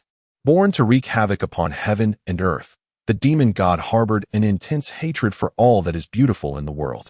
Moreover, the demon god and Shi Jun were destined adversaries. A clash between the two was inevitable, with death awaiting one of them. It was only at this juncture that Qinghu finally uncovered the grim truth behind her family's unjust slaughter. Her ancestors had once belonged to the divine lineage that safeguarded the slaughtering artifact, living in obscurity after the divine war, protecting the artifact while residing in a tranquil village. Innocent individuals suffer when blessed with great fortune. The vassals serving the malevolent deity sought the artifact of slaughter to aid their master in eliminating the esteemed Shi Jun, which ultimately ushered calamity upon the Qinghu family. Alas, despite their diligent searches, they were unable to uncover the whereabouts of the artifact.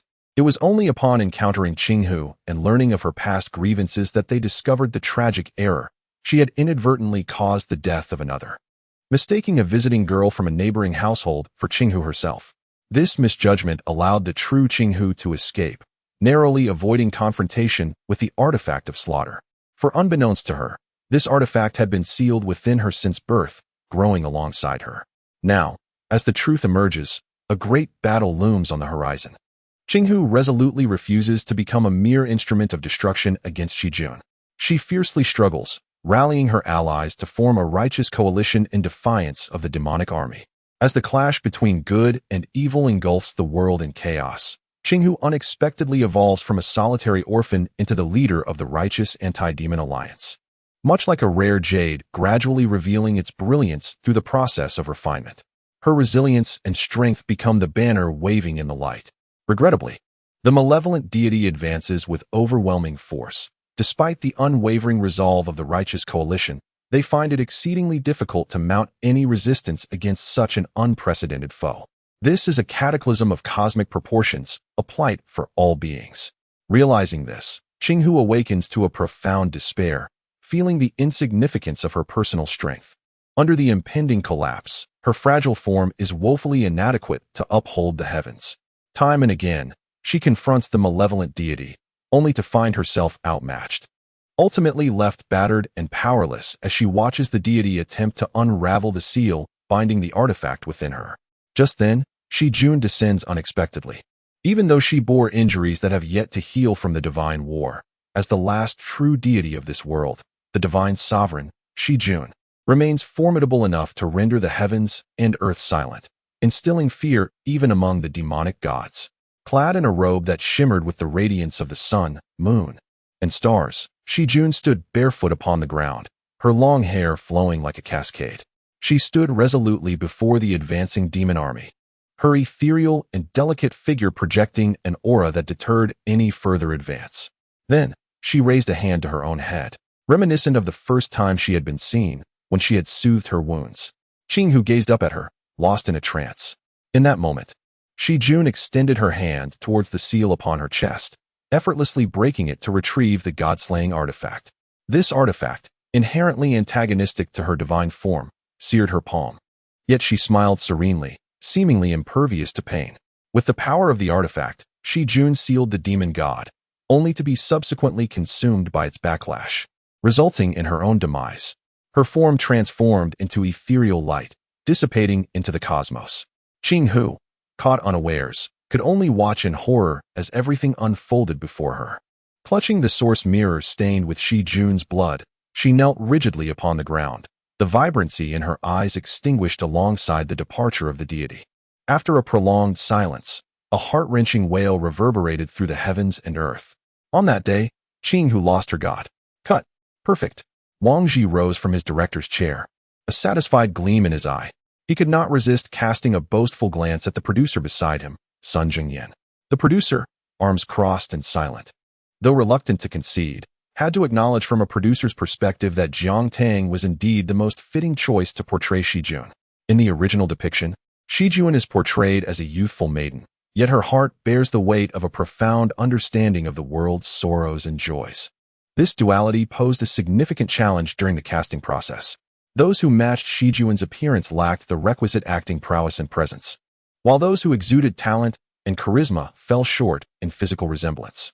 The previously acclaimed actress was the result of meticulous selection, yet even in her performance alongside Lin Fu, she could not fully dominate the latter's aura. However, Jiang Tang achieved this feat effortlessly, with a countenance as radiant as the dawn of spring.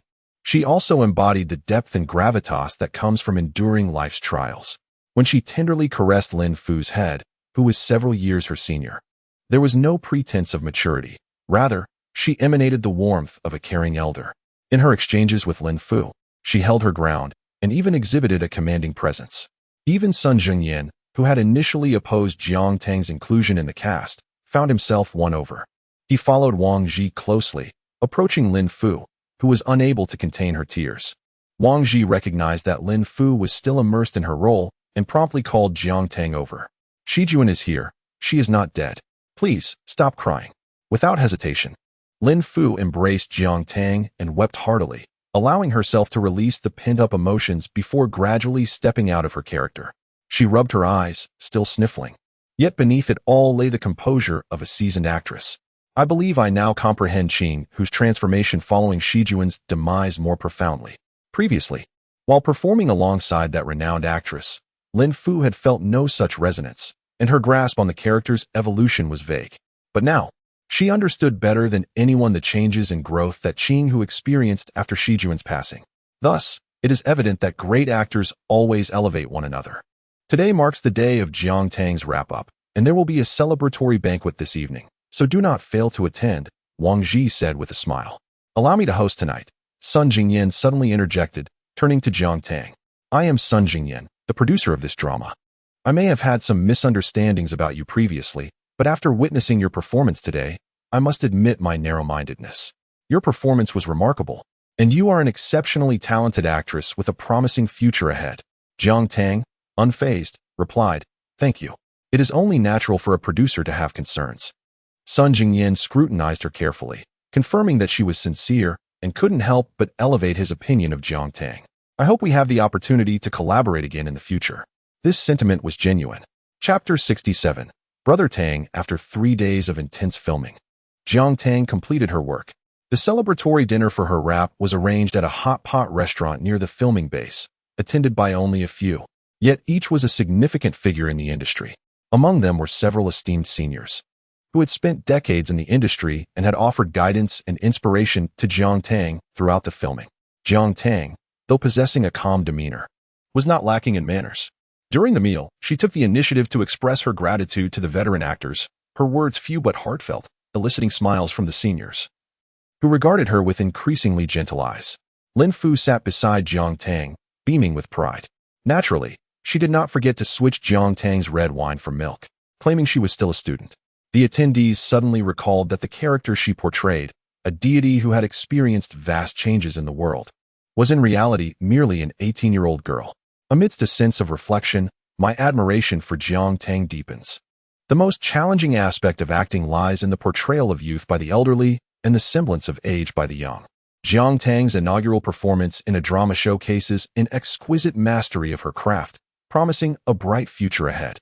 Consequently, my words inevitably carry a desire for camaraderie. Within the industry, who wouldn't wish to nurture a potential star with boundless prospects? In an instant, the world seems to extend unparalleled kindness towards Jiang Tang, as if all shadows and malevolence dissolve under the resplendent sun.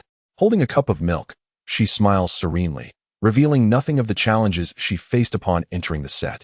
This gathering over hot pot began with excitement and concluded with satisfaction. Arriving shortly after lunch, she manages to attend the Friday afternoon class.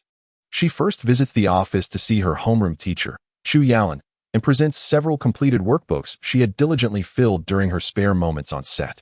Chu Yalan observes the meticulously filled pages, each stroke of the pen distinct and graceful. She is taken aback. You finished them all? Having merely intended to encourage Jiang Tang to maintain her studies amidst her demanding schedule, she had not genuinely anticipated that Jiang Tang would complete the assignments. Thus, Jiang Tang's submission comes as a delightful surprise. The astonishment quickly transforms into a warm smile, and Chu Yalan regards Jiang Tang with increasing fondness. For teachers invariably appreciate diligent and proactive students. Leave the workbooks here. I shall assist you with corrections shortly. Aware of Jiang Tang's esteemed tutor, she nonetheless suggests, perhaps we could connect on WeChat. Should you encounter any difficulties, feel free to reach out anytime. Jiang Tang nods, accepting the goodwill. Leaving the office and stepping into the academic building, the number of students around her began to increase. Strangely, they were all discreetly observing Jiang Tang. Although she had grown accustomed to the attention at school, today the scrutiny seemed to escalate to unprecedented heights. It was as if Jiang Tang were some living embodiment of a fearsome figure. Perhaps the rumors were indeed true. Yet, she seemed unremarkable. Whispers of conversation wafted into her ears, leaving her somewhat puzzled as she tilted her head slightly. It was only upon entering the classroom that she finally comprehended the peculiar looks directed at her. Tang Ge, the once bashful young boy, Tang, who had previously fidgeted in front of Jiang Tang, suddenly transformed into a loyal brother of the martial world. He hurriedly approached her, clasping his fists in a formal salute, and began reciting lines from an incongruous martial arts novel he had evidently heard somewhere, speaking with fervor. Thank you, Tang Ge, for heroically saving my brother Pei last week. You faced 100 ruffians single-handedly to protect him. Brother Pei is like my own kin. Saving him is tantamount to saving me. I possess no other talents, so I can only pledge my loyalty. Ah, no, I misspoke. I inadvertently revealed my true feelings. I am ready to face any peril for you. Should you encounter any troubles, just call upon me, Tang Tang, and I will fear nothing, save for brother Pei. From now on, I shall call you Tang Ge, or perhaps Tang Ye. At that moment, a large hand reached from behind, firmly pressing down on Tang Tang's head. The owner of the hand, Pei Ji, displayed a range of expressions, from joy to shock, to shame, and finally to an emotionless visage. Crimson crept up to his earlobe, subtly revealing his turbulent emotions at that moment. Pei Ji feigned composure, inadvertently tightening his grip on Tang Tang, causing the latter to yelp in pain. Jiang Tang uttered a soft acknowledgement, her gaze sweeping across the classroom where their classmates were surreptitiously observing the scene. She proposed, "Let's step outside to talk." Naturally, Pei Ji agreed. He brusquely shook off Tang Tang and followed Jiang Tang into the corridor. Before she could inquire, he took the initiative to elucidate the current predicament. "The vocational school crowd has spread the word about what you did for me last week. It's gone rather wild. And practically all the schools in this area are aware of your, well, ability to take on 10 opponents single-handedly." Pei Ji spoke with a degree of discretion. The defeated ruffians from the vocational school were relentless in their attempts to tarnish Jiang Tang's reputation. Perhaps the pain they endured was insufficient to instill a lasting lesson, as these aggrieved delinquents, harboring dark intentions, disseminated rumors about Jiang Tang far and wide. Coupled with the earlier incident involving Chen Fei, the tales morphed into increasingly ludicrous exaggerations. Jiang Tang's image had transformed into that of a fearsome and malevolent figure, weighing 200 pounds, capable of knocking out 10 boys with a single punch. They insinuated that she, coveting Pei Ji, had deliberately followed him to protect him, even resorting to force to subdue him, leading to an indescribable relationship between them. The renowned tyrant of Mingda, Pei Ji, was relegated to the role of a frail and ineffectual damsel in distress in the narrative surrounding Jiang Tang. It was utterly absurd. The sole reason for this was the woeful appearance of those ruffians, their bodies swathed in bandages, which circulated wildly across various school forums and group chats, indirectly affirming the emergence of Jiang Tang as the new dominant force at Mingda Middle School. The only solace lies in the fact that, apart from those close to Mingda, outsiders find it exceedingly difficult to associate Jiang Tang with the so-called Mother Nightshade of the rumors. This has preserved Jiang Tang's last shred of reputation. After discussing this matter, Pei Ji hung his head, unable to meet her gaze. "I'm sorry. It's my fault that you've been implicated." During Jiang Tang's absence over the past few days, he had publicly lost his temper 3 times, nearly assaulting 7 boys. Anger and guilt surged within Pei Ji as he continued. "Those vocational school ruffians have been spreading malicious rumors about me putting someone in the ICU and even involving my family to smooth things over. I never imagined it would come back to you, Jiang Tang. Rest assured, I will set the record straight and restore your honor." Pei Ji felt that this was the least he could do. Chapter 68, Is That All? Jiang Tang listened calmly. "Oh, is that truly all? Just this?" Pei Ji believed he had misheard. After pondering for a moment, Jiang Tang added, "There's no need to dwell on this matter." Pei Ji, perplexed, asked, "How can you remain unperturbed by such outrageous remarks? Why should the words of others dictate my emotions?" Jiang Tang's demeanor was strikingly candid and magnanimous, exuding a sense of composure that belied her age. She stated, "If rumors are the weapons my adversaries wield against me, succumbing to them would signify my defeat. Rather than harboring anger, I would prefer to focus my energies on identifying their vulnerabilities, and then strike decisively." Her words flowed with an ease that resembled a casual discussion about the pleasant weather. Yet Pei Ji discerned the resolute determination beneath her calm exterior, akin to a cold and merciless swordsman whose blade, when drawn, would inevitably spill blood. He gazed into her tranquil eyes, as serene and deep as the night sea, unable to resist the urge to clench his tingling fingertips. It was not fear that gripped him, but rather an overwhelming admiration for her prowess. Suddenly, Pei Ji found the term Tang Ye used by the earnest Tang Tang to be particularly fitting. He suppressed his excitement and inquired, "So, what do you plan to do? Break their legs?" Observing his demeanor, he thought that if Jiang Tang were to nod in agreement, he would eagerly provide the necessary tools for a swift and decisive resolution. Jiang Tang shot him a sidelong glance. "Do you wish to end up in a juvenile detention center?" The cold splash of her words doused Pei Ji's enthusiasm. He mumbled, "Weren't you quite ruthless last time?" Jiang Tang replied, I know my limits. Pei Ji retorted, if you know your limits yet ended up causing such a ruckus, what would happen if you didn't? His curiosity intensified. So, what do you intend to do? Jiang Tang replied slowly, of course. I will resolve this matter through legal means. A question mark appeared in Pei Ji's mind. The once formidable youth now resembled an earnest golden retriever in Jiang Tang's presence. Jiang Tang chuckled lightly. As far as I know, that group is notorious for extortion and bullying. It is a common occurrence. Pei Ji immediately scoffed. That's an understatement. They are nothing more than scoundrels who would rob even elementary school children. Though he bore the title of school bully and was indeed formidable in fights, he never stooped to torment the weak.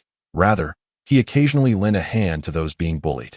However, his notorious temper and fearsome reputation meant that few would believe he was capable of kindness. Therefore, all I need to do is hire a lawyer to assist the bullied students, gather evidence, and file a complaint with the Education Bureau. The subsequent actions are self-evident. In matters of combating bullying, the mere action of one individual stepping forward often inspires others to follow suit. After all, courage is a contagion. Pei Ji's eyes sparkled with realization. How had he not thought of this sooner? Eagerly, he declared, leave this matter to me. I shall contact my lawyer at once. The Pei family boasts deep-rooted foundations in the imperial capital, not merely in newfound wealth, but rather a venerable family entrenched in power and affluence. Since birth, Pei Ji has possessed an independent family fund and equity dividends, supplemented by a professional legal team to manage his affairs. For him, accessing a prestigious lawyer is merely a phone call away. Jiang Tang was indifferent to who resolved the issue. If Pei Ji wished to take action, then let him. As Pei Ji disappeared around the corner of the corridor, a figure gradually emerged. A youth, with a glimmer of frost in his gaze, suddenly smiled, transforming the atmosphere into one of warmth and vitality akin to spring's bloom. Lu Chen remarked, a brilliantly executed strategy, bold and forthright. Jiang Tang replied, it is impressive, yet not to such an extent. Pei Ji is not foolish, merely excessively straightforward. While others may perceive Pei Ji as less than admirable, Jiang Tang sees him as a youth of earnest temperament and passionate heart. His simplicity and directness, although often masked by a tempestuous disposition, reveal a sincere spirit, an uncommon find. In Lu Chen's eyes, Pei Ji appears rather naive, engaging in futile squabbles with ruffians, perpetually embroiled in grievances. What purpose does that serve? Is it merely a contest of moral depravity? Thus, he is Pei Ji, not Lu Chen. Surprisingly, Lu Chen found merit in this perspective and nodded in agreement. By the way, did you seek me for something? Just 5 minutes prior, Jiang Tang had noticed Lu Chen's arrival, yet she allowed him to eavesdrop for a moment longer without revealing herself. With the impending monthly examinations next week, and having heard of your return to classes, I thought to inquire about your current academic standing. It would reflect poorly on me if my students' performance were subpar. Monthly exams? Lu Chen raised an eyebrow. Were you unaware? Jiang Tang massaged her temples. I've been rather preoccupied lately. Lu Chen mused. I possess a set of practice questions. Perhaps you could attempt them to gauge your current proficiency. Jiang Tang concurred with Lu Chen's suggestion. Seizing the remaining time of the lunch break, she accompanied him to the student council office to retrieve the examination papers. Upon their arrival, they discovered a refined and comely young woman awaiting Lu Chen. She greeted him with a sprightly and gentle smile.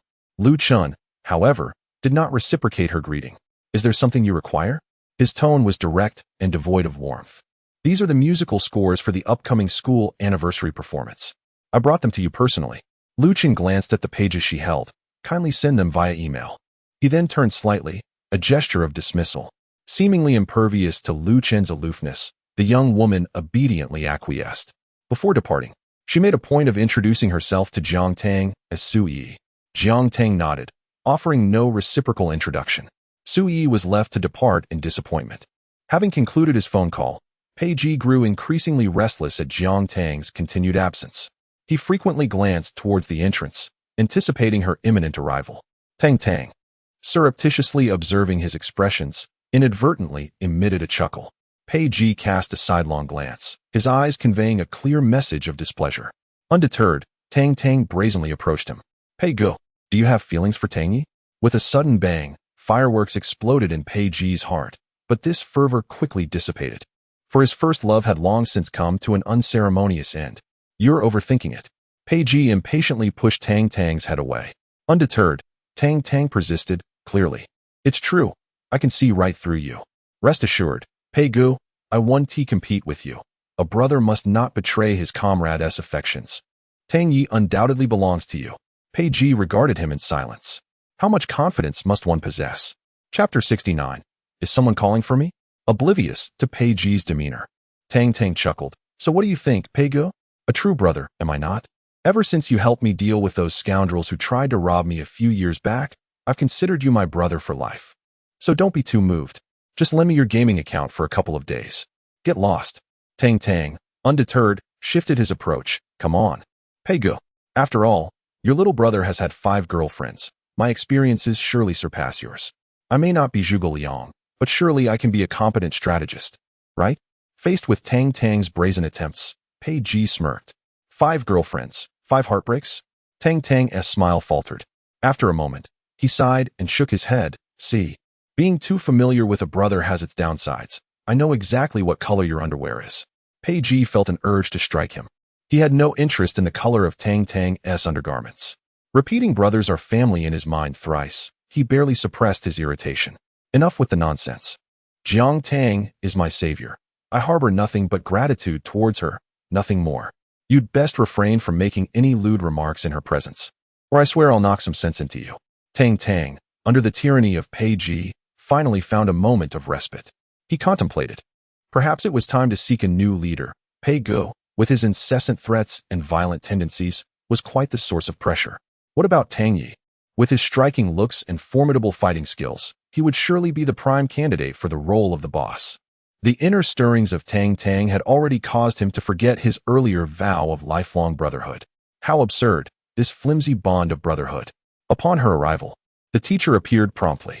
Jiang Tang sat upright, adopting the demeanor of a diligent student, while Pei Ji, seated slightly behind her, dared not disturb her.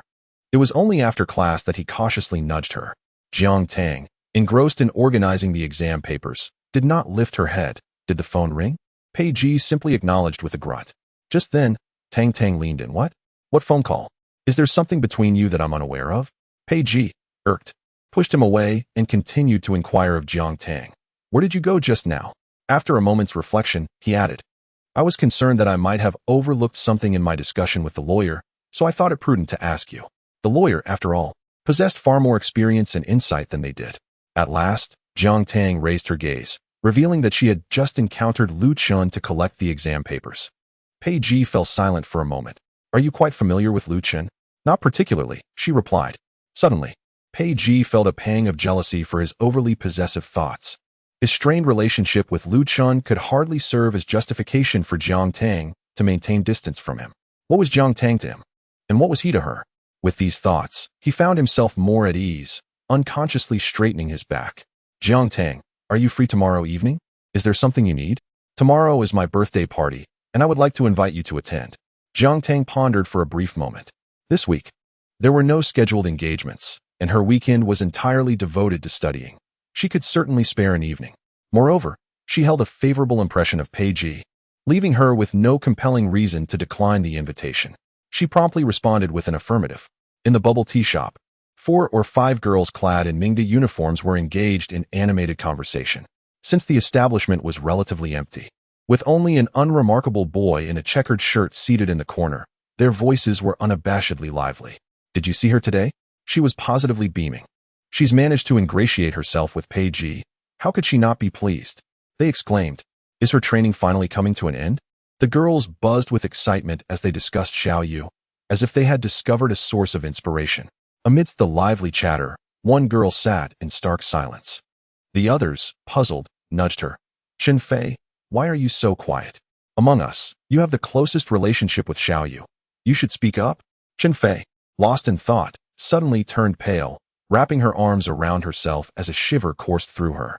No, I won't go. The other girls were bewildered. Chen Fei, what's wrong with you? Chen Fei shook her head vigorously, her jaw clenched tightly. Don't provoke Jiang Tang, she's terrifying. The memory of being pinned against the wall by Jiang Tang still haunted her, a lingering shadow that extinguished any thoughts of opposing Jiang Tang. Yet, the other girls found it difficult to empathize with her, their dissatisfaction growing instead. What is this? Initially, it was you who instigated this situation. And now you wish to withdraw, treating us as mere trifles? Do you truly fear Jiang Tang? The remaining girls echoed in agreement. Only Chen Fei remained silent, tightly pursing her lips. At that moment, a boy in a checkered shirt sitting in the corner suddenly lifted his head. His hair was disheveled, and he wore thick black-rimmed glasses. His checkered shirt appeared as if it were mass-produced for computer science students, making him seem like a typical engineering student one could find in any university. Upon closing his well-worn laptop, it became apparent that he was quite tall. However, his slouched posture diminished the imposing presence of his height, rendering him rather inconspicuous. The boy approached the group of girls and, in a slightly hoarse voice, inquired, "Do you know Jiang Tang? Who are you?" One of the girls, recently acquainted with the others, shot back, casting a disdainful sidelong glance at him. Another girl sensed something amiss. "Wait, do you know Jiang Tang?" This revelation was akin to igniting a fire in oil. Questions began to bombard the boy in the checkered shirt. "What is your relationship with Jiang Tang? How well do you know her? Speak quickly. You can't possibly be Jiang Tang's boyfriend, can you?" "Huh? The aloof Jiang Tang actually has a boyfriend? Are you mute? Why aren't you speaking?" The girls' tones were far from cordial. It seemed they were venting all the frustrations they had experienced with Jiang Tang onto the unsuspecting boy before them. Their youthful faces, brimming with mockery and arrogance, appeared distorted in the boy's eyes. He retreated half a step without revealing any emotion. A fleeting glimmer of impatience flashed across his eyes behind the black-framed glasses. The tinkling of a bell rang out from the entrance of the milk tea shop. Jiang Tang stepped inside, her indifferent gaze sweeping through the shop, ultimately landing on a few girls whose expressions shifted nervously. She lazily raised her eyes. "Did I just hear someone calling my name?" In Chapter 70, Yu Shi, before Jiang Tang's arrival, the girls had boasted loudly about teaching her a lesson, exuding an air of arrogance and bravado. However, upon Jiang Tang's actual appearance, they resembled quails caught with their wings clipped, filled with fear and trepidation. No, we weren't talking about you. Indeed, we weren't referring to you." Their clumsy attempts at concealment were insufficient to mask the situation, a fact they were all too aware of. Under Jiang Tang's tranquil gaze, the girls fell silent. Meanwhile, Chen Fei had already cowered in a corner. As Jiang Tang's eyes swept over the room, Chen Fei, feeling her hair stand on end, blurted out, "They were the ones talking. It has nothing to do with me." Her eagerness to dissociate herself only ignited the ire of the girls. Yet, restrained by Jiang Tang's presence, they dared not retaliate. Once Jiang Tang departed, a fierce conflict among the girls was inevitable. Jiang Tang sensed the surging undercurrents among them, but chose not to expose them. She walked directly past the group to the counter. The young girl standing behind the counter clutched her phone, forcing a smile as she asked, "What would you like to order?" Jiang Tang glanced at the illuminated screen of the phone, where 3 familiar digits gleamed. She smiled gently, "Don't worry. We won tea fight." The young girl trembled, feeling that her attempt at reassurance had fallen flat. Then Jiang Tang ordered a cup of raspberry cheese tea. The lingering warmth of the weather was perfectly suited for such a beverage, adorned with glistening ice beads and topped with a delightful sea salt cheese foam. The harmonious blend of sweetness and coolness was sure to seep into one's very soul. Jiang Tang bit down on her straw, blissfully narrowing her eyes, her gaze elongated and feline, exuding a languid charm. Yet, it was peculiar that during her wait for the tea, no one in the shop dared to venture outside. Even the boy in the checkered shirt stood quietly in the corner, seemingly avoiding the girls' rivalry with great trepidation. "Would you like something to drink?" Jiang Tang asked amiably. But to the girls, it sounded like a devil's whisper. In unison, they shook their heads. No, we don't want anything." Jiang Tang responded with surprise. "I thought you were waiting for me to treat you." The slow-witted girls finally realized Jiang Tang was hinting for them to leave, their faces lighting up with joy as they quickly grabbed their stylish bags and dashed away. In the blink of an eye, the tea shop was emptied. However, Jiang Tang did not rush to depart. Instead, she approached the boy in the checkered shirt and scrutinized him from head to toe. "It's you again," she stated with certainty, devoid of any doubt. The boy remained composed. "Do you know me? This is our 3rd meeting." The first time she saw him, he appeared like a disheveled artist, prompting her to be wary. The second time, he resembled a vagabond lost in the crowd, leading her to question his intentions. By the 3rd encounter, he had transformed yet again, now resembling an engineering student with a laptop bag. 3 meetings, 3 different appearances, 3 distinct identities. Although Jiang Tang has clarified that the previous incident was a misunderstanding, and that the peculiar man loitering near the school stood merely at a height of 1.70 meters with a balding Mediterranean appearance. His attributes are vastly dissimilar to those of the man before her. Yet, she does not perceive this individual as harmless or safe. She vividly recalls the unmasked disdain and mockery in his demeanor when he distanced himself from the crowd, regarding others with the contempt one might reserve for mere livestock. Akin to a predator perched at the apex of the food chain, his essence was defined solely by an aura of coldness and danger. Ironically, he now feigns a demeanor that blends with the masses. How could she not approach him with caution? To her astonishment, under her scrutiny, he suddenly smiled. His voice, unrestrained, resonated with a deep, cello-like timbre. "I know you can recognize me." He simply straightened his posture, and his broad shoulders ceased to appear timid. His imposing presence swiftly filled the space, rendering the not-so-cramped bubble tea shop suddenly confining. Driven by curiosity, she sought to confirm her suspicions. Jiang Tang maintained her composure. "And what follows your confirmation? I wish to become acquainted with you. Perhaps you harbor misconceptions about me." He paused. "I am Yushi, an actor." "An actor?" This revelation indeed caught Jiang Tang off guard. If all this pretense were merely an act, then the skill required to deceive her, allowing her to sense an undercurrent of danger, could hardly belong to a nameless performer. In recent days, Jiang Tang had diligently immersed herself in the intricacies of the entertainment industry, evolving from ignorance to a preliminary awareness of the names populating Huagua's entertainment realm. However, she could not recall any actor by the name of Yushi. Jiang Tang did not disguise her skepticism. Yushi observed the scene with a knowing smile. "I assure you, I am not deceiving you. My upcoming film role is that of a killer masquerading as a vagrant. Hence, I have deliberately altered my appearance to see if anyone can recognize me." Jiang Tang seized upon this revelation. "So, you are quite famous?" Yushi replied, "Well, what do you think?" Jiang Tang did not press him further. "May I see your hands?" Without hesitation, Yushi raised his hands, which resembled exquisite works of art. While one may fabricate lies, the marks upon one's body remain truthful.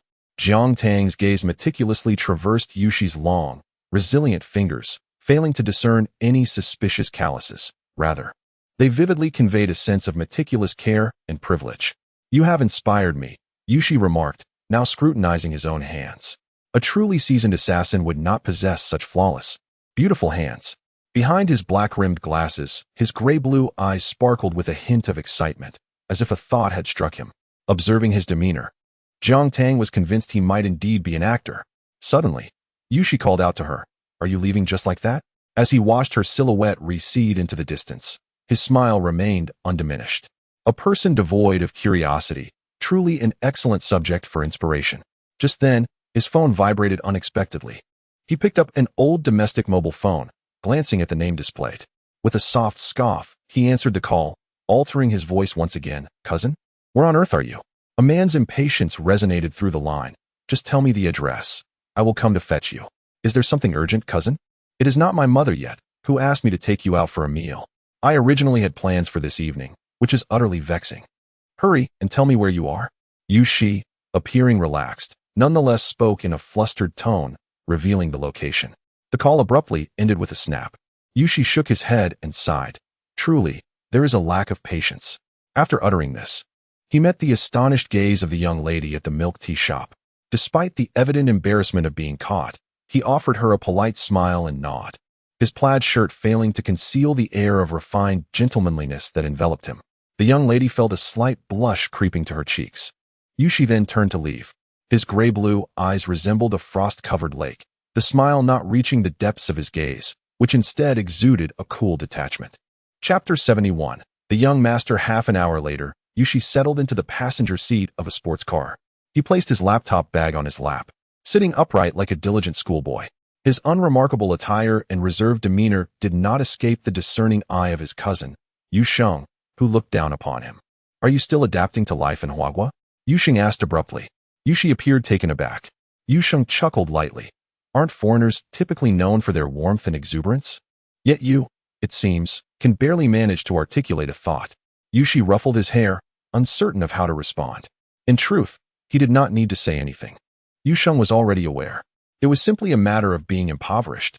When one is without means and has not experienced much of the world, It is only natural to approach tasks with trepidation. Having encountered many such individuals, Yu Sheng instinctively categorized Yu Shi in the same vein. He recalled what his parents had mentioned about Yu Shi's mother, his aunt, who had once been a renowned beauty in the imperial capital, with suitors flocking to her in droves. At that time, they had already chosen their marriage partners, and Yu Shi's mother, demonstrating her determination, successfully gained admission to Oxford and went abroad. The Yu family, initially elated, soon found themselves dismissing their original matches, seeking someone more suitable. In their quest, they even sought out a poor student, vowing to marry him no matter the cost. The Yu family was powerless to intervene, despite several attempts to reach her. They found no success. Eventually, Yu Shi's mother resolutely severed ties with her family, remaining silent for many years. Although the Yu family disapproved of her choices from years past, they had no option but to acquiesce to the situation.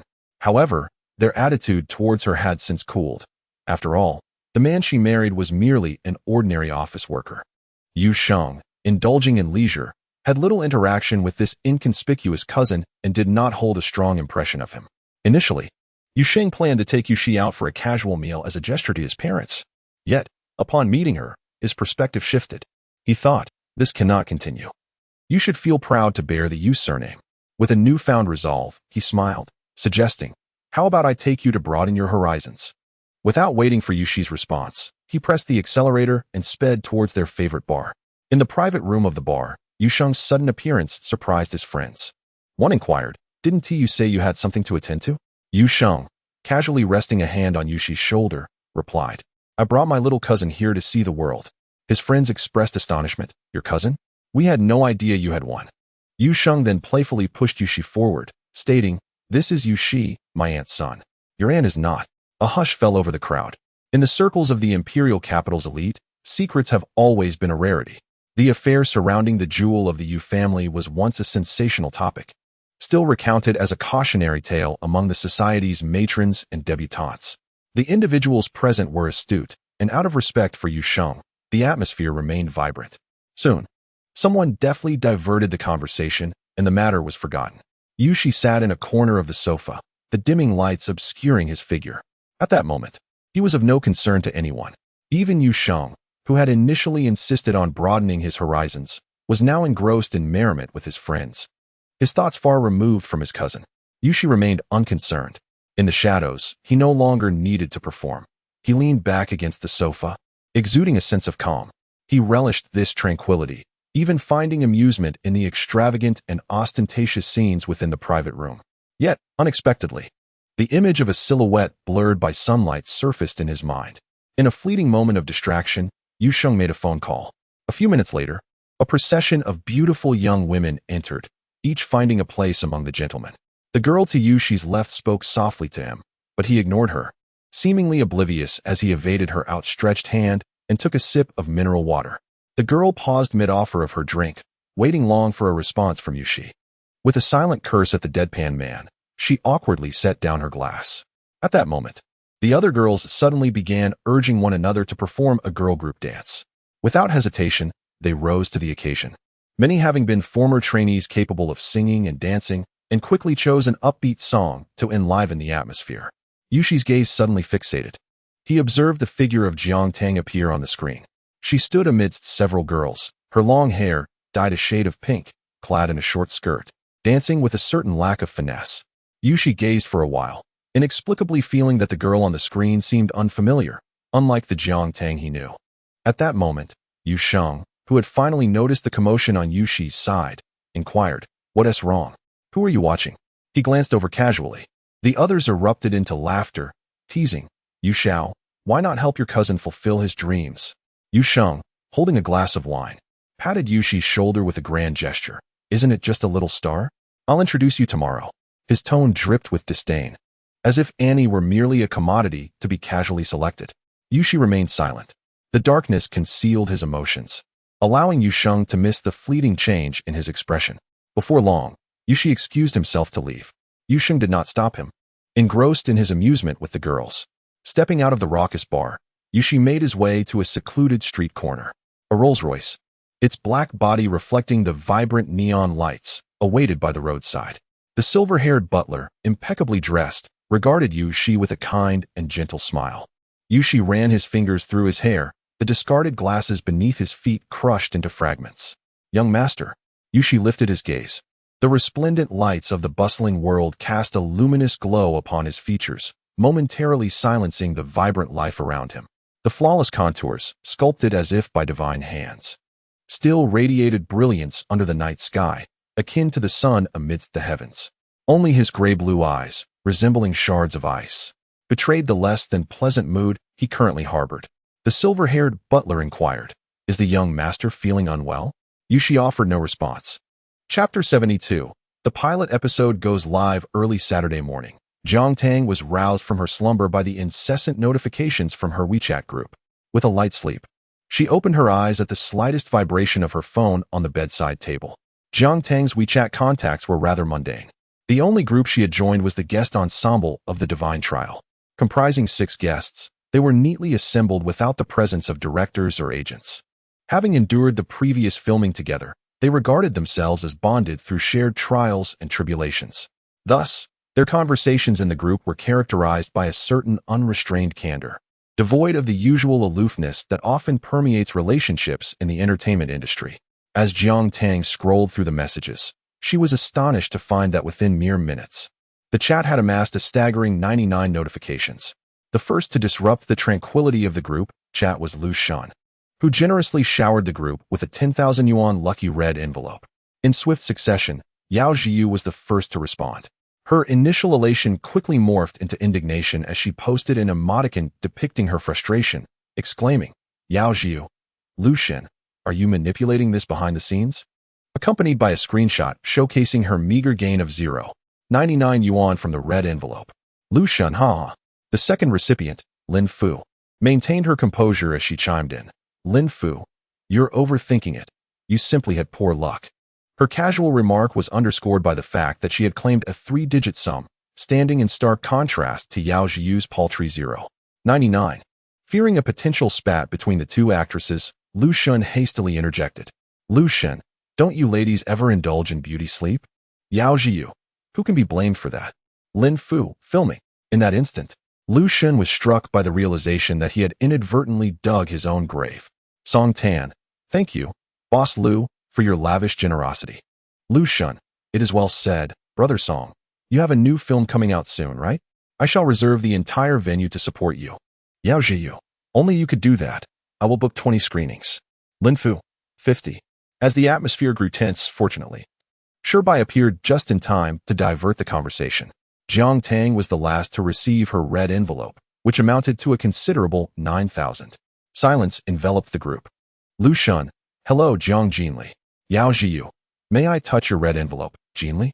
Holding her phone, Jiang Tang slightly curled her lips, rising with a pleasant demeanor. On the living room coffee table lay several thick books of exercises, their pages filled with succinct, vigorous characters. A testament to Jiang Tang's late-night study session that lasted until 2 in the morning. Just as she poured herself a cup of warm water, the front door swung open. It was Yin Peiqi. To facilitate her comings and goings, Jiang Tang had disclosed the password to her early on. Carrying multiple bags, Yin Peiqi trudged in, momentarily taken aback upon seeing Jiang Tang in the living room, perhaps surprised by her early rising. However, she had brought breakfast and given Jiang Tang's appetite. The table was soon laden with an array of bowls. Jiang Tang ate slowly, no longer the whirlwind she had been upon her arrival. During her meal, she also made a point to peruse her Chinese textbook and memorize passages. This dedication left Yin Peiqi in awe, her own resolve almost wavering. Sigh. Working under such a diligent individual truly presents a challenge. Oh dear, it's nearly 8 o'clock. Sister Tang, the trailer for Trial of the Gods is set to be released today. Would you like to watch it? Certainly. Yin Peiqi retrieved her iPad, adeptly logging into Penguin Video. The program Trial of the Gods on M Station has yet to commence its official recording, yet the largest online platform in the country, Penguin Video, has secured exclusive streaming rights at a premium price. As the preview does not constitute the actual episode, it has not aired on television, being exclusively released on Penguin Video as a special treat.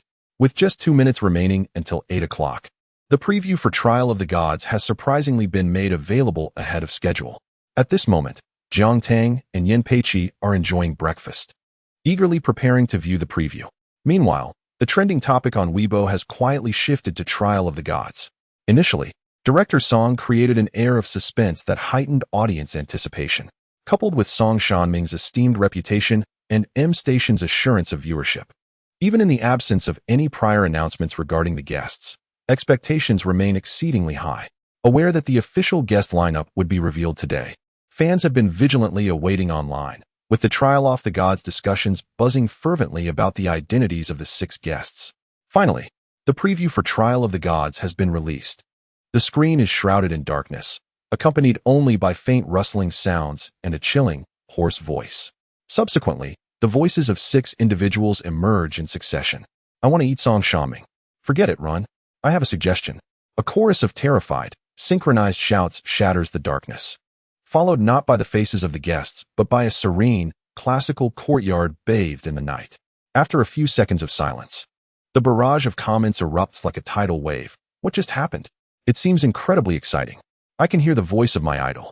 It must be Lu Shun. I can't be mistaken. As the fervent discussion surrounding the voice master in the bullet screen commenced, the first nanny van came to a halt outside the courtyard. Shirbai stepped out of the vehicle, greeted by the enthusiastic screams of fans within the bullet comments. Undoubtedly a current sensation. The fans who rushed over soon inundated the screen, overwhelming the scene in which Shirbai was situated. After a few moments, as Shirbai settled into the private box, the second guest made her entrance. Standing beside the nanny van, she conversed with her manager. Her languid and exquisite profile, enveloped in the warm yellow light by the roadside, exuded an aura that was not comforting but rather possessed an air of aloofness and detachment from the world. Am I mistaken? Any? No, it's Jiang Tang. What is she doing here? The bullet comments revealed an undercurrent of resistance. While some were enamored by Jiang Tang's beauty, it was insufficient to counterbalance the animosity directed towards her. Even as Yao Jiyu, Lin Fu, Lu Shun, and Song Tan appeared one after another, their presence did little to alleviate the mounting irritation. Instead, it intensified the sense of discontent. Why is there Jiang Tang in this celestial lineup? She is nothing more than a rat droppings. Yet some comments offered a more reasoned perspective. Jiang Tang didn't air, did she? Wasn't the slapping incident clarified as a self-directed performance by Lena?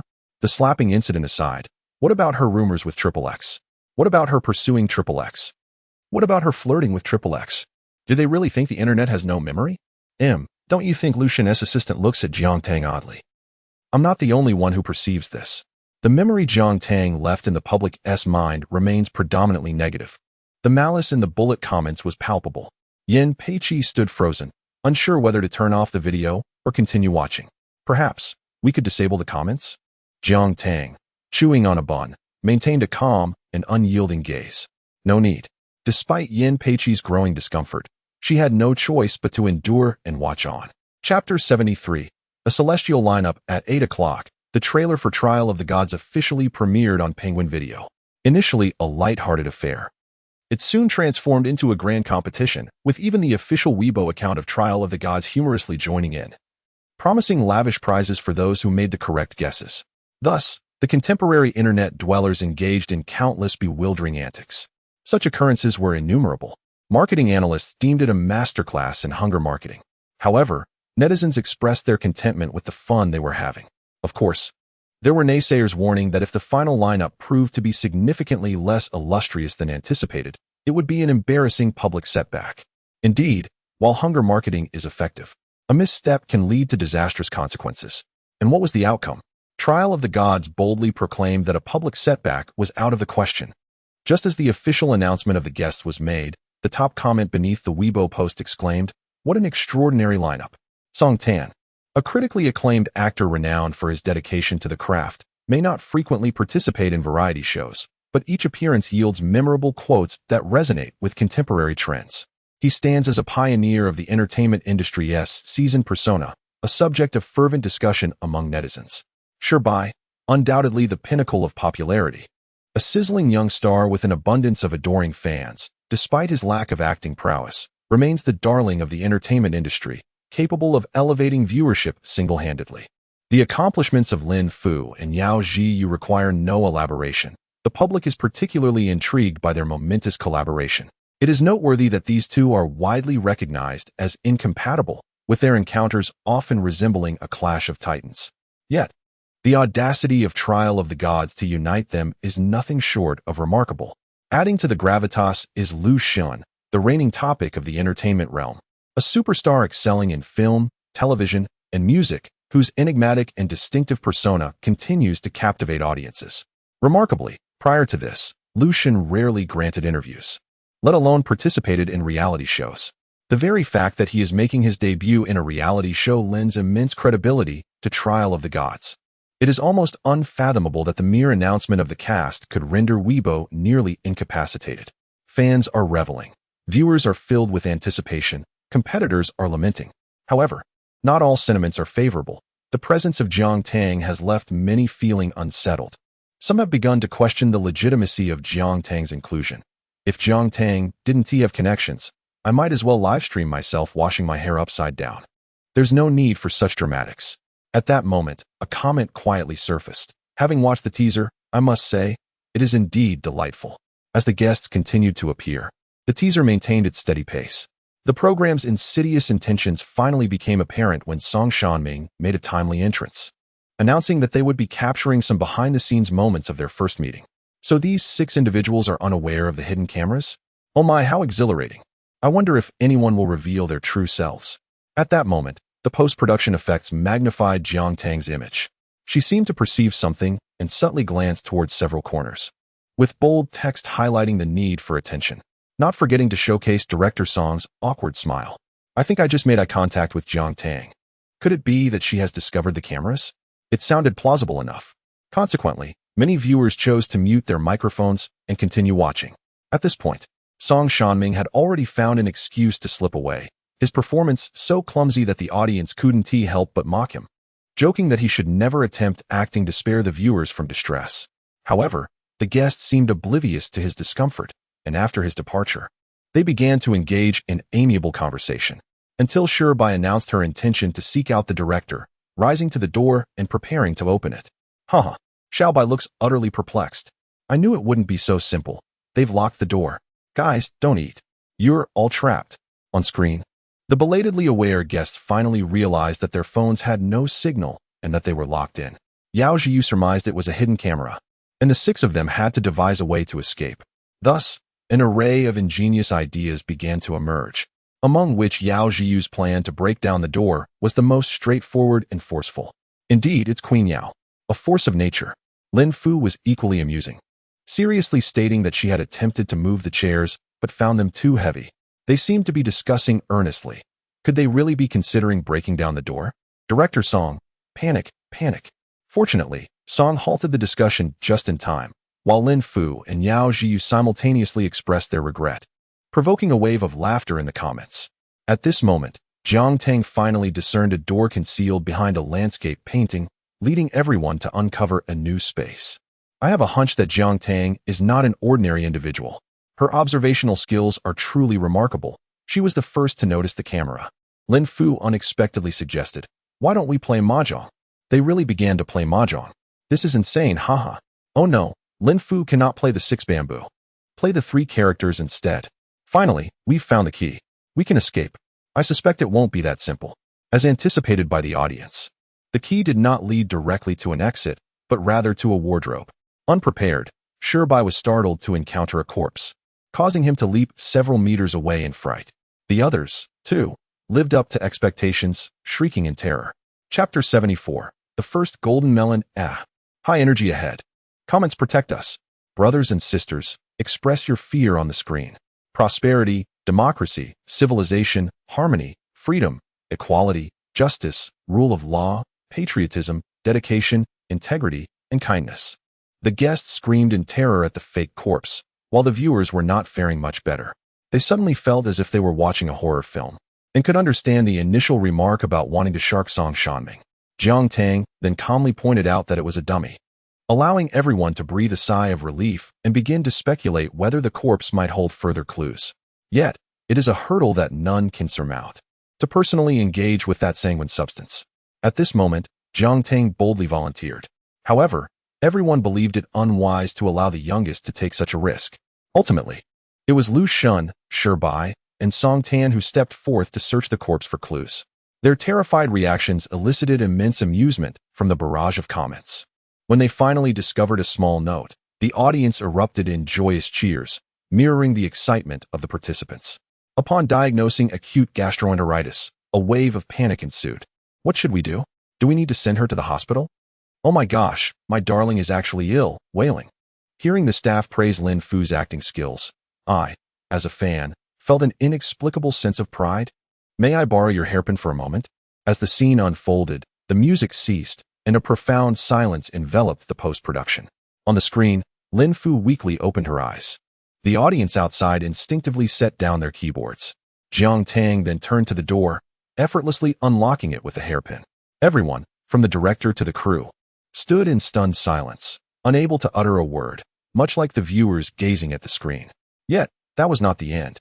Jiang Tang astonishingly turned and lifted Lin Fu in a classic princess carry, effortlessly hoisting her up. Her slender, delicate arms, at that moment, exuded a remarkable sense of strength. While Lin Fu was not particularly short, cradled in Jiang Tang's embrace, she appeared inexplicably petite. After a few seconds of silence, the barrage of comments exploded. Ha ha ha, what a remarkable unlocking skill. I suddenly find Jiang Tang incredibly handsome. I'm dying. Sister, hold me. I have stumbled upon a revelation. A foreboding sense that a wave of sensational content is about to engulf Billy. The barrage of comments has overwhelmingly transformed into screams of delight and admiration, as they conveniently forget their earlier displeasure regarding Jiang Tang's presence. All that remains for them now are two words: truly delightful. In the preview, the aftermath of Lin Fu being sent to the hospital has not been captured, and the screen fades to black. Just before the darkness envelopes, we catch a fleeting glimpse of Jiang Tang's silhouette, gradually blurring before the camera. Is this it? Is this really it? They exclaim. Isn't there's still a significant portion of the progress bar remaining? Indeed, there are still 10 minutes until the end of the preview. The production team inquires, what were your feelings after the last shoot? Lucian replies, last time, I was too complacent. Today, I shall not be. Lin Fu expresses, regret is all I feel. Yao Zhiyu reiterates, let me state once more, I detest horror themes. I refuse. Shirbai declares, I will give it my utmost effort. Jiang Tang simply states, it's acceptable. The production team then asks, who do you most wish to collaborate with today? Lucian responds, as long as I am not placed with Lin Fu or Yao Zhiyu, I am content. Lin Fu opts for Jiang Tang. Yao Zhiyu adds, of course, it's Xiao Tang. Song Tang comments, I believe everyone is remarkable. Shirbai acknowledges, the seniors are all impressive, but Jiang Tang seems particularly exceptional. Jiang Tang concludes, all are fine. Lucian's desire to survive is quite strong, huh? Jiang Tang's indifferent expression, it's acceptable, all are fine. Huh. It appears they all have a fondness for Jiang Tang. Were the previous rumors merely slander? In the current entertainment industry, believing half of what one hears is a blessing. My sister adores Jiang Tang so much that I've decided to be a bit more amicable towards her. Evidently, Jiang Tang's reputation is visibly improving within the barrage of comments. The teaser for Trial of the Gods gracefully concluded amidst an atmosphere of joy and exuberance. In the brief span of just 1 or 2 hours, the trending topics on Weibo underwent a dramatic transformation, with Trial of the Gods securing the top position, followed by Jiang Tang and the Golden Melon in 4th place. Lin Fu, how about we play mahjong? In 5th, Lin Fu's acute gastroenteritis in 9th. Hidden cameras in Trial of the Gods in 15th, and Jiang Tang's handsome warning in 18th. Among the 50 trending topics, an astonishing 20 were directly or indirectly related to Trial of the Gods. The most buzzed about, surprisingly, was Jiang Tang. Previously, she faced widespread criticism online, with fans abandoning her in droves, fan clubs shutting down, leaving only a handful of loyal supporters and some casual fans struggling to hold on. The most telling indicator was her follower count on Weibo, which had soared past 20 million at its peak, but plummeted to less than 1 million during its lowest point. Following the release of the teaser for Trial of the Gods, Jiang Tang's follower count surged by 200,000 within an hour and continued to grow at an astonishing pace. Although public sentiment was not entirely favorable, with a significant number of negative comments still circulating, the data undeniably demonstrated that Jiang Tang had indeed made a remarkable comeback. Chapter 75. Birthday Party. The excitement ignited by Trial of the Gods lingered through Saturday, intensifying rather than waning. Within 24 hours, The teaser amassed over 100 million views. The Dubon group reached peak activity, and discussions proliferated, dominating the trending topics. However, the seasoned Gao Yu remained unfazed by the superficial splendor surrounding her. She calmly expressed that while the blooming flowers were indeed captivating, they also masked the underlying perils. The explosive popularity of variety shows would inevitably draw greater scrutiny upon Jiang Tang, and with such fervor came the anticipation of her potential downfall. Thus, Gao Yu prudently advised her to exercise caution and discretion. Jiang Tang pondered for a moment before divulging her plans to attend a classmate's birthday gathering that evening. Gao Yu appeared momentarily taken aback, as if she had momentarily forgotten that Jiang Tang was merely an 18-year-old high school senior. In the exuberance of youth, she had friends and classmates, and while she had one foot entrenched in the fantastical world of entertainment, the other remained firmly planted in the sanctity of academia. The typically decisive and formidable Gao Yu, for reasons unbeknownst to her, softened, adopting the tone of a concerned mother urging her to tread carefully. Jiang Tang listened attentively, surprisingly unperturbed, and absorbed every word. Finally, with a warm smile, Gao Yu gently encouraged her, "Have fun." The birthday celebration for Pei Ji was set to take place at his standalone villa in the picturesque outskirts of Jingxi. Although this villa was not located in the heart of the bustling capital, its surroundings were breathtakingly unique, nestled against verdant mountains and bordered by tranquil waters. The villa, shrouded in natural beauty, was a gift Pei Ji received from his elders on his 10th birthday, and his family had always regarded it as his personal sanctuary, seldom intruding upon it. In truth, Pei Ji rarely visited, save for moments of solitude or on occasions like today's celebration. Today marked Pei Ji's 18th birthday. The Pei family is set to host a grand coming-of-age ceremony for him, while today merely serves as a gathering for Pei Ji and his friends. Originally, all arrangements were entrusted to a specialized event company. However, upon hearing that Pei Ji had invited Jiang Tang for the evening, Tang Tang felt that the current level of planning did not adequately convey their respect for Master Tang. Pei Ji, surprisingly in agreement, watched as Tang Tang confidently declared, "Rest assured, leave this matter to me. I will ensure that Master Tang feels the warmth of homecoming."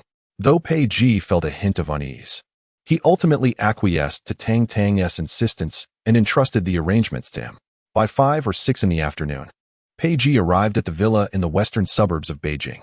Upon entering, he was greeted by an impressive array of luxury cars and supercars lined up outside, reminiscent of an auto show. He pressed his lips into a straight line, choosing to remain silent. Inside the villa, many guests had already arrived, all of whom were familiar with Pei Ji. They greeted him enthusiastically from a distance, but upon noticing his serious demeanor, they respectfully diverted their attention rather than approaching him directly. "Brother Pei, you've arrived." Pei Ji glared at Tang Tang, who was waving at him from the second-floor balcony, his eyes clearly conveying the message to come down. Although the distance made it difficult for Tang Tang to discern Pei Ji's expression, his keen intuition propelled him to rush downstairs to Pei Ji's side. "Why have you invited so many people?" Pei Ji frowned, surveying the unfamiliar faces around him. "Wasn't the plan to keep it lively?" Tang Tang casually patted Pei Ji on the shoulder, reassuring him, "Don't worry, Brother Pei. They are all from the elite circle. Everyone here understands the rules." The Elite Academy is likewise a prestigious private institution in the capital, holding an even greater reputation than Mingda. This is certainly not because Inkai is superior to Mingda. Mingda is understated, enrolling students predominantly from illustrious and affluent families, with an emphasis on their nobility. Conversely, Inkai is more ostentatious, focusing on international education and attracting students from wealthy backgrounds, with an emphasis on their affluence. Upon hearing this, Pei Ji's expression lightened slightly. He did not forget to remind, "By the way, photography is prohibited today. Please inform everyone." Tang Tang, quick to respond, smirked and said, "Pei Go, are you afraid someone might capture a glimpse of Tang Ye?" Pei Ji shot him a glance. Before Tang Tang had the chance to revel in his jest, he promptly silenced himself. It must be said that while Tang Tang usually carries a laid-back demeanor, he manages affairs with considerable proficiency. As dusk approached, the lights inside and outside the villa illuminated, casting a shimmering glow amidst the tranquil forest, reflecting a myriad of resplendent colors. Tiny golden star lights adorned the lawn, while warm lights beneath the heated swimming pool radiated through the air. The chef was grilling food over an open flame, and a band performed jazz on stage. Although the party had yet to officially commence, a lively atmosphere was already beginning to take shape. Guests arrived one after another. At this moment, Jiang Tang also arrived by taxi. Compared to the ostentatious luxury cars and supercars worth millions, the taxi Jiang Tang alighted from seemed somewhat shabby, with the driver anxiously concerned about arriving at the wrong location. As Jiang Tang stepped out, several curious gazes were cast her way. She lowered the brim of her hat and composedly made her way inside. The butler stationed at the entrance had already seen her photograph and recognized Jiang Tang as a distinguished guest of Pei Ji, greeting her with a warm smile and personally escorting her inside. Yet another one playing the role of a modest lamb among the wolves. Just as Jiang Tang entered the garden of the party, someone spotted her from a distance and exclaimed, "Tang Ye." The deafening cheer served as an impeccable instrument to capture attention. Jiang Tang lifted her gaze towards the swiftly approaching Tang, who suddenly froze, glancing around nervously before scratching his head and apologizing to her. Why the loud outcry? Following closely was Pei Ji, who playfully slapped the back of Tang's head, then turned to Jiang Tang, assuring her, "Rest assured, although there are many people today, I have already instructed them not to take any photographs, so no images will find their way online." Jiang Tang regarded him with surprise. Her presence here indicated that she was unconcerned about potential photos circulating on the internet. Nevertheless, Pei Ji's attentiveness genuinely earned her respect. "Thank you," she said, presenting her gift. "Happy birthday, Pei Ji." He quickly accepted it, his eyebrows involuntarily lifting in delight. Yet he feigned indifference. "Your presence is enough. You needn't bring a gift." Tang couldn't help but roll his eyes, silently mocking. "Pei Go. If you truly wish to decline, why hold the gift box so tightly?" Chapter 76. Clandestine photography. Though Jiang Tang maintained a low profile, she still attracted numerous onlookers. After all, the Trial of the Gods is immensely popular, primarily among the youth, and Jiang Tang's participation had kept her trending all day. It was nearly impossible for anyone to overlook her. Nearby, a girl was staring intently in her direction. She gently nudged her boyfriend, whispering, "Did Pei Xiao invite a celebrity?" She cautiously pointed towards Jiang Tang. She and her boyfriend are both exceptional students. Her family is of middle-class standing, while her boyfriend is the younger scion of the Guanshan group. Having known Tang since childhood, their relationship is rather amicable, which is why they received an invitation to attend Pei Ji's birthday party. Otherwise, it would be a stretch for her, and even her boyfriend's connection to the Guanshan group would hardly qualify them to mingle at Pei Ji's level. It is quite normal for the illustrious Pei Xiao to invite a few celebrities to liven up the atmosphere, her boyfriend remarked casually. However, the young man engaging in conversation with him was from Mingda, and he raised an eyebrow. "You seem to have misunderstood. Jiang Tang is also from our Mingda." "She is from Mingda?" Both the girl and her boyfriend appeared perplexed. "We've heard about the situation, but isn't the person in that rumor said to weigh 200 pounds and capable of defeating 10 opponents with a single punch?" "Defeating 10 is true. The rest is mere fabrication. Just look at Pei Go. Does he seem like someone being pursued? It's quite the opposite. Otherwise, do you think there would be so many people here today? It's because Pei Go feared that the guests might arrive and the gathering wouldn't be lively enough. Hence he had Tang arrange it." The girl, feeling a pang of envy, asked with a hint of bitterness, "Does Pei Xiao have a fondness for a minor celebrity?" Her boyfriend scoffed. "Do you really think those studying at Mingda are ordinary stars?" The Mingda student said meaningfully. Moreover, she transferred in during her senior year. The two boys exchanged knowing glances, both understanding quite well. Their distinguished backgrounds afforded them a certain insight. The speculations circulating outside regarding Jiang Tang's admission to the school, which were not particularly reputable, were best dismissed as mere gossip, either maliciously intended to tarnish her reputation or stemming from a lack of understanding of Mingda's esteemed status. It is not merely the allure of wealth that compels the principal Mingda to acquiesce and place her in the senior class. Yet, the girl remains oblivious to the complexities beneath the surface. She gazes longingly at Jiang Tang, her lips curling in a mixture of envy and admiration. When others are distracted, she stealthily retreats to a secluded corner, retrieves her phone, activates the camera, and silently captures an image of Jiang Tang. "What are you doing?" A voice suddenly echoes from behind her. Startled, the girl jumps, her phone slipping from her grasp and crashing to the ground. She bends down swiftly to retrieve it.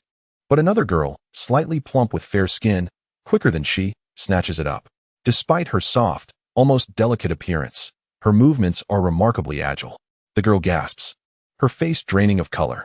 Return my phone.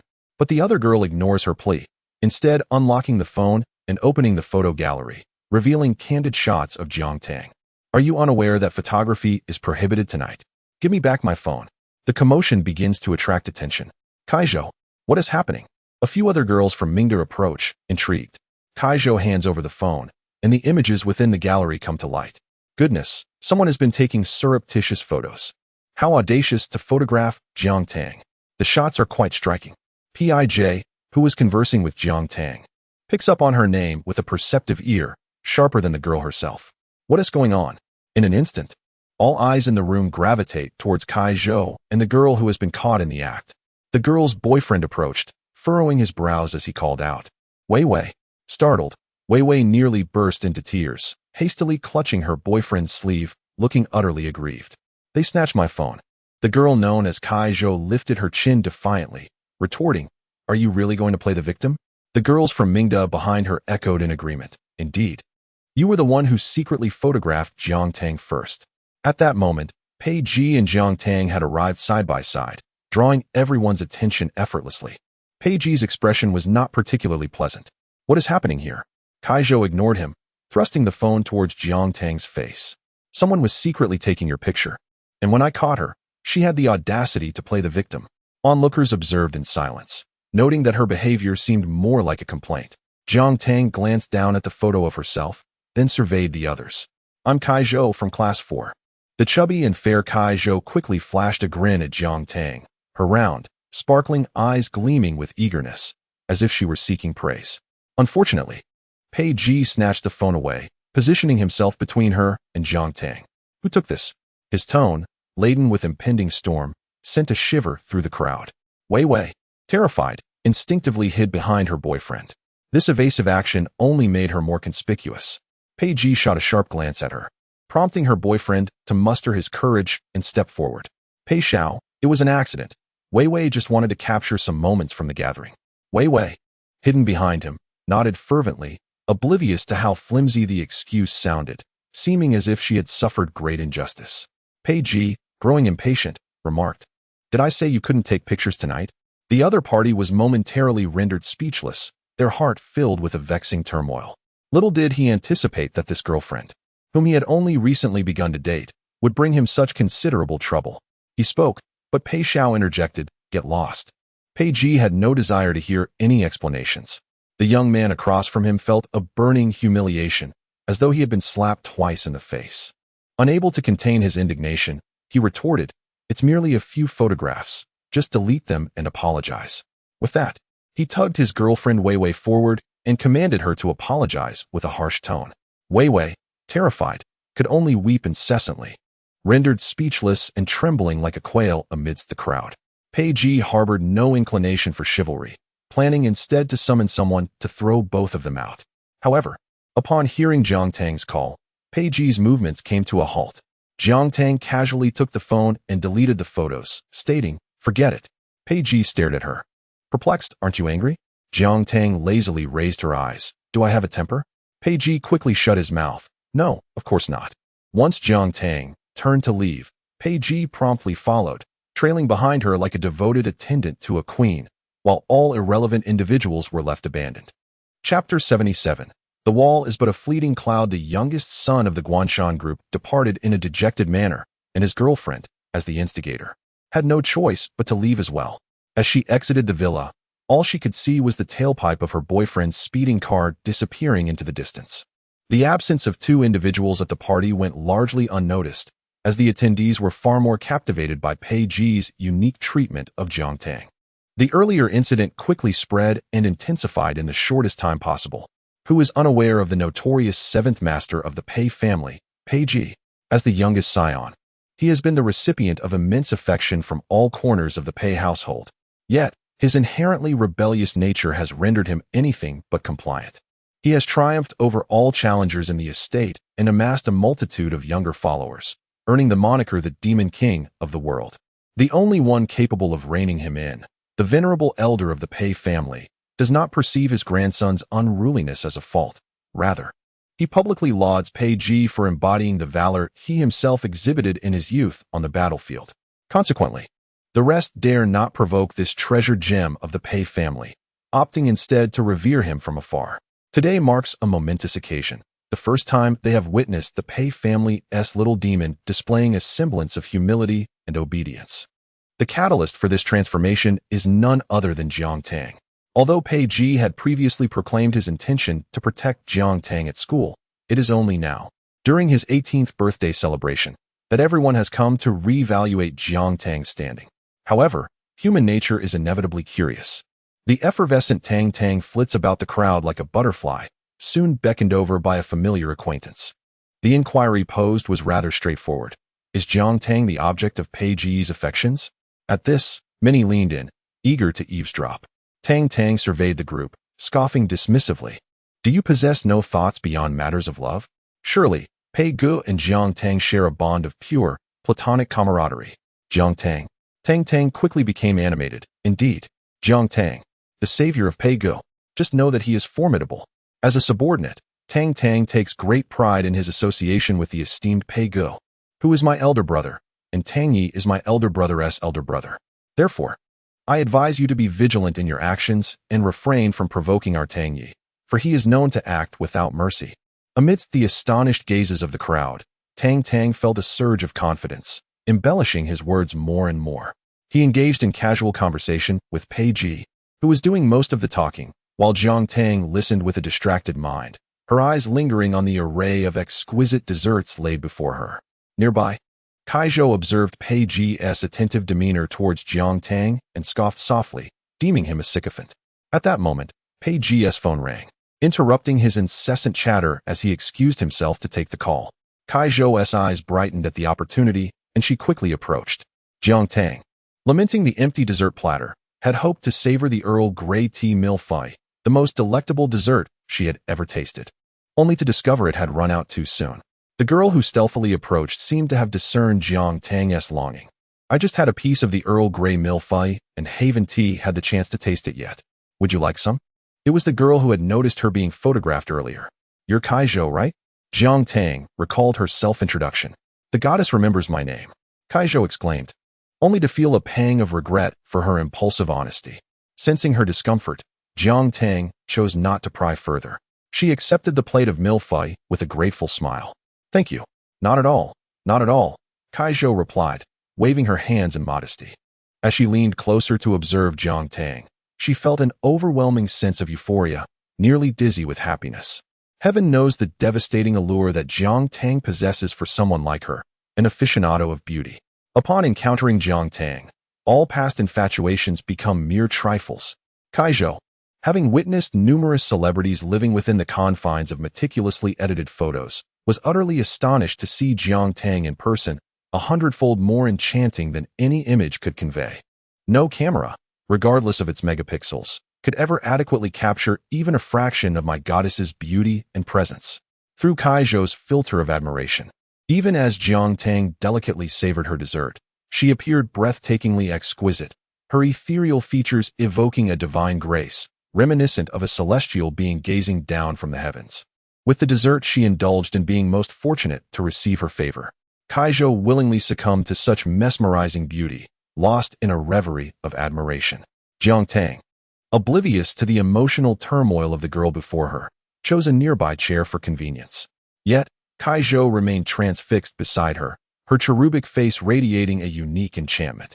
Kaizhou, you should sit as well. Okay. Oh, how blissful it is to be so close to my goddess. Kaizhou initially perceived Jiang Tang as aloof, but was pleasantly surprised by her approachable demeanor, emboldening her slightly. Actually, I'm your fan. Kaizhou carefully selected her words. I just watched your trial of the gods today and found you exceptionally beautiful. Oh no, I mean, extraordinarily talented. Before Jiang Tang could respond, Kaizhou enthusiastically extolled her virtues.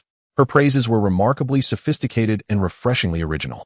To her, even Jiang Tang's strands of hair seemed uniquely captivating.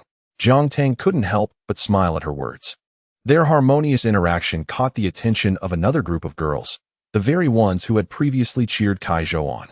Kaizhou beckoned them over, and after a moment's hesitation, several girls approached. They likely assumed that Jiang Tang was the type who was not particularly sociable. To their surprise, after only a few exchanges, Jiang Tang revealed an unexpected warmth and approachability, completely devoid of any lofty demeanor. They instinctively relaxed and began to chatter animatedly. In fact, many girls at school admire you. One exclaimed, "Indeed, we are quite different from Chun Fei and her group of vixens. We even have a group dedicated to sharing your beautiful photos." Haha, a misunderstanding, I misspoke. Jiang Tang smiled gently, shaking her head, not taking it to heart.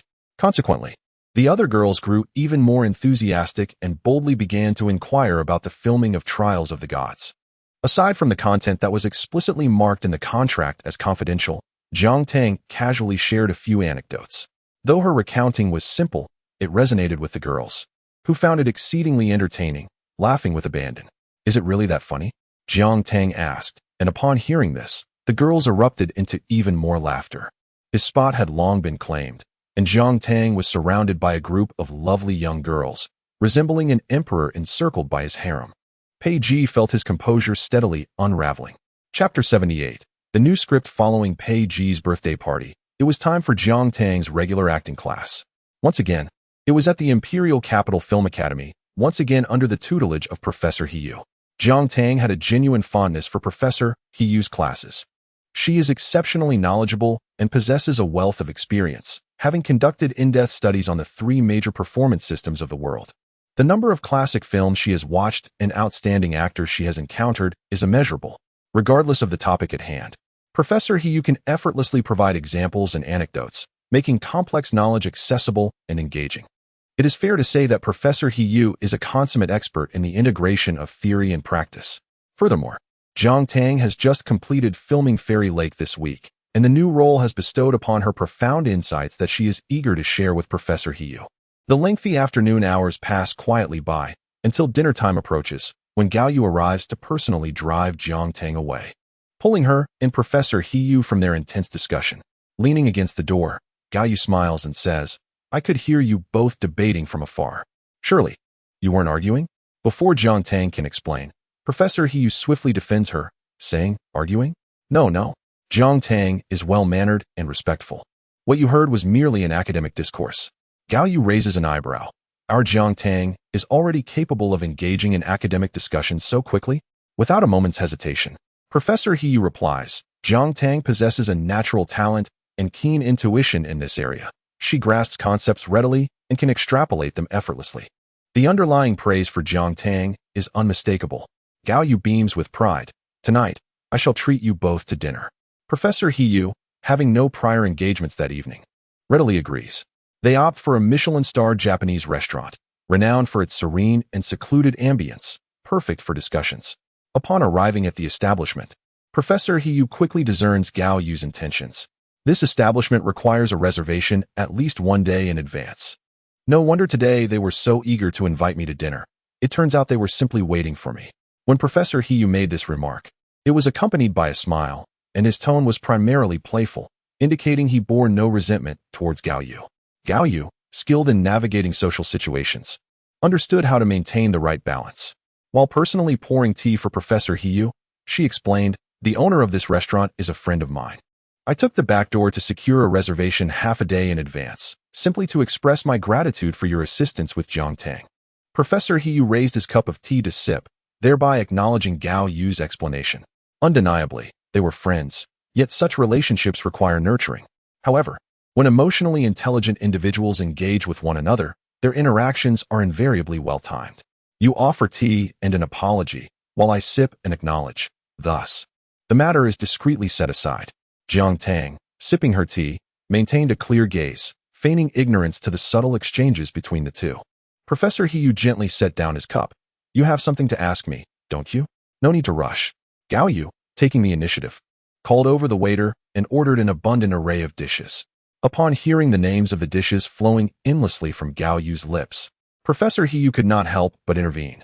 "This is enough to serve 5 or 6 people. I eat little, so please do not waste."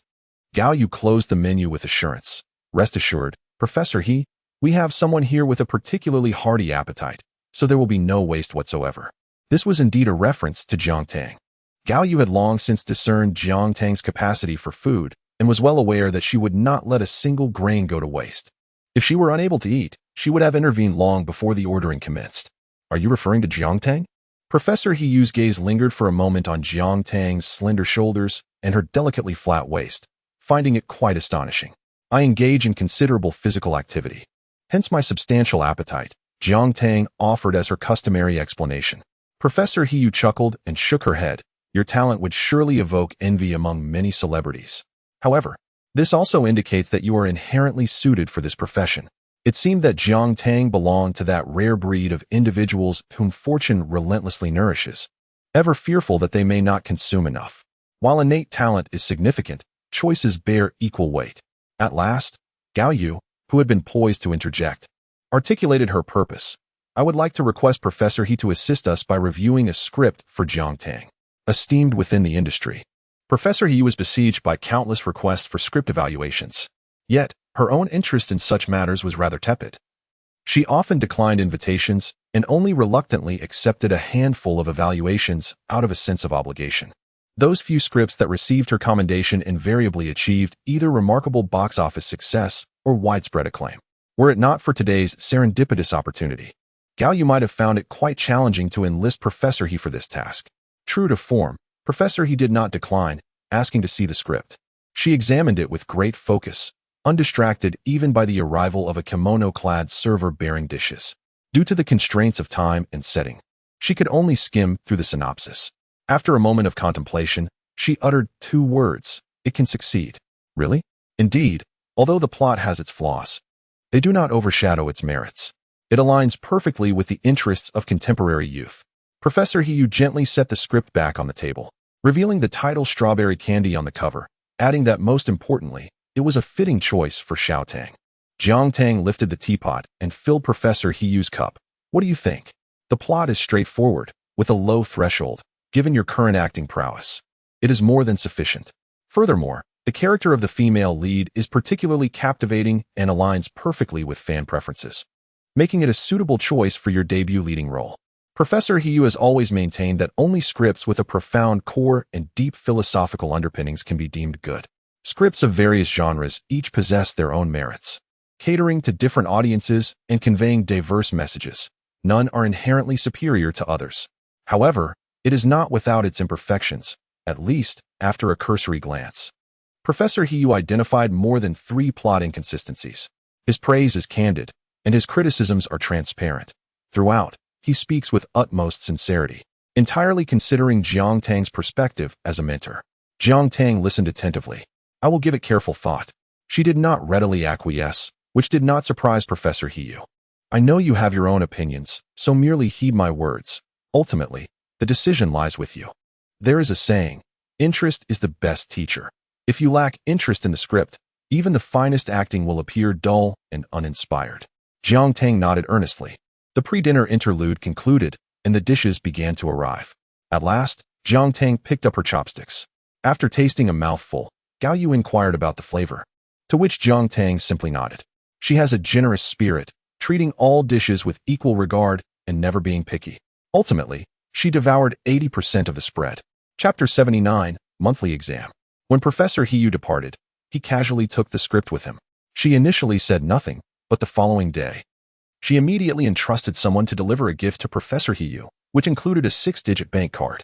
She called Gao Yu, expressing, I genuinely regard shouting as my student. Naturally, I must invest extra effort in her first play. Gao Yu responded with a smile, and the matter of the gift was not mentioned again. She then recounted the events to Jiang Tang, lamenting that Professor Hiyu is truly a remarkable mentor and friend. Jiang Tang was well aware of Professor Hiyu's sincerity towards her. Indeed, as Professor Hiyu had indicated, the script possesses a distinctly evident merit. Its narrative framework is quite simple, revolving around the familiar trope of a school beauty falling for the campus bully in a romantic school drama. However, Strawberry Sugar is unique in that the male protagonist is the school beauty, while the female protagonist embodies the role of the bully. The male lead, Shen Lu, hails from a privileged background and outwardly presents a cold demeanor, regarded by many as an unattainable ideal, a celebrated gem of the school. In contrast, the female lead, Lin Wei, is a notorious school bully at her institution, frequently embroiled in fights and consistently at the bottom of her class, an unruly girl neglected by her parents. These 2 individuals, destined to traverse parallel paths without ever intersecting, find their lives intertwined by an unexpected turn of events when Lin Wei heroically rescues Shen Lu from a robbery. Enchanted by her at first sight, Shen Lu silently draws closer under the pretense of tutoring her. Caught in the tumult of her studies, the school bully struggles under the pressure of academic expectations. Resigned to her fate, to her surprise, she discovers a latent talent, her grades gradually improving, and her life subtly influenced by Shen Lu, taking a turn for the better. Ultimately, youth proves rewarding, culminating in a perfect conclusion to their story. The series is relatively brief, consisting of just 20 episodes, and revolves around a mutual yet unspoken affection, devoid of any anguish or misunderstandings, presenting a continuous flow of sweetness. The screenplay meticulously portrays the ordinary life of high school, akin to stories that could unfold in our everyday surroundings, with protagonists that embody the essence of you, me, and them. There are no extravagant, ethereal elite schools, no dazzlingly charismatic leads, no fairy tale princes or Cinderella narratives, no tumultuous love affairs, and certainly no melodramatic entanglements involving third parties or tragic accidents. In contrast to the chaotic landscape of contemporary campus dramas, this script emerges as a refreshing stream of clarity. After viewing it, Jiang Tang is inclined to accept this role. However, her schedule is currently constrained as the new week brings the first monthly examination for the third-year students at Mingda High School. The exams are scheduled for Tuesday and Wednesday, with results to be announced on Friday. Time is of the essence, but thanks to Lu Chun's prior reminders, she has adequately prepared for the tests, allowing her to approach them with composure and stability. Upon completing the long-awaited examinations, even someone as mentally resilient as Jiang Tang breathes a sigh of relief. Only then does she find the opportunity to thoroughly review the script of Strawberry Candy. This time, in addition to her previous satisfaction, she has developed new insights. Therefore, Jiang Tang calls Gao Yu to express her desire to take on the role, while also offering suggestions to the screenwriter, advocating for a deeper exploration of the main characters' familial backgrounds to enrich the narrative's complexity. Jiang Tang's suggestion is predicated on Gao Yu's earlier mention of Aurora Entertainment's intention to invest in the production, along with plans for subsequent revisions to address any script flaws. Otherwise, she would not have felt at liberty to critique another's completed work. To her surprise, as soon as she articulates her opinion, Gao Yu chuckles, remarking how they, as teacher and student, seem to be on the same wavelength. Professor He-yu, today, I received Professor He-yu's script revision suggestions. She recommended delving deeper into the theme of the protagonist's family backgrounds, emphasizing the contrasts and mutual support between the male and female leads, which could elevate the core essence of the story. Gao Yu briefly mentioned a few of Professor He-yu's insights. In truth, Professor He-yu meticulously penned 5,000 words, equivalent to the length of an academic paper. In her feedback, she meticulously outlined the areas requiring modification, articulating the rationale behind each suggested change. Additionally, she provided her recommendations along with the reasons and anticipated effects of such suggestions. Professor He-yu's perspectives align with Jiang Tang's to some extent, yet she also offers insights that are more profound. It is clear that this comprehensive script advice must have taken Professor He-yu several days of diligent effort to compile. Jiang Tang, recognizing the weight of this thoughtful gesture, holds it close to her heart. Thus, the new script is set. However, Gao Yu still wishes to discuss the investment from Aurora, as this is the inaugural project of her new company, featuring the soul-signed artist in the role of the female lead, thus requiring utmost caution. Consequently, the new script cannot begin filming in the immediate future, and Jiang Tang's focus remains on her studies.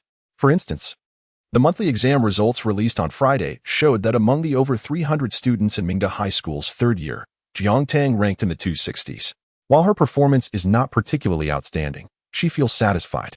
After all, she has been starting from scratch, and given that it has only been a month, as long as she is not at the bottom of the ranking, she considers it acceptable. Even Lu Chun, upon reviewing her results, nodded in approval. The academic prodigy remarked that her scores are fairly balanced across subjects, with no evident weaknesses, showing significant improvement compared to the previous week's assessment. After speaking, as if concerned that Jiang Tang might be disheartened by her grades, he elaborated, Mingda is not akin to an ordinary high school. Students have been receiving one-on-one tutoring from private educators since childhood, and those with poor academic performance are categorically barred from enrollment. Even Pei Ji, who ranked last, meets the threshold for undergraduate admission, and there is no need for you to feel anxious. The honor roll is prominently displayed, showcasing Lu Chun, the reigning champion and record holder, who always exhibits a certain disdain when discussing Pei Ji's position at the bottom. This evokes in Jiang Tang a recollection of Pei Ji's animosity towards Lu Chun. However, her fleeting curiosity is insufficient to compel her to delve into the rivalry between Lu Chun and Pei Ji. She straightforwardly conveyed her contentment to Lu Chun, and for reasons unknown, this candid and open demeanor left him momentarily stunned. What's wrong? Jiang Tang noticed his distraction. Lu Chun remained silent. For him, the relentless pursuit of excellence is a deeply ingrained instinct. Initially, it was a demand from his elders, but over time it transformed into a natural habit. Observing Jiang Tang's nonchalance, he found himself, in that brief moment of bewilderment, experiencing a twinge of envy. Yet, he quickly regained his composure, his gaze clouded with uncertainty. It's nothing, just thinking that you should be able to achieve better results next time. Jiang Tang chose not to probe further and gracefully shifted the conversation. I appreciate your kind words. Chapter 80. In the eyes of Jiang Tang and Lu Chun, the results of the monthly exam were merely fleeting. After a brief discussion on the matter, they swiftly relegated it to the recesses of their minds. However, not everyone shared their perspective. Following the monthly examination, the principal personally presided over a performance analysis meeting for the senior class, attended by all the teachers of the grade. The discussion primarily focused on the current academic standing and future objectives of the senior year. In the face of the fierce competition of the college entrance examination, even Mingda cannot escape the norm. They too aspire for higher admission rates and hope to see more students from Mingda gain entry to prestigious institutions such as Peking University or even better universities. The meeting was animated, with the esteemed educators of Mingda being top-tier professionals, contributing a plethora of insights, resulting in a vibrant exchange of ideas. Unbeknownst to them, the gathering had transformed into a bustling marketplace of opinions. The principal, who initially sat with an air of solemnity, observed the teachers passionately debating below him. He discreetly stifled a yawn, trying to relax his stiff back against the sofa. Principal Chu. The call brought him back to attention. He attempted to maintain a composed smile. What is it? He had not lost focus. He merely sought a brief respite. Fortunately, the homeroom teacher who addressed him did not perceive any oddity. Instead, he adjusted his glasses and continued, Principal Chu, I would like to highlight a particular student today. Principal Chu relaxed his shoulders. Oh? Who would you like to mention? Jiang Tang. Principal Chu's posture grew tense once more. Her. The homeroom teacher pressed on. Principal Chu, I believe you have seen the student's results. This Jiang Tang is ranked 260th. Principal Chu nodded in satisfaction. Isn't that quite good? Good? The homeroom teacher of Class 1 raised his slender eyebrows, revealing a hint of sharpness in his expression. Principal Chu. This Jiang Tang only transferred here after the start of the senior year, yet her academic performance ranks her a mere 260th among over 300 students. How can such results justify her continued presence at Mingda? Principal Chu, known for his amiable demeanor, replied, She is not at the very bottom. And this is merely the first monthly examination, is it not? However, the attendance record of Jiang Tang is concerning. Within just a month of school, she has taken 2 leaves of absence, the latter extending nearly a week. What senior student behaves so irresponsibly towards their studies? The homeroom teacher's frustration grew, his words increasingly vehement in their condemnation. Principal Chu frowned slightly. She is not an actress after all. Indeed, her identity as an actress raises further concerns. Principal Chu, are you not worried that Jiang Tang's presence might adversely affect the other students? If they all aspire to the entertainment industry, if they become preoccupied with dreams of stardom, how can their studies possibly thrive? I do not speak of other grades, but this is the final year. Teacher Qin, a young instructor seated at the back, suddenly interjected. Have you forgotten that Jiang Tang is a student of my Class 6? You are the homeroom teacher of Class 1, not Class 6. Teacher Chu, I understand your youth and your strong sense of tolerance, but your inexperience may lead you astray. In the final year, even the slightest disturbance can have a profound impact on the student's mindset. I simply wish to prevent Jiang Tang from becoming a potential negative influence on others. Teacher Chu Yalan protested, but Principal Chu raised his hand abruptly, signaling Teacher Chu Yalan to refrain from continuing.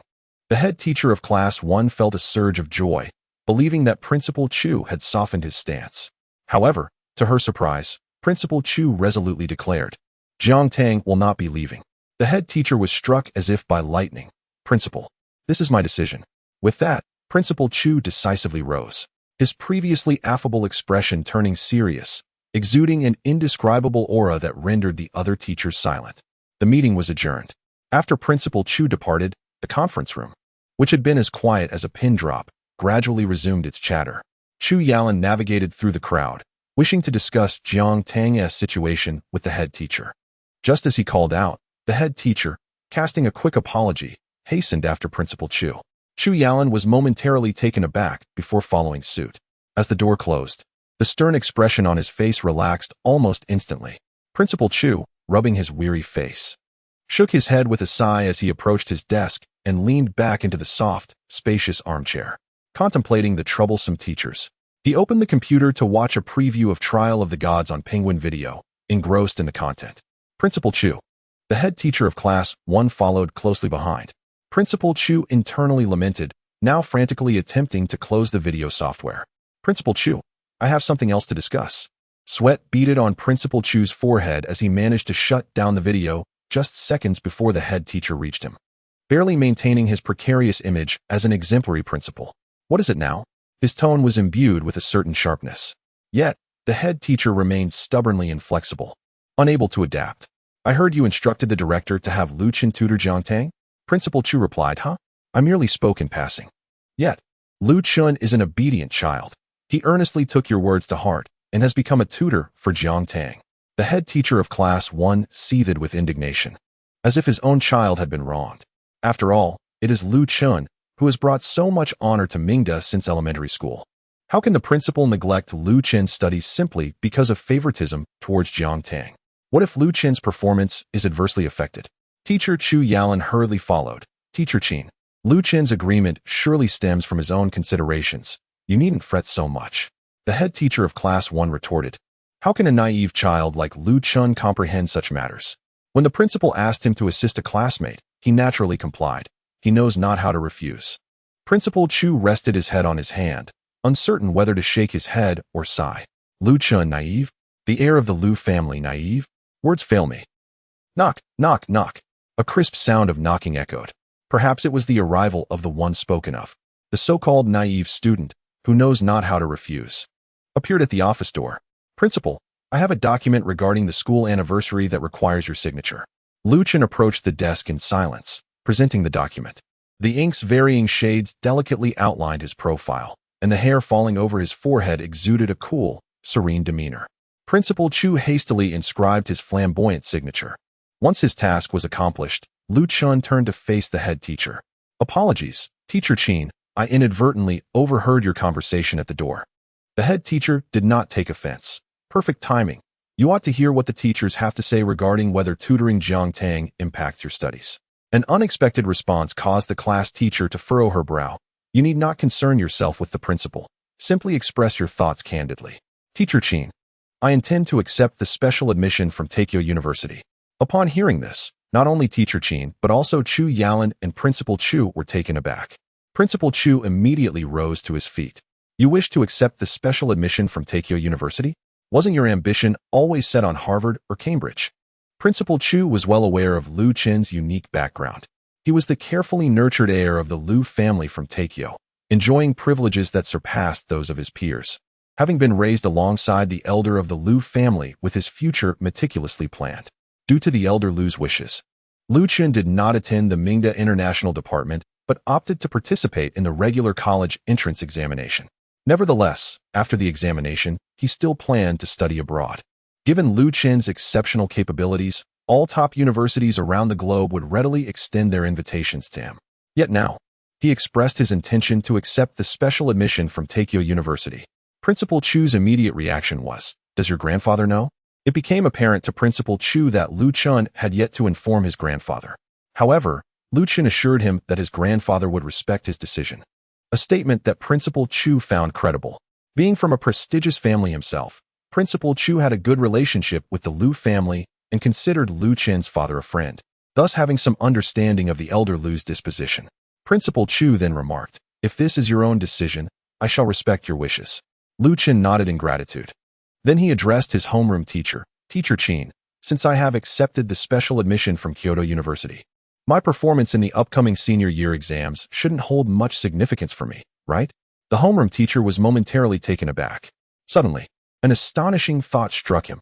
Could it be that you are accepting the special admission because I mentioned that your tutoring of Jiang Tang was affecting your studies? Teacher Qin was overthinking. Indeed, you are a well-behaved child. This time, not only Principal Chu, but even Lu Chen began to regard their homeroom teacher with peculiar glances. Yet, the homeroom teacher remained blissfully unaware, patting Lu Chen's shoulder in approval. Yes, Kyoto University is also excellent. I regretted turning down their special admission before. Teacher Qin, I have some questions I would like to ask you. All right, go ahead. Here, the homeroom teacher, realizing the situation, bid farewell to Principal Chu and hurriedly led Lu Chen away. The principal's office was restored to tranquility. Principal Chu lazily sank into the sofa. Devoid of the refined and gentle demeanor characteristic of the esteemed Principal Mingda, Teacher Chu Yalan looked at him helplessly. Dad, what? Do you have something to say? I wanted to talk about Teacher Qin. In the presence of her father, Teacher Chu Yalan couldn't help but voice her grievances. Was he not being a bit excessive? Principal Chu chuckled. He is just straightforward, sharp-tongued, yet with a good heart. Tell me, how many Na'vi souls would genuinely believe that Lu Chun from the Lu family is an innocent child? Teacher Chu Yalan couldn't help but burst into laughter at her father's whimsical notion. Even a man in his 50s understands what it means to be Na'vi and sweet. Following the prevailing trends, Principal Chu waved his hand at his daughter and said, "All right," as the homeroom teacher of Class 6. Do keep an eye on Jiang Tang and ensure that these words do not affect her. In truth, I was quite curious about the nature of Jiang Tang's relationship with you, which warranted such care. However, facing his daughter, Principal Chu remained mysteriously tight-lipped about the reason. Reluctantly, Chu Yalan took her leave. The principal's office finally regained its tranquility. Principal Chu then found the opportunity to reopen the Penguin video app and continued watching Trial of the Gods, occasionally bursting into hearty laughter. The preview was brief, and in no time, it was finished. Principal Chu patiently scrolled through the comments and discovered a plethora of harsh words directed at Jiang Tang. The vitriol contained a considerable amount of information. His brows furrowed deeply as he pressed his lips together, contemplating for quite some time. After closing the video, feeling unsettled, he decided to make a phone call. She has emerged? Receiving unexpected news, Principal Chu promptly hung up on his old friend and dialed another number. This time, the call finally connected. A hoarse voice emanated from the other end. Teacher. Principal Chu's expression brightened instantly. After chatting for a while, he finally broached the main topic. Principal Chu inquired, "Are you aware that Jiang Tang is studying at Mingda?" The other party responded with a faint acknowledgement. "I just heard about it. How is she?" It could be said that she is neither particularly good nor particularly bad. Principal Chu teased, "I believe it would be better for you to check online for updates regarding her situation." The individual took Principal Chu's suggestion seriously, promptly agreeing before hanging up the phone. "I have seen it." Principal Chu was aware that the other party's mood was likely quite dismal. After all, they were merely an 18-year-old, undoubtedly burdened with considerable pressure. "I understand." After a brief pause, she inquired, "How is Jiang Tang faring at Mingda? Is she adjusting well?" Principal Chu pondered for a moment, then replied, "Quite well, actually." She proceeded to recount some of Jiang Tang's recent experiences. She had forged numerous friendships, including one with the headstrong and rebellious Pei Ji. Among her peers, she had garnered significant attention, albeit not all of it favorable. Furthermore, she had achieved an impressive ranking of 260 in the recent monthly examination, despite the fact that there were only 300 students in her grade. In summary, Jiang Tang is a splendid young lady. The other party fell silent for a few seconds, tentatively asking, "Is that 260 nationwide?" Principal Chu chuckled warmly. "Of course, that's 260 in her grade." After a prolonged silence, the other party managed to utter a faint, "Not bad." Principal Chu was amused and laughed heartily. "Don't forget to give her a call to check in." "I will." Once the call ended, Principal Chu assumed the matter was settled. However, merely 2 minutes later, the phone rang again. "What is the matter? Have you quarreled so soon?" "She has cancelled her number." Principal Chu gasped in surprise. "Oh, my, she must be feeling some discomfort." It was surprising. Jiang Tang appeared to be quite rebellious. She had seemed like a thoughtful and composed young lady during their meeting in the principal's office that day. "I have her new number here. I will send it to you." "All right." At that moment, within a research institute in Dijing, The individual who had just hung up received a text message containing Jiang Tang's new number. She initially intended to call directly, but found her fingers hovering above the screen. Pausing in hesitation. After a brief moment of hesitation, he set aside his intention to make a call, redirecting his efforts to dial another number. Emerging from the principal's office, Lu Qin casually concocted an excuse to dismiss the homeroom teacher. He stood in the deserted corridor, his gaze unwaveringly fixed upon the column. "What brings you here?" 2 minutes later, a young girl stepped out from behind the column. Her long hair cascaded gently over her shoulders, and her eyes, resembling tranquil autumn waters, gazed back at Lu Qin. When she smiled, it was akin to a lotus swaying in the wind, its delicate stems fragile and slender, its petals soft and exquisite. "Of course, I'm here for the student council," she replied. Lu Qin did not respond, merely fixing her with his intense gaze. Then, without a glance back, he strode past her and departed. Chapter 82. My apologies for the inconvenience as the first rays of dawn illuminated the estate. The occupant of the master bedroom on the second floor opened his eyes. Although he had just awakened, there was no trace of languor or sleepiness in his gaze. Beneath thick lashes, his slate blue eyes resembled the ocean under the gentle glow of moonlight, hazy, enigmatic, and grand. He rose slowly, the soft blanket slipping away to reveal his lean upper body, broad shoulders tapering to a narrow waist, muscles well-defined yet not ostentatious, embodying a vibrant vitality within smooth contours. Unaware of his own allure, he casually donned a robe and stepped out of bed. Approaching the window, he stood silently, like a mountain peak surveying his domain. Surveying the courtyard gradually illuminated by the morning light, regal yet indifferent. He remained in this stance for an hour. From the faint light of dawn to the brilliance of daybreak, he did not move, and had it not been for the rise and fall of his chest, one might have mistaken him for a statue. It was not until the silver-haired steward came to knock on the door that he finally stirred. "Young master." The steward bowed humbly, carrying a cup of warm water to his side. As he passed by the bed, a hint of concern flickered in his eyes. Yushi casually took the warm water and drank it in one gulp. Out of the corner of his eye, he caught the steward's expression and understood his thoughts. It was not a new issue, after all. Indifferently, he remarked that he had long grown accustomed to his insomnia. The steward sighed. "Have you been taking the medication prescribed by Dr. Schofield regularly?" Yushi, lost in his own thoughts, remained silent. Without a doubt, he had not taken it. The steward, feeling powerless, urged Yushi to come downstairs for breakfast. The morning meal, as always, was a dazzling array of dishes filling half of the long dining table. The steward laid a pristine white napkin before Yushi, casting a sideways glance at the sumptuous spread, yet feeling unsatisfied.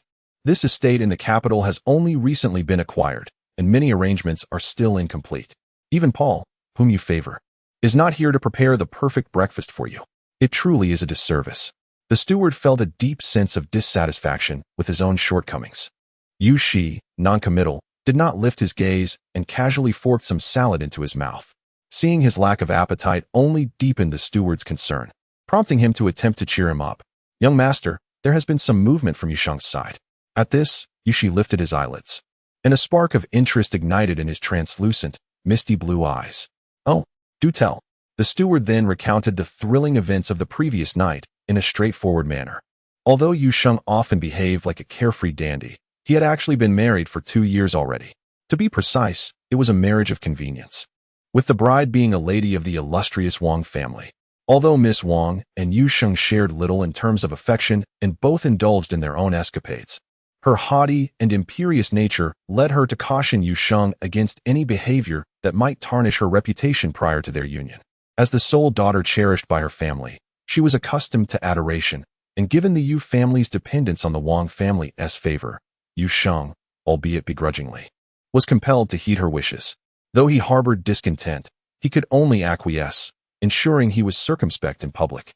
However, during a soiree meticulously orchestrated by Miss Wang over the course of a month, an indiscreet remark about Yusheng's involvement with a mistress surfaced. This incited a few attendees, who had a contentious relationship with Miss Wang, to seize the opportunity to mock her. Unable to endure the humiliation, she sped away in her sports car to the bar where Yusheng was located and confronted him, pouring an entire bottle of wine over his head. The couple's altercation unfolded in full view of the gathered crowd, resulting in a chaotic scene filled with shouts and blows. Numerous onlookers recorded the incident and shared it online, and before long, the identities of the couple were uncovered. Late into the night, the news of the affluent couple's brawl in the bar ascended to trending status. The spectators indulged in the spectacle. While both the Yu and Wang families were left in a state of utter disarray, they spent the night attempting to rectify the situation, likely feeling overwhelmed even now. It goes without saying that the couple, as the principal offenders, were bound to face repercussions. Yu Shi, resting his chin on his hand, listened with keen interest. Is there more? The old steward was well prepared. There was video footage. With a wave of his hand, Yu Shi summoned the setup, and soon a large projection screen was installed in the dining room. The old butler, adeptly connected to Bluetooth, activated the video, and after capturing the performance from various angles, the edited footage accompanied by stirring music showcased the thrilling duel between the Yushin couple. Yu Shi savored the translucent Iberian ham, chewing slowly while relishing this captivating spectacle as if watching a cinematic masterpiece. The brief video, under the skilled hands of the editor, transformed into an intricate narrative. From Miss Wang's imposing entrance into the bar, to the splashing of drinks, the unsolicited slap to a bystander, and the flustered Yu Sheng retaliating.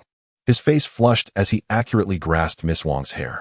A series of dynamic and coherent actions seamlessly wove together a perfect storyline.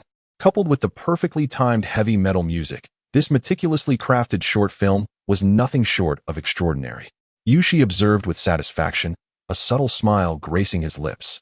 As his expression shifted from somber to radiant, the sun seemed to lean down, eager to embrace him, as if bestowing all its divine light to illuminate his brilliance. Yet, he reveled in a sense of untamed superiority, exuding the nonchalance of a sovereign seated upon a throne of wealth, lavishly dispensing treasures that others yearned for.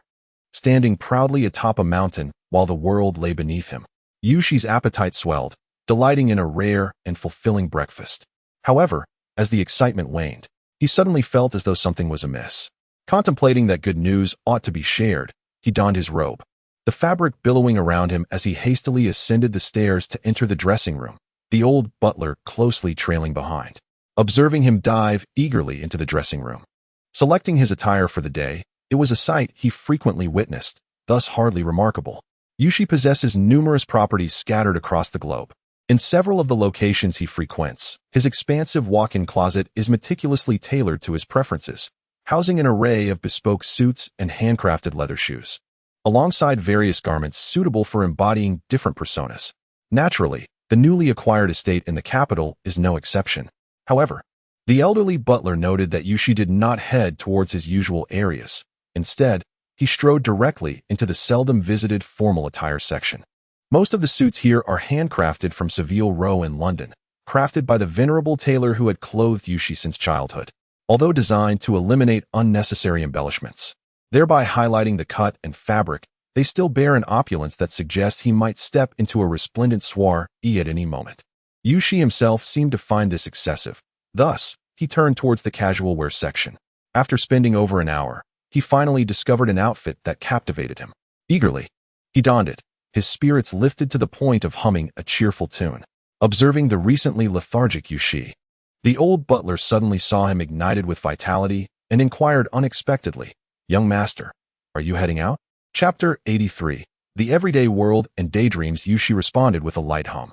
The butler, displaying a hint of concern, cautioned, "Young master, you must not venture out alone without your bodyguards." Yu Shi, caught in a moment of exuberance, chose to disregard him.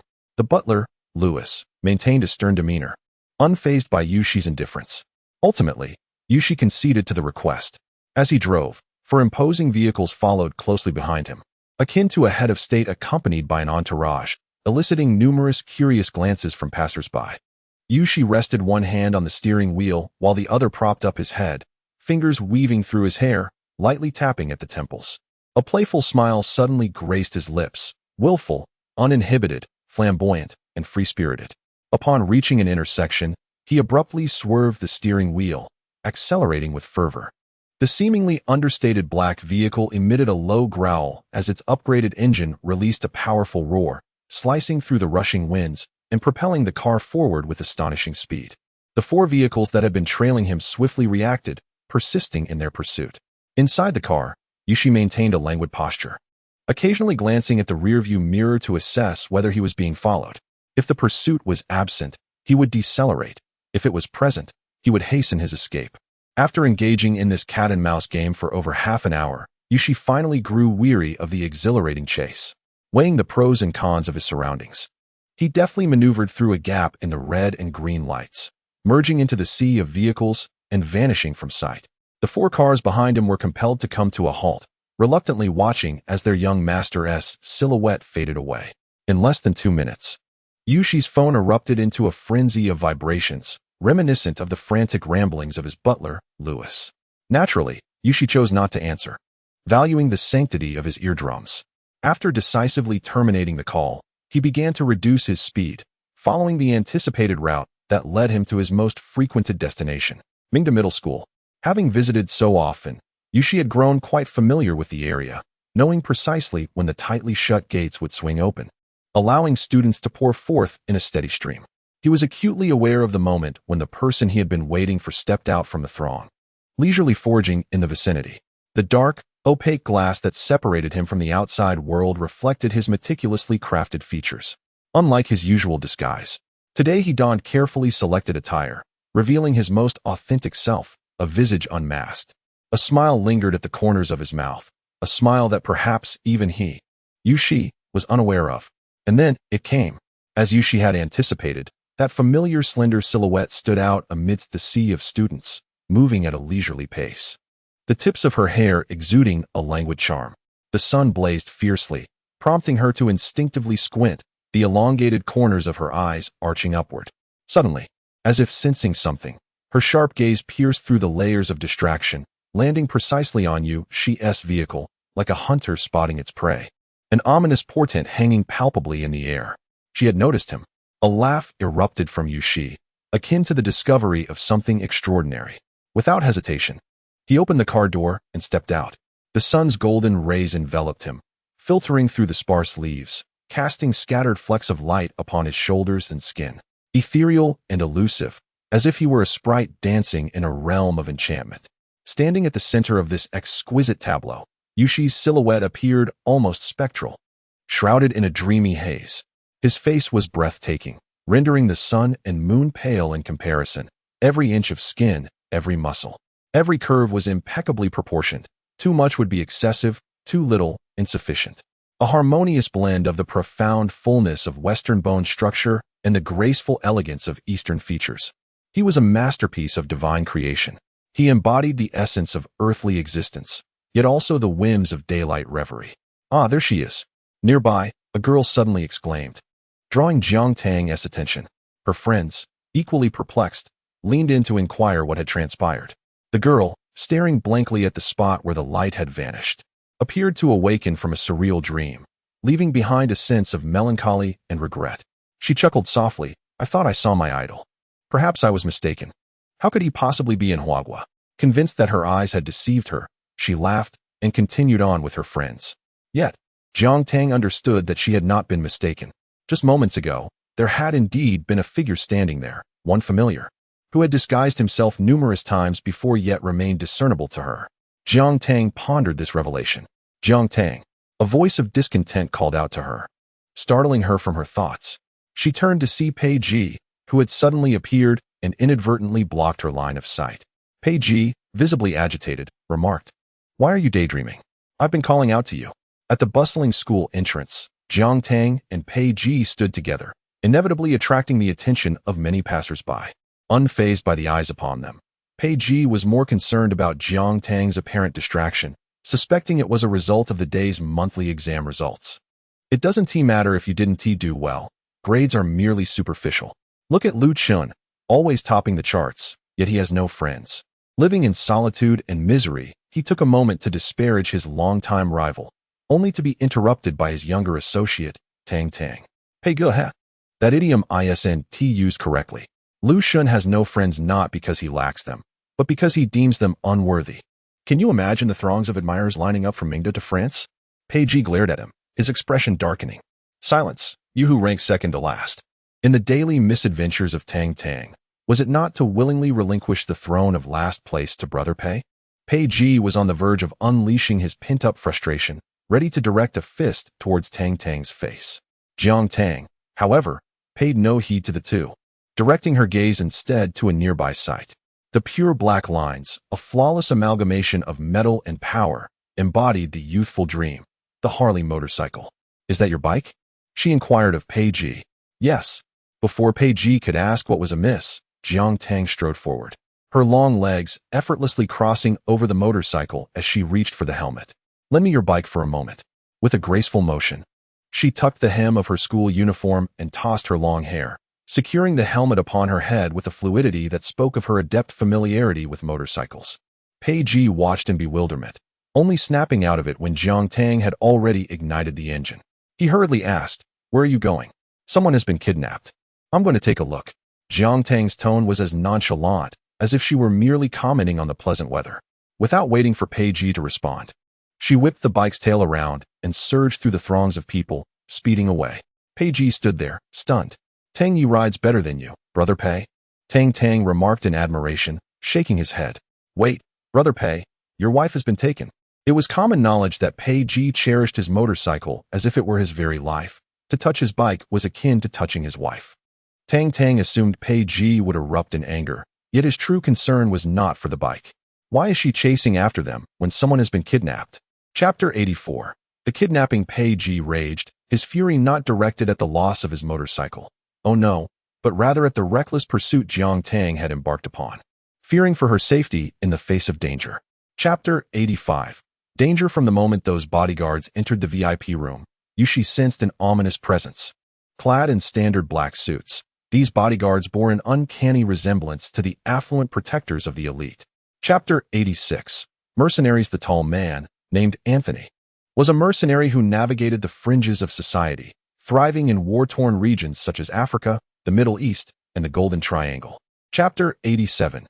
Acts of Valor. Zhao Si tightened his grip, nearly suffocating Anthony, whose frail throat succumbed to his force.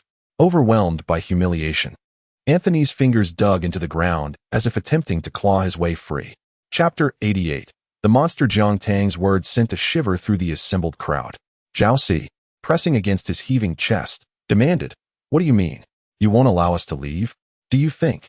Chapter 89. Prioritizing romance over brotherhood. Something felt off, far too off. Jia Qian and Zhao Si were seasoned criminals, adept at navigating the complexities of their illicit activities. Yet now they seemed as slippery as eels. Chapter 90. Concealed depths. Realizing Jiang Tang's true identity only after a moment, she leisurely finished her snack, brushed off the crumbs, and called Gao Yu, providing a brief explanation of the situation. Chapter 91. Second phase of filming. The announcement. Jiang Tang found the situation rather amusing. Indeed, the proposal from the former director did not seem objectionable to her. Had it not been for the original owner's aspirations, she might have pursued a career in the police academy. Chapter 92. The game. 3 versus 3, good versus evil. This is a genuine murder game. In recent years, murder games, werewolf, and other role-playing tabletop strategy games have gained immense popularity. Chapter 93. The ideal candidate for the male lead. Today's filming duties concluded in the afternoon, and as mealtime approached, everyone decided to dine together. The production team, overwhelmed with tasks, joined the gathering. Chapter 94. The official premiere of Trial of the Gods. Meanwhile, in cities across the nation, countless individuals, like Jiang Tang and her companions, anxiously awaited the broadcast. The teaser was so captivating that it left viewers eagerly anticipating. Chapter 95. The sea named Jiang Tang. At this moment, Yao Zhiu casually knocked on the door, and the sudden roar from the speakers startled her. What was that sound? It feels so familiar. Chapter 96. Viewership ratings exceed 3. The premiere of Trial of the Gods surpasses 3 in ratings. Trial of the Gods views exceed 200 million. Trial of the Gods Dubon rating at 9.5. Chapter 97. Video threat. At this moment, Gao Yu was in the office attending to company matters. Aurora Entertainment has only been established for a little over a month, and many matters have just begun to fall into place, yet it is already facing public scrutiny.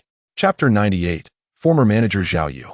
Once the secretary exited, and the office was devoid of others, Gao Yu finally relaxed his taut nerves, sinking into the plush embrace of the sofa, unable to conceal his exhaustion. Yesterday, he had accompanied Jiang. Chapter 99. Resolution. Money was out of the question for him, Jiang Tang thought without a moment's hesitation. The video was in his possession, making clarification exceedingly difficult, and Gao Yu sighed, contemplating the implications of Fong and Yu's situation. Chapter 100, Mysterious Investor. Gao Yu's confusion was mirrored in Jiang Tang. She endeavored to reach Zhao Yu for clarification, but initially, her calls went unanswered, and eventually, the number was disconnected. Chapter 101. What is the relationship? The burgeoning entertainment industry over the years has left many investors covetous, attracting a plethora of capital into the fray. Given the scale and background of this investment firm, Chapter 102. Who are you? The fervor surrounding Trial of the Gods seemingly had no bearing on Jiang Tang's life. With her acquiescence, Gao Yu refrained from securing endorsements for her and did not. Chapter 103. Jiang Shijing. When the man appeared, Jiang Tang fixated her gaze upon him. Countless memories flooded her mind, centering around the tall figure. Chapter 104. Annie, the whole world will love you. The Jiang family is a prominent clan, deeply rooted in Huagua for centuries, with several historically significant figures recorded in their genealogy, until more than 100 years. Chapter 105. Blazing Sun. Chapter 106. High energy ahead. The time for the broadcast of Trial of the Gods has arrived once more. Chapter 107. God-level scenes. At this moment, Sherbai stepped forward, volunteering with a smile, remarking that such tasks inevitably require sacrifices. Countless fans of Sherbai flooded the screen with comments. Chapter 108. Magazine shoot. Last time, Lucian furiously reprimanded fake fans in a group chat, a topic that has since become a source of amusement. When he shared screenshots this time, he neglected to obscure the group name, instantly attracting. Chapter 109. Stunning. The cover shoot for this issue of Fashion Cosmo posed a challenge for the magazine's planners, determining the arrangement and attire for the participants. Chapter 110. Windfall. The creative team of Strawberry Candy gathered for the first time in a private dining room. Producer Huang Xuejiang and director Yu Yu arrived earlier and. Chapter 111. Sherbai clenched his hands at his sides, veins bulging on his neck.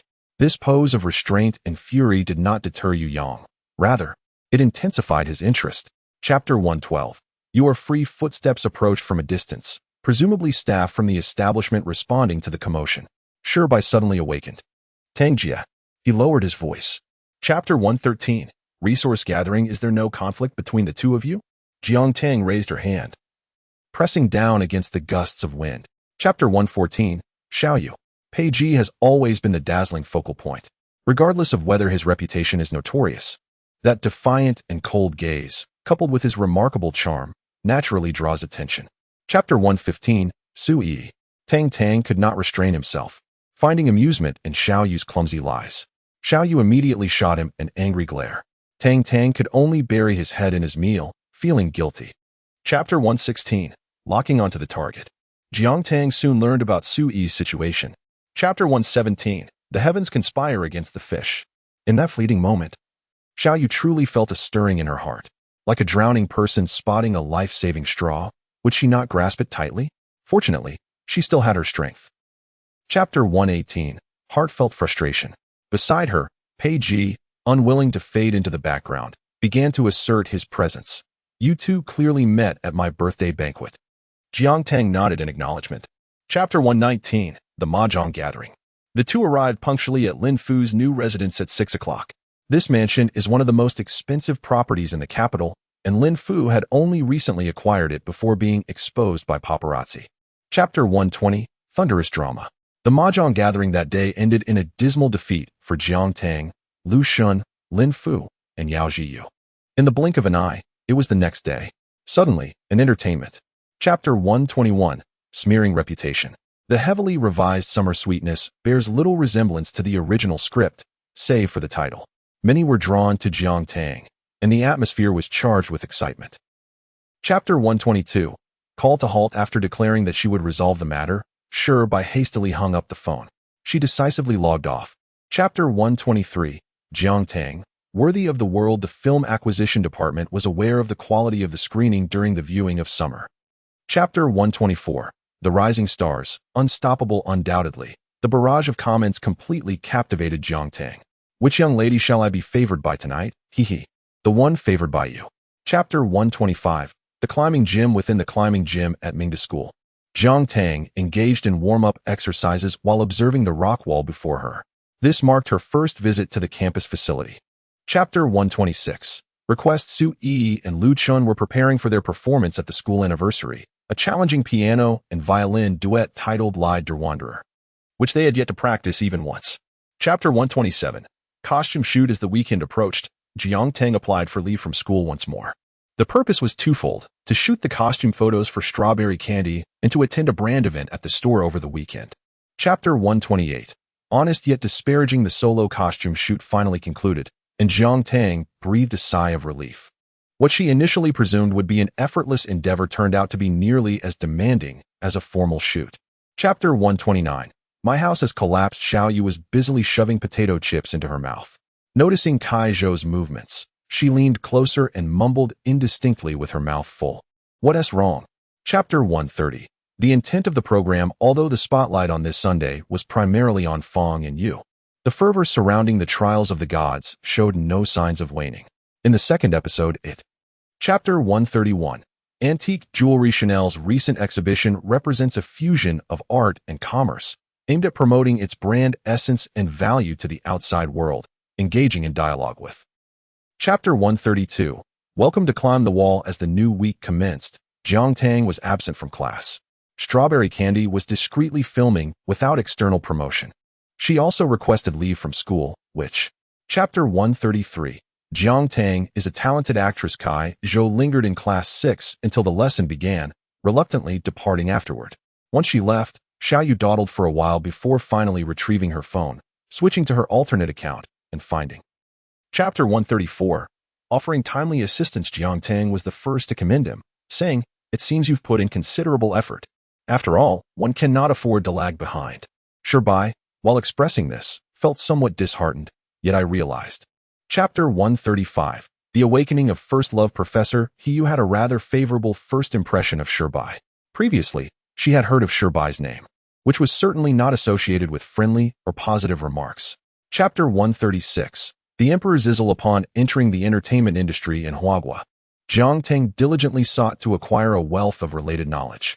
However, her understanding of regions beyond Huagua was rather limited. Thus, Zizzle. Chapter 137. He is Zizzle. In the preceding days of filming, Jiang Tang, as the leading lady, found her role increasingly substantial. She did not feel burdened. Rather, as she fell into the rhythm, her experience became ever more effortless. Chapter 138. I did not deceive you. Behind Jiang Tang, the film crew was in disarray within the walls, scrambling for cushions and assembling ladders, fearful that Jiang Tang might suffer a mishap. Chapter 139. Hot Pot. Zizzle perceptibly sensed a subtle shift in the demeanor of his assistant beside him. However, he paid it no mind and refused to heed Yen Peiqi's suggestion to retreat to a room. Chapter 140. The young master has grown. The butler, Louis, arrived at the hot pot restaurant with alacrity. Upon observing the situation, he immediately discerned that Zizzle had consumed something inadvisable. Chapter 141. Mingda School Anniversary. A throng of people surged into the auditorium, swiftly filling the once vacant seats. The senior year students occupied the front rows, adjacent to the international department, with invited guests seated ahead. Chapter 142. Second Sister Jiang Shilua. Upon hearing Su Yi's voice, the woman in the room looked up. She appeared to be in her mid-20s, youthful yet exuding an air of composure.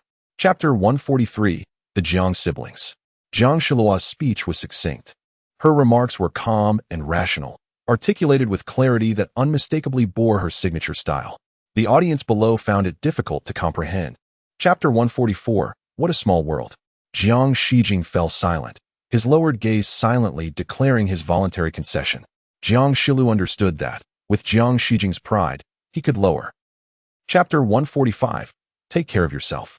During lunch, Lu Xin casually mentioned his past experiences, then proceeded to extol his younger brother with unrestrained enthusiasm. Chapter 146. Little Sister Tang. Amidst the resounding applause that surged like a tide, the school anniversary performance came to a close. The alumni gradually departed. Yet the students of Mingda were still welcome to participate in the evening's events. Chapter 147. A draw. Originally languid and seemingly indifferent, Jiang Tang became instantly revitalized upon seeing the menu, akin to a slumbering lion awakening to the sin of prey. Chapter 148. Jiang Shijing's Pursuit of Celebrity. Jiang. President Jiang. The trembling intern felt her heartbeat cease, transforming into a mere shell of herself, socially deceased.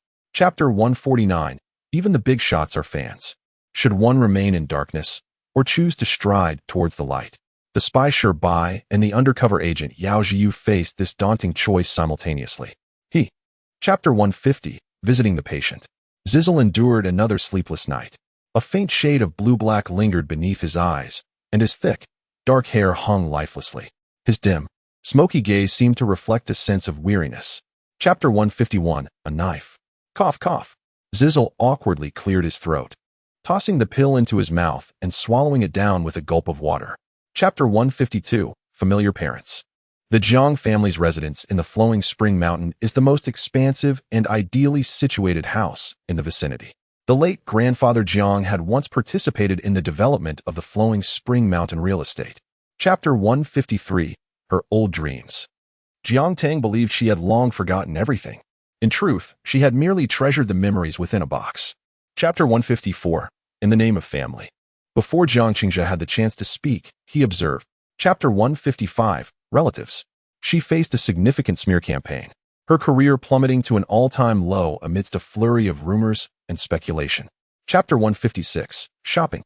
The Su couple exhibited an unmistakable sense of purpose upon entering, which Jiang Tang found unappealing. Their deliberate flattery and ingratiation to foster a closer relationship did not sit well with her. Chapter 157. Old money. The delightful shopping excursion finally came to an end. Su Ling casually instructed, "Let all the expenses go on my card." The store manager, delighted, agreed and led the staff to assist. Chapter 158. Life mentor. She leaned against the white wall, her gaze sweeping past Su Yi's shoulder, noticing Su Lingyun behind her, carelessly. Chapter 159. The Su family's past. Lu Ai's expression was extremely unsightly. How could this be so? Chapter 160. The little pitiful. After sending off the Su Ji family, Su Ling felt an evident sense of relief. Finally, they were gone. After uttering this thought, she felt it inappropriate and quietly glanced at Jiang Tang. Chapter 161. Moving house. Yin Peiqi was bewildered, experiencing a sensation akin to stumbling into the set of a lavish drama. She cautiously navigated through a group of robust men, clutching a grocery bag. Chapter 162. New home. Jiang Tang's nanny car had already been registered in the security system of Julie Tang before her move-in, and upon scanning the license plate, the system automatically directed the nanny car to the owner's exclusive parking garage. Chapter 163. I am your best friend. Given Shiza's fame and status in the world, should news of his registering a Weibo account leak, it would likely cause a tremendous uproar, simultaneously elevating the platform's user engagement. Chapter 164. Wrapped up. Jiang Tang and Bai's wrap-up marked the conclusion of the entire production. Hundreds of staff members gathered to celebrate, and the crew specially reserved an entire floor of a restaurant for the occasion. Chapter 165. Let's terminate the contract. Bai felt as if he were trapped in a quagmire. No matter how he turned, he was surrounded by encroaching muck. He was pulled back, unable to escape this pit, fearing that the mud on him would tarnish his appearance. Chapter 166. You deserve everything better. Bai's hometown is not far from the capital, located in a neighboring city. His flight, scheduled for around 10 o'clock, brought him home just past 1 in the morning. Bai's parents. Chapter 167. At worst, work to repay. Bai's father's words resonated profoundly. The term inferiority struck him like thunder, instantly hitting the deepest shadows within his heart, making him unable to. Chapter 168. Exposure. In the entertainment industry, first-tier artists earn abundantly each year. Yet they remain diligent and unwavering, resembling corporate workers, engaging in continuous projects throughout the year without respite. Chapter 169. Wuxia Drama. Upon seeing Jiang Tang shift her interest to the final script, Gao Yu displayed a look of uncertainty, unsure whether to feel conflicted or otherwise. After a moment's hesitation, she still picked up that script. Adding embellishments is trivial. Providing essential aid in times of need is invaluable.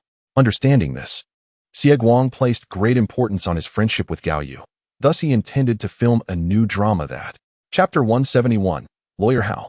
Having been an idol for nearly a decade, Bai possessed somewhat of an artistic temperament, being blissfully unaware of worldly matters, solely focused on creating music.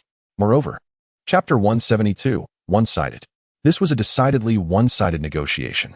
Lawyer Hao and his team maintained a calm demeanor throughout, as relaxed as if they were merely attending a team-building afternoon tea. Chapter 173. Capturing the pervert, while Jiang Tang and Lu Chun were engaged in conversation. At that very moment, in the vicinity of Mingda's bustling commercial street, Xiao Yu strolled nonchalantly, hands tucked into his pockets, his long coat reaching down to his feet. Chapter 174. A beating will suffice. Zhao Jihan mechanically extracted his phone, completed the call to report the incident, and clarified his location. Once he set the phone down, his mind gradually emerged from the shock. Chapter 175. An eerie combination. The campus of Mingda exuded a festive Christmas atmosphere, adorned with decorations and twinkling lights draped over the trees. Students approached, engaging in cheerful banter, many of them. Chapter 176. I know a little Pei Ji was still fervently cheering. Lu Chun had retreated to Jiang Tang's side, glancing down at his palm, his expression calm and reserved. Yet he remained indifferent to the outcome of the competition. Chapter 177. Christmas Feast. The restaurant, occupying a corner of the main building, was spacious and bright, with floor-to-ceiling windows facing the courtyard, illuminated by dazzling lights, resembling a crystal palace, one could faintly observe. Chapter 178. Gifts smooth and uneventful, free from affliction. This was the most sincere and heartfelt wish from her parents. Jiang Tang listened attentively, her demeanor composed, yet. Chapter 179. Major shareholder. There is no wall that does not let the wind through. Shirbai, accompanied by a formidable group of lawyers, stormed into the brokerage company for a meeting with the boss, leading to a rather unpleasant commotion in the conference room. Chapter 180. A new perspective. Shirbai arrived discreetly, driving his own car and refraining from alerting anyone, frequently checking to ensure no paparazzi or other individuals were following him. His attire was also. Chapter 181. A variety of tactics. Could we simply allow him to terminate his contract and walk away? Boss, if he leaves, our Sky Group will be utterly finished. Not to mention the resources we had secured and the partnerships that would. Chapter 182. Fans extended commentary as the situation escalated overnight. The number of revealing posts continued to multiply. Chapter 183. Unreliable allies. Shirbai's fans adeptly seized upon the crucial points, portraying him as a corporate drone and equating the company's actions to those of diligent workers whose labor is unjustly appropriated by their employers. Chapter 184. Resolution. The public's fluctuating opinions led to a wave of sympathy for Shirbai, who was described as both beautiful and tragically strong, as well as innocent and naive, after enduring 8 years in such a perilous company. Chapter 185. Responsibilities of major shareholders. Xie Guang and Jiang Tang engaged in a pleasant conversation. Chapter 186. The future Chu Yalan escorted Jiang Tang into the classroom office, where they fortuitously encountered Ms. Zhou, the homeroom teacher, who, upon seeing Jiang Tang, suddenly. Chapter 187.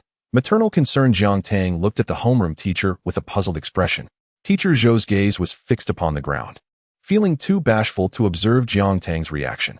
3 days after the conclusion of the final examinations, the results were released. The ensuing fervor surrounding the report cards extended from the school forum into the realm of reality. In his childhood, Pei Ji had also been subjected to strict discipline at home. The rigorous academic schedule he endured was scarcely less demanding than that of Lu Chun. However, his temperament. The arrival of winter break was not a gentle reprieve for Jiang Tang. With the new drama in preparation and filming imminent, this marked Jiang Tang's debut performance. Passion can overcome all obstacles. Since this was Jiang Tang's decision, Professor He Yu had no intentions other than to offer her unwavering support. Her spirits soon settled. For the subsequent round of swordplay, Hu Chao deliberately slowed his pace. As he did so, he elucidated the key points of exertion and the techniques for mastering the sword moves to Jiang Tang. What kind of demon is this? Hu Chao could assure that. Even at the moment he claimed the title of National Martial Arts Champion, he had never felt the same level of anxiety and fear as he did now, to the point of forgetting. The premiere of Strawberry Candy was underway. Jiang Tang's martial arts training continued unabated, though her outstanding performance had reduced the originally scheduled training time. Originally, the training plan was set for 1 month, but now. Chapter 195. First week ratings. Shun Lu gazed at the ruffians, who had been driven away by Lin Wei, gritting his teeth as he rose from the mire. He recognized Lin Wei, renowned within the school as the most notorious troublemaker, adept in both brawling and skipping classes. Chapter 196. Acclaimed on the very night the first 2 episodes of Strawberry Candy aired, it ignited a fervor across the internet. With the subsequent release of episodes 3 and 4 on Saturday, its popularity continued to soar. Chapter 197. The arrival of the Purple Star. The immense success of Strawberry Candy undoubtedly benefited its 2 leading actors. Without a doubt, Shirbai's performance was commendable, while Shen Lu, in his role, proved he was far from a wooden performer. Chapter 198. Investment. After a recent heavy snowfall, Luxian Mountain lay enveloped in ethereal mist during the early morning hours. At the Jiang residence atop the mountain, the verdant foliage was nearly concealed beneath the thick blanket of snow, creating a scene of tranquil beauty. Chapter 199. Gathering. Despite the significance of this gathering, Jiang Qingzhe and Su Ling treated it as a typical reunion among friends, dressing modestly as they made their way. Chapter 200. The 4 families today marked the annual reunion at the Lu residence, attended by the 4 families: Lu, Jiang, Pei, and Xiao. Present from the Pei family were Pei Ji along with his parents and elder brother, the Xiao family. Chapter 201. Unexpected guests. Lu Chen appeared utterly oblivious to the visual impact his actions had on Pei Ji and Xiao Yu. He noticed the 2 individuals staring at him in a daze, as if it were only natural. Chapter 202. The Yu family. Faced with his son's suggestion, Lu Yu hesitated to express his opinion. Instead, he squinted and admired the snowy landscape outside the eaves. You should know that you. Chapter 203. Brothers. Xiao Yu stumbled and fell. Fortunately, the snow was thick and soft, preventing any injury. However, her hair and clothes were covered in snow, which cascaded down as she stood up. Chapter 204. Childhood wishes. At the age of 2, Lu Chun was assessed by a doctor to possess a mental acuity surpassing that of his peers. In subsequent intelligence tests, he achieved remarkably outstanding results. Chapter 205. Mother and Son. The 4 did not linger in the small living room for long, as the butler announced that it was time for dinner, and the master and mistress instructed them to proceed directly to the dining room. Lu Shun felt a dryness in his throat. Chapter 206. Across the Ocean. Chapter 207. I came for the new year. The cars in the Jiang family's underground garage dazzled like a luxurious car exhibition. Among them were a few vintage Ferraris valued at tens of millions of dollars, resembling pieces of art. Chapter 208. A meal. Jiang Tang's nostrils flared slightly as she inhaled the enticing aroma in the air. It was the scent of delectable cuisine. Chapter 209. Let it go. Zizier's face flushed crimson. He wanted to retort, but found himself at a loss for words, for his appetite truly could not compare to Jiang Tang's. Defeated. Chapter 210. Zizzle goes grocery shopping. Following this, Jiang Tang and Zizzle did not divert their path to another location. The environment of this suburban village in Beijing is quite pleasant, with picturesque mountains and clear waters, exuding a natural charm. Chapter 211. Culinary poison. Zizzle continued to elaborate on his new role, discussing the complexity of the character without shying away from the psychological pressures he faced in this aspect. At times. Chapter 212. You are so adorable. Just as Chef Dong departed, Zizzle emerged from the kitchen, somewhat flustered, bearing dishes in hand. It was unclear what transpired in the kitchen, his hair. Chapter 213. The secret to delicious dumplings. Su Ling and Jiang Qingzhe bore serious expressions, leading one to believe they were engaged in a discussion of great significance. Upon closer inspection, it turned out they were merely discussing various pairings. Chapter 214. New Year's Eve dinner. The dumplings featured 3 distinct fillings. The first was a harmonious blend of meat and vegetables, comprising pork, cabbage, shiitake mushrooms, and black fungus. The second was. Chapter 215. Mingda Task Force. The establishment of the Mingda Task Force likely unfolded as follows. Xiao Yu remarked on the monotony of the holiday and suggested creating a WeChat group for entertainment. Kaizhou responded, "What?" Chapter 216. Brand Image Ambassador. Following the advance notice from Gao Yu, she proceeded to share this Weibo post, leaving a comment expressing her anticipation of working with. Chapter 217. Su Ling's gallery. However, at this juncture, Su Ling intends to temporarily pause her pursuit of art, redirecting her focus towards her family. She is not one to remain idle. Chapter 218. Admirers. Thank you. Jiang Tang realized that after entering the entertainment industry, she could remain composed in the face of various exaggerated praises, no matter how extravagant.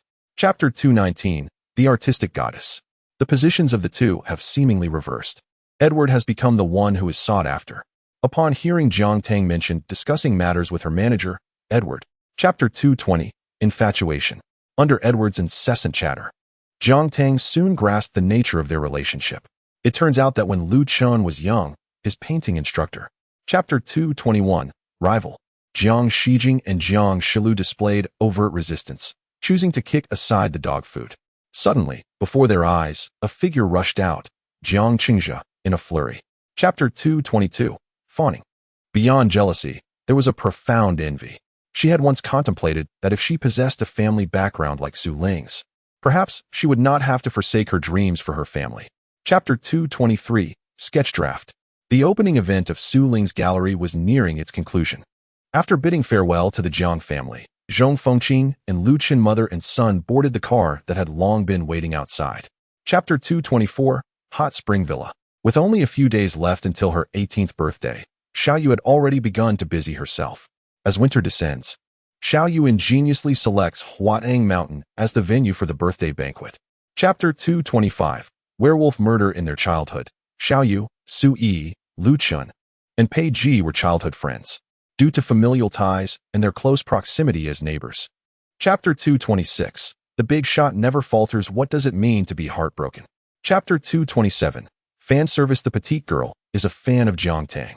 Prior to coming here today, she had watched Jiang Tang's starring role in Strawberry Candy 6 times on Penguin Video. As a fervent admirer of Jiang. Chapter 228, Melodramatic Drama. Xiaoyu yearned to join in, but felt a sense of embarrassment. Words caught in her throat, she found herself in a quandary. Just then, Kaizhou approached. Chapter 229, Why Do You Want Me Dead? In the tranquil, deserted garden, the sudden rustling of leaves broke the silence. Alongside this, several girls could be heard arguing. Chapter 230, Childhood Nightmare. I would also like to inquire why you wished for my demise during our childhood. Before Jiang Tang, Pei Ji appeared rather foolish, the imposing demeanor of the school bully seemingly diminished. Chapter 231, The Truth of the Past. In the past, Xiaoyu would have readily confronted Pei Ji. However, she now disregards him entirely, her gaze fixed intently on Su Yi, seeking a definitive answer. Chapter 232, A Complete Disaster to Many. Su Yi is regarded as a paragon of excellence. She possesses an extraordinary lineage, striking beauty, and exceptional academic achievements, rendering her the ideal figure in the eyes of her elders. Chapter 233, A Resolve Marked by Sheared Tresses. Chapter 234, A True Enthusiast. Jiang Tang raised her brows in confusion, her clear gaze directed towards Xiaoyu. Thus, was the act of cutting her hair intended for enrolling in the police academy? Yet, there remained 4 months until the college entrance examination. Chapter 235, A Guest Appearance. Setting aside the fact that Divine Refinement is a wildly popular national variety show, one must consider the immense popularity of its 6-member guest ensemble. Focusing solely on Lu Shan, Lin Fu, Song Tan, and Yao Jiyu. Chapter 236, The Starstruck Victors. The Beijing Film Academy boasts a plethora of handsome and beautiful students. However, Yu Jing still stands out, a paragon among peers as he traverses the campus. Chapter 237, Surging into the Spotlight. The screenplay for 10 Years of Lanterns is derived from a conceptual narrative envisioned by director Xie Guang many years prior. It reflects his passion for martial arts, ultimately leading him into the realm of martial arts television direction. Chapter 238, Securing the Annual Crown. Given its high school setting, the protagonists Lin Wei and Xin Lu in Strawberry Candy do not engage in an overt romantic relationship, rather than being overly attached. Chapter 239, Turbulent Waters. Though some may deem it unappealing, the majority of viewers who finished Strawberry Candy found themselves developing an affection for Jiang Tang, and her fans, who have fervently supported her over the past 6 months, are all driven by the desire to champion Jiang. Chapter 240, Interviewing Journalists within the confines of the cramped economy cabin. Entertainment journalists Xiao Zhen and Lao Wu leaned over the table, diligently scribbling and sketching on paper. Old Wu hastened to inform Xiao Zhen. Chapter 241, The White Garment. So, do you confess to being the perpetrator of the annihilation case of the Qingdang Manor? The elder stood with his hands clasped behind his back, showing no regard for Mu Qing, and certainly would not. Chapter 242, The Live Broadcast. Entertainment interviews are contingent upon one's stature. If today Old Wu and Xiao Zhen were interviewing an obscure newcomer, their demeanor would not be as cautious. Chapter 243, She is Unique. Gao Yu is a person adept at introspection. Her ascent to her current position is attributed not only to her intelligence, but also to her habit of reflecting after every event. Chapter 244, Eyes with Stories. Jiang Tang's ancient costume portrayal is undeniably beautiful. However, what truly captivates the heart is the commanding aura she exudes with every gesture. Chapter 245, The Live Broadcast Room. Gao Yu contemplated the prospects of live streaming. The editor-in-chief of Li Zi Entertainment wore a beaming smile, oblivious to the fact that Old Wu and Xiao Zhan, near the live camera, were currently. Chapter 246, Confrontation. Fans in the comments section have expressed their discontent with the malicious inquiries. What they perceive is merely a more tactful version, while Jiang Tang faces the most. Chapter 247, Fashion Week. The tempest stirred by live streaming, whether in approval or as a means to malign, did not particularly concern Jiang Tang. She swiftly vanished into seclusion, retreating into the deep mountains. Chapter 248, Liz. Jiang Tang's accompanying team members were arranged in a luxurious minibus, while Jiang Tang and Gao Yu entered Edward's Bentley, driven by his chauffeur. Chapter 249, Lady Virginia. How could this be acceptable? How could the beloved daughter of a goddess suffer indignities under his very nose? If it reached Su Ling's ears, what would they think of him? Chapter 250, You Are the Finale. Ling, why did you call me? The warmth of Virginia's smile was as gentle as a spring breeze, dissipating the designer's trepidation on sight. Chapter 251, Born for You. The name Jiang Tang may be known by many young people in Huagua, yet in Gaul, in Europe, and beyond the borders of Huagua, she remains relatively unknown. Chapter 252, Is She Angry? What? Joseph is the pivotal character in this performance, acting alongside Zizzle. Chapter 253, My Face is My Passport. A dejected Zizzle, his black hair hanging lifelessly, muttered, You say you're in Paris? Is it for the show? Chapter 254, The Grand Show Commences. Zizzle not only accepted Lady Virginia's invitation. Chapter 255, The Queen and the Knight. Han Man's arrival was like a drop of water merging into a lake, creating not the slightest ripple. She settled into her seat, engaging in conversation with several familiar stars nearby. Chapter 256, The Enthusiastic Reception. As Jiang Tang and Zizzle entered the backstage area, they were greeted by a resounding applause. The cheers from the runway outside rolled in like waves, reaching them. Chapter 257, Compliments. The night in Paris resembles a magnificent rose-colored dream for lovers. The sharp edges of reality are softened by the gentle light and mist, as time stands still in this enchanting city. Chapter 258, Old Henry. Edward felt utterly perplexed. Before Zizzle, he naturally felt a hint of inferiority. I came to find Jiang Tang, Zizzle stated. Chapter 259, Are you Robble? Zizzle Robble. Is he not Zizzlebird? Edward was left speechless, his face a canvas of astonishment. Chapter 260, Unconventional Approach. The Jiang family's Boeing departed from Charles de Gaulle Airport and, after more than 10 hours of flight, successfully arrived at Tokyo International Airport. Chapter 261, Perhaps we should call her Tangshan. Is it really that simple? Does Sister Tang possess some unique secret? Eugene blurted out, momentarily stunned, and immediately felt it was inappropriate. He hurriedly waved. Chapter 262, Old Henry's Enlightenment. While Jiang Tang's filming schedule was as smooth as a chocolate advertisement, an elderly gentleman far away in Paris was experiencing none of her ease. Chapter 263, Old Henry's Journey of Inspiration. Old Henry's arrival was marked by an air of discretion throughout. Outside the realm of art, few individuals possess a clear image of the venerable Old Henry. Moreover, online photographs and Chapter 264, Comprehensive Character Analysis report the fervent fans of Shun Lian are numerous, having graduated from. Chapter 265, Reconciliation. Gao Yu gently pushed open the door to the lounge, and the sound of hearty laughter, muffled by the door, wafted into her ears. The laughter emanated from Yin Peiqi, who sat cross-legged. Chapter 266, In a market where viewership ratings are universally dismal. Achieving a score of 10 speaks volumes about Shun Lian's national popularity and explosive success. No one is willing to relinquish. Chapter 267, The Old Cynic. The college entrance examination is a pivotal hurdle in many students' lives. Its topic garners inherent attention, requiring neither discussion nor sensationalism. As it approaches.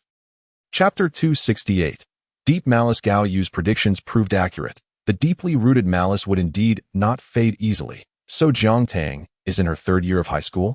At this age, she should be diligently studying, yet. Chapter 269, The Star-Chasing Girl. What should I do? What if Sister Tang truly does not perform well on the exam? Those individuals will surely seize the opportunity to ridicule her. The naive little star. Chapter 270, The College Entrance Examination on the 7th and 8th of June. These 2 days may seem utterly ordinary for some. However, for the third-year high school students. Chapter 271, That party. Since her debut as a captivating and cunning femme fatale, Yao Zhiyu's reputation has been consistently tarnished. The audience makes hasty judgments, and the media engages in unfounded defamation. Chapter 272, Congratulations on the birth of our sparrow god. Jiang Tang seated herself, and Lin Fu could not help but raise her eyebrows in excitement. Her personal downfall was trivial, yet losing face to Lu Shun was of significant consequence. Other matters were inconsequential. Chapter 273, a bit boring. The competition concluded earlier than anticipated. However, today primarily celebrated Yao Zhiyu's birthday. It was unlikely that others would disperse immediately after the end of the card game. Chapter 274, Director Peng Mu. Observing Peng Mu's evident disbelief, Jiang Tang casually mentioned the titles of 3 television dramas. Peng Mu was taken aback, not expecting the names Jiang Tang proclaimed. Chapter 275, A Delicious Life. Jiang Tang departed shortly before 9 in the evening. Accompanying her were several others, most of whom needed to depart for their journeys the following day. The remaining individuals had little to discuss. Chapter 276, No Need to Conceal. Jiang Tang's cameo appearance would not surface until halfway through the series. Considering the broadcast schedule, it would likely be early August before her fans could witness it. Chapter 277, Young Fresh Meat. Under the blazing sun on set, it resembled an antiquated tractor struggling along the road. The crew members, akin to its components, toiled to keep it moving forward. Chapter 278, The Director with No Temper. It is indeed time to exert more effort, seizing the opportunity while young to attain the title of Best Actor, thereby enriching one's experience. He spoke these words without the slightest hint of embarrassment, as if tomorrow. Chapter 279, Yang Zhiji. Peng Mu's words provided Yang Zhiji with an opportunity to approach Hiyu. Professor Hiyu, whom Yang Zhiji was acquainted with, held the highest status and the most esteemed reputation among their circle. Chapter 280, Culinary Themes. The script was quite lengthy, and Jiang Tang could not possibly finish it at that moment. She left her contact information for Yang Zhiji, assuring her that once she completed the reading, she would thoughtfully consider and respond. Following the script, Yang Zhiji encountered a series of troubles. Jiang Tang did not withhold any details, sharing everything with Gao Yu. However, Gao Yu dismissed it all with indifference. Small. Chapter 282, Being Excluded. When Gao Yu reached out to the company, the name Aurora Entertainment sparked considerable excitement on the other end. The rapidly rising Aurora Entertainment had become a focal point within the industry. Chapter 283, Loach. In the reception room of Aurora Entertainment, Jiang Tang, Gao Yu, Peng Mu, and Yang Zhiji took their seats on the sofa in succession. The table was adorned with desserts and coffee, attempting to create an atmosphere that was not merely.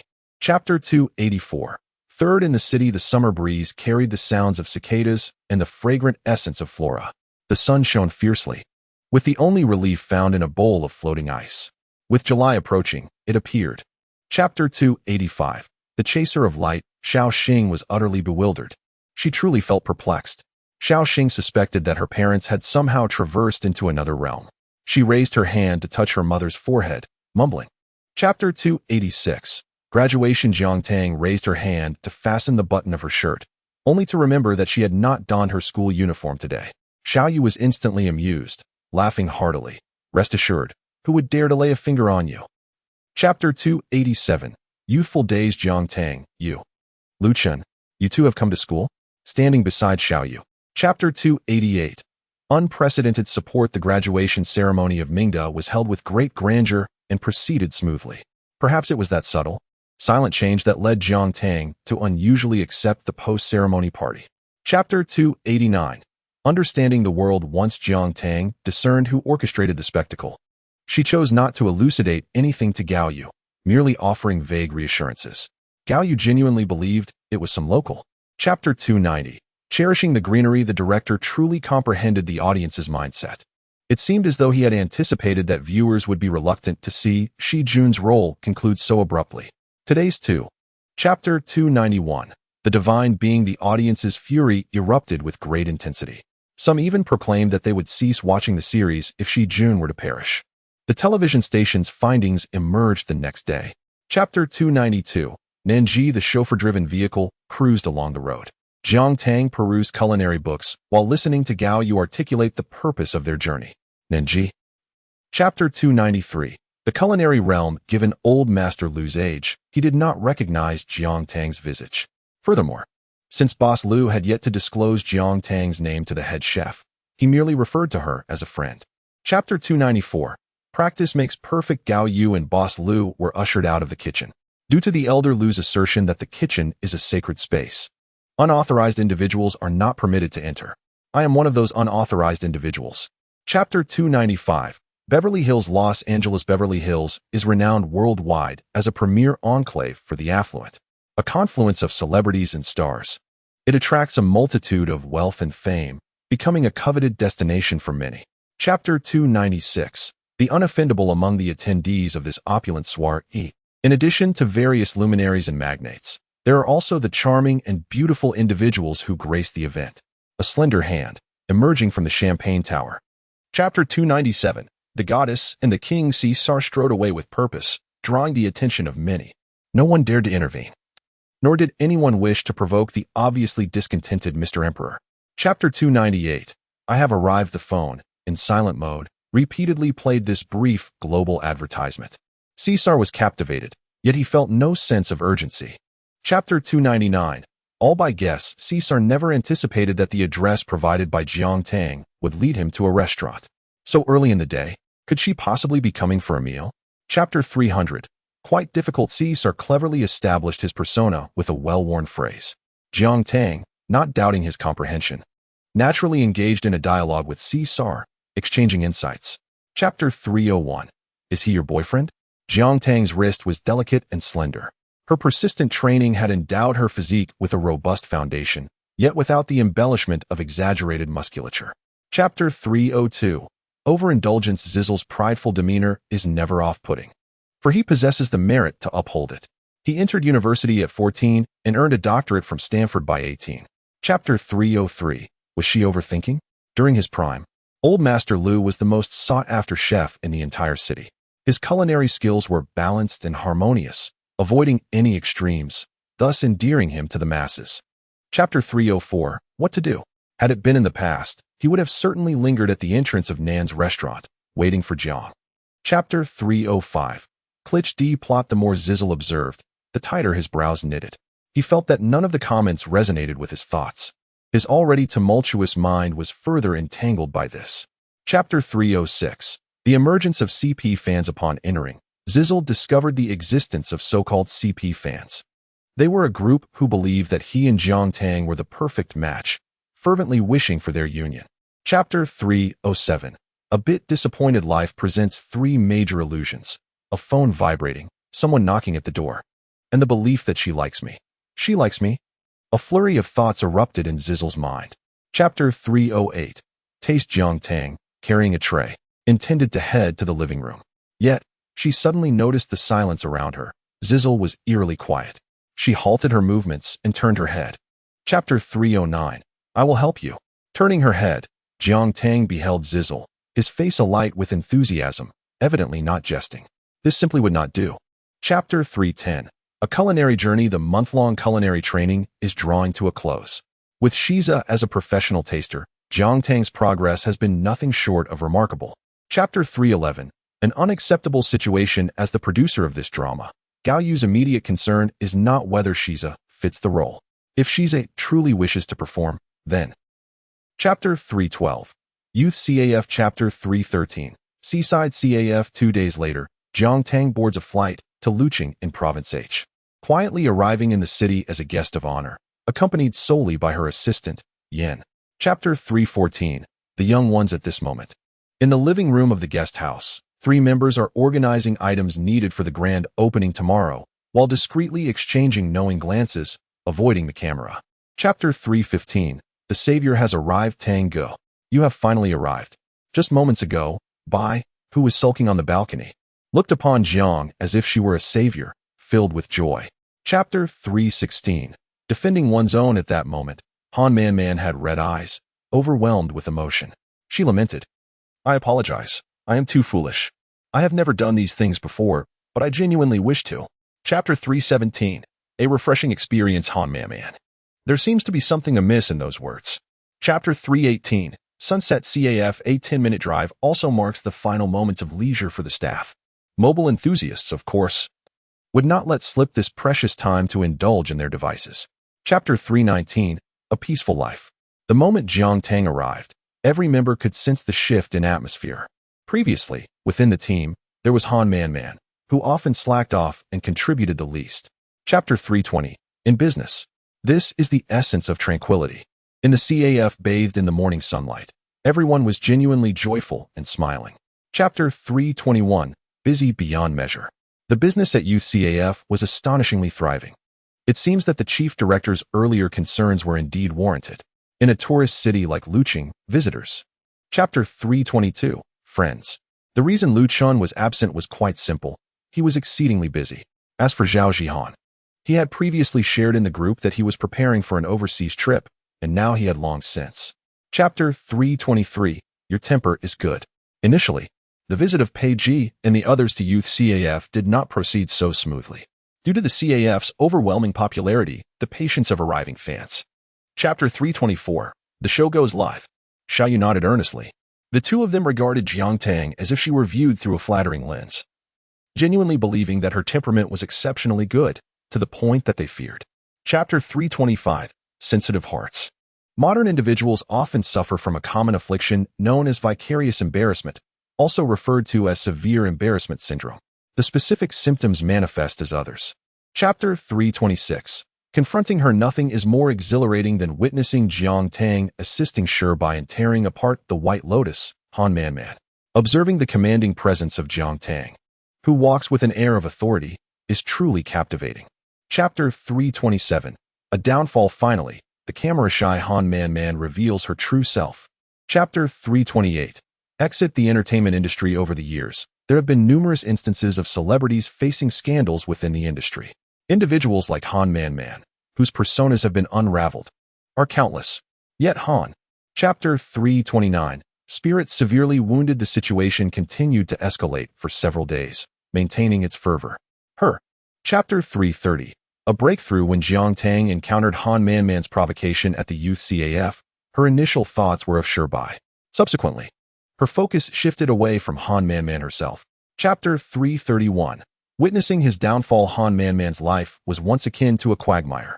Growing up in poverty, the lack of financial resources bred harshness, with trivial matters causing her parents to argue incessantly. Chapter 332. Feudal anger. Since finishing filming Youth CAF, Han Man had not crossed paths with Jiang Tang again. It was during her dealings with Gao Yu that she learned the truth. Chapter 333. What is virtue? During the time Jiang Tang's college entrance examination results garnered widespread attention, she had requested Gao Yu to help suppress the fervor. She initially wished to avoid drawing excessive attention from the public. Chapter 334. Audition. It must be said that Zizzle endured considerable hardship while assisting Jiang Tang in her culinary trials. Tasting dishes is inherently a tedious endeavor, requiring one to sample multiple variations of the same dish. Chapter 335. Back to school season. In September, the oppressive heat of the capital has begun to wane. However, during the midday hours, under the ardent sun, the ground remains heated, exuding warmth. Chapter 336. Surrounded by reporters. Jiang Tang is notoriously elusive and difficult to interview within the entertainment industry. Capturing candid photos of her private attire is akin to an impossible feat, even industry insiders. Chapter 337. Establishing authority. To an outsider, it may appear that Jiang Tang exerted little effort. She effortlessly grasped her opponent's wrist with one hand, thwarting their malicious intentions, while her other hand. Chapter 338. The dormitory. Until the very moment Jiang Tang opened the door, the three girls in room 616 had never imagined that they would not only be classmates with Jiang Tang, but also her roommates. Chapter 339. The freshman. The post was made 3 hours prior. At that time, Jiang Tang had likely just alighted from her vehicle, besieged by a throng of reporters seeking interviews at the school entrance. Chapter 340. How are the sisters? Jiang Tang noticed the pronounced bloodshot veins in Jiang Shilua's eyes, clearly the aftermath of a sleepless night. Observing other places, Chapter 341, An Unexpected Success. Under the nightfall, the Jiang residence shines brightly, resembling a resplendent celestial palace perched atop the flowing springs of the mountain. However, it lacks the ethereal aloofness of a divine abode. Instead, warmth permeates the atmosphere. Chapter 342, Freshness. In these initial days of the new term, the Imperial University has adopted a relatively lenient approach. Prior to the formal opening ceremony, students are not explicitly required to reside on campus. Chapter 343, Hostility Between Two. It has been some time since Jiang Tang and Lu Qin last met. Their most recent encounter was at the graduation ceremony of Mingda. Following that, the entirety of summer. Chapter 344, Are You Unhappy? Zizel's thoughts are certainly absurd, and he is aware of it, although he has always been capricious. He does not wish to easily sway Jiang Tang's perception of him. Chapter 345, Jealousy. The names Zizel and Anderson are the greatest assurance of the entire film. No matter who the investors may be, they would not dismiss Zizel simply due to a mere script leak. Chapter 346, The Start of Term. During the opening ceremony, Jiang Tang spotted Lu Qin. He stood on stage as the representative of outstanding new students, delivering a speech. Jiang Tang could feel the excitement of the girls surrounding her. Chapter 347, The Start of Filming. The audience has already seen Jiang Tang countless times on the screen. In Summer's Sweetness, the aloof and haughty young lady. In Strawberry Candy. Chapter 348, The Tang Family. The Tang family has served as the Imperial Kitchen's head chef for over a century, their culinary skills once revered throughout the capital, with even a simple stir-fry being a sought-after delicacy among gourmets. Chapter 349, Tang Ling. At that time, she was merely 5 years old, bursting with energy and capable of running. Chapter 350, The Chef. Uncle Tang felt a pang in his heart as he inexplicably recalled the moment when his father declared Tang Ling as the heir. That scene remains a source of resentment for him, even after. Chapter 351, Willing to Bet and Accept Loss. Tang Ling's knife skills appeared unremarkable. To the untrained eye, it seemed like an ordinary chef chopping vegetables, devoid of any showmanship. Chapter 352, The Will. Uncle Tang suddenly realized that the old man's annual trips abroad were nothing but a fade. They had once believed Tang Ling had been sent away. Chapter 353, The First Day of Filming. Tang Ling paused before speaking. Also, Dad, Mom, having passed away early, do you understand modern science? The so-called bloodline is merely a matter of chromosomes. Chapter 354, No one can escape the allure of flavor. The extras were personally selected by Ping Mu, and he was well aware of their capabilities. If their acting skills were as refined as that moment, they certainly would not still be extras. Chapter 355, Is the story of the Lantern of 10 Years truly real? Upon hearing the storyteller's tale, Yun Su was consumed by a singular thought. Origin. Chapter 356, 10 Years of Lanterns Part 2. Despite the harsh environment, the young girl grew up oblivious to her surroundings. Chapter 357, 10 Years of Lanterns Part 3. In truth, the leader of the Baiyu sect was merely a peripheral figure entangled in the Qingdang Villa incident. At the core were those whom Mu Qing had set his sights on. Chapter 358, 10 Years of Lanterns. Conclusion. The final battle erupted on Sword Mountain. Renowned sects and factions gathered, with all in the martial world in attendance. Even the perpetrator from years past arrived, just as Mu Qing had hoped. Chapter 359, Lev Vygotsky. Alternatively, this too reflects another dimension of the popularity of 10 Years of Lanterns. Content creators exerted their utmost efforts, tirelessly working through the night to edit a perfect conclusion. Chapter 360, Secret Audition. Above the Pacific, aboard the Jiang family's private Airbus. Jiang.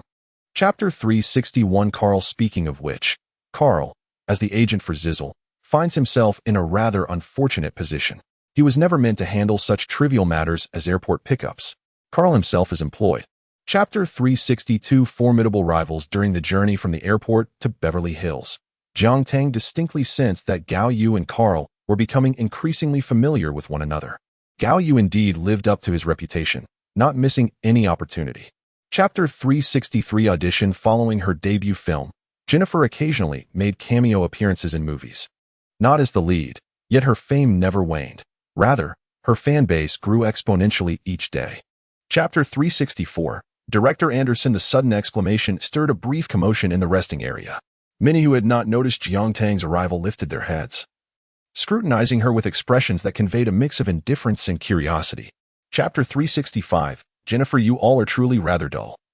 It appears that the gathering here is not for additions, but rather for tearing each other apart, remarked the young and beautiful blonde girl as she spoke.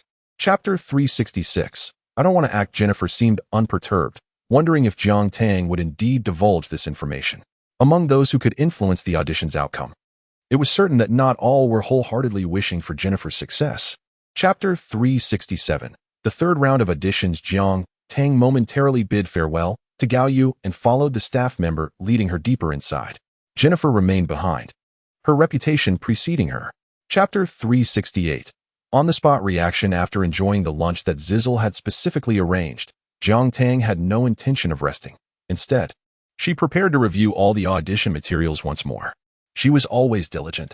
Chapter 369. Catherine's interpretation. While her strategy was indeed a sound one, unfortunately, the fates did not align in her favor. Following the performance of the first actress, those with discerning eyes could already perceive the outcome. Chapter 370. The outcome is certain. Jiang Tang was slated to audition fifth, which, by all accounts, should prove to be the most challenging position, due to the presence of Katrina and Freya, the former being a seasoned actress. Chapter 371. We cannot take risks. This film is a grand production with an astonishing investment. A substantial financial commitment implies that such backing cannot be shouldered by a single entity. Multiple. Chapter 372. What was the outcome? As Jiang Tang approached the vicinity of the lounge, she was called by Katrina. Your performance just now was remarkable, Katrina smiled, gazing directly into Jiang Tang's eyes. Chapter 373. Regrettably, merely the thought of Jiang Tang waiting for him at home made Zizzle feel a shiver down his spine. Chapter 374. A twist of fate. After Zizzle departed, Bob sat alone in his office for a considerable time. His exquisite suit was drenched in perspiration, yet he paid no heed to it. Chapter 375. No one can steal it away. As soon as there was a stir online, the news reached Gao Yu's ears. Chapter 376. The premiere. Zizzle arrived slightly late. Upon his arrival, Jiang Tang noticed the intensity of the gazes upon them escalating. Even Zizzle sensed it. Feeling displeased. Chapter 377. When will we be in the same frame again? In truth, this was merely a battle between Jiang Tang's fans and detractors. The young women were all international students, unable to keep up with the domestic public sentiment from across the Pacific. Chapter 378. An incredible reunion. The hands were exquisite, resembling finely carved jade of the highest quality. They were not delicate, rather, they were long and powerful. Hence, a question arises. Chapter 379. On Nick caught off guard by the unexpected praise, Zizzle felt no joy whatsoever.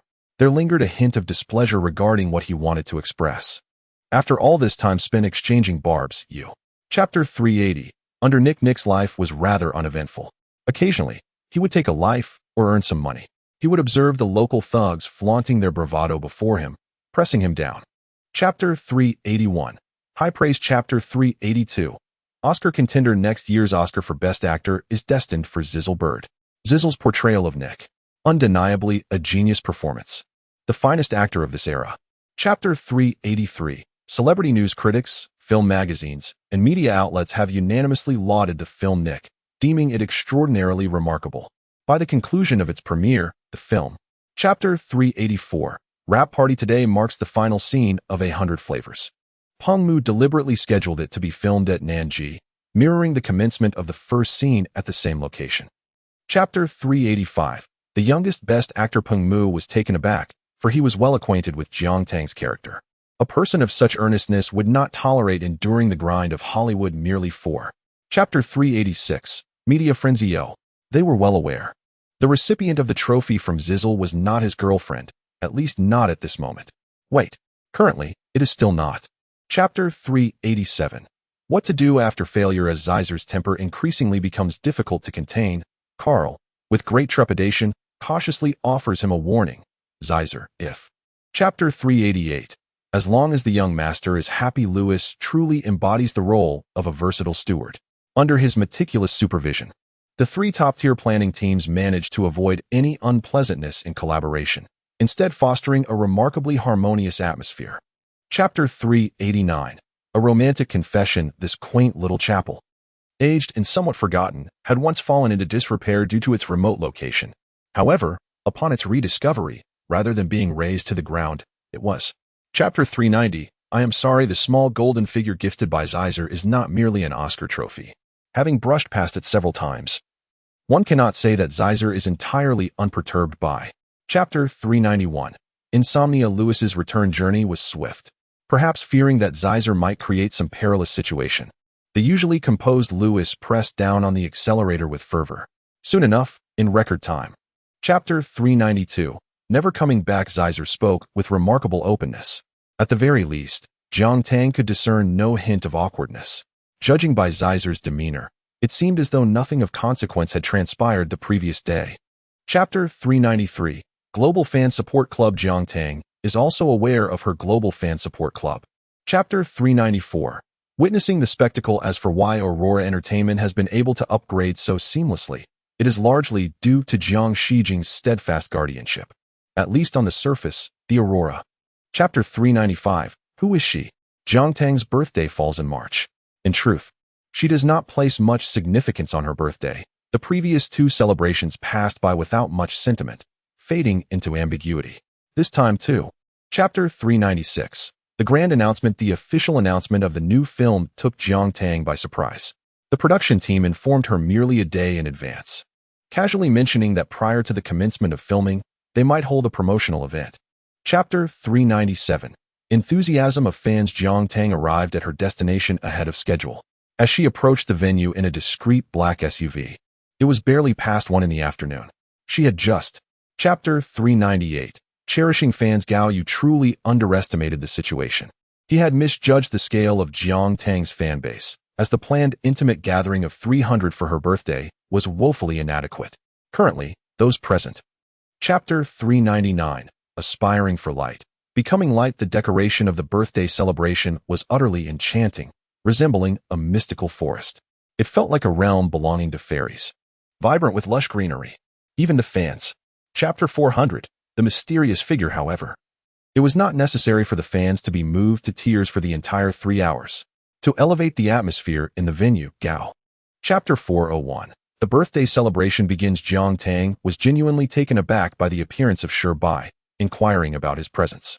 The familiarity in their exchange elicited waves of excited screams from the fans below. Chapter 402. Having loved once among the serene fans, there was also the presence of Zizzle. Perhaps he understands the meaning of the lyrics more profoundly than those fans. As Jiang. Chapter 403. The antique gift dress. Yin Peiqi perused the gift list, muttering to herself. Her words drifted into Jiang Tang's ears, evoking a fleeting image from her memory. Chapter 404. Don't say. Only after CC repeatedly described the scene to her friend did her friend finally regard her words with a mix of belief and skepticism. Something felt amiss, if it truly was him. Chapter 405. Prelude. Cats are extraordinary creatures. Wherever they wander, they inevitably transform that place into their territory. For Yin Peiqi, this feline's appearance. Chapter 406. Reconciliation. After Jiang Tang and Zeiser signaled with coffee in the hotel lobby instead of wine, they seemed like a gust of wind, sweeping away all the negativity brought by the unfulfilled confession. Chapter 407. Misunderstanding. Carl, who emerged a moment later, witnessed a scene where the woman sat on the ground while Zeiser walked away. He sighed silently and strode forward. Chapter 408. Testing the waters. By the time Carl glimpsed the news headline, events had already fermented through the night. Initially, it reported on Zeiser's banquet, accompanied by a beautiful woman in an ambiguous atmosphere. Chapter 409. Hearing the rumor. Milk tea. Milk tea. Yin Peiqi softly called out twice, only to find it ineffective. Her meticulously pampered feline overlord merely lazed about. Chapter 410. Truly unconcerned. Gao Yu cleared his throat twice through the phone. It is not that I am worried about affecting your mood and consequently your performance. Chapter 411. Film premiere. 2 days later, the premiere of director Anderson's latest film took place as scheduled.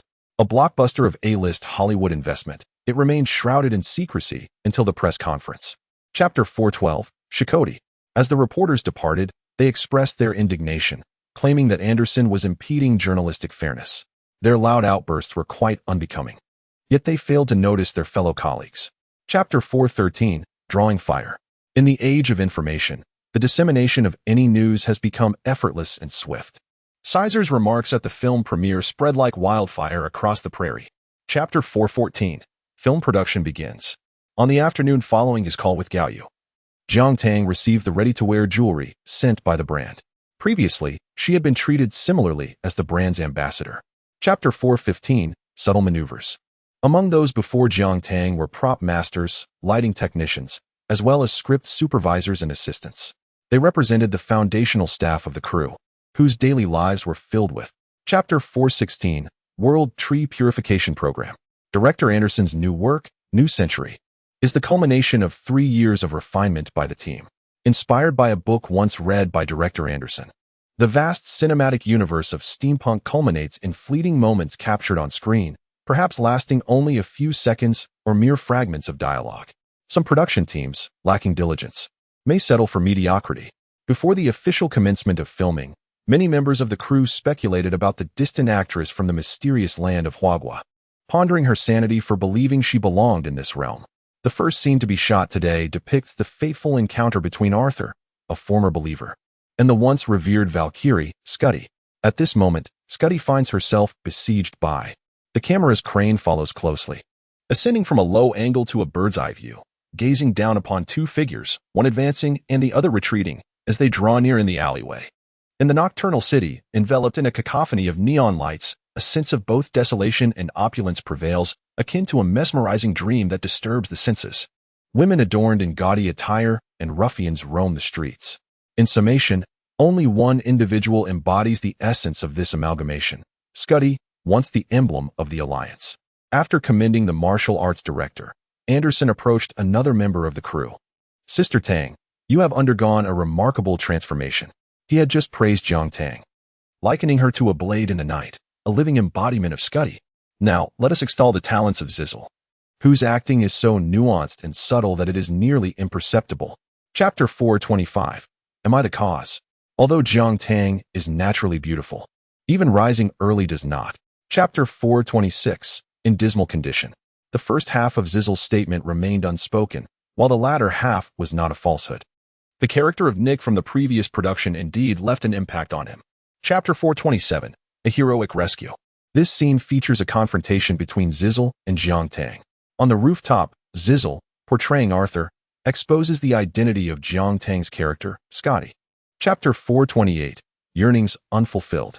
Jiang Tang promptly steps forward, grasping his shoulder to halt his perilous actions. "I am not," Zizzle hurriedly reiterates. Chapter 429. Soft-heartedness as the first step. Zizzle cannot help but ponder. In the moment she rushed towards him, did his heart waver for just a second, harboring a trace of affection for her. Chapter 430. An unexpected individual. Zizzle listens intently. He and Jiang Tang often engage in conversations, discussing their craft as well as amusing anecdotes. Remarkably, their perspectives often align. Chapter 431. Running away from home. A vehicle sent by the brand arrives to pick up Jiang Tang. Lu Chen accompanies her as they embark on their journey to the Ritz Hotel. Jiang Tang casually informs the brand's accompanying personnel about the large entourage. Chapter 432. A masterpiece of unprecedented magnitude. He rises with enthusiasm, silently chastising himself for his advancing age and the resulting cloudiness of his mind. "Hello, Jiang Tang. It's quite a rare occasion for you to visit. How could I forget such an important matter?" Chapter 433. The Rose. This time, she is not the finale of the show, considering her remarkable runway skills. Chapter 434. What's wrong with dating? Unlike the warmth from Jiang Tang, Gao Yu is far less benevolent, inadvertently providing fodder for the paparazzi. Do you remember which media outlet it was? Just need to recall the name. Chapter 435. Oh my, what a match.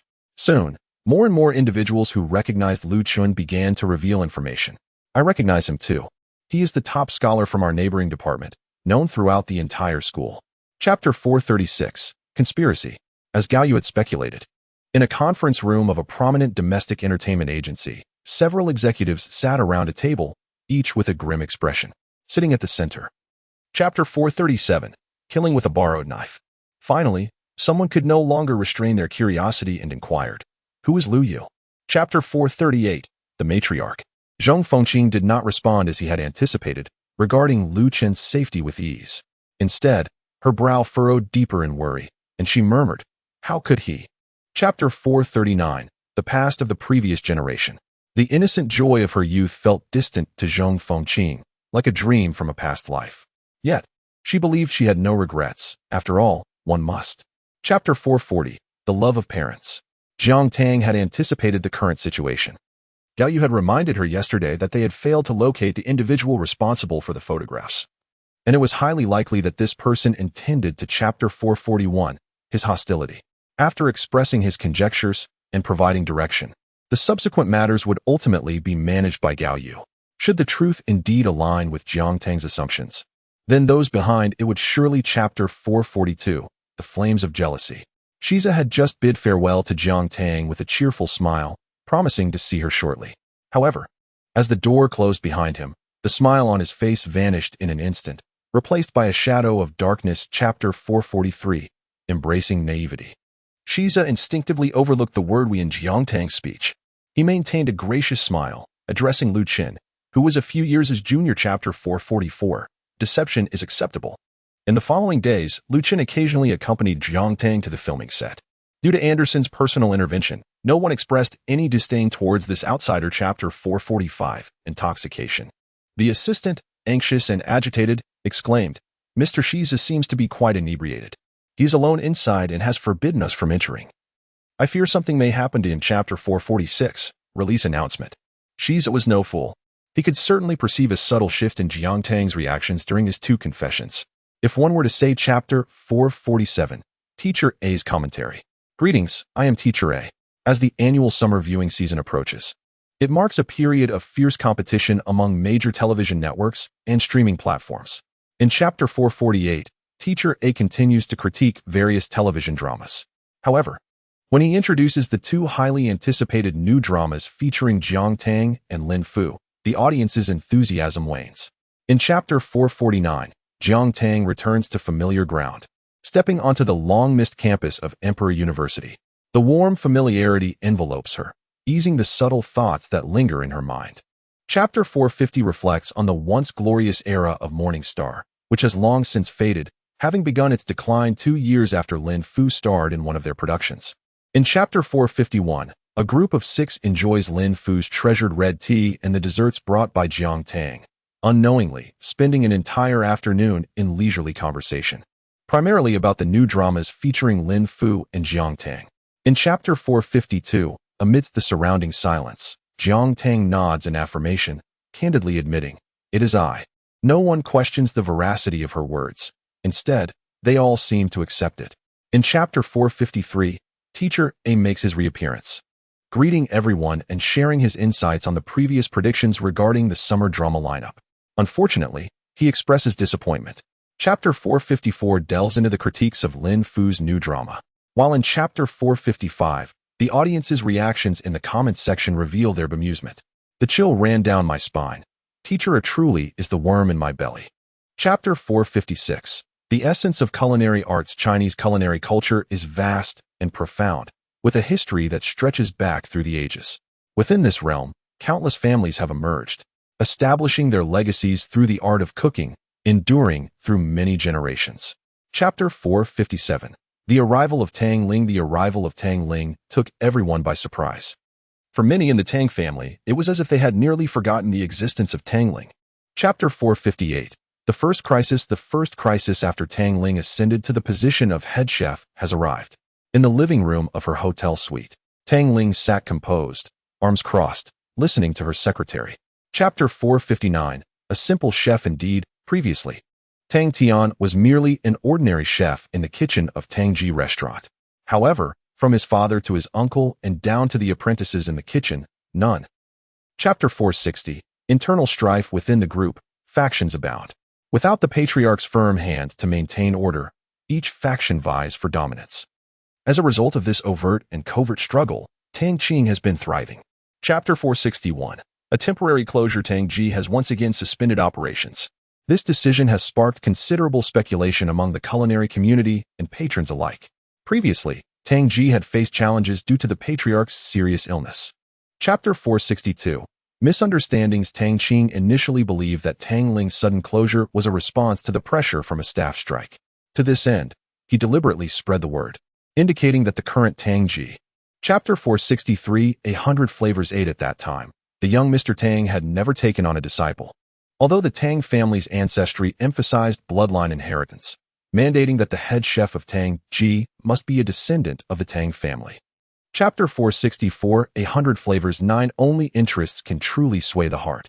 The choices made by these employees were merely based on. Chapter 465, 100 Flavors 10. However, Tang Ling not only promised her a generous salary but also leveraged her parents. Chapter 466, 100 Flavors 11. For Tang Ling, Tang Qing was merely a minor stumbling block on her path to success. Beyond Tang Qing, she faced numerous challenges. The industry's dynamics. Chapter 467, 100 Flavors. Conclusion. From the moment when she interacted with Tang Ming, he was the epitome of a flawless junior. Humble, gentle, courteous, and poised in his actions. Any additional praise would. Chapter 468, Premier Success. Tang Ling remained her steadfast, composed self. She stated, "The former Tang Ye was commendable." Tang Qing smiled. The past grievances seemed. Chapter 469, Renaming. Since we are discussing this production, we must mention the soul of the television series, the director. Once upon a time, the director of 100 Flavors, Peng Mu, was someone I did not watch. Chapter 470, Impeccable. As the video progressed, comments flooded the screen like a barrage, and many viewers left messages in the comment section. Originally, there lies a story behind it. In the concluding segment of Teacher A's video, there is always a rising elevation that elucidates the theme. This episode's commentary on 100 Flavors is no exception, as it discusses the recent trends in domestic dramas. Is this matter truly peculiar? Jiang Tang surprisingly retorted to the reporter. The journalist stammered, at a loss for words to articulate the developments of recent years. Gao Yu's proposal stirred a flicker of interest in Jiang Tang. After entering the prestigious Imperial University, her time spent on campus had become exceedingly scarce. And this year was particularly hectic. Wang Qingyuan? The first thought that crossed Jiang Tang's mind was that esteemed director, Wang Qingyuan. Just moments ago, she had mentioned this renowned filmmaker to Gao Yu, and now, a fleeting sense of regret flashed across Wang Qingyuan's face, vanishing almost instantly. Had it not been for Jiang Tang's keen perception, it would have been nearly impossible to detect. Your agent? Wang Qingyuan did not overlook Gao Yu's gesture. Jiang Tang affirmed with a nod. So, your script was selected by her. Ms. Yu, kindly withdraw your hand. Zizzle stated with a stern expression, asserting, I am now 25 years old, no longer a 5-year-old child to whom you can pinch the face at will. Chapter 478. Time never fails a beauty. The two of them changed into new garments, shedding the extravagant attire of noble women. Unfortunately, the arrangements at home left no room for his capriciousness. Ultimately, his parents insisted on sending him to another school, leading to a separation from Yuzhou across 2 distant realms. Chapter 480. Lady Li. Yuzhou's words elicited laughter from Lady Li, who playfully chided her daughter with a reproachful glance. This light-hearted banter served to alleviate the lingering discontent within Lady Li's heart. Chapter 481. Tales of the Ancients. Fortunately, Mother ultimately suffered no grave consequences. Upon awakening, she merely felt a bit weak. She listened calmly to Father's explanation, realizing then that her marriage had never been. Chapter 482. Severed aspirations. Lady Li's ailment was not particularly serious. It was merely a common affliction associated with advancing age. The primary issue lay in her heart, which had become burdened with unexpressed grievances, leading to her condition. Chapter 483. Alexander. Afterward, no matter how much Yuzhou inquired, Zizzle remained reticent. He cryptically stated that when the time was right, clarity would dawn. Yuzhou clenched his fists. The following day, after finishing lunch, Yuzhou planned to set out for the hospital. Zizzle had initially intended to accompany him, but Alexander was always clinging to him. Chapter 485. The essence of lifetime rewinds to last night. At 9 o'clock, Gao Yu came to seek out Jiang Tang. Gao Yu, a diligent employee devoted to the company's survival, finds himself in a predicament. Chapter 486. Emergency. Gao Yu briefly explained to Jiang Tang, allowing the ethereal celebrity to grasp the hardships of a corporate worker. Despite being a senior employee, the essence remains the same. The sudden outburst commanded the attention of a group of young doctors, rendering them as compliant as quails. Chapter 488. Bullying the weak. Jiang Tang pressed down on the brim of her cap with her empty left hand, partially obscuring her brow. This lady prefers to communicate in a civil manner. Meanwhile, A soft cough accompanied Yu Ling's trembling body and her hand suspended in midair. Jiang Tang appeared at the ward's entrance. Chapter 490, A Visit. Zizzle, I have moved. Zizzle gently typed these 4 words into the chat. Chapter 491, Maternal Doubts. Half an hour later, Zizzle gazed at Alexander, feeling an inner frustration. The clever and charming Alexander had swiftly won Jiang Tang's affection. Chapter 492, Cleansing of Shame. The water, infused with live shrimp, carried a distinct odor. When splashed onto Zizzle's proud visage, the air momentarily froze with a chilling stillness. Chapter 493, Divine Refinement 2. Zizzle's previously raised spirits plummeted under Jiang Tang's swift rebuke. Although she reassured him that not having rice was inconsequential, Zizzle had already. Chapter 494, On Set. Generally, promoting a television drama through a variety show tends to evoke disdain from the audience. Fortunately, Lu Xun and Song possess remarkable conversational skills, approaching discussions with a delightful sense of humor.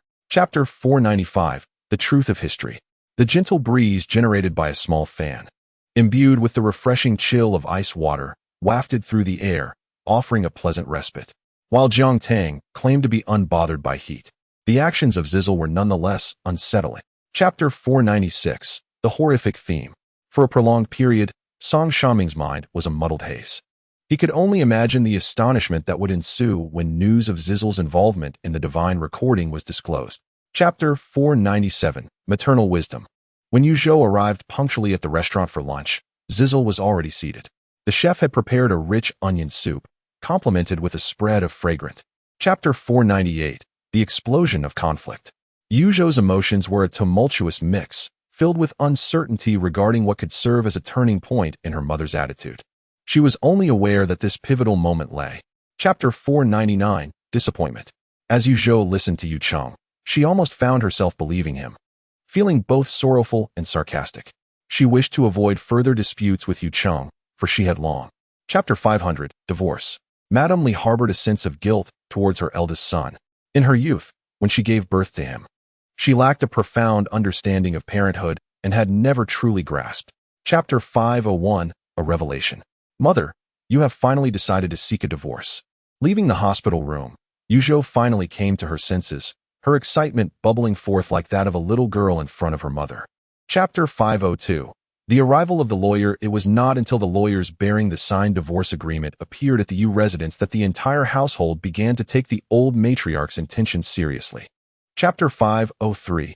Madame Robel. Coincidentally, Yu Cheng stood beside the elder Mr. Yu and noticed the name on the business card. He was acutely aware that, given his mother's wealth, she would never be able to afford such a lawyer. Chapter 504. The rumor mill. The news of the old matriarch's divorce circulated fervently among the high society of the capital. Initially, many thought it was a misunderstanding, mistakenly believing it pertained to the younger generation of the Yu family. Chapter 505. The signature. As the elder Mr. Yu grappled with a difficult decision, rumors began to swirl throughout the family. To shield her mother from the prying eyes of the Yu clan, Yu Zhou took action. Chapter 506. Fan reception. In the end, Shiza walked through the VIP passage, protected by several members of the production team. Song Shanming summoned a cameraman to accompany Jiang Tang through the ordinary entrance. Chapter 507. Pre-shoot. The following day's filming was scheduled for the evening, granting them a full day of rest. Whether it was the effect of alcohol or the mere presence of Jiang Tang in the adjacent room, the atmosphere was charged. Chapter 508. The horror special. When engulfed by sheer terror, one becomes utterly silent. Screams, shouts, pleas for help, all fade into the shadows of fear. Muscle. Chapter 509. The Bridge Effect. Shirbai suddenly gasped. What's wrong? Shirbai pointed blankly at the altar ahead. There. Chapter 510. Warmth. The wind ceased. The bridge stabilized, and the sound of water quieted. Warmth radiated from the clasped hands of the two, dispelling all of Shiza's unease. He lowered. Chapter 511. The red-clad ghost. Thank you. While engrossed in listening to Jiang Tang and the others discuss, Shirbai was momentarily taken aback by Shiza's sudden expression of gratitude. However, Chapter 512. The flower of the other shore. Lu Xun felt that nothing was more terrifying than the headless red-clad ghost before him. Her tattered red garments hung on her frame, revealing her arms and feet. Chapter 513. Obsession. As Jiang Tang took the map, a faint glimmer of light appeared along the pitch-black road ahead. It resembled fireflies in the night, illuminating their path forward. Chapter 514. Mutual Suspicion. Lu Xun is eliminated. This time, Lu Xun was taken away in front of others. The production team adhered closely to the setting of the underworld in Yudu. Chapter 515. The hospital, of course, parting was out of the question. When it came to separating, Yao Zhiyu was the first to object. Finally entering the fourth scene, everyone. Chapter 516. Character development. This resembles a scene from a horror film. When the protagonists sense something amiss and voice their concerns, the amiable young lady suddenly changes her demeanor. Chapter 517. The psychiatric hospital. Well, Xiaoya, could you enlighten me about the condition of this hospital? The young cleaner named Xiaoya gazes deeply at Jiang Tang and the others. Chapter 518. The final map. Xiaoya hands over a rolled-up piece of parchment. It is made of the same material as the maps they found earlier. Could this be the final one? Chapter 519. The key cradling her child. Xiaoya suddenly exclaims, the ghost mother's illusion has been shattered. This is the true appearance of the hospital. A rather reasonable explanation. Chapter 520. The dark staircase. The staircase leading downward is enveloped in darkness, devoid of any light. Having just dashed in from the brightly lit corridor, they find it difficult to adjust to the shadows. Chapter 521. Exiting. The walls silently part, revealing a dark, long corridor. It is completely empty, and neither Yao Zhiyu nor Lin Fu Xiaoya are present here. Chapter 522. The Nine Sons. At this moment, she finally reveals her true intentions. 1. Chapter 523. The final victory. Jiang Tang, with her keen sight, had already discerned that the so-called dark energy was merely a holographic projection orchestrated by the production team. Others may find themselves affected by the dark atmosphere. Chapter 524. The truth behind it all. In reality, Zizzle and Lin Fu possess knowledge that far exceeds that of others. They are aware of the four scenarios and the malevolent spirits concealed within. Chapter 525. Understanding her softness. Jiang Tang inquired of Zizzle, are you hungry? Zizzle had long been ravenous. Chapter 526. A trip to the amusement park. The following day, after breakfast, the energetic group led by Shun Lian clamored to visit the amusement park they had previously missed. Chapter 527. A different treatment. Zizzle pondered that he was not a person of impulsive temperament. Surrounded by the ostentatious, where many wielded words and gestures as weapons. Those individuals seemed to him like a distant veil. Chapter 528. CP fans. The shop was air-conditioned, with 4 or 5 tourists meandering within. Here, not only were beverages and snacks sold, but also essential toys and trinkets for the amusement park. Chapter 529. The Ferris wheel. Jiang Tang and Zizzle were unaware that they had been captured on camera. Chapter 530. Truth and Illusion. A complete rotation of the Ferris wheel lasts 20 minutes. Chapter 531. The Complaining Little Wife. Zizzle fully comprehended the tumultuous emotions akin to a roller coaster. A myriad of feelings swirled within, ultimately coalescing into a single thought. So you do remember. Chapter 532. Feeling wronged. Zizzle recognized that Jiang Tang was exceedingly busy. Unlike himself, who had firmly established a presence in the film industry, she is still in the ascent of her career, requiring perseverance and effort. Chapter 533. A hug. Emotion surged within, and without a moment's hesitation, Zizzle exclaimed, I wish I could embrace you right now. Up to this point, between them. Chapter 534. Meeting friends. Zizzle found himself completely captivated by the mushroom broth, feeling quite pleased that it was specially crafted by Jiang Tang. Jiang Tang also mentioned that the broth had yet to reach its full potential. Chapter 535. This is my boyfriend soon. Xiaoyu awoke from her reverie, excitedly stepping forward. I am Xiaoyu. Hello, idol. I am your fan. Her. Chapter 536. Hostility. Speaking of which, this was the first occasion for Pei Ji and Xiaoyu to visit Jiang Tang's Julatang apartment. As they traversed the aerial gallery and entered the residence, a group of them became. Chapter 537. The tale sticks up with the dazzling impact of exquisite garments and jewelry. They momentarily forgot about their meal. The 3 individuals engaged in games in the living room were not faring much better. Jiang Tang noticed the time. Chapter 538. A love story. Not to mention Kai Zhou and Tang Tang. Even Xiaoyu couldn't help but feel a sense of trepidation. What were they afraid of? Certainly, the concern lies in whether Jiang Tang can maintain order. These 2 individuals. Chapter 539. Yet again intoxicated. Zizzle remained displeased as Jiang Tang affectionately patted Pei Ji's head, nestling against her shoulder despite being significantly taller. Chapter 540. Exhilarating Zizzle enjoyed a deep slumber, whether it was the influence of alcohol or the warmth of Jiang Tang's embrace. He found himself in the guest room of her home. Chapter 541. Display entering. Chapter 542. As a prelude, have you never considered marrying Miss Jiang Tang? Carl's voice suddenly escalated, nearly exclaiming his disbelief at discovering such a cat in him. Chapter 543. Her contemplation. Her makeup artist was diligently attending to her. Chapter 544. Annual Drama King. While recording a variety show, Zizzle fiercely protected her, marking a turning point in her awareness. Subsequently, she would often smile because of him, her emotions swayed by his presence. Chapter 545. Cece has fallen in love. The crystal chandelier illuminated the room brilliantly.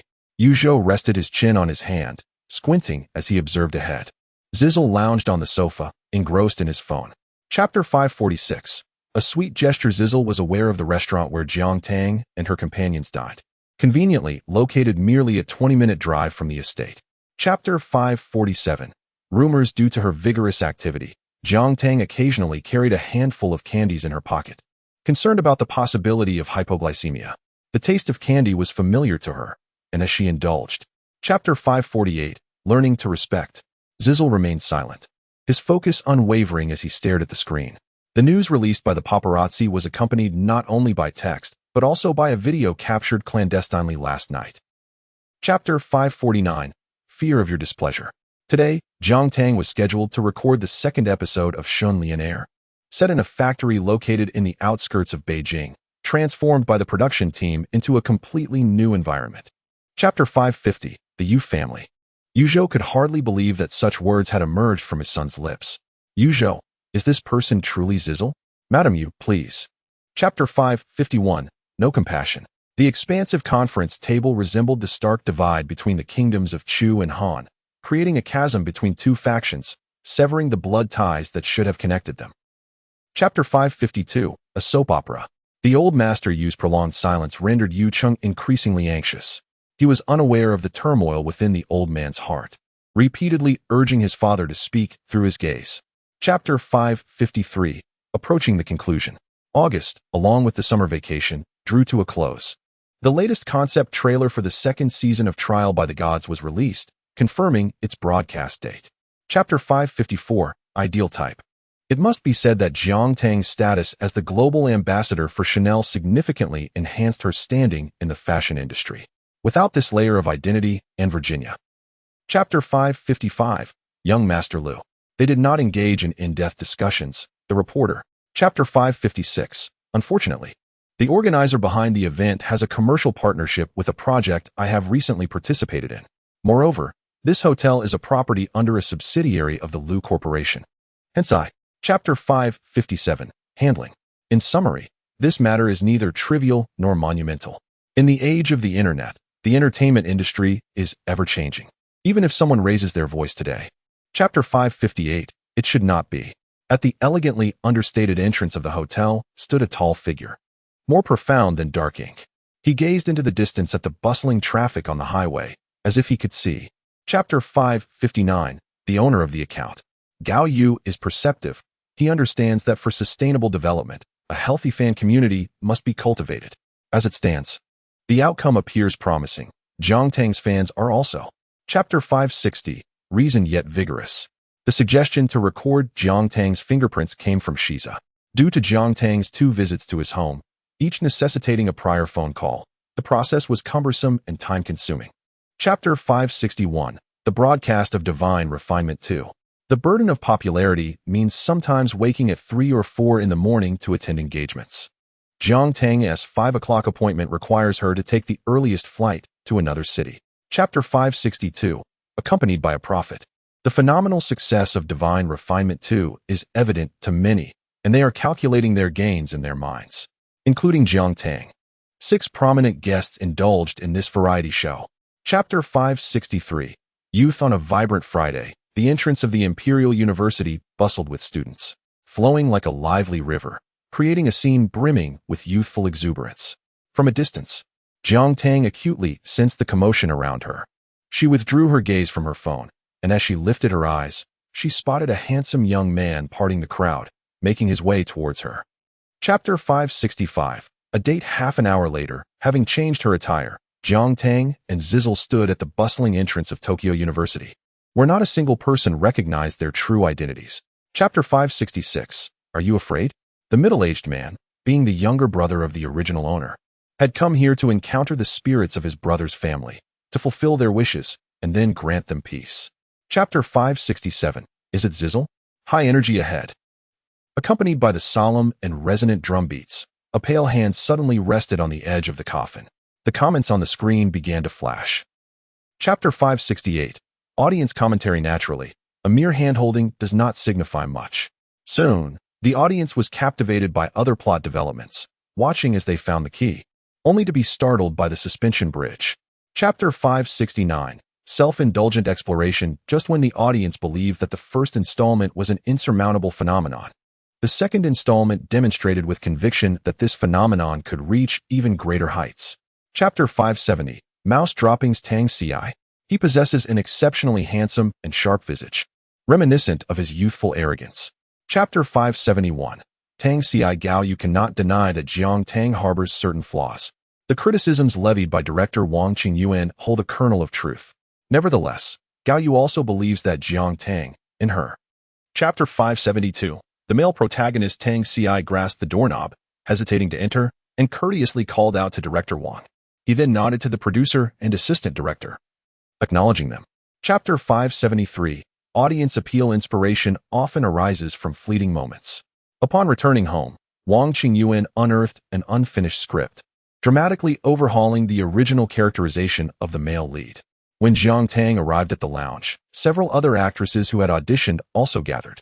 They had only secured their places here after a preliminary selection, most of whom were in there. Chapter 575. 3 minutes. Do you not require a script? Tang Ye inquired, voicing the collective curiosity of those present. I have already. Chapter 576. Celebration. Subsequently, they observed numerous individuals auditioning. Chapter 577. Sizzle's Candy. Sizzle was disinclined to speak. He rested his head upon Jiang Tang's lap, simultaneously bowing to evade her gaze, silently expressing his resistance. Chapter 578. Regret. I regret it, Sizzle lamented, slumped against the soft chair, his head positioned near the airplane window. The sunlight in October is bright, yet gentle. Those who deride Tang Ye are often unaware that, as the defendant, Tang Ye emerged victorious in this lawsuit. The ex-wife, who failed to gain anything from Tang Ye, looked on in dismay. Chapter 580. In Ning. Just as Chun Feng and others were poised to investigate in Ning, she disappeared. This development undoubtedly intensified the police's suspicions regarding Ning, prompting a decisive response. Chapter 581. Jiangzhou. Wang Qingyuan occasionally reflects on whether his initial assessment of Jiang Tang was overly simplistic. He remarked that her performance in television dramas was limited, claiming she lacked that certain. Chapter 582. Beyond the film concerning the book Song Hai Zhu, which Wang Qingyuan had recommended, a small incident occurred. During the months Jiang Tang was filming, Gao Yu had Jiang Tang. Chapter 583. Romance. Exposed plans are perpetually outpaced by unforeseen changes. According to the strategies devised by the management teams of Jiang Tang and Zizzle, their romance was to remain concealed until after the release of New Century. Chapter 584. Reactions. A chill crept up the spine. The emotions that had just settled were once again engulfed in restlessness. Zizzle suddenly remembered that the public revelation of their romance implied Jiang Tang. Chapter 585. The second blow. Zizzle's two perfunctory remarks had negligible impact. David was entirely unreceptive. He began to expound at length, imparting wisdom to Zizzle, instructing him to.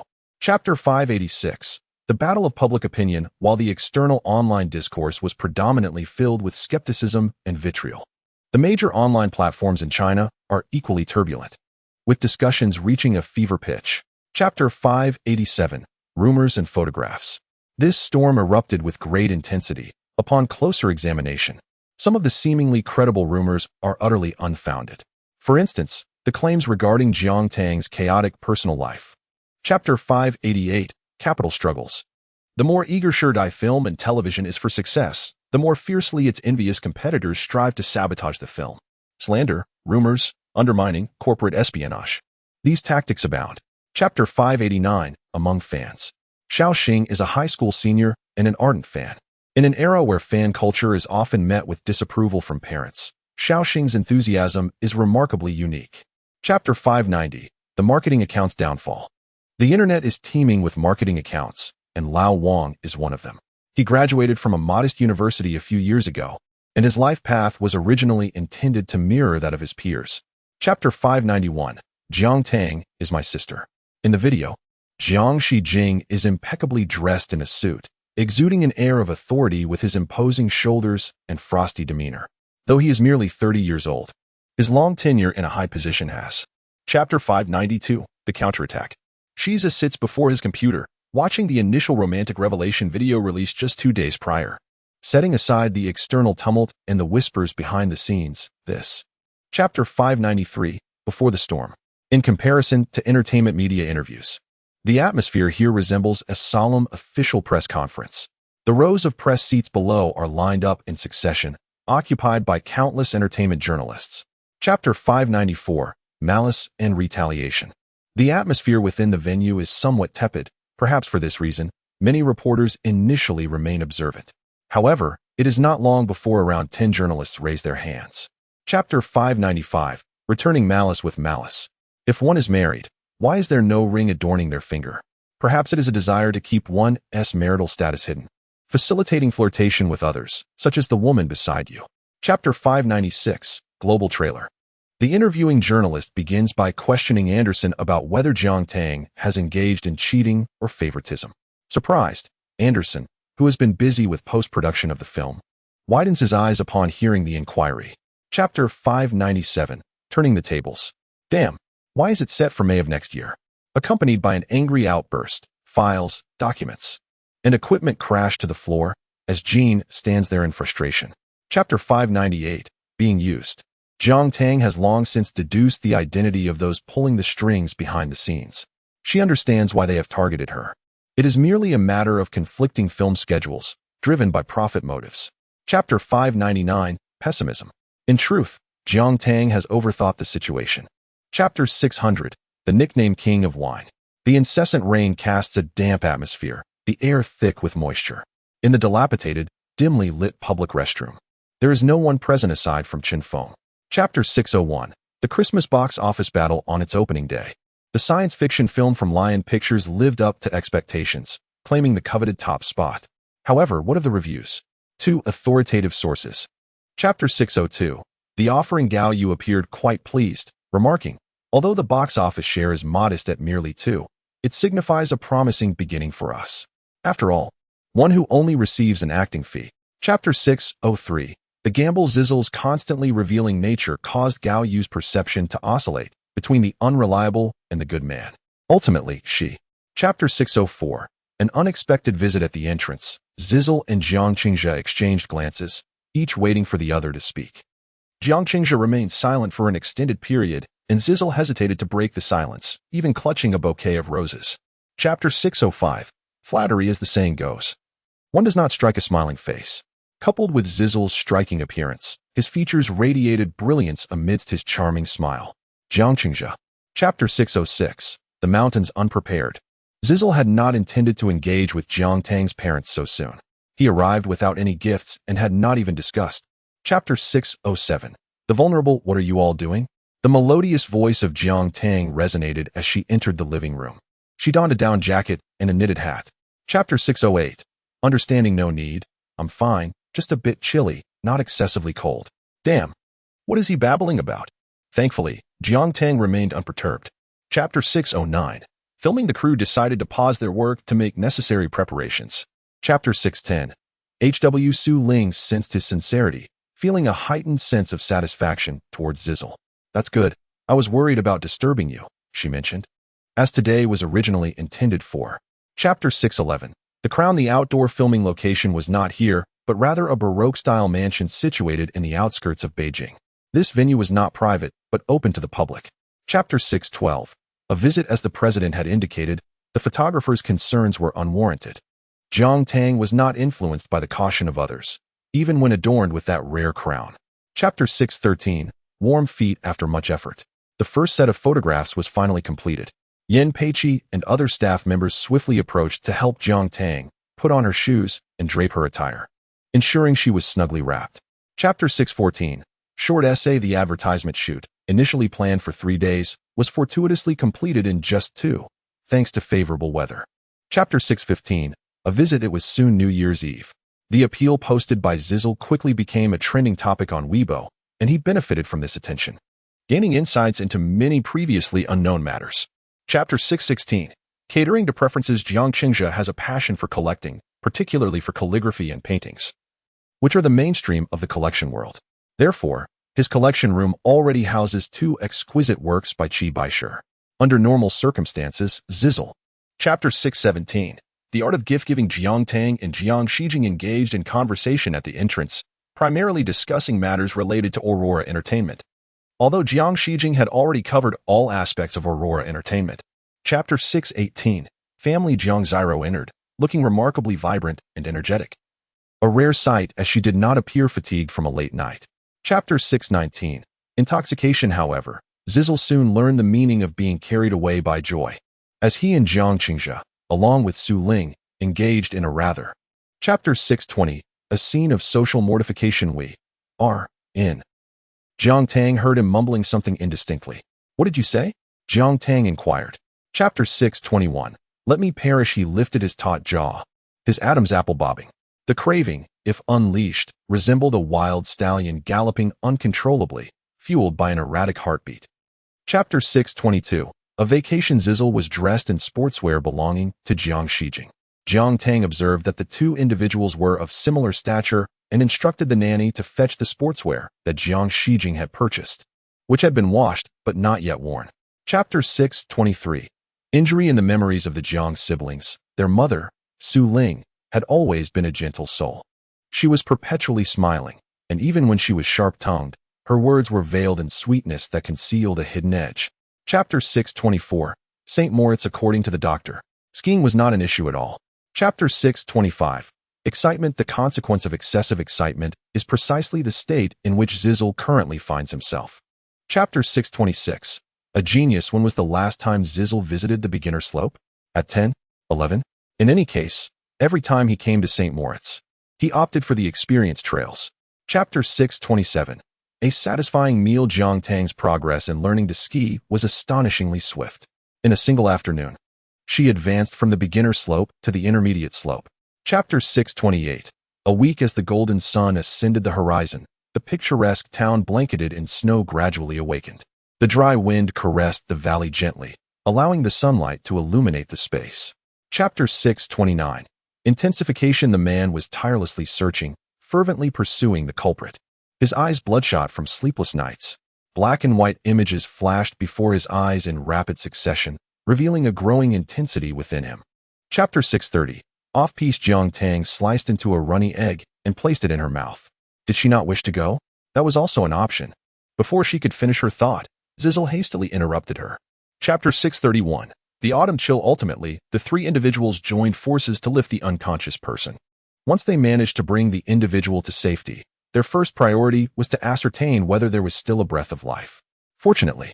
Chapter 632. Mutual disdain. 2 more years passed, and at the age of 27, Xiao Han returned with a new creation to compete for the Oscars once again. This time, he triumphed over all his adversaries, securing the coveted award. Chapter 633. The journey home. Jiang Tang and Zizzle turned their heads simultaneously. Just moments ago, the focus of their discussion, Xiao Han, stood merely a few paces away. He appeared. Chapter 634. The red carpet with Zhang Yu taking the lead. The red carpet for the premiere and screening of The Suspense Novelist officially commenced. Chapter 635. Family takes the stage. However, the girl's scream ultimately helped everyone unravel the mystery. No wonder he looked familiar. He was Jiang Tang's brother. Previously. Chapter 636. The suspense novelist Old Bear was a professional film critic. Although he did not originate from a film-related discipline, his profound affection for cinema blossomed from the influence of his forebears from a tender age. Chapter 637. The screen displays a somber and oppressive scene, with the low-hanging clouds seemingly poised to engulf the city, as if the heavens might collapse at any moment, leaving the audience outside the grand screen in a state of unease. Chapter 638. Each title of the novels corresponds to a distinct case, intricately woven together. Chapter 639. Ning has been penning suspense novels online for 6 years, and this marks her inaugural work that has achieved remarkable success.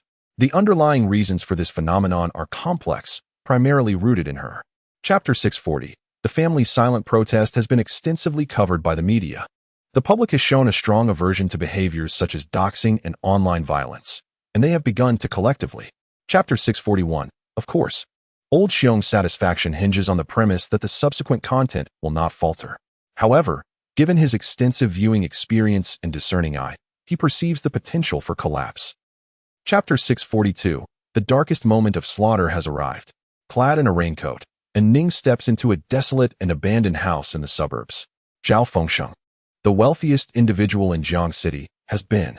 Chapter 643. The death of Zhao Fengsheng has sparked a nationwide uproar in public opinion. A renowned tycoon from Jiang City met his untimely demise at the hands of a fugitive on the run. Chapter 644. Mystery Novelist 9. Chapter 645. Mystery Novelist completed. Brother Chen, do you find my dress appealing? Brother, I feel a bit frightened. Please save me. Chen Feng abruptly snapped out of his reverie. Chapter 646. In truth, he was merely a film enthusiast. He was mistaken. This film transcended mere mediocrity. As the film unfolded, its allure captivated both Wang Qingyuan and Old Xiong, a director and a film critic respectively, who found themselves deeply enmeshed in its narrative. Such is the essence of classic cinema. Some evoke profound emotions. Although it was not yet 7 o'clock, the online realm was ever bustling with activity. Here, loyal fans of Old Xiong, who had followed his numerous film critiques, were also present. Chapter 649. Opening day box office results. The premiere of Mystery Novelist did not coincide with a blockbuster season. It was merely an ordinary weekend. Therefore, when the film's advance ticket sales surpassed 8 million. Chapter 650. A work to revive the industry on Tuesday morning. Old Xiong's first action upon rising was not to freshen up or have breakfast, but to check the box office figures for Mystery Novelist. Monday was. Chapter 651. Outrageous critique. In truth, Old Xiong was not the only one disturbed by the recent outrageous critique. The members of the group were not merely online acquaintances. They had real-life connections and collaborations. Chapter 652. The conclusion of life and death. Xiao Dang's analysis evoked a wave of lamentation. Originally, those who could catch the first screening of the film were the most genuine and heartfelt fans of Jiang Tang. Upon hearing this. Chapter 653. The good and evil of humanity. In this film review, Old Xiong eloquently lavished praise on the superb performances of the two lead actors, using over 1,000 words. As Xiao Dang read each word, he too felt the depth of old. Chapter 654. Duality. To substantiate his viewpoint, Old Xiong deliberately included a comparative analysis with 2 images. Both images were stills from the film. One featured Chen Feng portrayed by Tang Ye, while the other. Chapter 655. Gazing into the abyss. Chen Feng is neither purely good nor entirely evil. The experiences of his youth planted the seeds of malevolence deep within him. As a police officer, he possesses an inherent sense of duty. Chapter 656. Xiao Han's proposal. Fortunately, Jiang Tang is not a naive girl in her 20s. Her maturity enables her to remain unaffected by external opinions that might easily sway others. Chapter 657. There's a condition I accept. Jiang Tang's response was unexpected for both Gao Yu and Qiu Han. Gao Yu could glean some insights from Jiang Tang's demeanor, while Qiu Han. Chapter 658. Wishing you a happy marriage. Hey Zizzle. The familiar greeting, the unchanging provocation. Zizzle's smile gradually faded as he silently gazed at Qiu Han. Chapter 659. Bargaining. Zizzle did not allow himself to be easily exhilarated by his opponent's capitulation. He gazed at Jiang Tang with an inquisitive expression, his demeanor cautious to the point of hesitance. Chapter 660. Deceived. Listening intently, Jiang Tang felt a flicker of inclination. Yet, she hesitated for a moment. The opportunity was splendid. But, Qiu Han declared with unwavering certainty. But what? Chapter 661. Exploration. Chapter 662. The 3 prestigious awards. It was precisely the vibrant spring of March, a time when the world transformed like flowing clouds and shifting waters. The suspenseful film Suspense Novelist had been released for over half a month, and its box office performance remained astonishing. Chapter 663. Nominations. Although there exist numerous film awards in Huagua, The most prestigious among them are undoubtedly the Golden Crow Award, the Myriad Phenomena Award, and the Huajing Award. To secure a nomination from any of these carries significant weight. Chapter 664, another nomination. The weather was perfectly suited, rendering the tranquil afternoon imbued with a sense of drowsiness. In contrast to the other lethargic employees, Jiang Tang appeared undeniably energetic. Chapter 665, Academics. Gao Yu intended for Jiang Tang to initially mark the appealing pieces in the current season's catalog, narrowing the selection to a few items, so she could try them on directly in the store. Chapter 666, Heart and Mouth at Odds. Jiang Tang comprehended the underlying message. Zizzle was not merely offering assistance in selecting a gown. He was subtly reminding her not to forget to bring him along. That proud demeanor. Chapter 667, the same day. Outside, the morning light was still faint, yet the atmosphere in Jiang Tang's room had already commenced its bustling activities.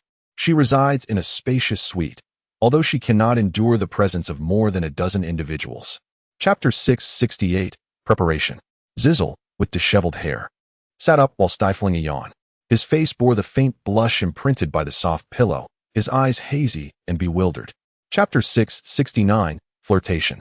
The venue for the Wanxiang Awards is the Golden Theater, situated by the seaside of the new city. The dry, salty breeze caresses this circular structure, predominantly adorned in muted gold. Chapter 670, Starlit Brilliance. In truth, even those standing nearby, despite not overhearing the conversation, could discern the general proceedings through the nuances of body language. Chapter 671, Complementary Harmony. As Jiang Tang walked the red carpet, her typically restrained aura was unleashed without reservation. This dazzling brilliance, refined through experience, rendered her presence singularly captivating. Chapter 672, Unexpected Emergence. The moment Jiang Tang's toes advanced a mere half-inch, the throngs in the crowded corridor parted automatically. It was as if Moses had parted the sea, clearing a straight path for her. Chapter 673, Whose Fan? The girl was unfazed by Gao Yu's sternness.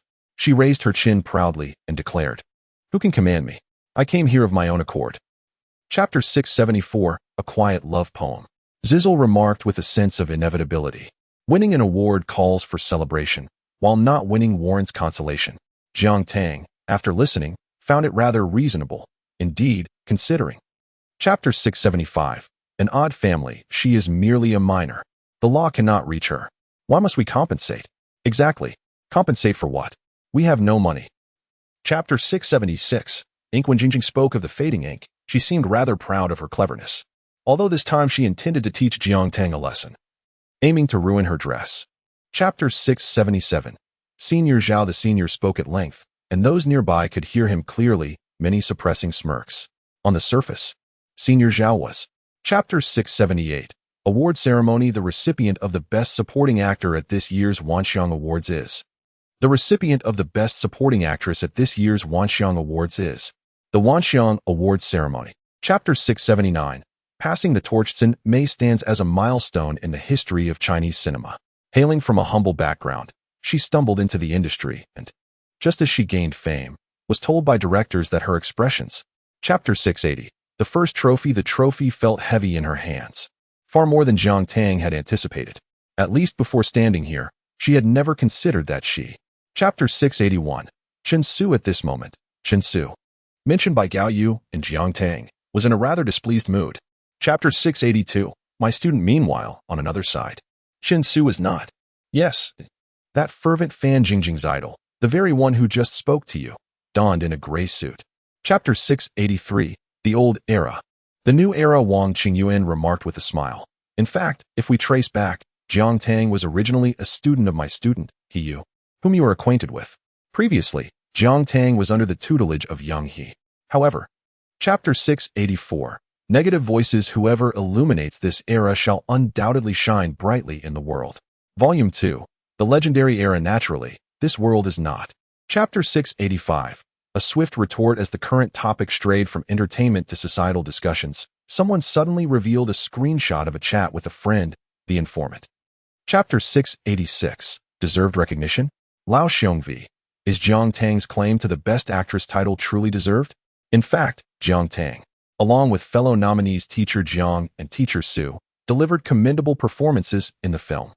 Chapter 687. The bar. Jiang Shijing was just about to approach when a large arm casually draped over his shoulder, patting him unceremoniously. Jiang Shijing initially thought it was yet another. Chapter 688. Outshining him. How can one earn Jiang Shijing's approval? Chapter 689. I am his brother. However, it was precisely these 5 cups. Zizzle stepped on the floor as if navigating the swaying deck of a ship amidst turbulent waves. Chapter 690. A skirmish. Had it not been for the circumstances, Jiang Shijing refrained from stating the matter explicitly. The group of ruffians mistakenly believed their leader had astutely uncovered the schemes of these affluent individuals, each of them swelling with pride, oblivious to the situation at hand. Chapter 691. The beginning of a change. Fortune smiled upon them, as the direction chosen by Zizzle and Jiang Shijing fortuitously led them to the concealed back entrance of the bar. In stark contrast to the bustling commotion of the front, the rear offered a palpable sense of seclusion. Chapter 692. Reinforcements arrived. The individual wielding the knife was an inconspicuous thug. As Zizzle intervened to rescue Jiang Shijing, he inadvertently delivered a fierce elbow strike to the thug's face, leaving him dazed and disoriented, with blood streaming from his nose. Chapter 693. Strategy Manual 3-4. The thugs were taken for questioning in batches, while the police were already bracing themselves for a protracted confrontation. Incidents of brawls in bars such as this were not unfamiliar territory for them, having dealt with countless similar occurrences. Chapter 694. Promotion. The summer season of the North American film market commences from the first weekend in May and extends until the first Monday in September, marking the period of the highest box office revenue each year. Chapter 695. Roadshow. Who could resist the allure of a beautiful sister? Jiang Tang, embodying the character of Scotty, captured the audience's attention from the outset, allowing them to feel as though they were amidst wild grass. Chapter 696. Sincerity. In light of the significance placed on the Chinese market, coupled with the fact that the leading actress, Jiang Tang, hails from China, the production team deliberately scheduled the final stop of the roadshow in the country. The final stop. Chapter 697. The future. Anderson paused momentarily before continuing.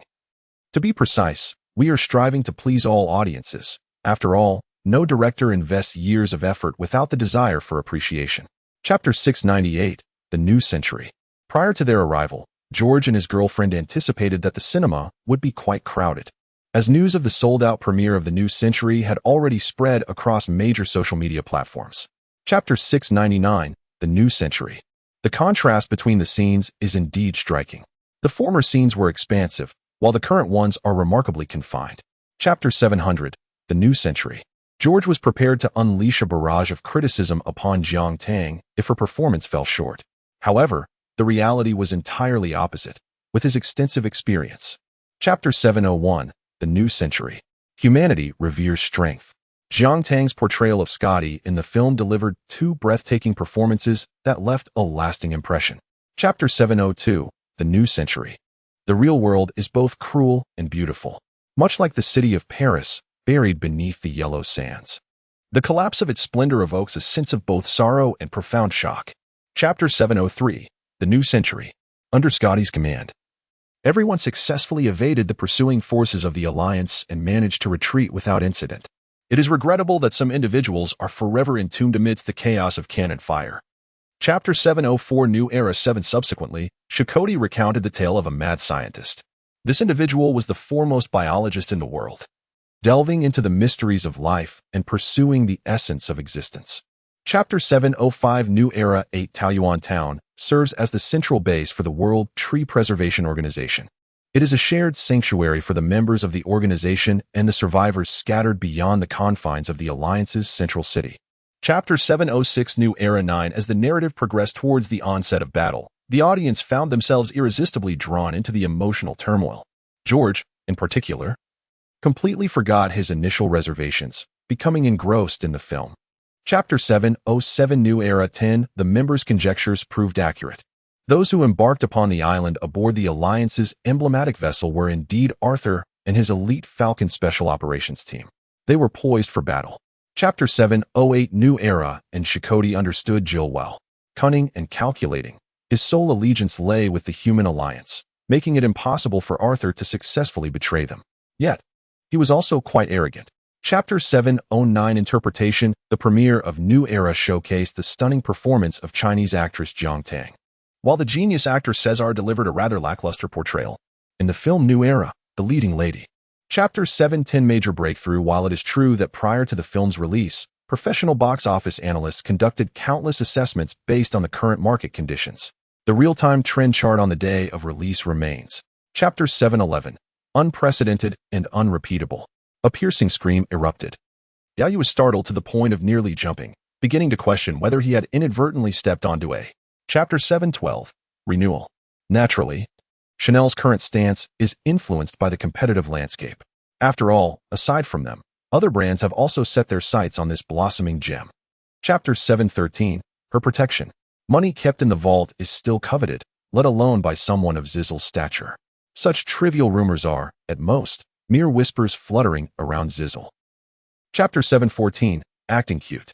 Zizzle did not expect Jiang Tang to be so candid. Upon hearing it for the first time, he was somewhat taken aback. He felt both joy and a hint of shyness. Chapter 7:15 New Variety Show. Lao Xiong's heartfelt film review resonated deeply with many viewers. This romantic film is spot on. It must be precise. True couples filming. Chapter 7:16 Star Life. Song Shaming's new variety show, Would You Like to Come to My House?, elicited a sense of kitsch and boredom from many netizens prior to the announcement of the guests. The sky after the rain is clear and pristine, devoid of any drifting clouds, as the gentle breeze carries the scent of flowers. Chapter 7:18 Gentleness. In truth, Song Shanming merely intended to jest in a teasing manner. As a titan in the realm of variety shows, he earns a substantial income each year. A fact that is surprising, yet not entirely unexpected. Chapter 7:19 Whose dog Alexander possesses a rather fiery temperament. Jiang Tang delicately elucidates. Having walked Alexander and witnessed its domineering interactions with the neighborhood dogs. Chapter 7:20 The saliva has dropped. However, rumors remain merely rumors. There have been instances in the past where actors, while filming, inundated the media with proclamations of their dedication and hardships, initially convincing many of their sincerity. Chapter 7:21 Enthusiastic response. The recently delivered takeout suddenly lost its allure, revealing the naivety of expectations. Chapter 7:22 A billion at the box office. Song Shanming's prowess as a director is truly exceptional. Chapter 7:23 The second episode. Where's my dog? Why has my sweet boy suddenly turned so fierce? Chapter 7:24 I will take the shot. The sound was uncomfortably close, akin to whispers in the ears of the audience. Soon, a face swiftly leaned in to observe, catching the audience off guard. Chapter 7:25 Seeking a joint frame. The intimate closeness of the two in a corner of the celebration banquet had become a commonplace sight for those present. During the film's production, Zizzle's particular attention towards Jiang Tang had been notably apparent. Chapter 7:26 A pleasant surprise. Director Song, should we offer a reminder? Not at this moment. Song Shanming leaned closer to the monitor, his eyes unwavering as he observed Zizzle's every move. Chapter 7:27 Breakfast rejected by Jiang Tang. Zizzle's expression betrayed a hint of confusion. Jiang Tang cleared her throat and gestured towards a corner of the entrance. Only then did Zizzle realize. Chapter 7:28 Buy one. Get one free. What has gone cold? Zizzle furrowed his brow tightly, his immediate reaction to expel the food from his mouth. His discerning palate was. Chapter 7:29 Spreading sweetness. The audience marveled at Zizzle's swift reaction. Chapter 7:30 Episode 4 Everything at Aurora Entertainment was flourishing. The atmosphere within the company was lively and relaxed, with their superiors, Jiang Tang and Gao Yu, being both reasonable and principled individuals. Chapter 7:31 Exposure of the alternate account. The new assistant had limited interaction with Zizzle and was unaware of how terrifying it was to disturb him during his slumber. Fortunately, he promptly clarified his intentions, which allowed. Chapter 7:32 Concerned many times. Zizzle pondered what merit he possessed to be bestowed with the most precious treasures of the world. Raised in indulgence, he remained unblemished as he grew. Chapter 7:33 The secret diary of a crush. Zizzle's alternate account was practically confirmed, and more of his deeds were subsequently unearthed. This account was already quite renowned within Jiang Tang's fan circle and everyone. Chapter 7:34 A promising beginning. Staying overnight at Jiang Tang's home, even if merely in the guest room, was a promising beginning for Zizzle.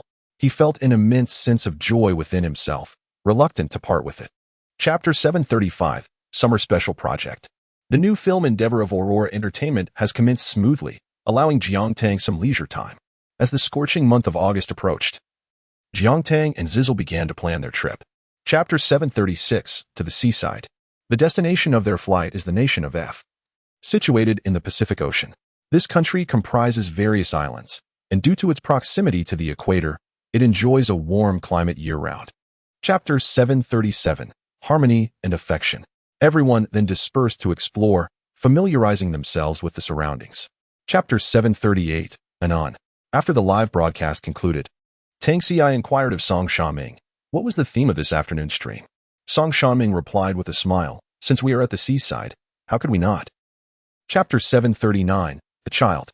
During that time, Zizzle was still an obscure actor, while the young star shone brightly in Hollywood, enjoying fame that surpassed Zizzle's by several magnitudes. Chapter 740, Setting Sail.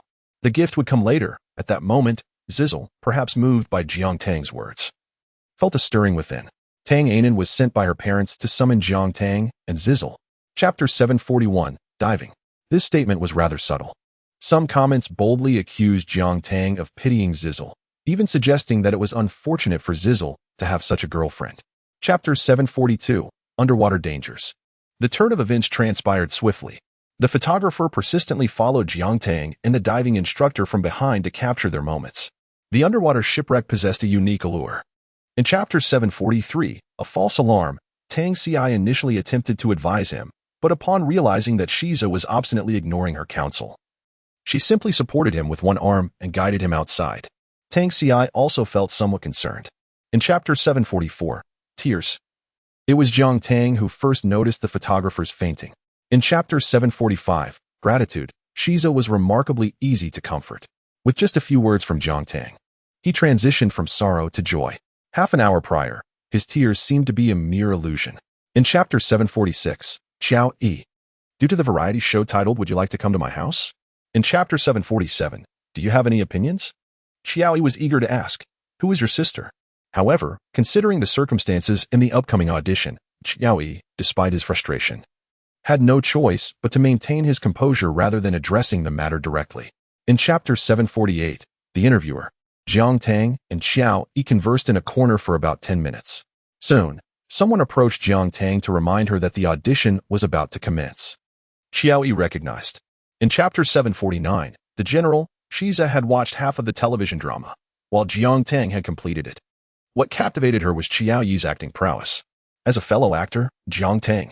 In Chapter 750, Chang and Flowers, the audition room finally fell silent, devoid of weeping. One of the interviewers could not contain their curiosity. How did that young lady make it to the second round of auditions? Chapter 751, Three Women the Empress. Born into a prestigious family and cherished by her elders, would seemingly have no chance of marrying an emperor past the age of 40. Yet, the emperor. Chapter 752, The producer. The entire drama revolves around the intellectual battles among the three female protagonists. Aware of each other's secrets, they are compelled to unite in an alliance to uncover the perpetrator. Chapter 753, Meeting the Parents. A gentle breeze rustled through the air as David, who had gracefully maintained his physique into his 50s, donned a simple white shirt with sleeves rolled to the elbows. His smile appeared both casual and approachable. Chapter 754, Enjoyable Conversations. David busied himself with the burdensome luggage of his beloved son. Yuzhou had already taken Jiang Tang on a tour of the villa. According to Yuzhou, this residence. Chapter 755, Reminiscence. Unbeknownst to them, dusk began to settle in, the golden sun concealed behind towering mountains, and the night enveloped Mirror Lake. The wooden villa by the lakeside, illuminated by bright lights, exuded an enchanting glow. Chapter 756, Pride. As David spoke, a sense of nostalgia washed over him. Once, we believed that the exceptionally intelligent Zizzle would pursue an academic path, yet none anticipated that he would. Chapter 757, Arun. Jiang Tang seldom succumbed to intoxication, while Zizzle felt slightly tipsy. A breath of the lakeside breeze rejuvenated him. It was now 10 o'clock at night.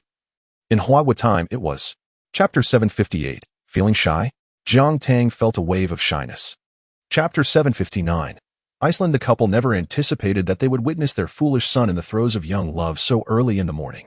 They decided against brewing coffee, instead leaning in with great interest. Chapter 760, Sudden Events. On this day, Cesar had planned an exploration of the enchanting blue ice cave. The night before, he had surprisingly mustered the energy to recount his aspirations to Jiang Tang.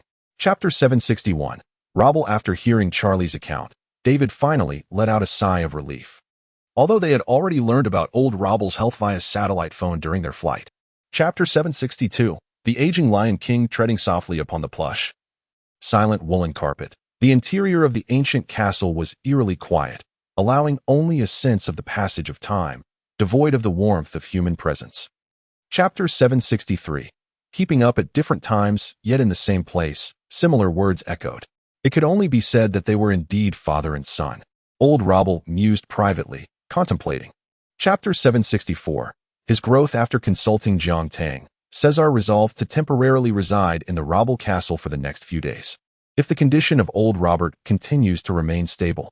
Chapter 765. The castle. They embarked from Iceland in the early morning, traversing several hours along the way. The time difference between Iceland and Paris added to their journey, and upon arriving at the castle, they experienced considerable commotion. Chapter 766. The upcoming banquet. It is noteworthy that during his extensive tenure in the entertainment industry, few are aware of Cesar's true identity. He is exceptionally gifted, and his demeanor starkly contrasts with that of his contemporaries. Chapter 767. Mary Caroline gazed at her reflection in the mirror, her features shrouded in a melancholic haze. Her mother entered the room and found her lost in thought, staring blankly at her own image. Chapter 768. Attendance. That was the illustrious superstar Cesar Bird. Here, he is known as Cesar Robert, the son of David Robert, and also. Chapter 769. I understand. Jiang Tang followed the direction of the sound. Around the corner, a dense thicket of flowers, nearly half a person's height, swayed gently, accompanied by the faint whispers of a girl carried by the breeze. Chapter 770. Confession. Mary remained unaware of the dialogue unfolding between Jiang Tang and Anna. When she emerged, a relieved smile illuminated her face. Jiang Tang observed her with. Chapter 771. Mom and Dad. Cesar pushed open the door to the lounge and strode in, his face etched with concern. Is something wrong? Should we summon a doctor to examine you? Chapter 772. The failed calculations. In the corridor on the second floor, several elders of the Robble family stood observing the jovial conversation between the David couple and the Jiang family within the banquet hall, their expressions inscrutable. Chapter 773. Retribution. As the banquet concluded, the grandeur faded. After the cacophony, how many undercurrents surged beneath the surface remained a mystery. However, the matters concerning Zizzle and Jiang Tang. Chapter 774. Caroline. Chapter 775. Freedom. Mary's mother endured for many years. She always believed that by tolerating certain matters, they would resolve themselves, that taking a step back would lead to resolution. Yet the reality. Chapter 776. A bitter taste. Jiang Tang gently turned the doorknob. The light from the wall lamp was soft, illuminating Zizzle, who was curled up in the window-side armchair. Chapter 777. A series of actions. The following days unfolded in tranquility. Jiang Qingsha and Su Ling arrived in Paris. Their agenda including not only attendance at the Robble family banquet, but also numerous other matters to address. Chapter 778. A warning through punishment. For many years, that esteemed third uncle occupied his position without fulfilling his responsibilities. Not only does he exploit his position as a responsible leader for personal gain, transforming family enterprises into private assets, but also. Chapter 779. Sleepless night. On the eve of their departure, David and Yuzhou formally invited Jiang Qingsha and Su Ling. Chapter 780. A critical moment of failure. Yuzhou reached out, his voice low. Shiza, you have a fever. Shiza remained unresponsive, his mind fixated on Yuzhou's earlier remark. It's almost 10. Chapter 781. Making an appearance. This was not Jiang Qingsha's first encounter with the venerable Robert. Given the Jiang family's deep-rooted presence overseas, they were only slightly inferior to established families like Robert's. Chapter 782. Grandfather Jiang Tang assisted the drowsy Shiza into the room, the door ajar. Shortly after Shiza had drifted into slumber, Jiang Tang sensed another presence at the entrance. Although later, through Robert's diligent efforts, the initial awkwardness had significantly improved. The absence of a paternal figure during childhood remained an irreplaceable void, unaltered by any attempts at reconciliation. Chapter 784. Anxious especially for Jiang Tang, who was pleasantly surprised by Robert. Chapter 785. The new heir. Shiza's cold came swiftly and departed just as quickly. Chapter 786. The cricket, ah? Qiu Han exclaimed in panic, seemingly distraught over the content accidentally deleted. Jiang Tang cast a glance at the computer screen. Wasn't there a withdrawal? Chapter 787. Science Fiction. The Cricket is a classical narrative crafted by the esteemed Pu Songling, featured in strange stories from a Chinese studio. Chapter 788. Drafts the young protagonist. Oblivious to his father's sorrow, only understands that he can rectify his own mistakes. Cheerfully, he informs his father that he can serve as an offering to the divine realm. While his father. Chapter 789. Mediocrity. In the end, Xiu Han could not overcome the guilt that plagued his heart. After all, the script was meant to be inspired by Jiang Tang's creativity, yet as it unfolded, it inadvertently transformed the character into a formidable antagonist. Chapter 790. Off work. Jiang Tang comprehended the situation. Is this what they call a man's pride? She tugged at the corner of her mouth, refraining from comment and not insisting that Xiu Han revise according to that version. Chapter 791. The perils of immersion. He rarely adopted a serious demeanor, always jesting in front of Jiang Tang, yet when discussing the project. For the subsequent 2 days, Jiang Tang devoted herself to her desk, diligently crafting the script. After a series of revisions, she finally produced a version she found satisfactory. She also. Chapter 793. Reunion with old friends. However, as the girl observed, she couldn't shake the feeling that this figure appeared somewhat familiar, as if she had encountered it somewhere before. Moreover, the physique was so flawless that it always captivated attention. Chapter 794. Infamy. Frankly speaking, Kaizhou never anticipated that one day she would find herself together with Tang Tang, this delightful adversary. In the past, she had always regarded Tang Tang as her lifelong adversary. Chapter 795. The afternoon tea of Jiang Tang naturally included Infamy. They discovered a quaint CAF near the film studio, a charming 2-story building adorned in pure white. Chapter 796. With ulterior motives, Jiang Tang's retort caught Xiaoyu off guard. After a moment of surprise, her expression shifted to one of discomfort. Recently, during the summer vacation, she had found herself with ample free time. Chapter 797. The commotion was too great. Isn't that Jiang Tang? Someone exclaimed, instantly igniting a reaction akin to cold water splashed into a pot of boiling oil, causing a dramatic stir. Indeed. Chapter 798. Since they were already there, despite their joy, Xiao Yi would not forget who had made it possible for her to be in this production. Thus, her expression of gratitude was heartfelt. Jiang Tang remained unfazed. Chapter 799. A cameo before departing. As the individual capable of making the final decisions, Jiang Tang found herself genuinely moved by Wang Zhi's words.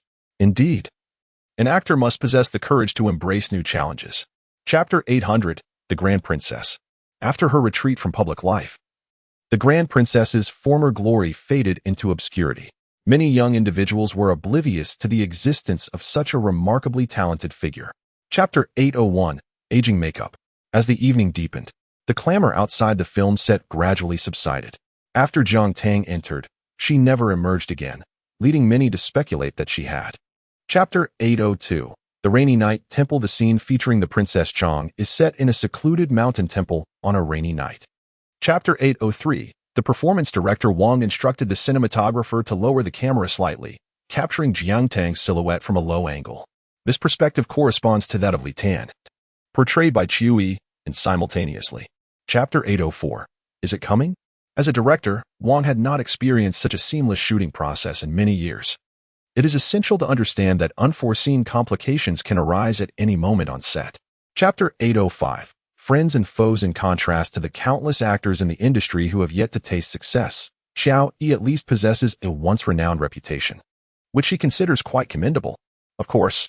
Chapter 806. Treasure Hunt. As Jiang Tang and Gao Yu concluded their conversation, it was time to commence the second scene. Chapter 807.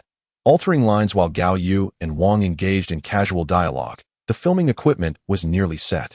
Neither Jiang Tang nor Xiao Yi opted for a double, instead choosing to perform their roles directly. Chapter 808. Envy. Following a tension-filled atmosphere, silence enveloped the surroundings.